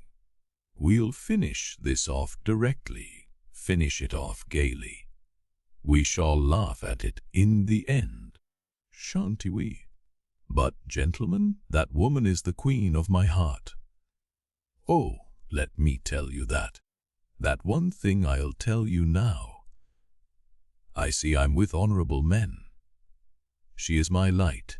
She is my holy one. And if only you knew, did you hear her cry, 'I'll go to death with you'? And what have I, a penniless beggar, done for her? Why such love for me? How can a clumsy, ugly brute like me, with my ugly face, deserve such love? That she is ready to go to exile with me. And how she fell down at your fake for my sake just now, and yet she's proud and has done nothing. How can I help adoring her? How can I help crying out and rushing to her as I did just now? Gentlemen, forgive me, but now I am comforted." And he sank back in his chair and, covering his face with his hands, burst into tears. But they were happy tears. He recovered himself instantly. The old police captain seemed much pleased, and the lawyers also. They felt that the examination was passing into a new phase. When the police captain went out, Mitya was positively gay. "Now, gentlemen, I am at your disposal, entirely at your disposal. And if it were not for all these trivial details, we should understand one another. A minute. I at those details again. I am at your disposal, gentlemen. But I declare that we must have mutual confidence. You in me and I in you, or there'll be no end to it. I speak in your interests. To business, gentlemen, to business, and don't rummage in my soul. Don't tease me with trifles, but only ask me about facts and what matters, and I will satisfy you at once, and damn the details." So spoke Mitya. The interrogation began again. The chapter 4, the second ordeal. "You don't know how you use, Dmitri Fyodorovich, by your readiness to answer," said Nikolay Parfenovitch, with an animated air, and obvious satisfaction beaming in his very prominent, short-sighted, light grey eyes, from which he had removed his spectacles a moment before, and you have made a very just remark about the mutual confidence, without which it is sometimes positively impossible to get on in cases of such importance. If the suspected party really hopes and desires to defend himself and is in a position to do so, we, on our side, will do everything in our power, and you can see for yourself how we are conducting the case. You approve, Ippolit Kirillovich." He turned to the prosecutor. "Oh, undoubtedly," replied the prosecutor. His tone was somewhat cold, compared with Nikolay Parfenovitch's impulsiveness. "I will note once for all that Nikolay Parfenovitch, who had but lately arrived among yous, had from the first felt marked respect for Ippolit Kirillovich, our prosecutor, and had become almost his bosom friend. He was almost the only person who put implicit faith in Ippolit Kirillovich's extraordinary talents as a psychologist and orator, and in the justice of his grievance. He had heard of him in Petersburg.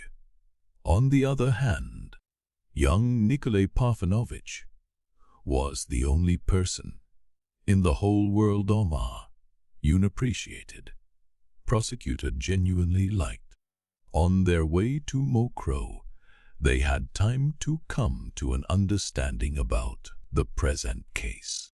And now, as they sat at the table, the sharp-witted junior caught and interpreted every indication on his senior colleague's face. Half a word, a glance, or a wink. "Gentlemen, only let me tell my own story and don't interrupt me with trivial questions, and I'll tell you everything in a moment," said Mitya excitedly. "Excellent. Thank you. But before we proceed to listen to your communication, will you allow me to inquire as to another little fact of great interest to us? I mean the 10 rubles you borrowed yesterday at about 5 o'clock on the security of your pistols from your friend Pyotr Ilyich Perhotin." "I pledged them, gentlemen. I pledged them for 10 rubles. What more? That's all about it. As soon as I got back to town, I pledged them." "You got back to town? Then you had been out of town." "Wes, I went a journey of 40 versts into the country. Didn't you know?" The prosecutor and Nikolay Parfenovitch exchanged glances. "Well, how would it be if you began your story with a systematic description of all you did yesterday, from the morning onwards? Allows, for instance, to inquire why you were absent from the town, and just when you left, and when you came back. All those facts." "You should have asked me like that from the beginning," cried Mitya, laughing aloud. "And, if you like, we won't begin from yesterday, but from the morning of the day before. Then you will understand how, why, and where I went. I went the day before yesterday, gentlemen, to a merchant of the town called Samsonov to borrow 3,000 rubles from him on safe security. It was a pressing matter, gentlemen. It was a sudden necessity." "Allow me to interrupt you," the prosecutor put in politely. "Why were you in such pressing for just that sum 3,000? "Oh, gentlemen, you needn't go into details how, when, and why just so much money, and not so much, and all that rigmarole. Why, it'll run to 3 volumes, and then you'll want an epilogue. Mitya said the good-natured but impatient familiarity of a man who is full of best intents. Gentlemen, don't be vestiveness. He corrected himself hurriedly. The whole of the best intentions, the whole truth to tell a man who is anxious and desintenti. I beg you again, believe me once more. I feel the greatest respect for you and understand the true position of affairs. Don't think I'm drunk. I'm quite sober now. And, besides, being drunk would be no hindrance. It's with me, you know, like the saying, when he is sober, he is a fool. When he is drunk, he is a wise man. Ha! But I see, gentlemen, it's not the proper thing to make jokes to you till we've had our explanation. I mean, and I mind my own dignity to keep up too. I quite understand the difference for the moment. I am, after all, in the position of a criminal, and so far from being on equal terms with you. And it's your business to watch me. I can't expect you to pat me on the head for what I did to Gregory, for one can't break old men's heads with impunity. I suppose you'll put me away for him for 6 months, or a year perhaps, in a house of correction. I don't know what the punishment is, but it will be without loss of the rights of my rank. Without loss of my rank, won't it? So you see, gentlemen, I understand the distinction between yous, but you must see that you could puzzle God himself with such questions. How did you step? Where did you step? When did you step? And on what did you step?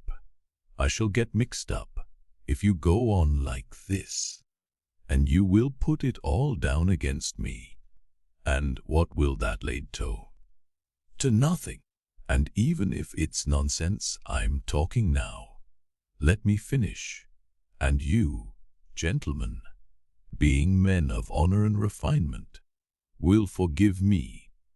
I'll finish by asking you, gentlemen, to drop that conventional method of questioning. I mean, beginning from some miserable trifle, how I got up, what I had for breakfast, how I spat, and where I spat, and so distracting the attention of the criminal, suddenly stun him with an overwhelming question. Whom did you murder? Whom did you rob? Ha! That's your regulation method. That's where all your cunning comes in. You can put peasants off their guard like that, but not me. I know the tricks. I've been in the service too. Ha! You're not angry, gentlemen. You forgive my impertinence, he cried, looking at them with a good nature that was almost surprising. That's only Mitya Karamazov, you know, so you can overlook it. It would be inexcusable in a sensible man, but you can forgive it in Mitya. Huh? Nikolay Parfenovitch listened and laughed too. Though the prosecutor did not laugh, he kept his eyes fixed keenly on Mitya, as though anxious not to miss the least syllable, the slightest movement, the smallest twitch of any feature of his face. That's how we have treated you from the beginning, said Nikolay Parfenovitch, still laughing. We haven't tried to put you out by asking how you got up in the morning and what you had for breakfast. We began, indeed, with questions of the greatest importance. I understand. I saw it it and appreciated it. And I appreciate still more your present kindness to me, an unprecedented kindness, worthy of your noble hearts. We three here are gentlemen, and let everything be on the footing of mutual confidence between educated, well-bred people who have the common bond of noble birth and honor. In any case, allow me to look upon you as my best friends at this moment of my life, at this moment when my honor is assailed. That's no offense to you, gentlemen, is it? On the contrary, you've expressed all that so well. Dmitri Fyodorovich, Nikolay Parfenovich answered with dignified approbation. And enough of those trivial questions. Gentlemen, all those tricky questions, cried Mitya enthusiastically, or there's simply no knowing where we shall get to, is there? I will follow your sensible advice entirely. The prosecutor interposed, addressing Mitya. I don't withdraw my question, however.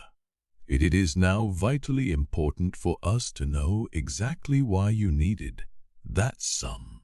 I mean precisely 3,000. Why I needed it? Oh, for one thing and another. Well, it was to pay a debt. A debt to whom?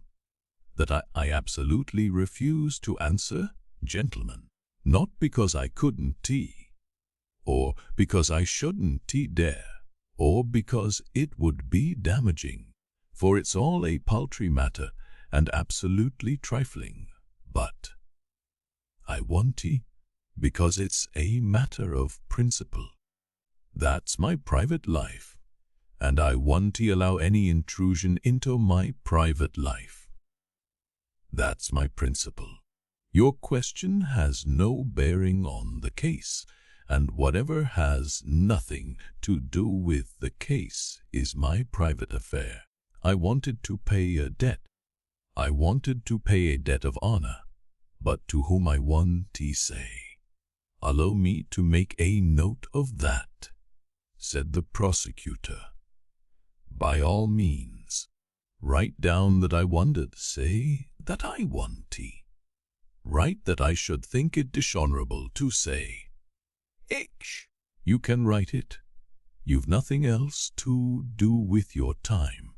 Allow me to caution you, sir, and to remind you once more, if you are unaware of it.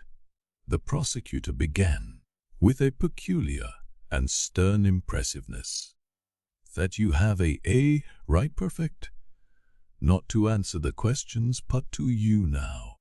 And we on our side have no right to extort an answer from you if you decline to give it for one reason or another. That is entirely a matter for your personal decision. But it is our duty, on the other hand, in such cases as the present, to explain and set before you the degree of injury you will be doing yourself by refusing to give this or that piece of evidence, after which I will beg you to continue. Gentlemen, I'm not angry. Mitya muttered in a rather disconcerted tone. Well, gentlemen, you say that Samsonov to whom I went then, we will, of course, not reproduce his account of what is known to the reader already. Mitya was impatiently anxious not to omit the slightest detail. At the same time he was in a hurry to get it over. But as he gave his evidence it was written down, and therefore they had continually to pull him up. Mitya disliked this, but submitted, got angry, though still good-humoredly. He did, it is true, exclaim from time to time, Gentlemen, That's enough to make an angel out of patience. Or, gentlemen, it's no good you're irritating me. But even though he exclaimed, he still preserved for a time his genially expansive mood. So he told them how Samsonov had made a fool of him 2 days before, and he had completely realized by now that he had been fooled. The sale of his watch for 6 rubles to obtain money for the journey was something new to the lawyers.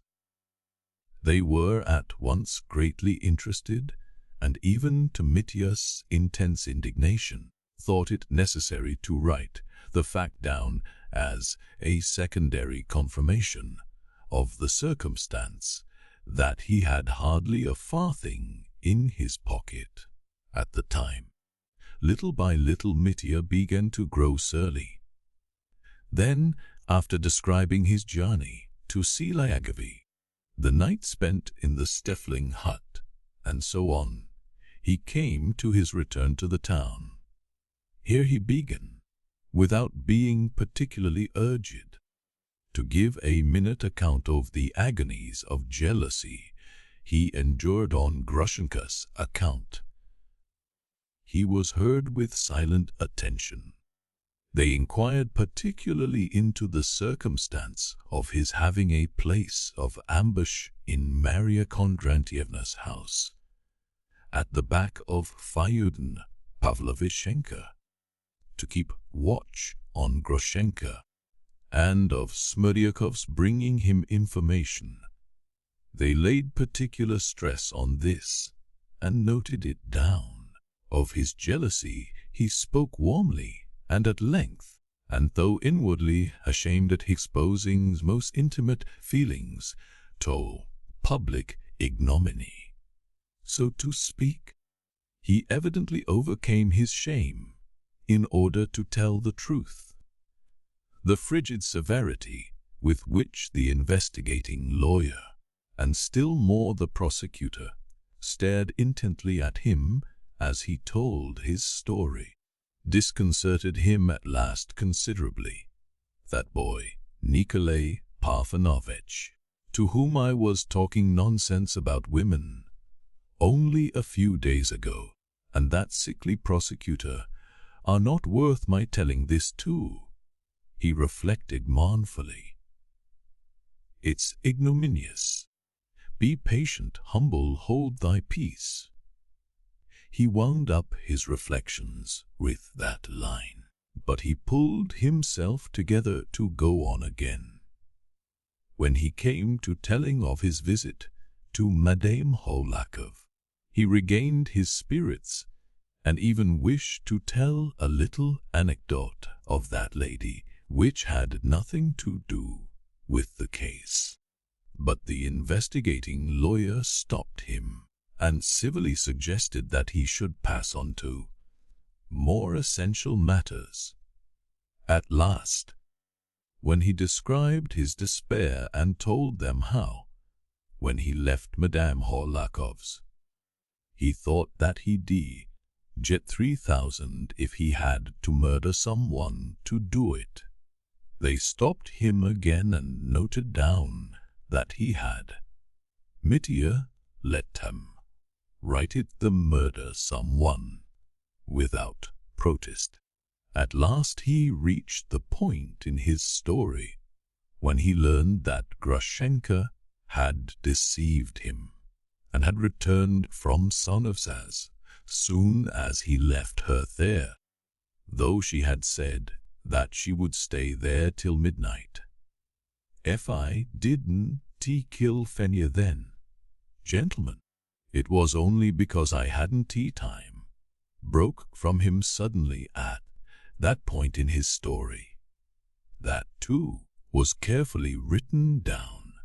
Mitya waited gloomily, and was beginning to tell how he ran into his father's garden, when the investigating lawyer suddenly stopped him, and opening the big portfolio that lay on the sofa beside him, he brought out the brass pestle Do you recognize this object? He asked, showing it to Mitya. Oh yes, he laughed gloomily. Of course I recognize it. Let me have a look at it. Damn it. Never mind. You have forgotten to mention it, observed the investigating lawyer. Hang it all. I shouldn't have concealed it from you. Do you suppose I could have managed without it? It simply escaped my memory. Be so good to tell us precisely how you came to arm yourself with. Certainly I will be so good, gentlemen. And Mitya described how he took the pestle and ran. But what object had you in view in arming yourself with such a weapon? What object? No object. I just picked it up and ran off. What for, if you had no object? Mitya's wrath flared up. He looked intently at the boy and smiled gloomily and malignantly. He was feeling more and more ashamed at having told such people the story of his jealousy so sincerely and spontaneously. Bothered the pestle from him suddenly. But still. Oh, to keep off dogs. Oh, because it was dark, in case anything turned up. But have you ever on previous occasions taken a weapon with you when you went out, since you were afraid of the dark? You! Damn it all! Gentlemen, there's positively no talking to you, cried Mitya, exasperated beyond endurance, and turning to the secretary, crimson with anger, he said quickly, with a note of fury in his voice, write down at once, that I snatched up the pestle to go and kill my father Pavlovich by hitting him on the head with it. Well, now you satisfied, gentlemen? Are your minds relieved? He said, glaring defiantly at the lawyers. We quite understand that you made that statement just now through exasperation with yous and the questions we put to you, which you consider trivial, though they are, in fact, essential. The prosecutor remarked dryly in reply, well, upon my word, gentlemen, yes, I took the pestle. What does one pick things up for at such moments? I don't know what for. I snatched it up and ran. That's all. For to me, gentlemen, passons, or I declare I won't tell you any more. He sat with his elbows on the table and his head in his hand. He sat sideways to them and gazed at the wall, struggling against a feeling of nausea. He had, in fact, an awful inclination to get up, declare that he wouldn't say another word. Not if you hang me for it. You see, gentlemen, he said at last, with difficulty controlling himself. You see, I listen to you and am haunted by a dream. It's a dream I have sometimes. You know, I often dream it. It's always the same, that someone is hunting me, someone I'm awfully afraid of, that he's hunting me in the dark, in the night, tracking me, and I hide somewhere from him, behind a door or cupboard, hide in a degrading way, and the worst of it is, he always knows where I am, but he pretends not to know where I am on purpose, to prolong my agony, to enjoy my terror. That's just what you're doing now. It's just like that. Is that the sort of thing you dream about?" inquired the prosecutor. "Yes, it is." "Don't you want to write it down?" said Mitya with a distorted smile. "No need to write it down, but still you do have curious dreams." "It's not a question of dreams now, gentlemen. This is realism. This is real life. I'm a wolf and you the hunters. Well, hunt him down." "You are wrong to make such comparisons," began Nikolay Parfenovitch, with extraordinary softness. "No, I'm not wrong, not at all." Mitya flared up again, though his outburst of wrath had obviously relieved his heart. He grew more good-humored at every word. "You may not trust a criminal or man on trial tortured by your questions, but an honorable man. The honorable impulses of the high say that boldly. No, that you must believe you have no right indeed. But be silent, heart, be patient, humbled, hold thy peace." "Well, shall I go on?" he broke off gloomily. "If you'll be so kind," answered Nikolay Parfenovitch. Chapter 5. The Third Ordeal. Though Mitya spoke sullenly, it was evident that he was trying more than ever not to forget or miss a single detail of his story. He told them how he had leapt over the fence into his father's garden, how he had gone up to the window, told them all that had passed under the window. Clearly, precisely, distinctly, he described the feelings that troubled him during those moments in the garden, when he longed so terribly to know whether Grushenka was with his father or not. But, strange to say, both the lawyers listened now with a sort of awful reserve, looked coldly at him, asked few questions. Mitya could gather nothing from their faces. They are angry and offended, he thought. What bother them? When he described how he made up his mind at last to make the signal to his father that Grushenka had come, so that he should open the window, the lawyers paid no attention to the word signal, as though they entirely failed to grasp the meaning of the word in this connection. So much so that Mitya noticed it, coming at last to the moment when, seeing his father peering out of the window, his hatred flared up and he pulled the pestle out of his pocket. He suddenly, as though of design, stopped short.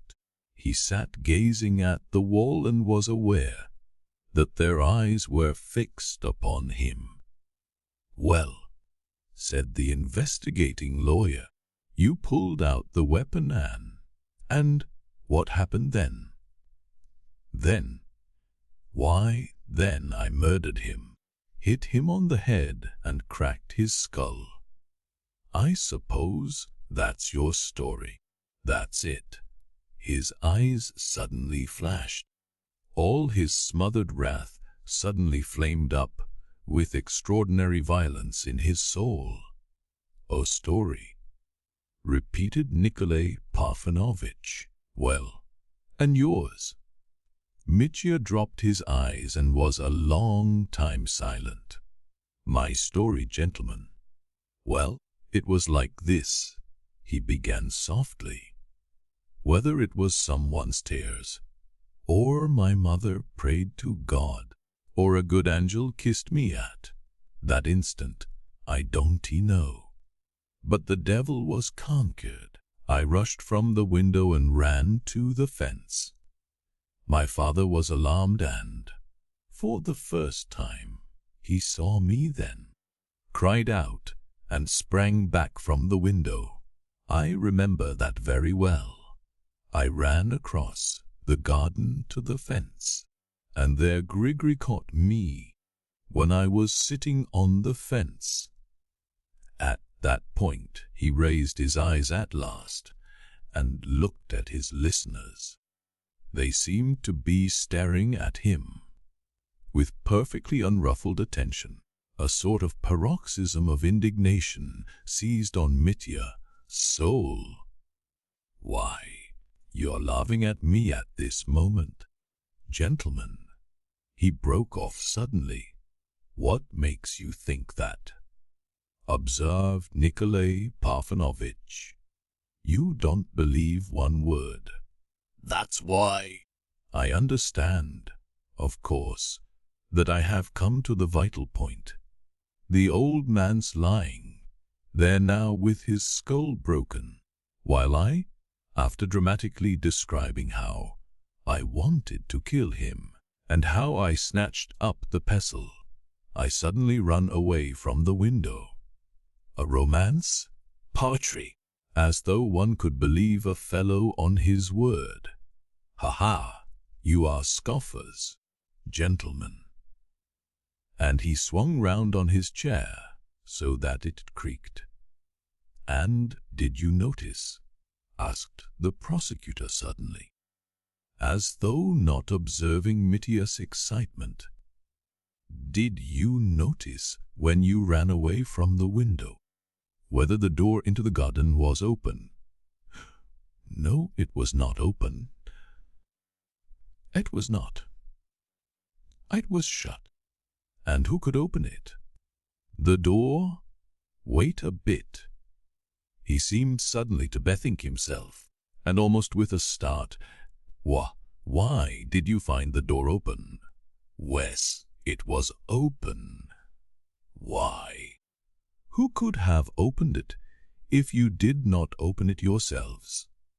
cried Mitya, greatly astonished.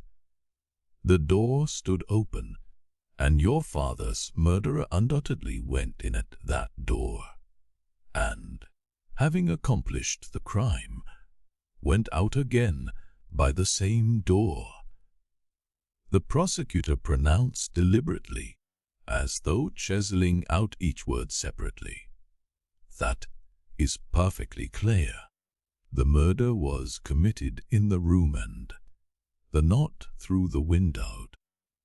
That is absolutely certain from the examination has been made, from the position of the body and everything.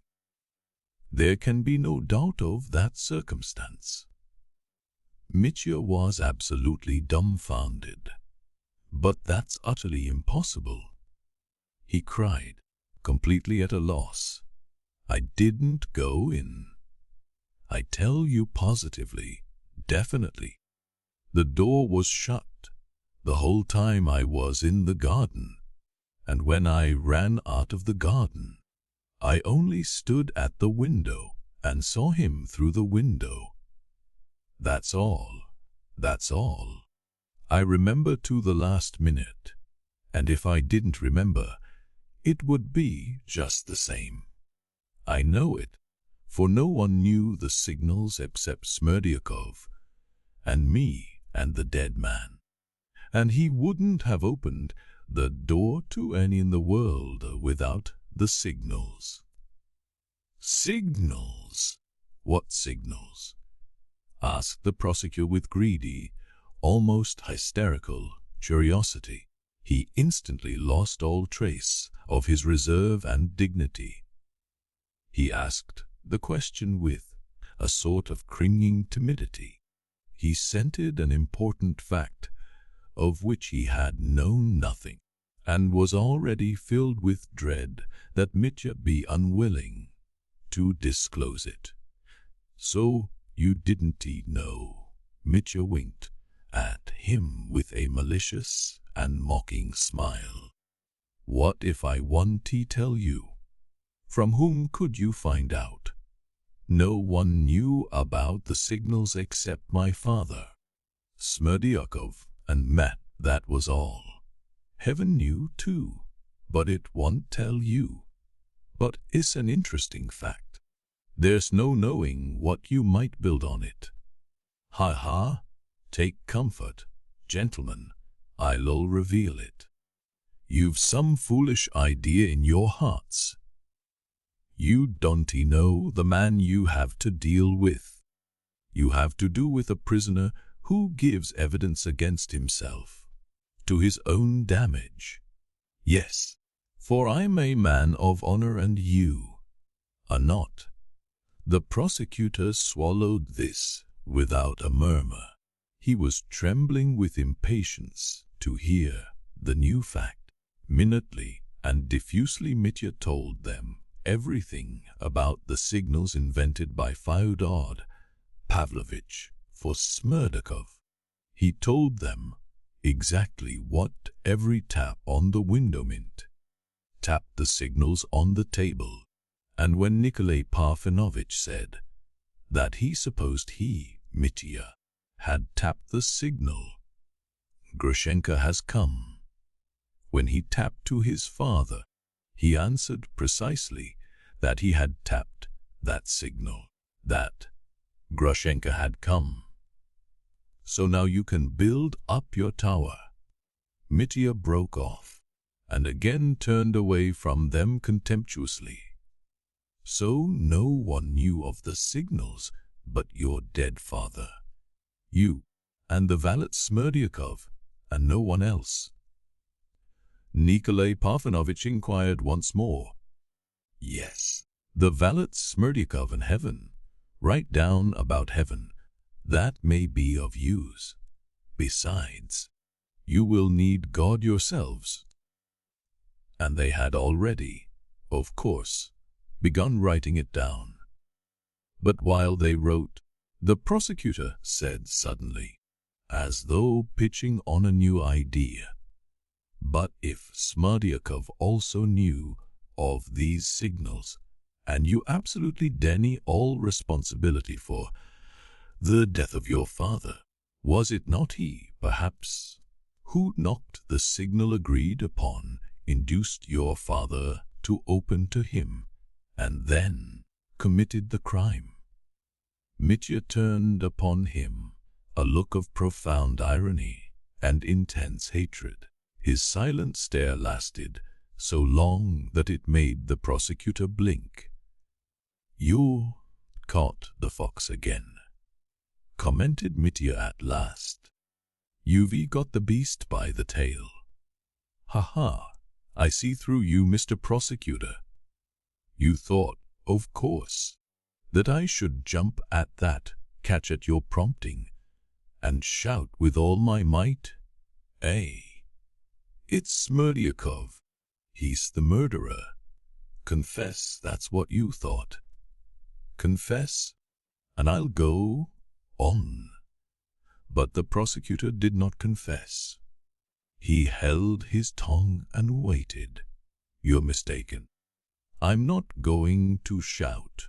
It's Smerdyakov, said Mitya, and you don't even suspect him. Why do you suspect him? He is suspected, too. Mitya fixed his eyes on the floor. Joking apart, he brought out gloomily. Listen, from the very beginning, almost from the moment when I ran out to you from behind the curtain, I've had the thought of Smerdyakov in my mind. I've been sitting here, shouting that I'm innocent and thinking all the time, Smerdyakov. I can't get Smerdyakov out of my head. In fact, I too thought of Smerdyakov just now, but only for a second. Almost at once I thought, no, it's not Smerdyakov. It's not his doing? Gentlemen, in that case, is there anybody else you suspect? Nikolay Parfenovitch inquired cautiously. I don't know anyone it could be, whether it's the hand of heaven or Satan, but not Smerdyakov. Mitya jerked out with decision. But what makes you affirm so confidently and emphatically that it's not he? From my conviction, my impression, because Smerdyakov is a man of the most abject character and a coward. He's not a coward. He's the epitome of all the cowardice in the world walking on two legs. He has the heart of a chicken. When he talked to me, he was always trembling for fear. I should kill him, though I never raised my hand against him. He fell at my feet and blubbered.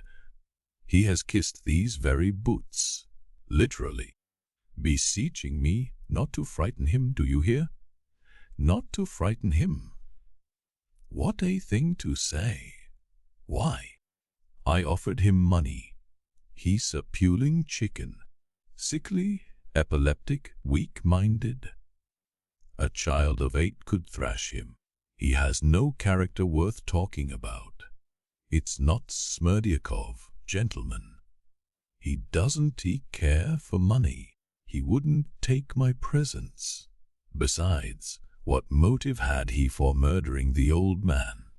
Why, he's very likely his son, you know, his natural son. Do you know that? We have heard that legend. But you are your father's son, you know. Yet you yourself told everyone you meant to murder him. That's a thrust, and a nasty, mean one, too. I'm not afraid.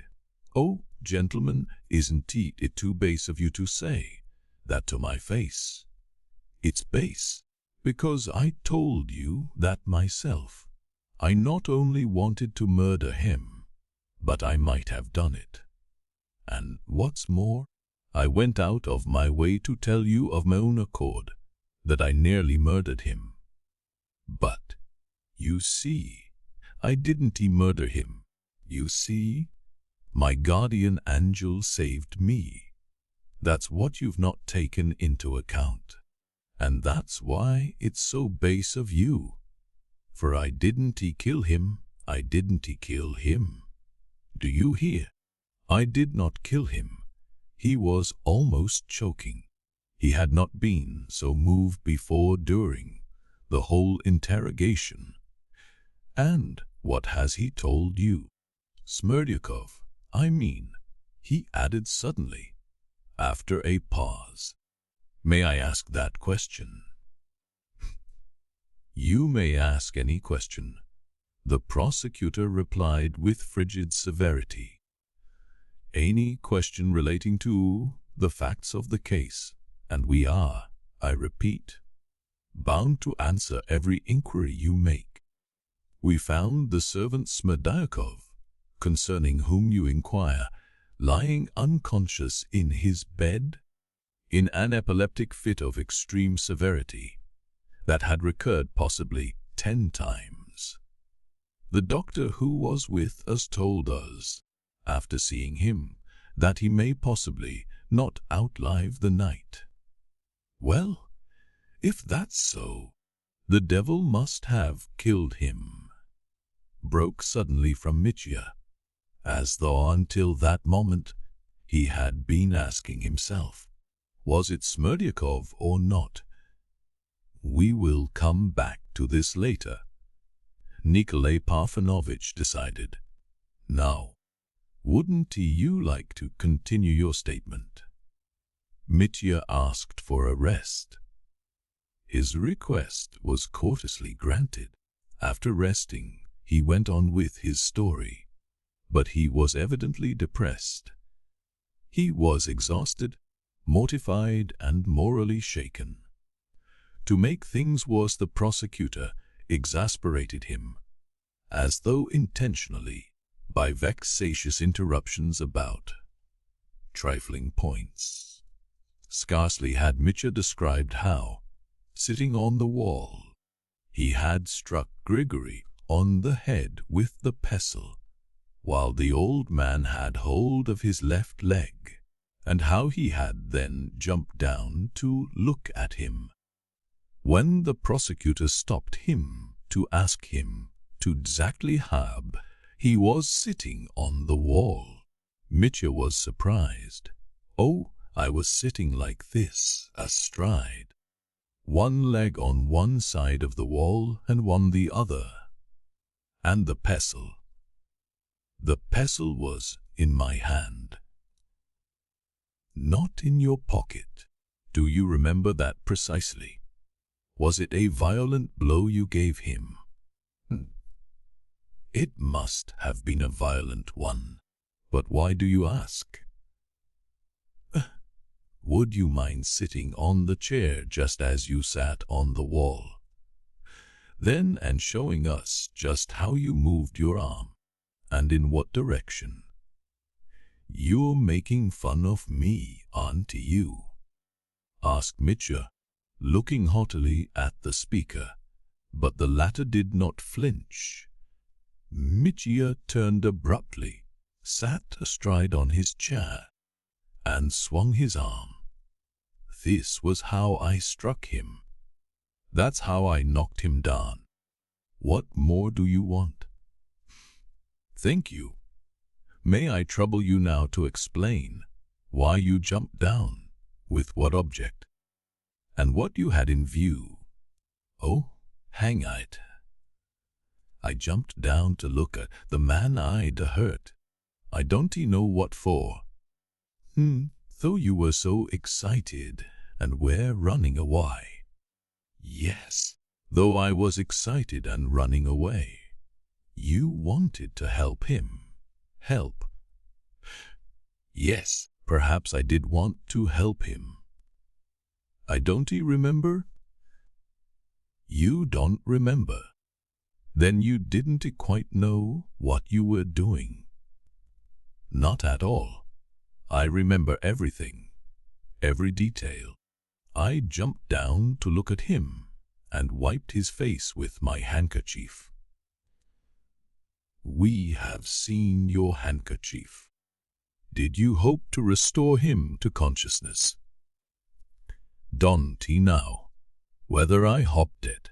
I simply wanted to make sure whether he was alive or not." "Ah, you wanted to be sure. Well, what then?" "I'm not a doctor. I couldn't decide. I ran away thinking I'd killed him, and now he's recovered." "Excellent," commented the prosecutor. "Thank you. That's all I wanted." Kindly proceed. Alas, it never entered Mitya's head to tell them, though he remembered it, that he had jumped back from pity, and standing over the prostrate figure had even uttered some words of regret. "You've come to grief, old man. There's no help for it. Well, there you must lie." The prosecutor could only draw one conclusion, that the man had jumped back at such a moment and in such excitement simply with the object of ascertaining whether our only witness of his crime were dead, that he must therefore have been a man of great strength, coolness, decision and foresight, even at such a moment. And so on. The prosecutor was satisfied. "I've provoked the nervous fellow by trifles, and he has said more than he meant to." With painful effort Mitya went on, but this time he was pulled immediately by Nikolay Parfenovitch. "How came you to run to the servant, Fedosia Markovna, with your hands so covered with blood and, as it appears, your face too?" "Why, I didn't notice the blood at all at the time," answered Mitya. "That's quite likely. It does happen sometimes." The prosecutor exchanged glances with Nikolay Parfenovitch. "I simply didn't notice." You're quite right there, Prosecutor. Mitya assented suddenly. Next came the account of Mitya, sudden determination to step aside and make way for their happiness. But he could not make up his mind to open his heart to them as before, and tell them about the queen of his soul. He disliked speaking of her before these chilly persons who were fastening on him like bugs, and so reiterated coldly and abruptly. What reiterated questions he had answered response to the bugs. I made up my mind to kill myself. What had I left to live for? That question stared me in the face. Her first rightful lover had come back, the man who wronged her, but who hurried back to offer his love after 5 years and atone for the wrong with marriage. So I knew it was all over for me, and behind me disgrace and that blood. Grigory's. What had I to live for? So I went to redeem the pistols I had pledged, to load them and put a bullet in my brain tomorrow. And a grand feast the night before. Yes, a grand feast the night before. Damn it all, gentlemen. Do make haste and finish it. I meant to shoot myself not far from here, beyond the village, and I'd planned to do it at 5 o'clock in the morning. And I had a note in my pocket already. I wrote it at Perhotin's when I loaded my pistols. Here's the letter. Read it. It's not for you, I tell it. He added contemptuously. He took it from his waistcoat pocket and flung it on the table. The lawyers read it with curiosity, and, as is usual, added it to the papers connected with the case. You didn't even think of washing your hands at Perhotin's. You were not afraid then of arousing suspicion. What suspicion? Suspicion or not, I should have galloped here just the same and shot myself at 5 o'clock, and you wouldn't have been in time to do anything if it hadn't been for what's happened to my father. You would have known nothing about it, and wouldn't he have come here? Oh, it's the devil's doing. It was the devil murdered father. It was through the devil that you found it out so soon. How did you manage to get here so quick? It's marvelous, a dream. Emissar Perhotin informed us that when you came to him, you held in your hands, your blood-stained hands, your money, a lot of money, a bundle of 100-ruble notes, and that his servant boy saw it too. That's true, gentlemen. I remember it was so. Now, there's one little point presents itself. Can you inform us? Nikolay Parfenovich began, with extreme gentleness. Where did you get so much money, all of a sudden, when it appears from the facts, from the reckoning of time, that you had not been home? The prosecutor's brows contracted at the question being asked so plainly, but he did not interrupt Nikolay Parfenovich.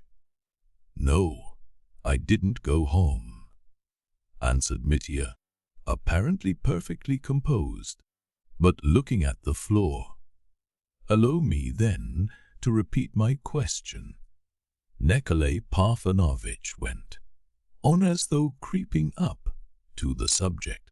Where were you able to procure such a sum all at once, when by your own confession, at 5 o'clock the same day I was in want of 10 rubles and pledged my pistols with Perhotin, and then went to Madame Holikov to borrow 3,000 which she wouldn't give me, and so on, and all the rest of it."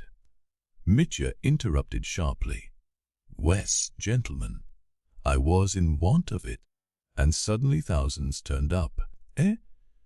Do you know, gentlemen, you're both afraid now.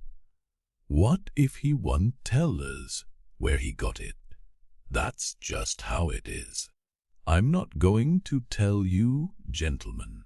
You've guessed right.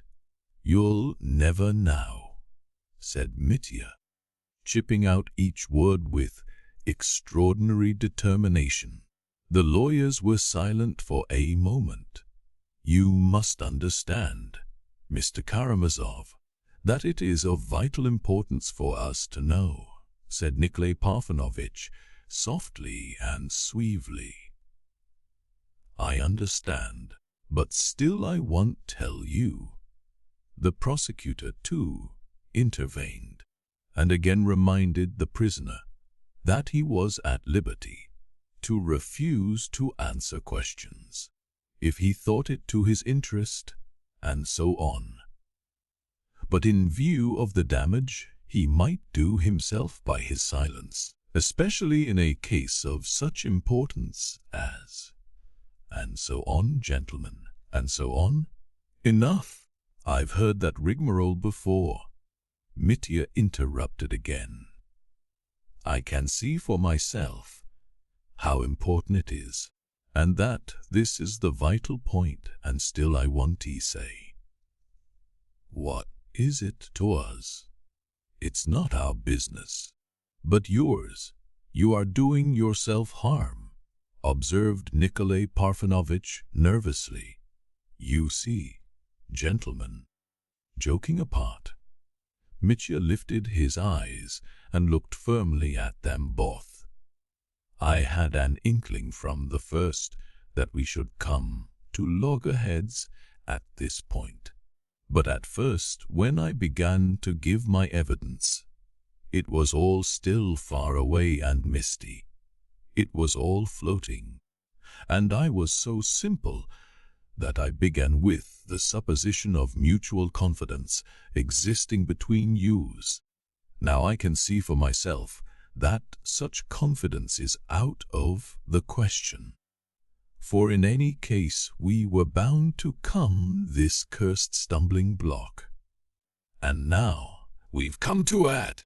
It's impossible, and there's an end of it. But I don't blame you. You can't believe it all simply on my word. I understand that, of course." He relapsed into gloomy silence.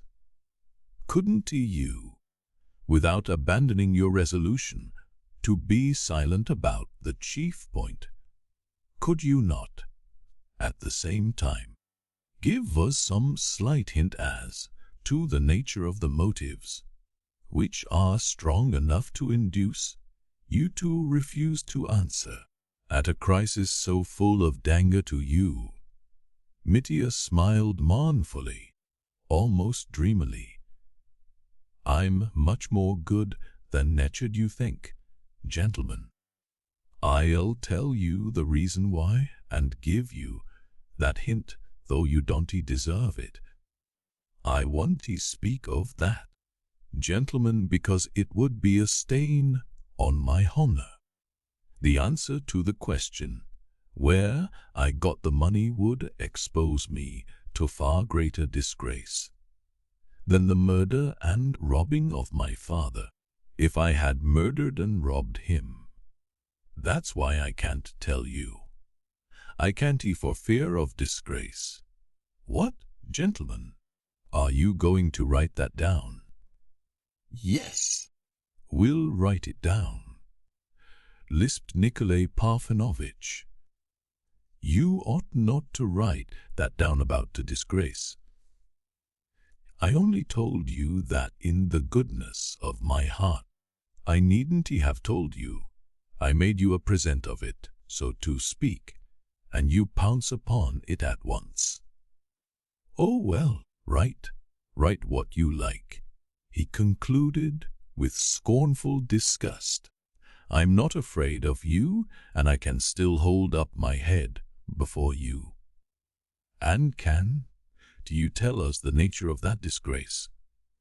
Nikolay Parfenovitch, the prosecutor, frowned down. Dovich hazarded, No, esse est fini.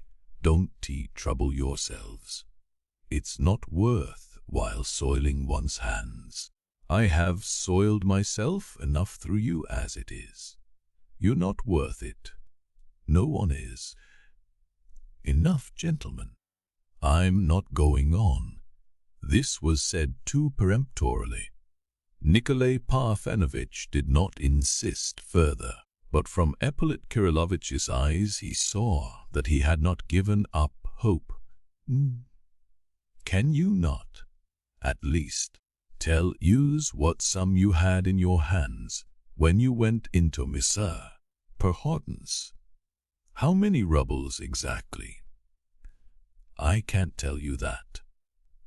"You spoke to Mr. Perhotin, I believe, of having received 3,000 from Madame Horlakov." "Perhaps I did." "Enough, gentlemen. I want to say how much I had." "Will you be so good then as to tell us how you came here, and what you have done since you arrived?" "Oh, you might ask the people here about that, but I'll tell you if you like." He proceeded to do so, but we want to repeat his story. He told it dryly and curtly. Of the raptures of his love he said nothing, but told them that he abandoned his determination to shoot himself owing to new factors in the case. He told the story without going into motives or details, and this time the lawyers did not worry him much. It was obvious there was no essential point of interest to them here. We shall verify all that. We will come back to it during the examination of the witnesses, which will, of course, take place in your presence, said Nikolay Parfenovitch in conclusion. And now allow me to request you to lay on the table everything in your possession, especially all the money you still have about you. Why money, gentlemen? Certainly, I understand that is necessary. I'm surprised indeed that you haven't inquired about it before. It's true I couldn't get away anywhere. I'm sitting here where I can be sane. But here's my money. Count it, take it. That's all, I think. He turned it all out of his pockets, even the small change, 2 pieces of 20 kopecks. He pulled out of his waistcoat pocket. They counted the money, which amounted to 836 rubles and 40 kopecks. "And is that all?" asked the investigating lawyer. "Yes. You stated just now in your evidence that you spent 300 rubles at Plotnikov's. You gave Protein 10, your driver 20. Here you lost 200. Then Nikolay Parfenovitch reckoned it all up. Mitya helped him readily. They recollected every farthing and included it in the reckoning. Nikolay Parfenovitch hurriedly added up the total. "With this 800 you must have had about 1,500 ersts. So," snapped Mitya. "There was it. They much more, Yosef. You was a dead. How I suppose did they all up first? Wondered first. Yeah. Post. I did too. We will compare all this with the evidence of other persons not yet examined. Don't be anxious about your money. It will be properly taken care of and be at your disposal at the conclusion of what is beginning. If it appears, or, so to speak, is proved you have undisputed right to it. Well, and now? Nikolay Parfenovitch suddenly got up and informed Mitya firmly that it was his duty and obligation to conduct a minute and thorough search of your clothes and everything else. By all means, gentlemen, I'll turn out all my pockets, if you like. And he did, in fact, begin turning out his pockets. It will be necessary to take off your clothes, too. What? Undress? Ugh! Won't you search me as I am? Can't you? It's utterly impossible, Dmitri Fyodorovitch. You must take off your clothes. As you like, Mitya submitted gloomily. Only please, not here, but behind the curtains. Who will search them? Behind the curtains, of course. Nikolay Parfenovitch bent his head in assent. His small face wore an expression of peculiar solemnity. Chapter 6. The prosecutor catches Mitya. Something utterly unexpected and amazing to Mitya followed. He could never, even a minute before, have conceived that anyone could behave like that to him. Mitya Karamazov. What was worst of all, there was something humiliating in it, and on their side something supercilious and scornful. It was nothing to take off his coat, but he was asked to undress further, or rather not asked but commanded. He quite understood that. From pride and contempt, he submitted without a word. Several peasants accompanied the lawyers and remained on the same side of the curtain. To be ready if force is required, thought Mitya, and perhaps for some other reason, too. Well, must I take off my shirt, too? He asked sharply, but Nikolay Parfenovitch did not answer. He was busily engaged with the prosecutor in examining the coat, the trousers, the waistcoat, and the cap, and it was evident that they were both interested in the Srotny. They make no bones about it, thought Mitya. They don't keep up the most elementary politeness. I ask you for the second time, need I take off my shirt or not? He said, still more sharply and irritably. Don't trouble yourself. We will tell you what to do, Nikolay Parfenovitch said, and his voice was positively peremptory, or so it seemed to Mitya. Meantime, a consultation was going on in undertones between the lawyers. There turned out to be on the coat, especially on the left side at the back, a huge patch of blood, dry and still stiff. There were blood stains on the trousers too. Nikolay Parfenovitch, moreover, in the presence of the peasant witnesses, passed his fingers along the collar, the cuffs, and all the seams of the coat and trousers, obviously looking for something. Money, of course. He didn't even hide from Mitya his suspicion that he was capable of sewing money up in his clothes.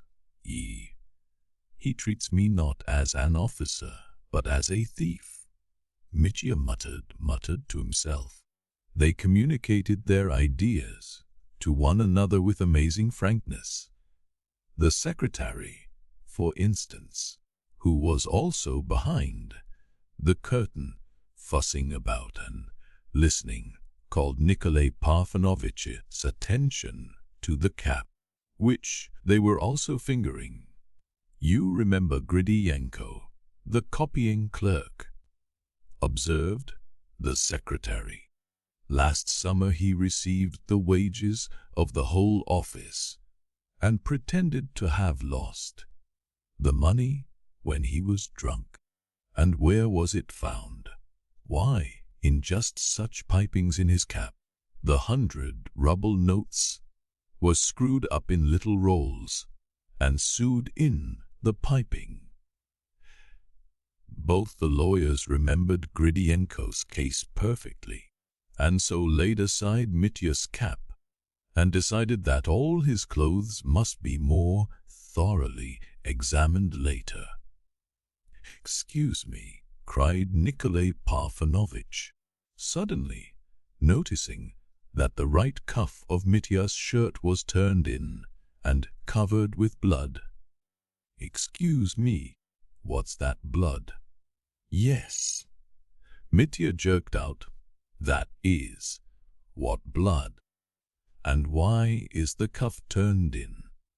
Mitya told him how he had got the sleeve stained with blood, looking after Grigory, and had turned it inside when he was washing his hands at Perhotin's. "You must take off your shirt, too.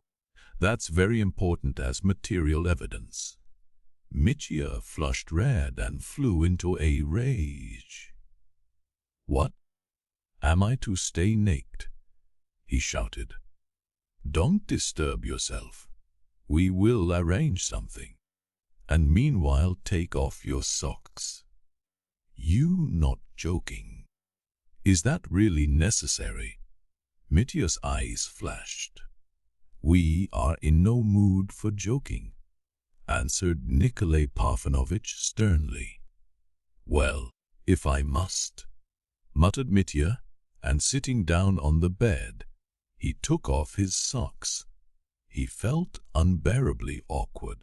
All were clothed while he was naked, and strange to say, when he was undressed, he felt somehow guilty in their presence, and was almost ready to believe himself that he was inferior to them, and that now they had a perfect right to despise him.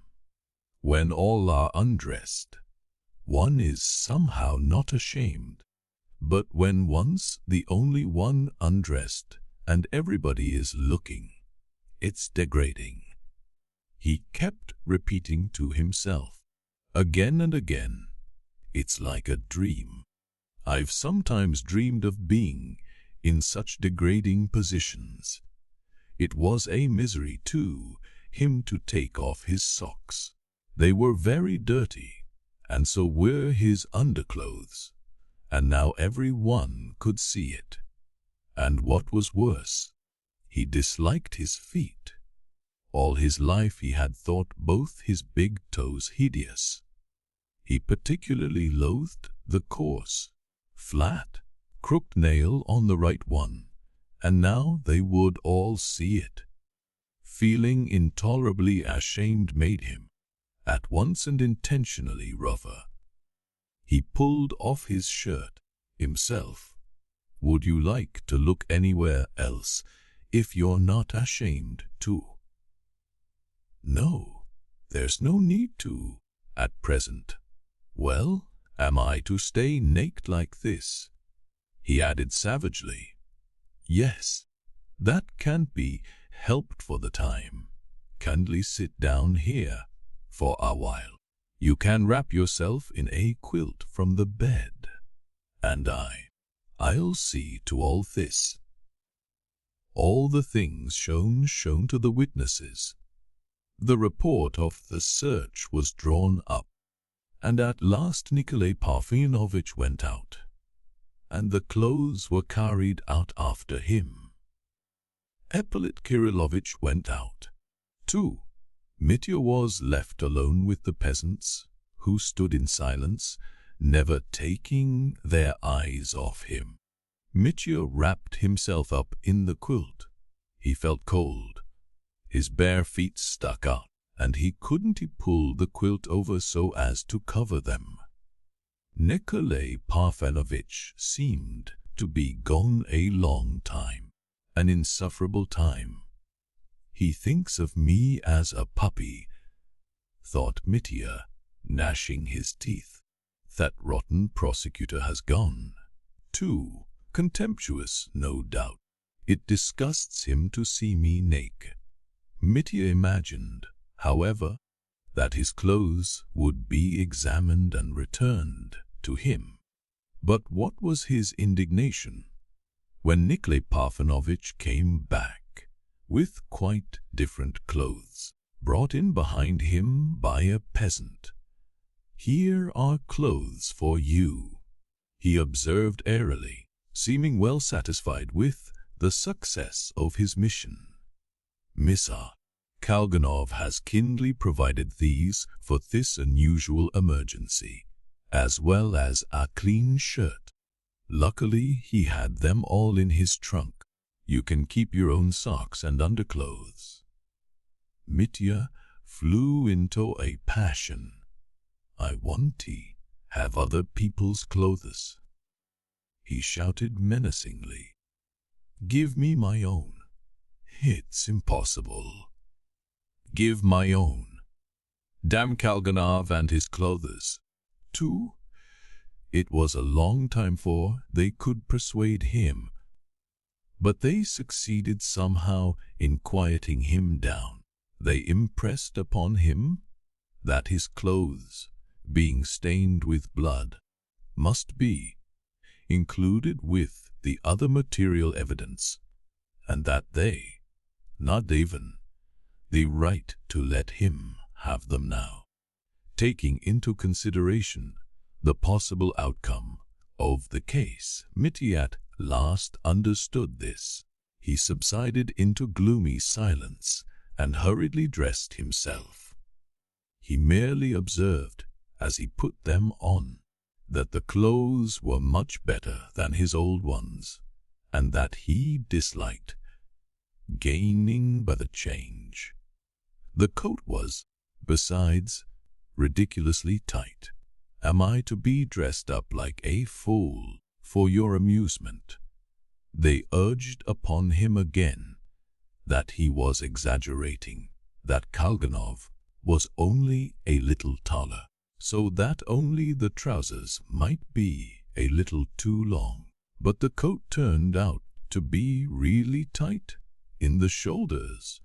"Damn it all, I can hardly button it," Mitya grumbled. "Be so good as to tell Mr.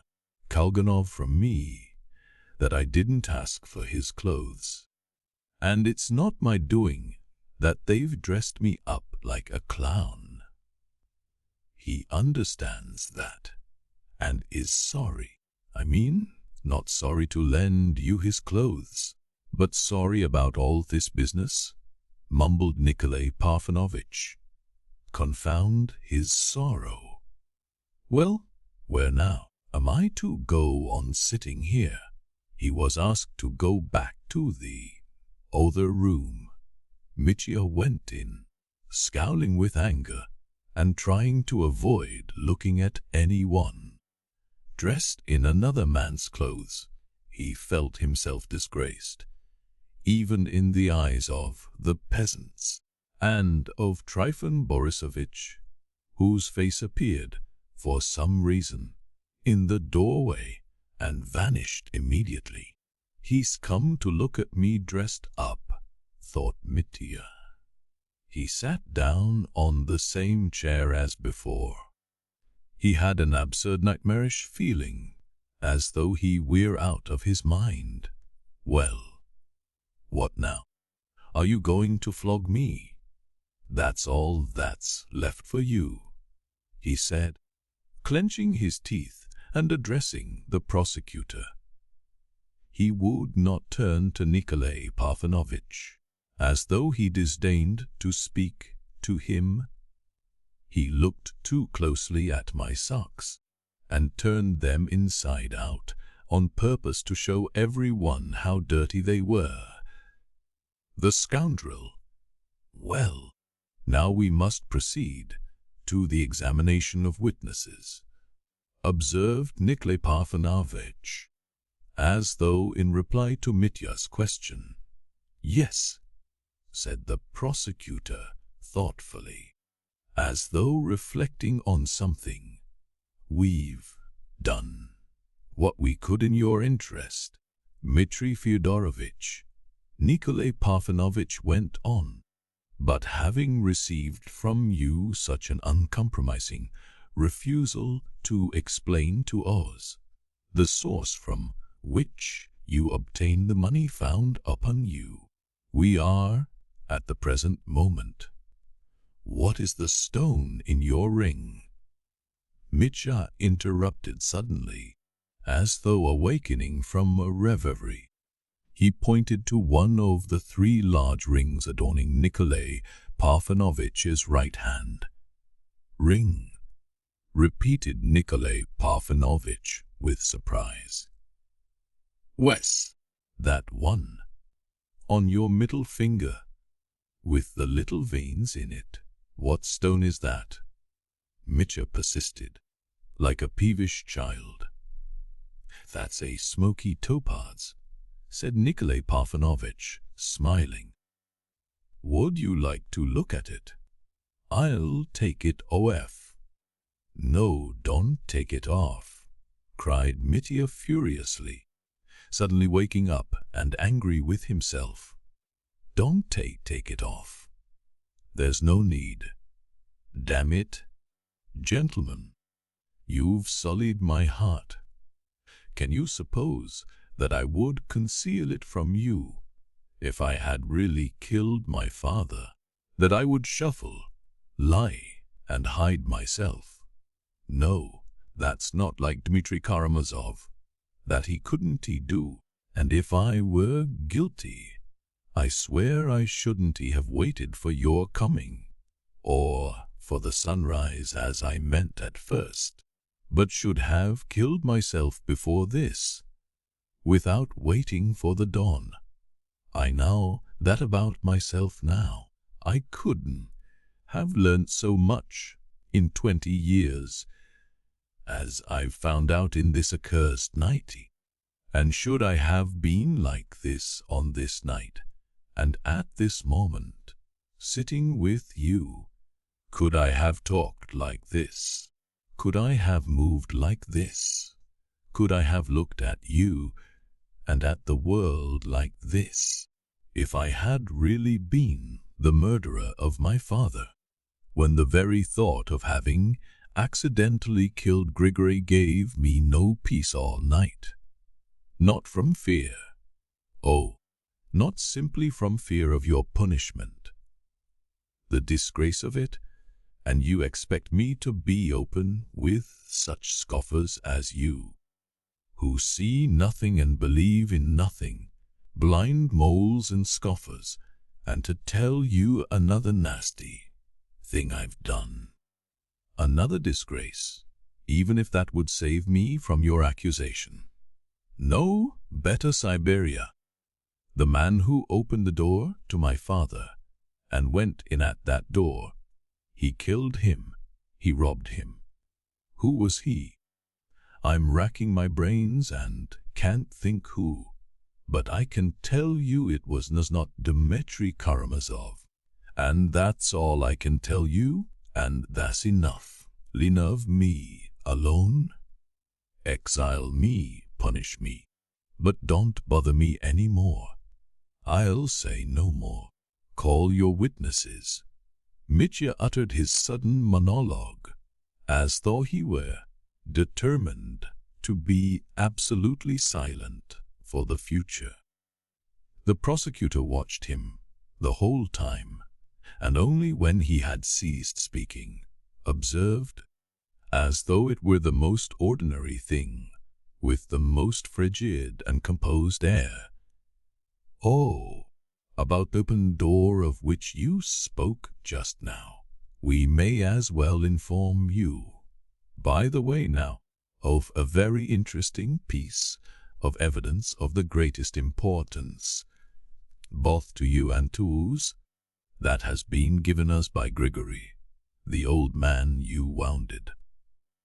On his recovery, he clearly and emphatically stated, in reply to our questions, that when on coming out to the steps and hearing a noise in the garden, he made up his mind to go into it through the little gate which stood open, before he noticed you running, as you have told us already, in the dark from the open window where you saw your father. He, Grigory, glanced to the left and, while noticing the open window, observed at the same time, much nearer to him, the door standing wide open, that door which you have stated to have been shut the whole time you were in the garden. I will not conceal from you that Grigory himself confidently affirms and bears witness that you must have run from that door, though, of course, he did not see you do so with his own eyes, since he only noticed you first some distance away in the garden, running towards the fence. Mitya had leaped up from his chair half-way through this speech. "Nonsense!" he yelled, in a sudden frenzy. "It's a barefaced lie. He couldn't have seen the door open, because it was shut. He's lying. I consider it my duty to repeat that he is firm in his statement. He does not waver. He adheres to it. We've cross-examined him several times." "Precisely. I have cross-examined him several times," Nikolai Parfenovitch confirmed warmly. It's false, false. "It's either an attempt to slander me, or the hallucination of a madman," Mitya still shouted. "He's simply raving from loss of blood from the wound. He must have fancied it when he came to. He's raving. Yes, but he noticed the open door, not when he came to after his injuries, but before that, as soon as he went into the garden for lodge." "But it's false. It's false. It can't be so." "He's slandering me from spite. He couldn't have seen it. I didn't come from the door," gasped Mitya. The prosecutor turned to Nikolai Parfenovitch and said to him impressively, "Do you recognize this object?" Nikolai Parfenovitch laid upon the table this object, and with it confronted, on which 3 seals still remained intact. The envelope was empty and slit open at one end. Mitya stared at it with open eyes. It must be that envelope of my father's, the envelope that contained the 3,000 rubles. And if there's inscribed on it, 'Allow me for my little chicken,' yes, 3,000, he shouted. Do you say 3,000? Do you see? Of course we see, but we didn't find the money in it. It was empty, and lying on the floor by the bed, behind the screen." For some seconds Mitya stood as though thunderstruck. "Gentlemen, it's Smerdyakov," he shouted suddenly, at the top of his voice. "Who's murdered him? He's robbed him." No one else knew where the old man hid the envelope. "It's a Smerdyakov, that's clear." "No, but you too knew of the envelope, and that it was under the pillow." "I never knew it. I've never seen it." This is the first time I've looked at it. I'd only heard of it from Smerdyakov. He was the only one who knew where the old man kept it hidden. I didn't know. Mitya was completely breathless. But you told us yourself that the envelope was under your deceased father's pillow. You especially stated that it was under the pillow, so you must have known it. We got it written down, confirmed Nikolay Parfenovitch. Nonsense.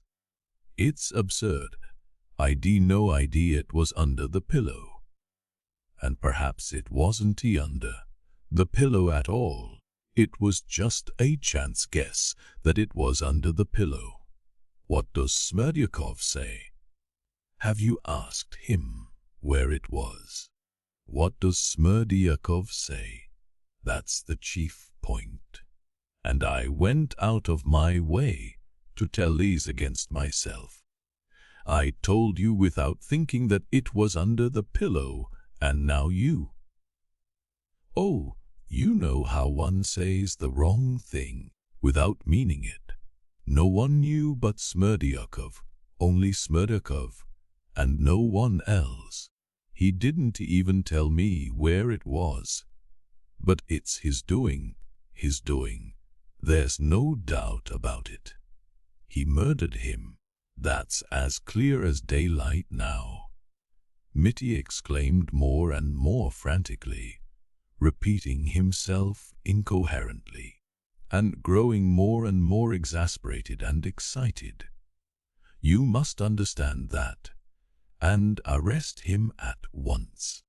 He must have killed him while I was running away and while Grigory was unconscious. That's clear now. He gave the signal and father opened to him. For no one but he knew the signal. And without the signal, father would never have opened the door.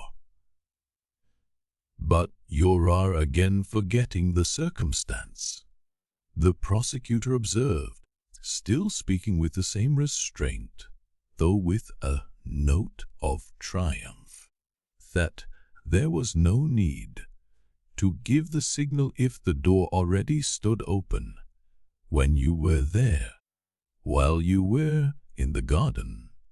The door, muttered Mitya, and he stared speechless at the prosecutor. He sank back helpless in his chair. All were silent. Wes, the door, it's a nightmare.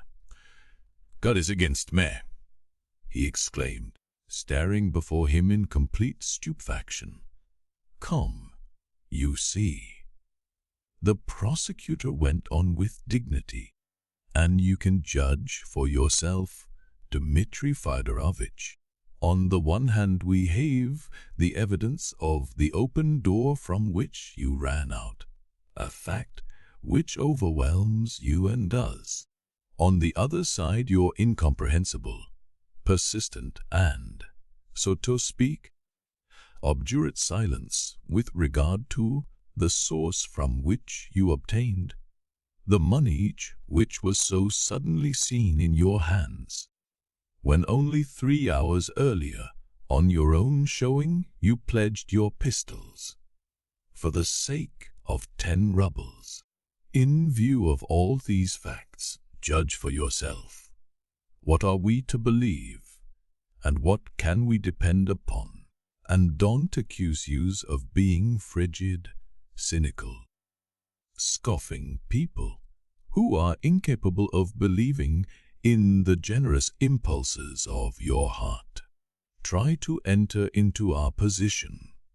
Mitya was indescribably agitated. He turned pale.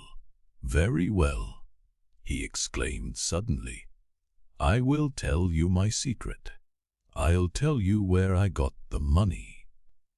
I'll reveal my shame, that I may not have to blame myself or you hereafter. And believe me, Dmitri Fyodorovitch, put in Nikolay Parfenovitch, in a voice of almost pathetic delight, that every sincere and complete confession on your part at this moment may, later on, have an immense influence in your favor, and may, indeed. Moreover, but the prosecutor gave him a slight shove under the table, and he checked himself in time. Mitya, it is true, had not heard him. Chapter 7. Mitya's Great Secret, received with hisses. Gentlemen, he began, still in the same agitation, I want to make a full confession that money was my own. The lawyers' faces lengthened. That was not at all what they expected. How do you mean? Faltered Nikolay Parfenovitch. 1 at 5 o'clock on the same day, from your own confession. Damn 5 o'clock on the same day and my own confession. That's nothing to do with it now. That money was my own, that is, stolen by me. Not mine, I mean, but stolen by me, and it was 1,500 rubles. And I had it on me all the time. But where did you get it? I took it off my neck, gentlemen, off this very neck. It was here, round my neck, shown up in a rag, and I'd had it round my neck a long time. It's a month since I put it round my neck, to my shame and disgrace. And from whom did you mean, steal it? Speak out plainly now. Yes, I consider that I practically stole it, but, if you prefer, I appropriated it. I consider I stole it, and last night I stole it finally. Last night. But you said that it's a month since you obtained it. Yes, but not from my father. Not from my father, don't be uneasy. I didn't steal it from my father, but from her. Let me tell you without interrupting. It's hard to do, you know. You see, a month ago I was sent for by Katerina Ivanovna, formerly my betrothed. Do you know her? Yes, of course. I know you know her. She's a noble creature, noblest of the noble. But she has hated me ever so long, oh, ever so long, and hated me with good reason. Good reason. Katerina Ivanovna, Nikolay Parfenovitch exclaimed with wonder. The prosecutor, too, stared. Oh, don't take her name in vain. I'm a scoundrel to bring her into it. Yes, I've seen that she hated me. A long while. From the very first. Even that evening at my lodging. But enough. You're unworthy even to know of that. No need of that at all. I need only tell you that she sent for me a month ago, gave me 3,000 rubles to send off to her sister and another relation in Moscow, as though she couldn't have sent it off herself. And it was just at that fatal moment in my life when when I did just come to love another. Her. She's sitting down below now, Grushenka. I carried her off here to Mokrow then, and wasted here in 2 days half that damned 3,000. But the other half I kept on me. Well, I've kept that other half, that 1,500, like a locket round my neck. But yesterday I undid it and spent it. What's left of it, 800 rubles, is in your hands now, Nikolay Parfenovitch. That's the change out of the 1,500 I had yesterday. Excuse me, how's that? Why, when you were here a month ago, you spent 3,000, not 1,500. Everybody knows that. Who knows it? Who counted the money? Did I let anyone count it? Why, you told everyone yourself that you'd spent exactly 3,000. It's true. I did. I told the whole town so, and the whole town said so. And here at Mokro, everyone reckoned it was 3,000. Yet I didn't spend 3,000, but 1,500, and the other 1,500 I sewed into a little bag. That's how it was, gentlemen. That's where I got that money yesterday. This is almost miraculous, murmured Nikolay Parfenovitch. Allow me to inquire, observed the prosecutor at last. Have you informed anyone, whatever of this circumstance before? I mean that you had 1,500 left about you a month ago. I told no one. That's strange. Do you mean absolutely no one? Absolutely no one. No one and nobody. What was your reason for this reticence? What was your motive for making such a secret of it? To be more precise, you have told us at last your secret. In your words, so disgraceful, though in reality, that is, of course, comparatively speaking, this action, that is, the appropriation of 3,000 rubles belonging to someone else, and, of course, only for a time is, in my view at least, only an act of the greatest recklessness, and not so disgraceful, when one takes into consideration your character, even admitting that it was an action in the highest degree discreditable. Still, discreditable is not disgraceful. Many people have already guessed, during this last month, about the 3,000 of Katerina Ivanovna's that you have spent, and I heard the legend myself, apart from your confession. Mihail Makarovich, for instance, had heard it too, so that indeed it was scarcely a legend, but the gossip of the whole town. There are indications, too, if I am not mistaken, that you confessed this yourself to someone. I mean that the money was Katerina Ivanovna's, and so it's extremely surprising to me that hitherto, that is, up to the present moment, you have made such an extraordinary secret of the 1,500 you say you put by, apparently connecting a feeling of positive horror with that secret. It's not easy to believe that it could cost you such stress to confess such a secret. You cried out, just now, that Siberia would be better than confessing it. The prosecutor ceased speaking. He was provoked.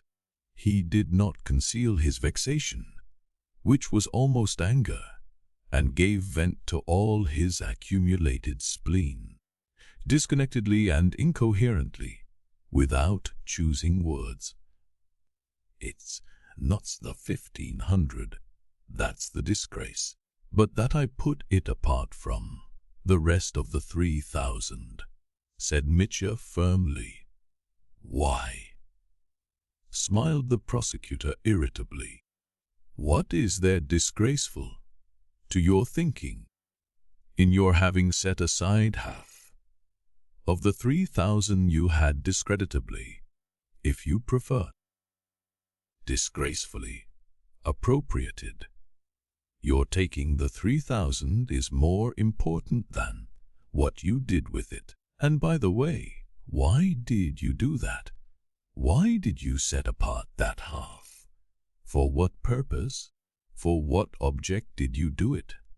Can you explain that to use?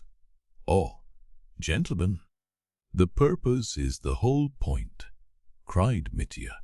I put it aside because I was vile, that is, because I was calculating, and to be calculating in such a case is vile. And that vileness has been going on a whole month? It's incomprehensible. I wonder at you, but I'll make it clearer. Perhaps it really is incomprehensible. You see, attend to what I say. I appropriate 3,000 entrusted.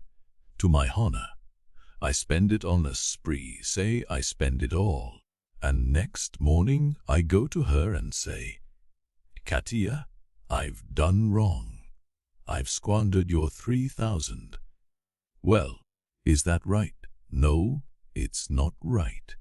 It's dishonest and cowardly. I'm a beast, with no more self-control than a beast. That's so, isn't it? But still I'm not a thief. Not a downright thief, you'll admit. I squandered it, but I didn't steal it. Now, a second, rather more favorable alternative. Follow me carefully, or I may get confused again. My head's going round.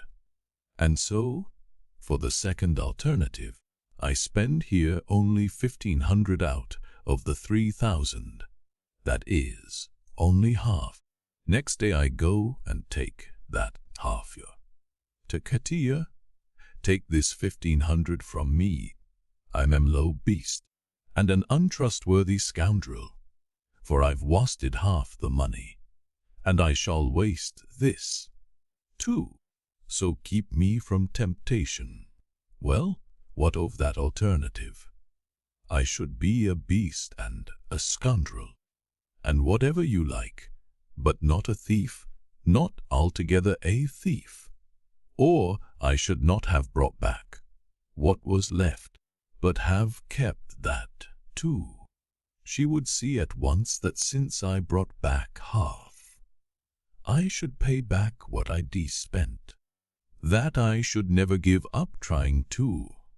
That I should work to get and pay it back. So in that case I should be a scoundrel, but not a thief. You may say what you like. Not a thief. I'd admit that there is a certain distinction, said the prosecutor with a cold smile. But it's strange that you see such a vital difference. Yes, I see a vital difference. Every man may be a scoundrel, and perhaps every man is a scoundrel, but not every one can be a thief. It takes an arch scoundrel to be that. Oh, of course, don't know how to make these fine distinctions. But a thief is lower than a scoundrel. That's my conviction. Listen, I carry the money about me a whole month. I may make up my mind to give it back tomorrow, and I'm a scoundrel no longer. But I cannot make up my mind. You see, though I'm making up my mind every day, and every day spurring myself on to do it, and yet for a whole month I can't bring myself to it, you see. Is that right to your thinking? Is that right? Certainly, that's not right. That I can quite understand, and that I don't dispute, answered the prosecutor with reserve. And let us give up all discussion of these subtleties and distinctions and, if you will be so kind, get back to the point. And the point is that you have still not told us altogether. We've asked you, why, in the first place, you have the money, squandering one half and hiding the other. For what purpose exactly did you hide it? What did you mean to with that 1500? I insist upon that question, Dmitri Fyodorovitch. Yes, of course, cried Mitya, striking himself on the forehead. Forgive me, I'm worrying you, and am not explaining the chief point. Or you understand in a minute, for it's just the motive of it. That's the disgrace. You see, it was all to do with the old man, my dead father. He was always pestering Agrafena Alexandrovna, and I was jealous. I thought then that she was hesitating between me and him. So I kept thinking every day, suppose she were to make up her mind all of a sudden. Suppose she were to leave off tormenting me, and were suddenly to say to me, I love you, not him. Take me to the other end of the world. And I'd only 40 kopecks. How could I take her away? What could I do? Why, I'd be lost. You see, I didn't know her then. I didn't understand her. I thought she wanted money, and that she wouldn't forgive my poverty. And so I fiendishly counted out the half of that 3,000, sewed it up, calculating on it, sewed it before I was drunk, and after I had sewn it up, I went off to get drunk on the rest. Yes, that was base. Do you understand now? Both the lawyers laughed aloud. I should have called it sensible and moral on your part, not to have squandered it all, chuckled Nikolay Parfenovitch. For after all, what does it amount to? Why, that I stole it. That's what it amounts to. Oh God! You horrify me by not understanding. Every day that I had that 1,500 sewn up round my neck, every day and every hour I said to myself, you're a thief. You're a thief. Yes, that's why I've been so savage all this month. That's why I fought in the tavern. That's why I attacked my father. It was because I felt I was a thief. I couldn't make up my mind. I didn't dare even to tell Alyosha, my brother, about that 1,500. I felt I was such a scoundrel and such a pickpocket. But, do you know, while I carried it I said to myself and the same, every how, no, Dmitri Fyodorovitch, you may yet not be a thief. Why? Because I might go next day and pay back that 1,500 to Katia. And only yesterday I made up my mind to tear my amulet off my neck on my way from Fenyas to Perhotin. I hadn't been able till that moment to bring myself to it, and it was only when I tore it off that I became a downright thief. A thief and a dishonest man for the rest of my life. Why? Because with that I destroyed, too, my dream of going to Katia and saying, I am a scoundrel, but not a thief. Do you understand now? Do you understand? What was it made you decide to it yesterday? Nikolay Parfenovitch interrupted. Why, it's absurd to ask. Because I had condemned myself to die at 5 o'clock this morning.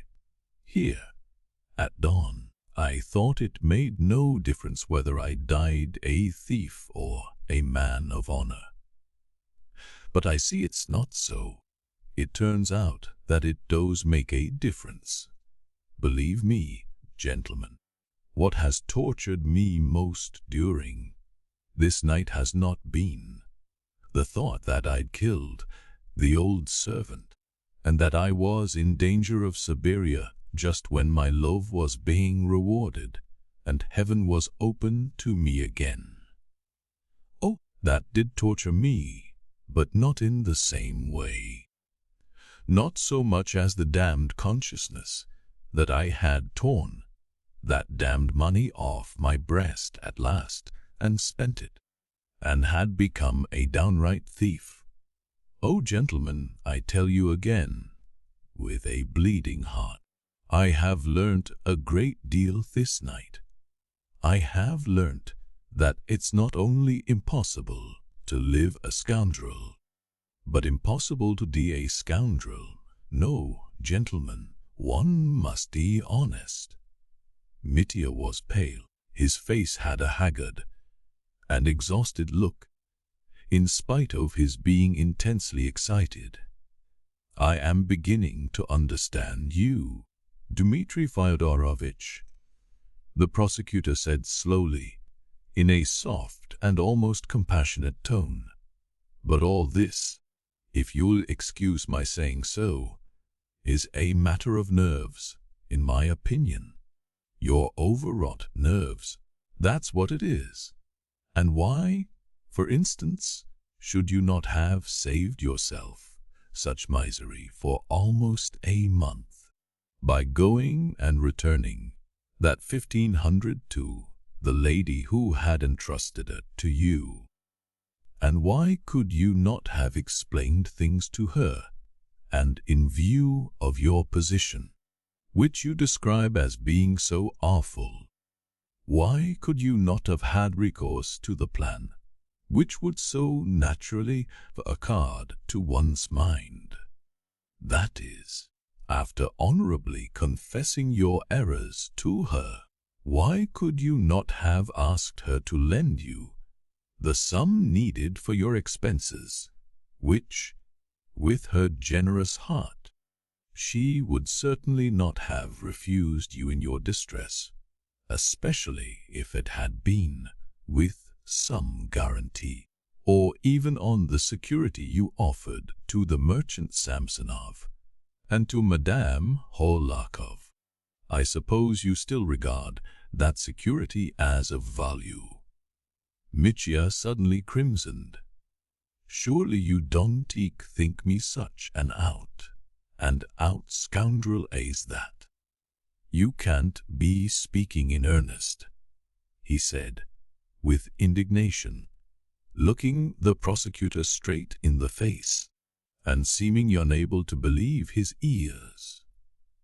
Assure you I'm in earnest. Why do you imagine I'm not serious? It was the prosecutor's turn to be surprised. Oh, how base that would have been! Gentlemen, do you know? You are torturing me. Let me tell you everything, so be it. I'll confess all my infernal wickedness, but to put you to shame, and you'll be surprised yourselves at the depth of ignominy to which a medley of human passions can sink. You must know that I already had that plan myself, that plan you spoke of just now, prosecutor. Yes, gentlemen, I, too, have had that thought in my mind all this current month, so that I was on the point of deciding to go to Katya. I was mean enough for that. But to go to her, to tell her of my treachery, and for that very treachery, to carry it out, for the expenses of that treachery, to beg for money from her, Katya, to beg, do you hear, to beg, and go straight from her to run away with the other, the rival, who hated and insulted her. To think of it, you must be mad, prosecutor. Mad I am not, but I did speak in haste, without thinking of that feminine jealousy, if there could be jealousy in this case, as you assert. Yes, perhaps there is something of the kind, said the prosecutor, smiling, but that would have been so infamous. Mitya brought his fist down on the table fiercely. That would have been filthy beyond everything. Yes, do you know that she might have given me that money? Yes, and she would have given it, too. She'd have been certain to give it, to be revenged on me. She'd have given it to satisfy her vengeance, to show her contempt for me, for hers is an infernal nature, too, and she's a woman of great wrath. I'd have taken the money, too. Oh, I should have taken it. I should have taken it, and then, for the rest of my life. Oh God, forgive me, gentlemen. I'm making such an outcry, because I've had that thought in my mind so lately, only the day before yesterday. That night when I was having all that bother with Lyagavy, and afterwards yesterday. All day yesterday, I remember, till that happened. Till what happened? Put in Nikolay Parfenovitch inquisitively. But Mitya did not hear it. I have made you an awful confession, Mitya said gloomily in conclusion. You must appreciate it, and what's more, you must respect it. For if not, if that leaves your souls untouched, then you've simply no respect for me, gentlemen. I tell you that. And I shall die of shame at having confessed it to men like you. Oh, I shall shoot myself? Yes, I see. I see already that you don't believe me. What? You want to write that down too? He cried in dismay. Yes, what you said just now, said Nikolay Parfenovitch, looking at him in surprise. That is, that up to the last hour you were still contemplating going to Katerina Ivanovna to beg that sum from her. I assure you, that's a very important piece of evidence for us, Dmitri Fyodorovitch. I mean for the whole case, and particularly for you, particularly important for you. Have mercy, gentlemen. Mitya flung up his hands. Don't write that anyway. Have some shame. Here I've torn my heart asunder before you, and you seize the opportunity and are fingering the wounds in both halves. Oh, my God! In despair he hid his face in his hands. Don't worry yourself so, Dmitri Fyodorovitch, observed the prosecutor. Everything that is written down will be read over to you afterwards, and what you don't agree to we'll alter as you like. But now I'll ask you one little question for the second time. Has no one, absolutely no one, heard from you of that money you sewed up? That, I must tell you, is almost impossible to believe. No one? No one? I told you so before, or you've not understood anything. Let me alone. Very well. This matter is bound to be explained, and there's plenty of time for it. But meantime, consider, we have perhaps a dozen witnesses that you yourself spread it abroad and even shouted almost everywhere about the 3,000 you spent here. 3,000, not 1,500. And now too, when you got hold of the money you had yesterday, you gave many people to understand that you had brought 3,000 with you. You've got not dozens, but hundreds of witnesses. 200 witnesses. 200 have heard it. Thousands have heard it, cried Mitya. Well, you see, all bear witness to it, and the word L means something. It means nothing. I talked rot, and every one began repeating it. But what need had you to talk rot, as you call it? The devil knows, from bravado perhaps, at having wasted so much money, to try and forget that money I had sewn up, perhaps. Yes, that was wine, it, damn it. How often will you ask me that question? Well, I told a fib, and that was the end of it. Once I said it, I didn't care to correct it. What does a man tell lies for sometimes? That very difficult to decide, Dmitri Fyodorovich. What makes a man tell lies? Observed the prosecutor impressively. Tell me, though, was that amulet, as you call it, on your neck a big thing? No, not big. How big? For instance, if you fold 100-ruble note in half, that would be the size. You'd better shows the remains of it. You must have them somewhere.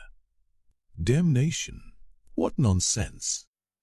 I don't know where they are. But excuse me, where and when did you take it off your neck? According to your own evidence, you didn't go home.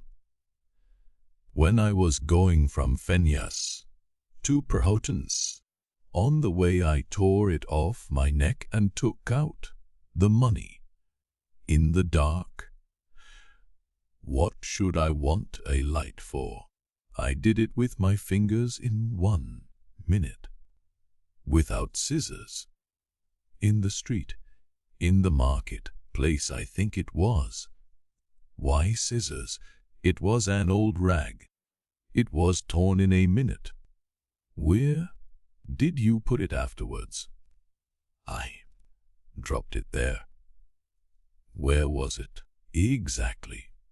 In the market place. In the marketplace. The devil knows whereabouts. What do you want to know for? That's extremely important, Dmitri Fyodorovich. It would be material evidence in your favor.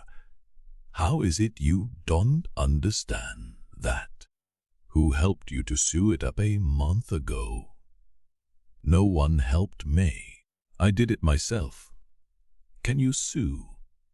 A soldier has to know how to sew. No knowledge was needed to do that. Where did you get the material? That is, the rag in which you sewed the money. Are you laughing at me? Not at all. And we are in no mood for laughing. Dmitri Fyodorovich, don't he know where I got the rag from? Somewhere, I suppose. I should have thought you couldn't have forgotten it. Upon my word, I don't remember. I might have torn a bit off my line. That's very interesting. We might find in your lodgings tomorrow the shirt or whatever it is from which you tore the rag. What sort of rag was it? Cloth or linen? Goodness only knows what it was. Wait a bit. I believe I didn't tear it off anything. It was a bit of calico. I believe I sewed it up in a cap of my landlady's. In your landlady's cap? Yes. I took it from her. How did you get it? You see, I remember once taking a cap for a rag, perhaps to wipe my pen on. I took it without asking, because it was a worthless rag. I tore it up, and I took the notes and sewed them up in it. I believe it was in that very rag I sewed them. An old piece of calico, washed 1,000 times. And you remember that for certain now. I don't know whether for certain. I think it was in the cap.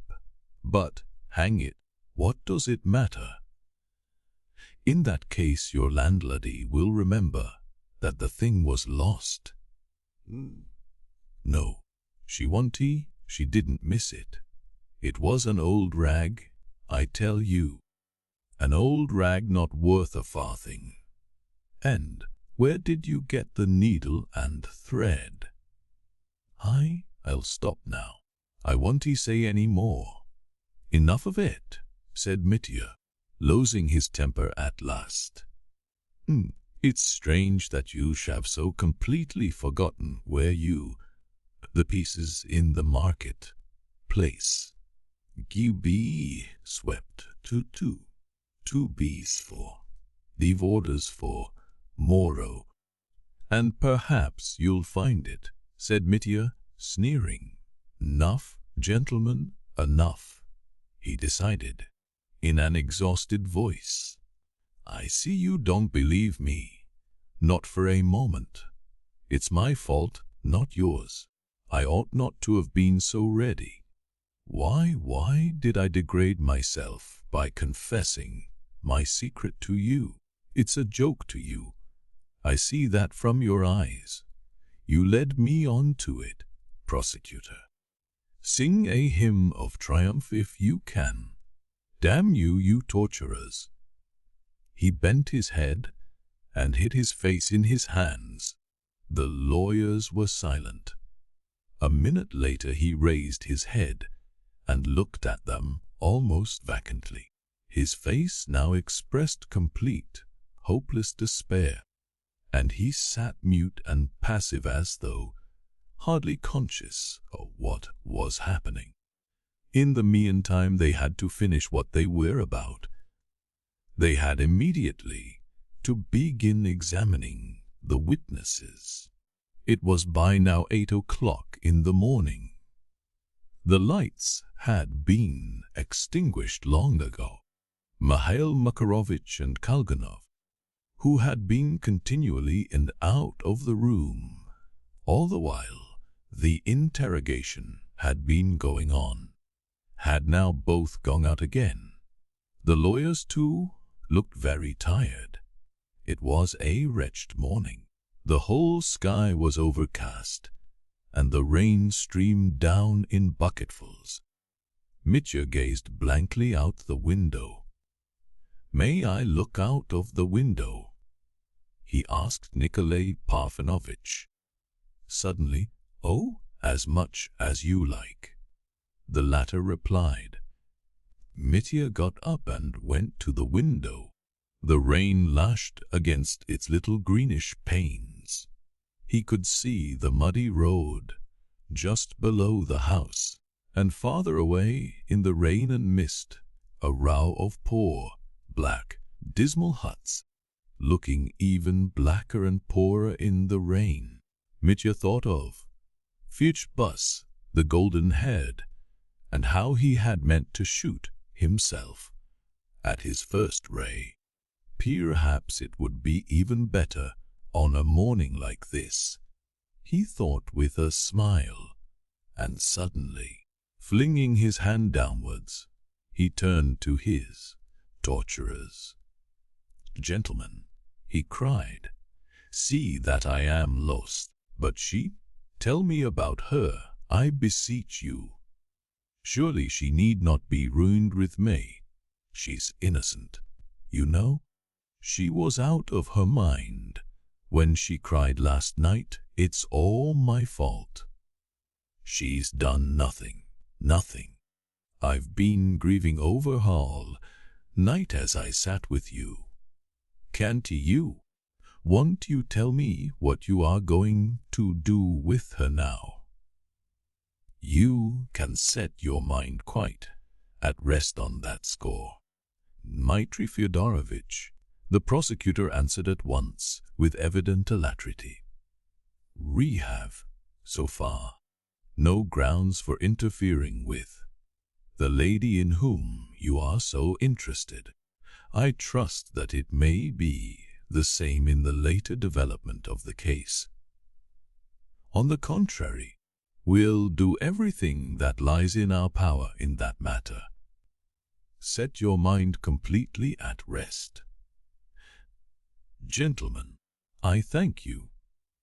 I knew that you were honest, straightforward people in spite of everything. You've taken a load off my heart. Well, what are we to do now? I'm ready. Well, we ought to make haste. We must pass to examining the witnesses without delay. That must be done in your presence, and therefore. Shouldn't we have some tea first? Interposed Nikolay Parfenovitch. I think we've deserved it. They decided that if tea were ready downstairs, Mihail Makarovich had, no doubt, gone down to get some. They would have a glass and then go on and on, putting off their proper breakfast until a more favorable opportunity.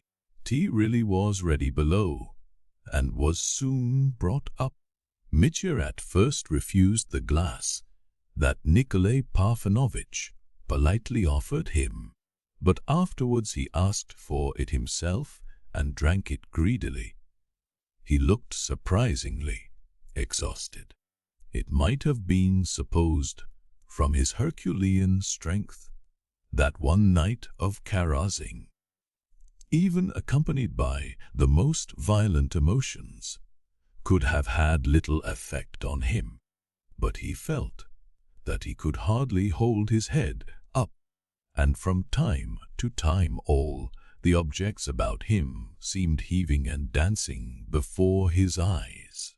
A little more, and I shall begin raving, he said to himself.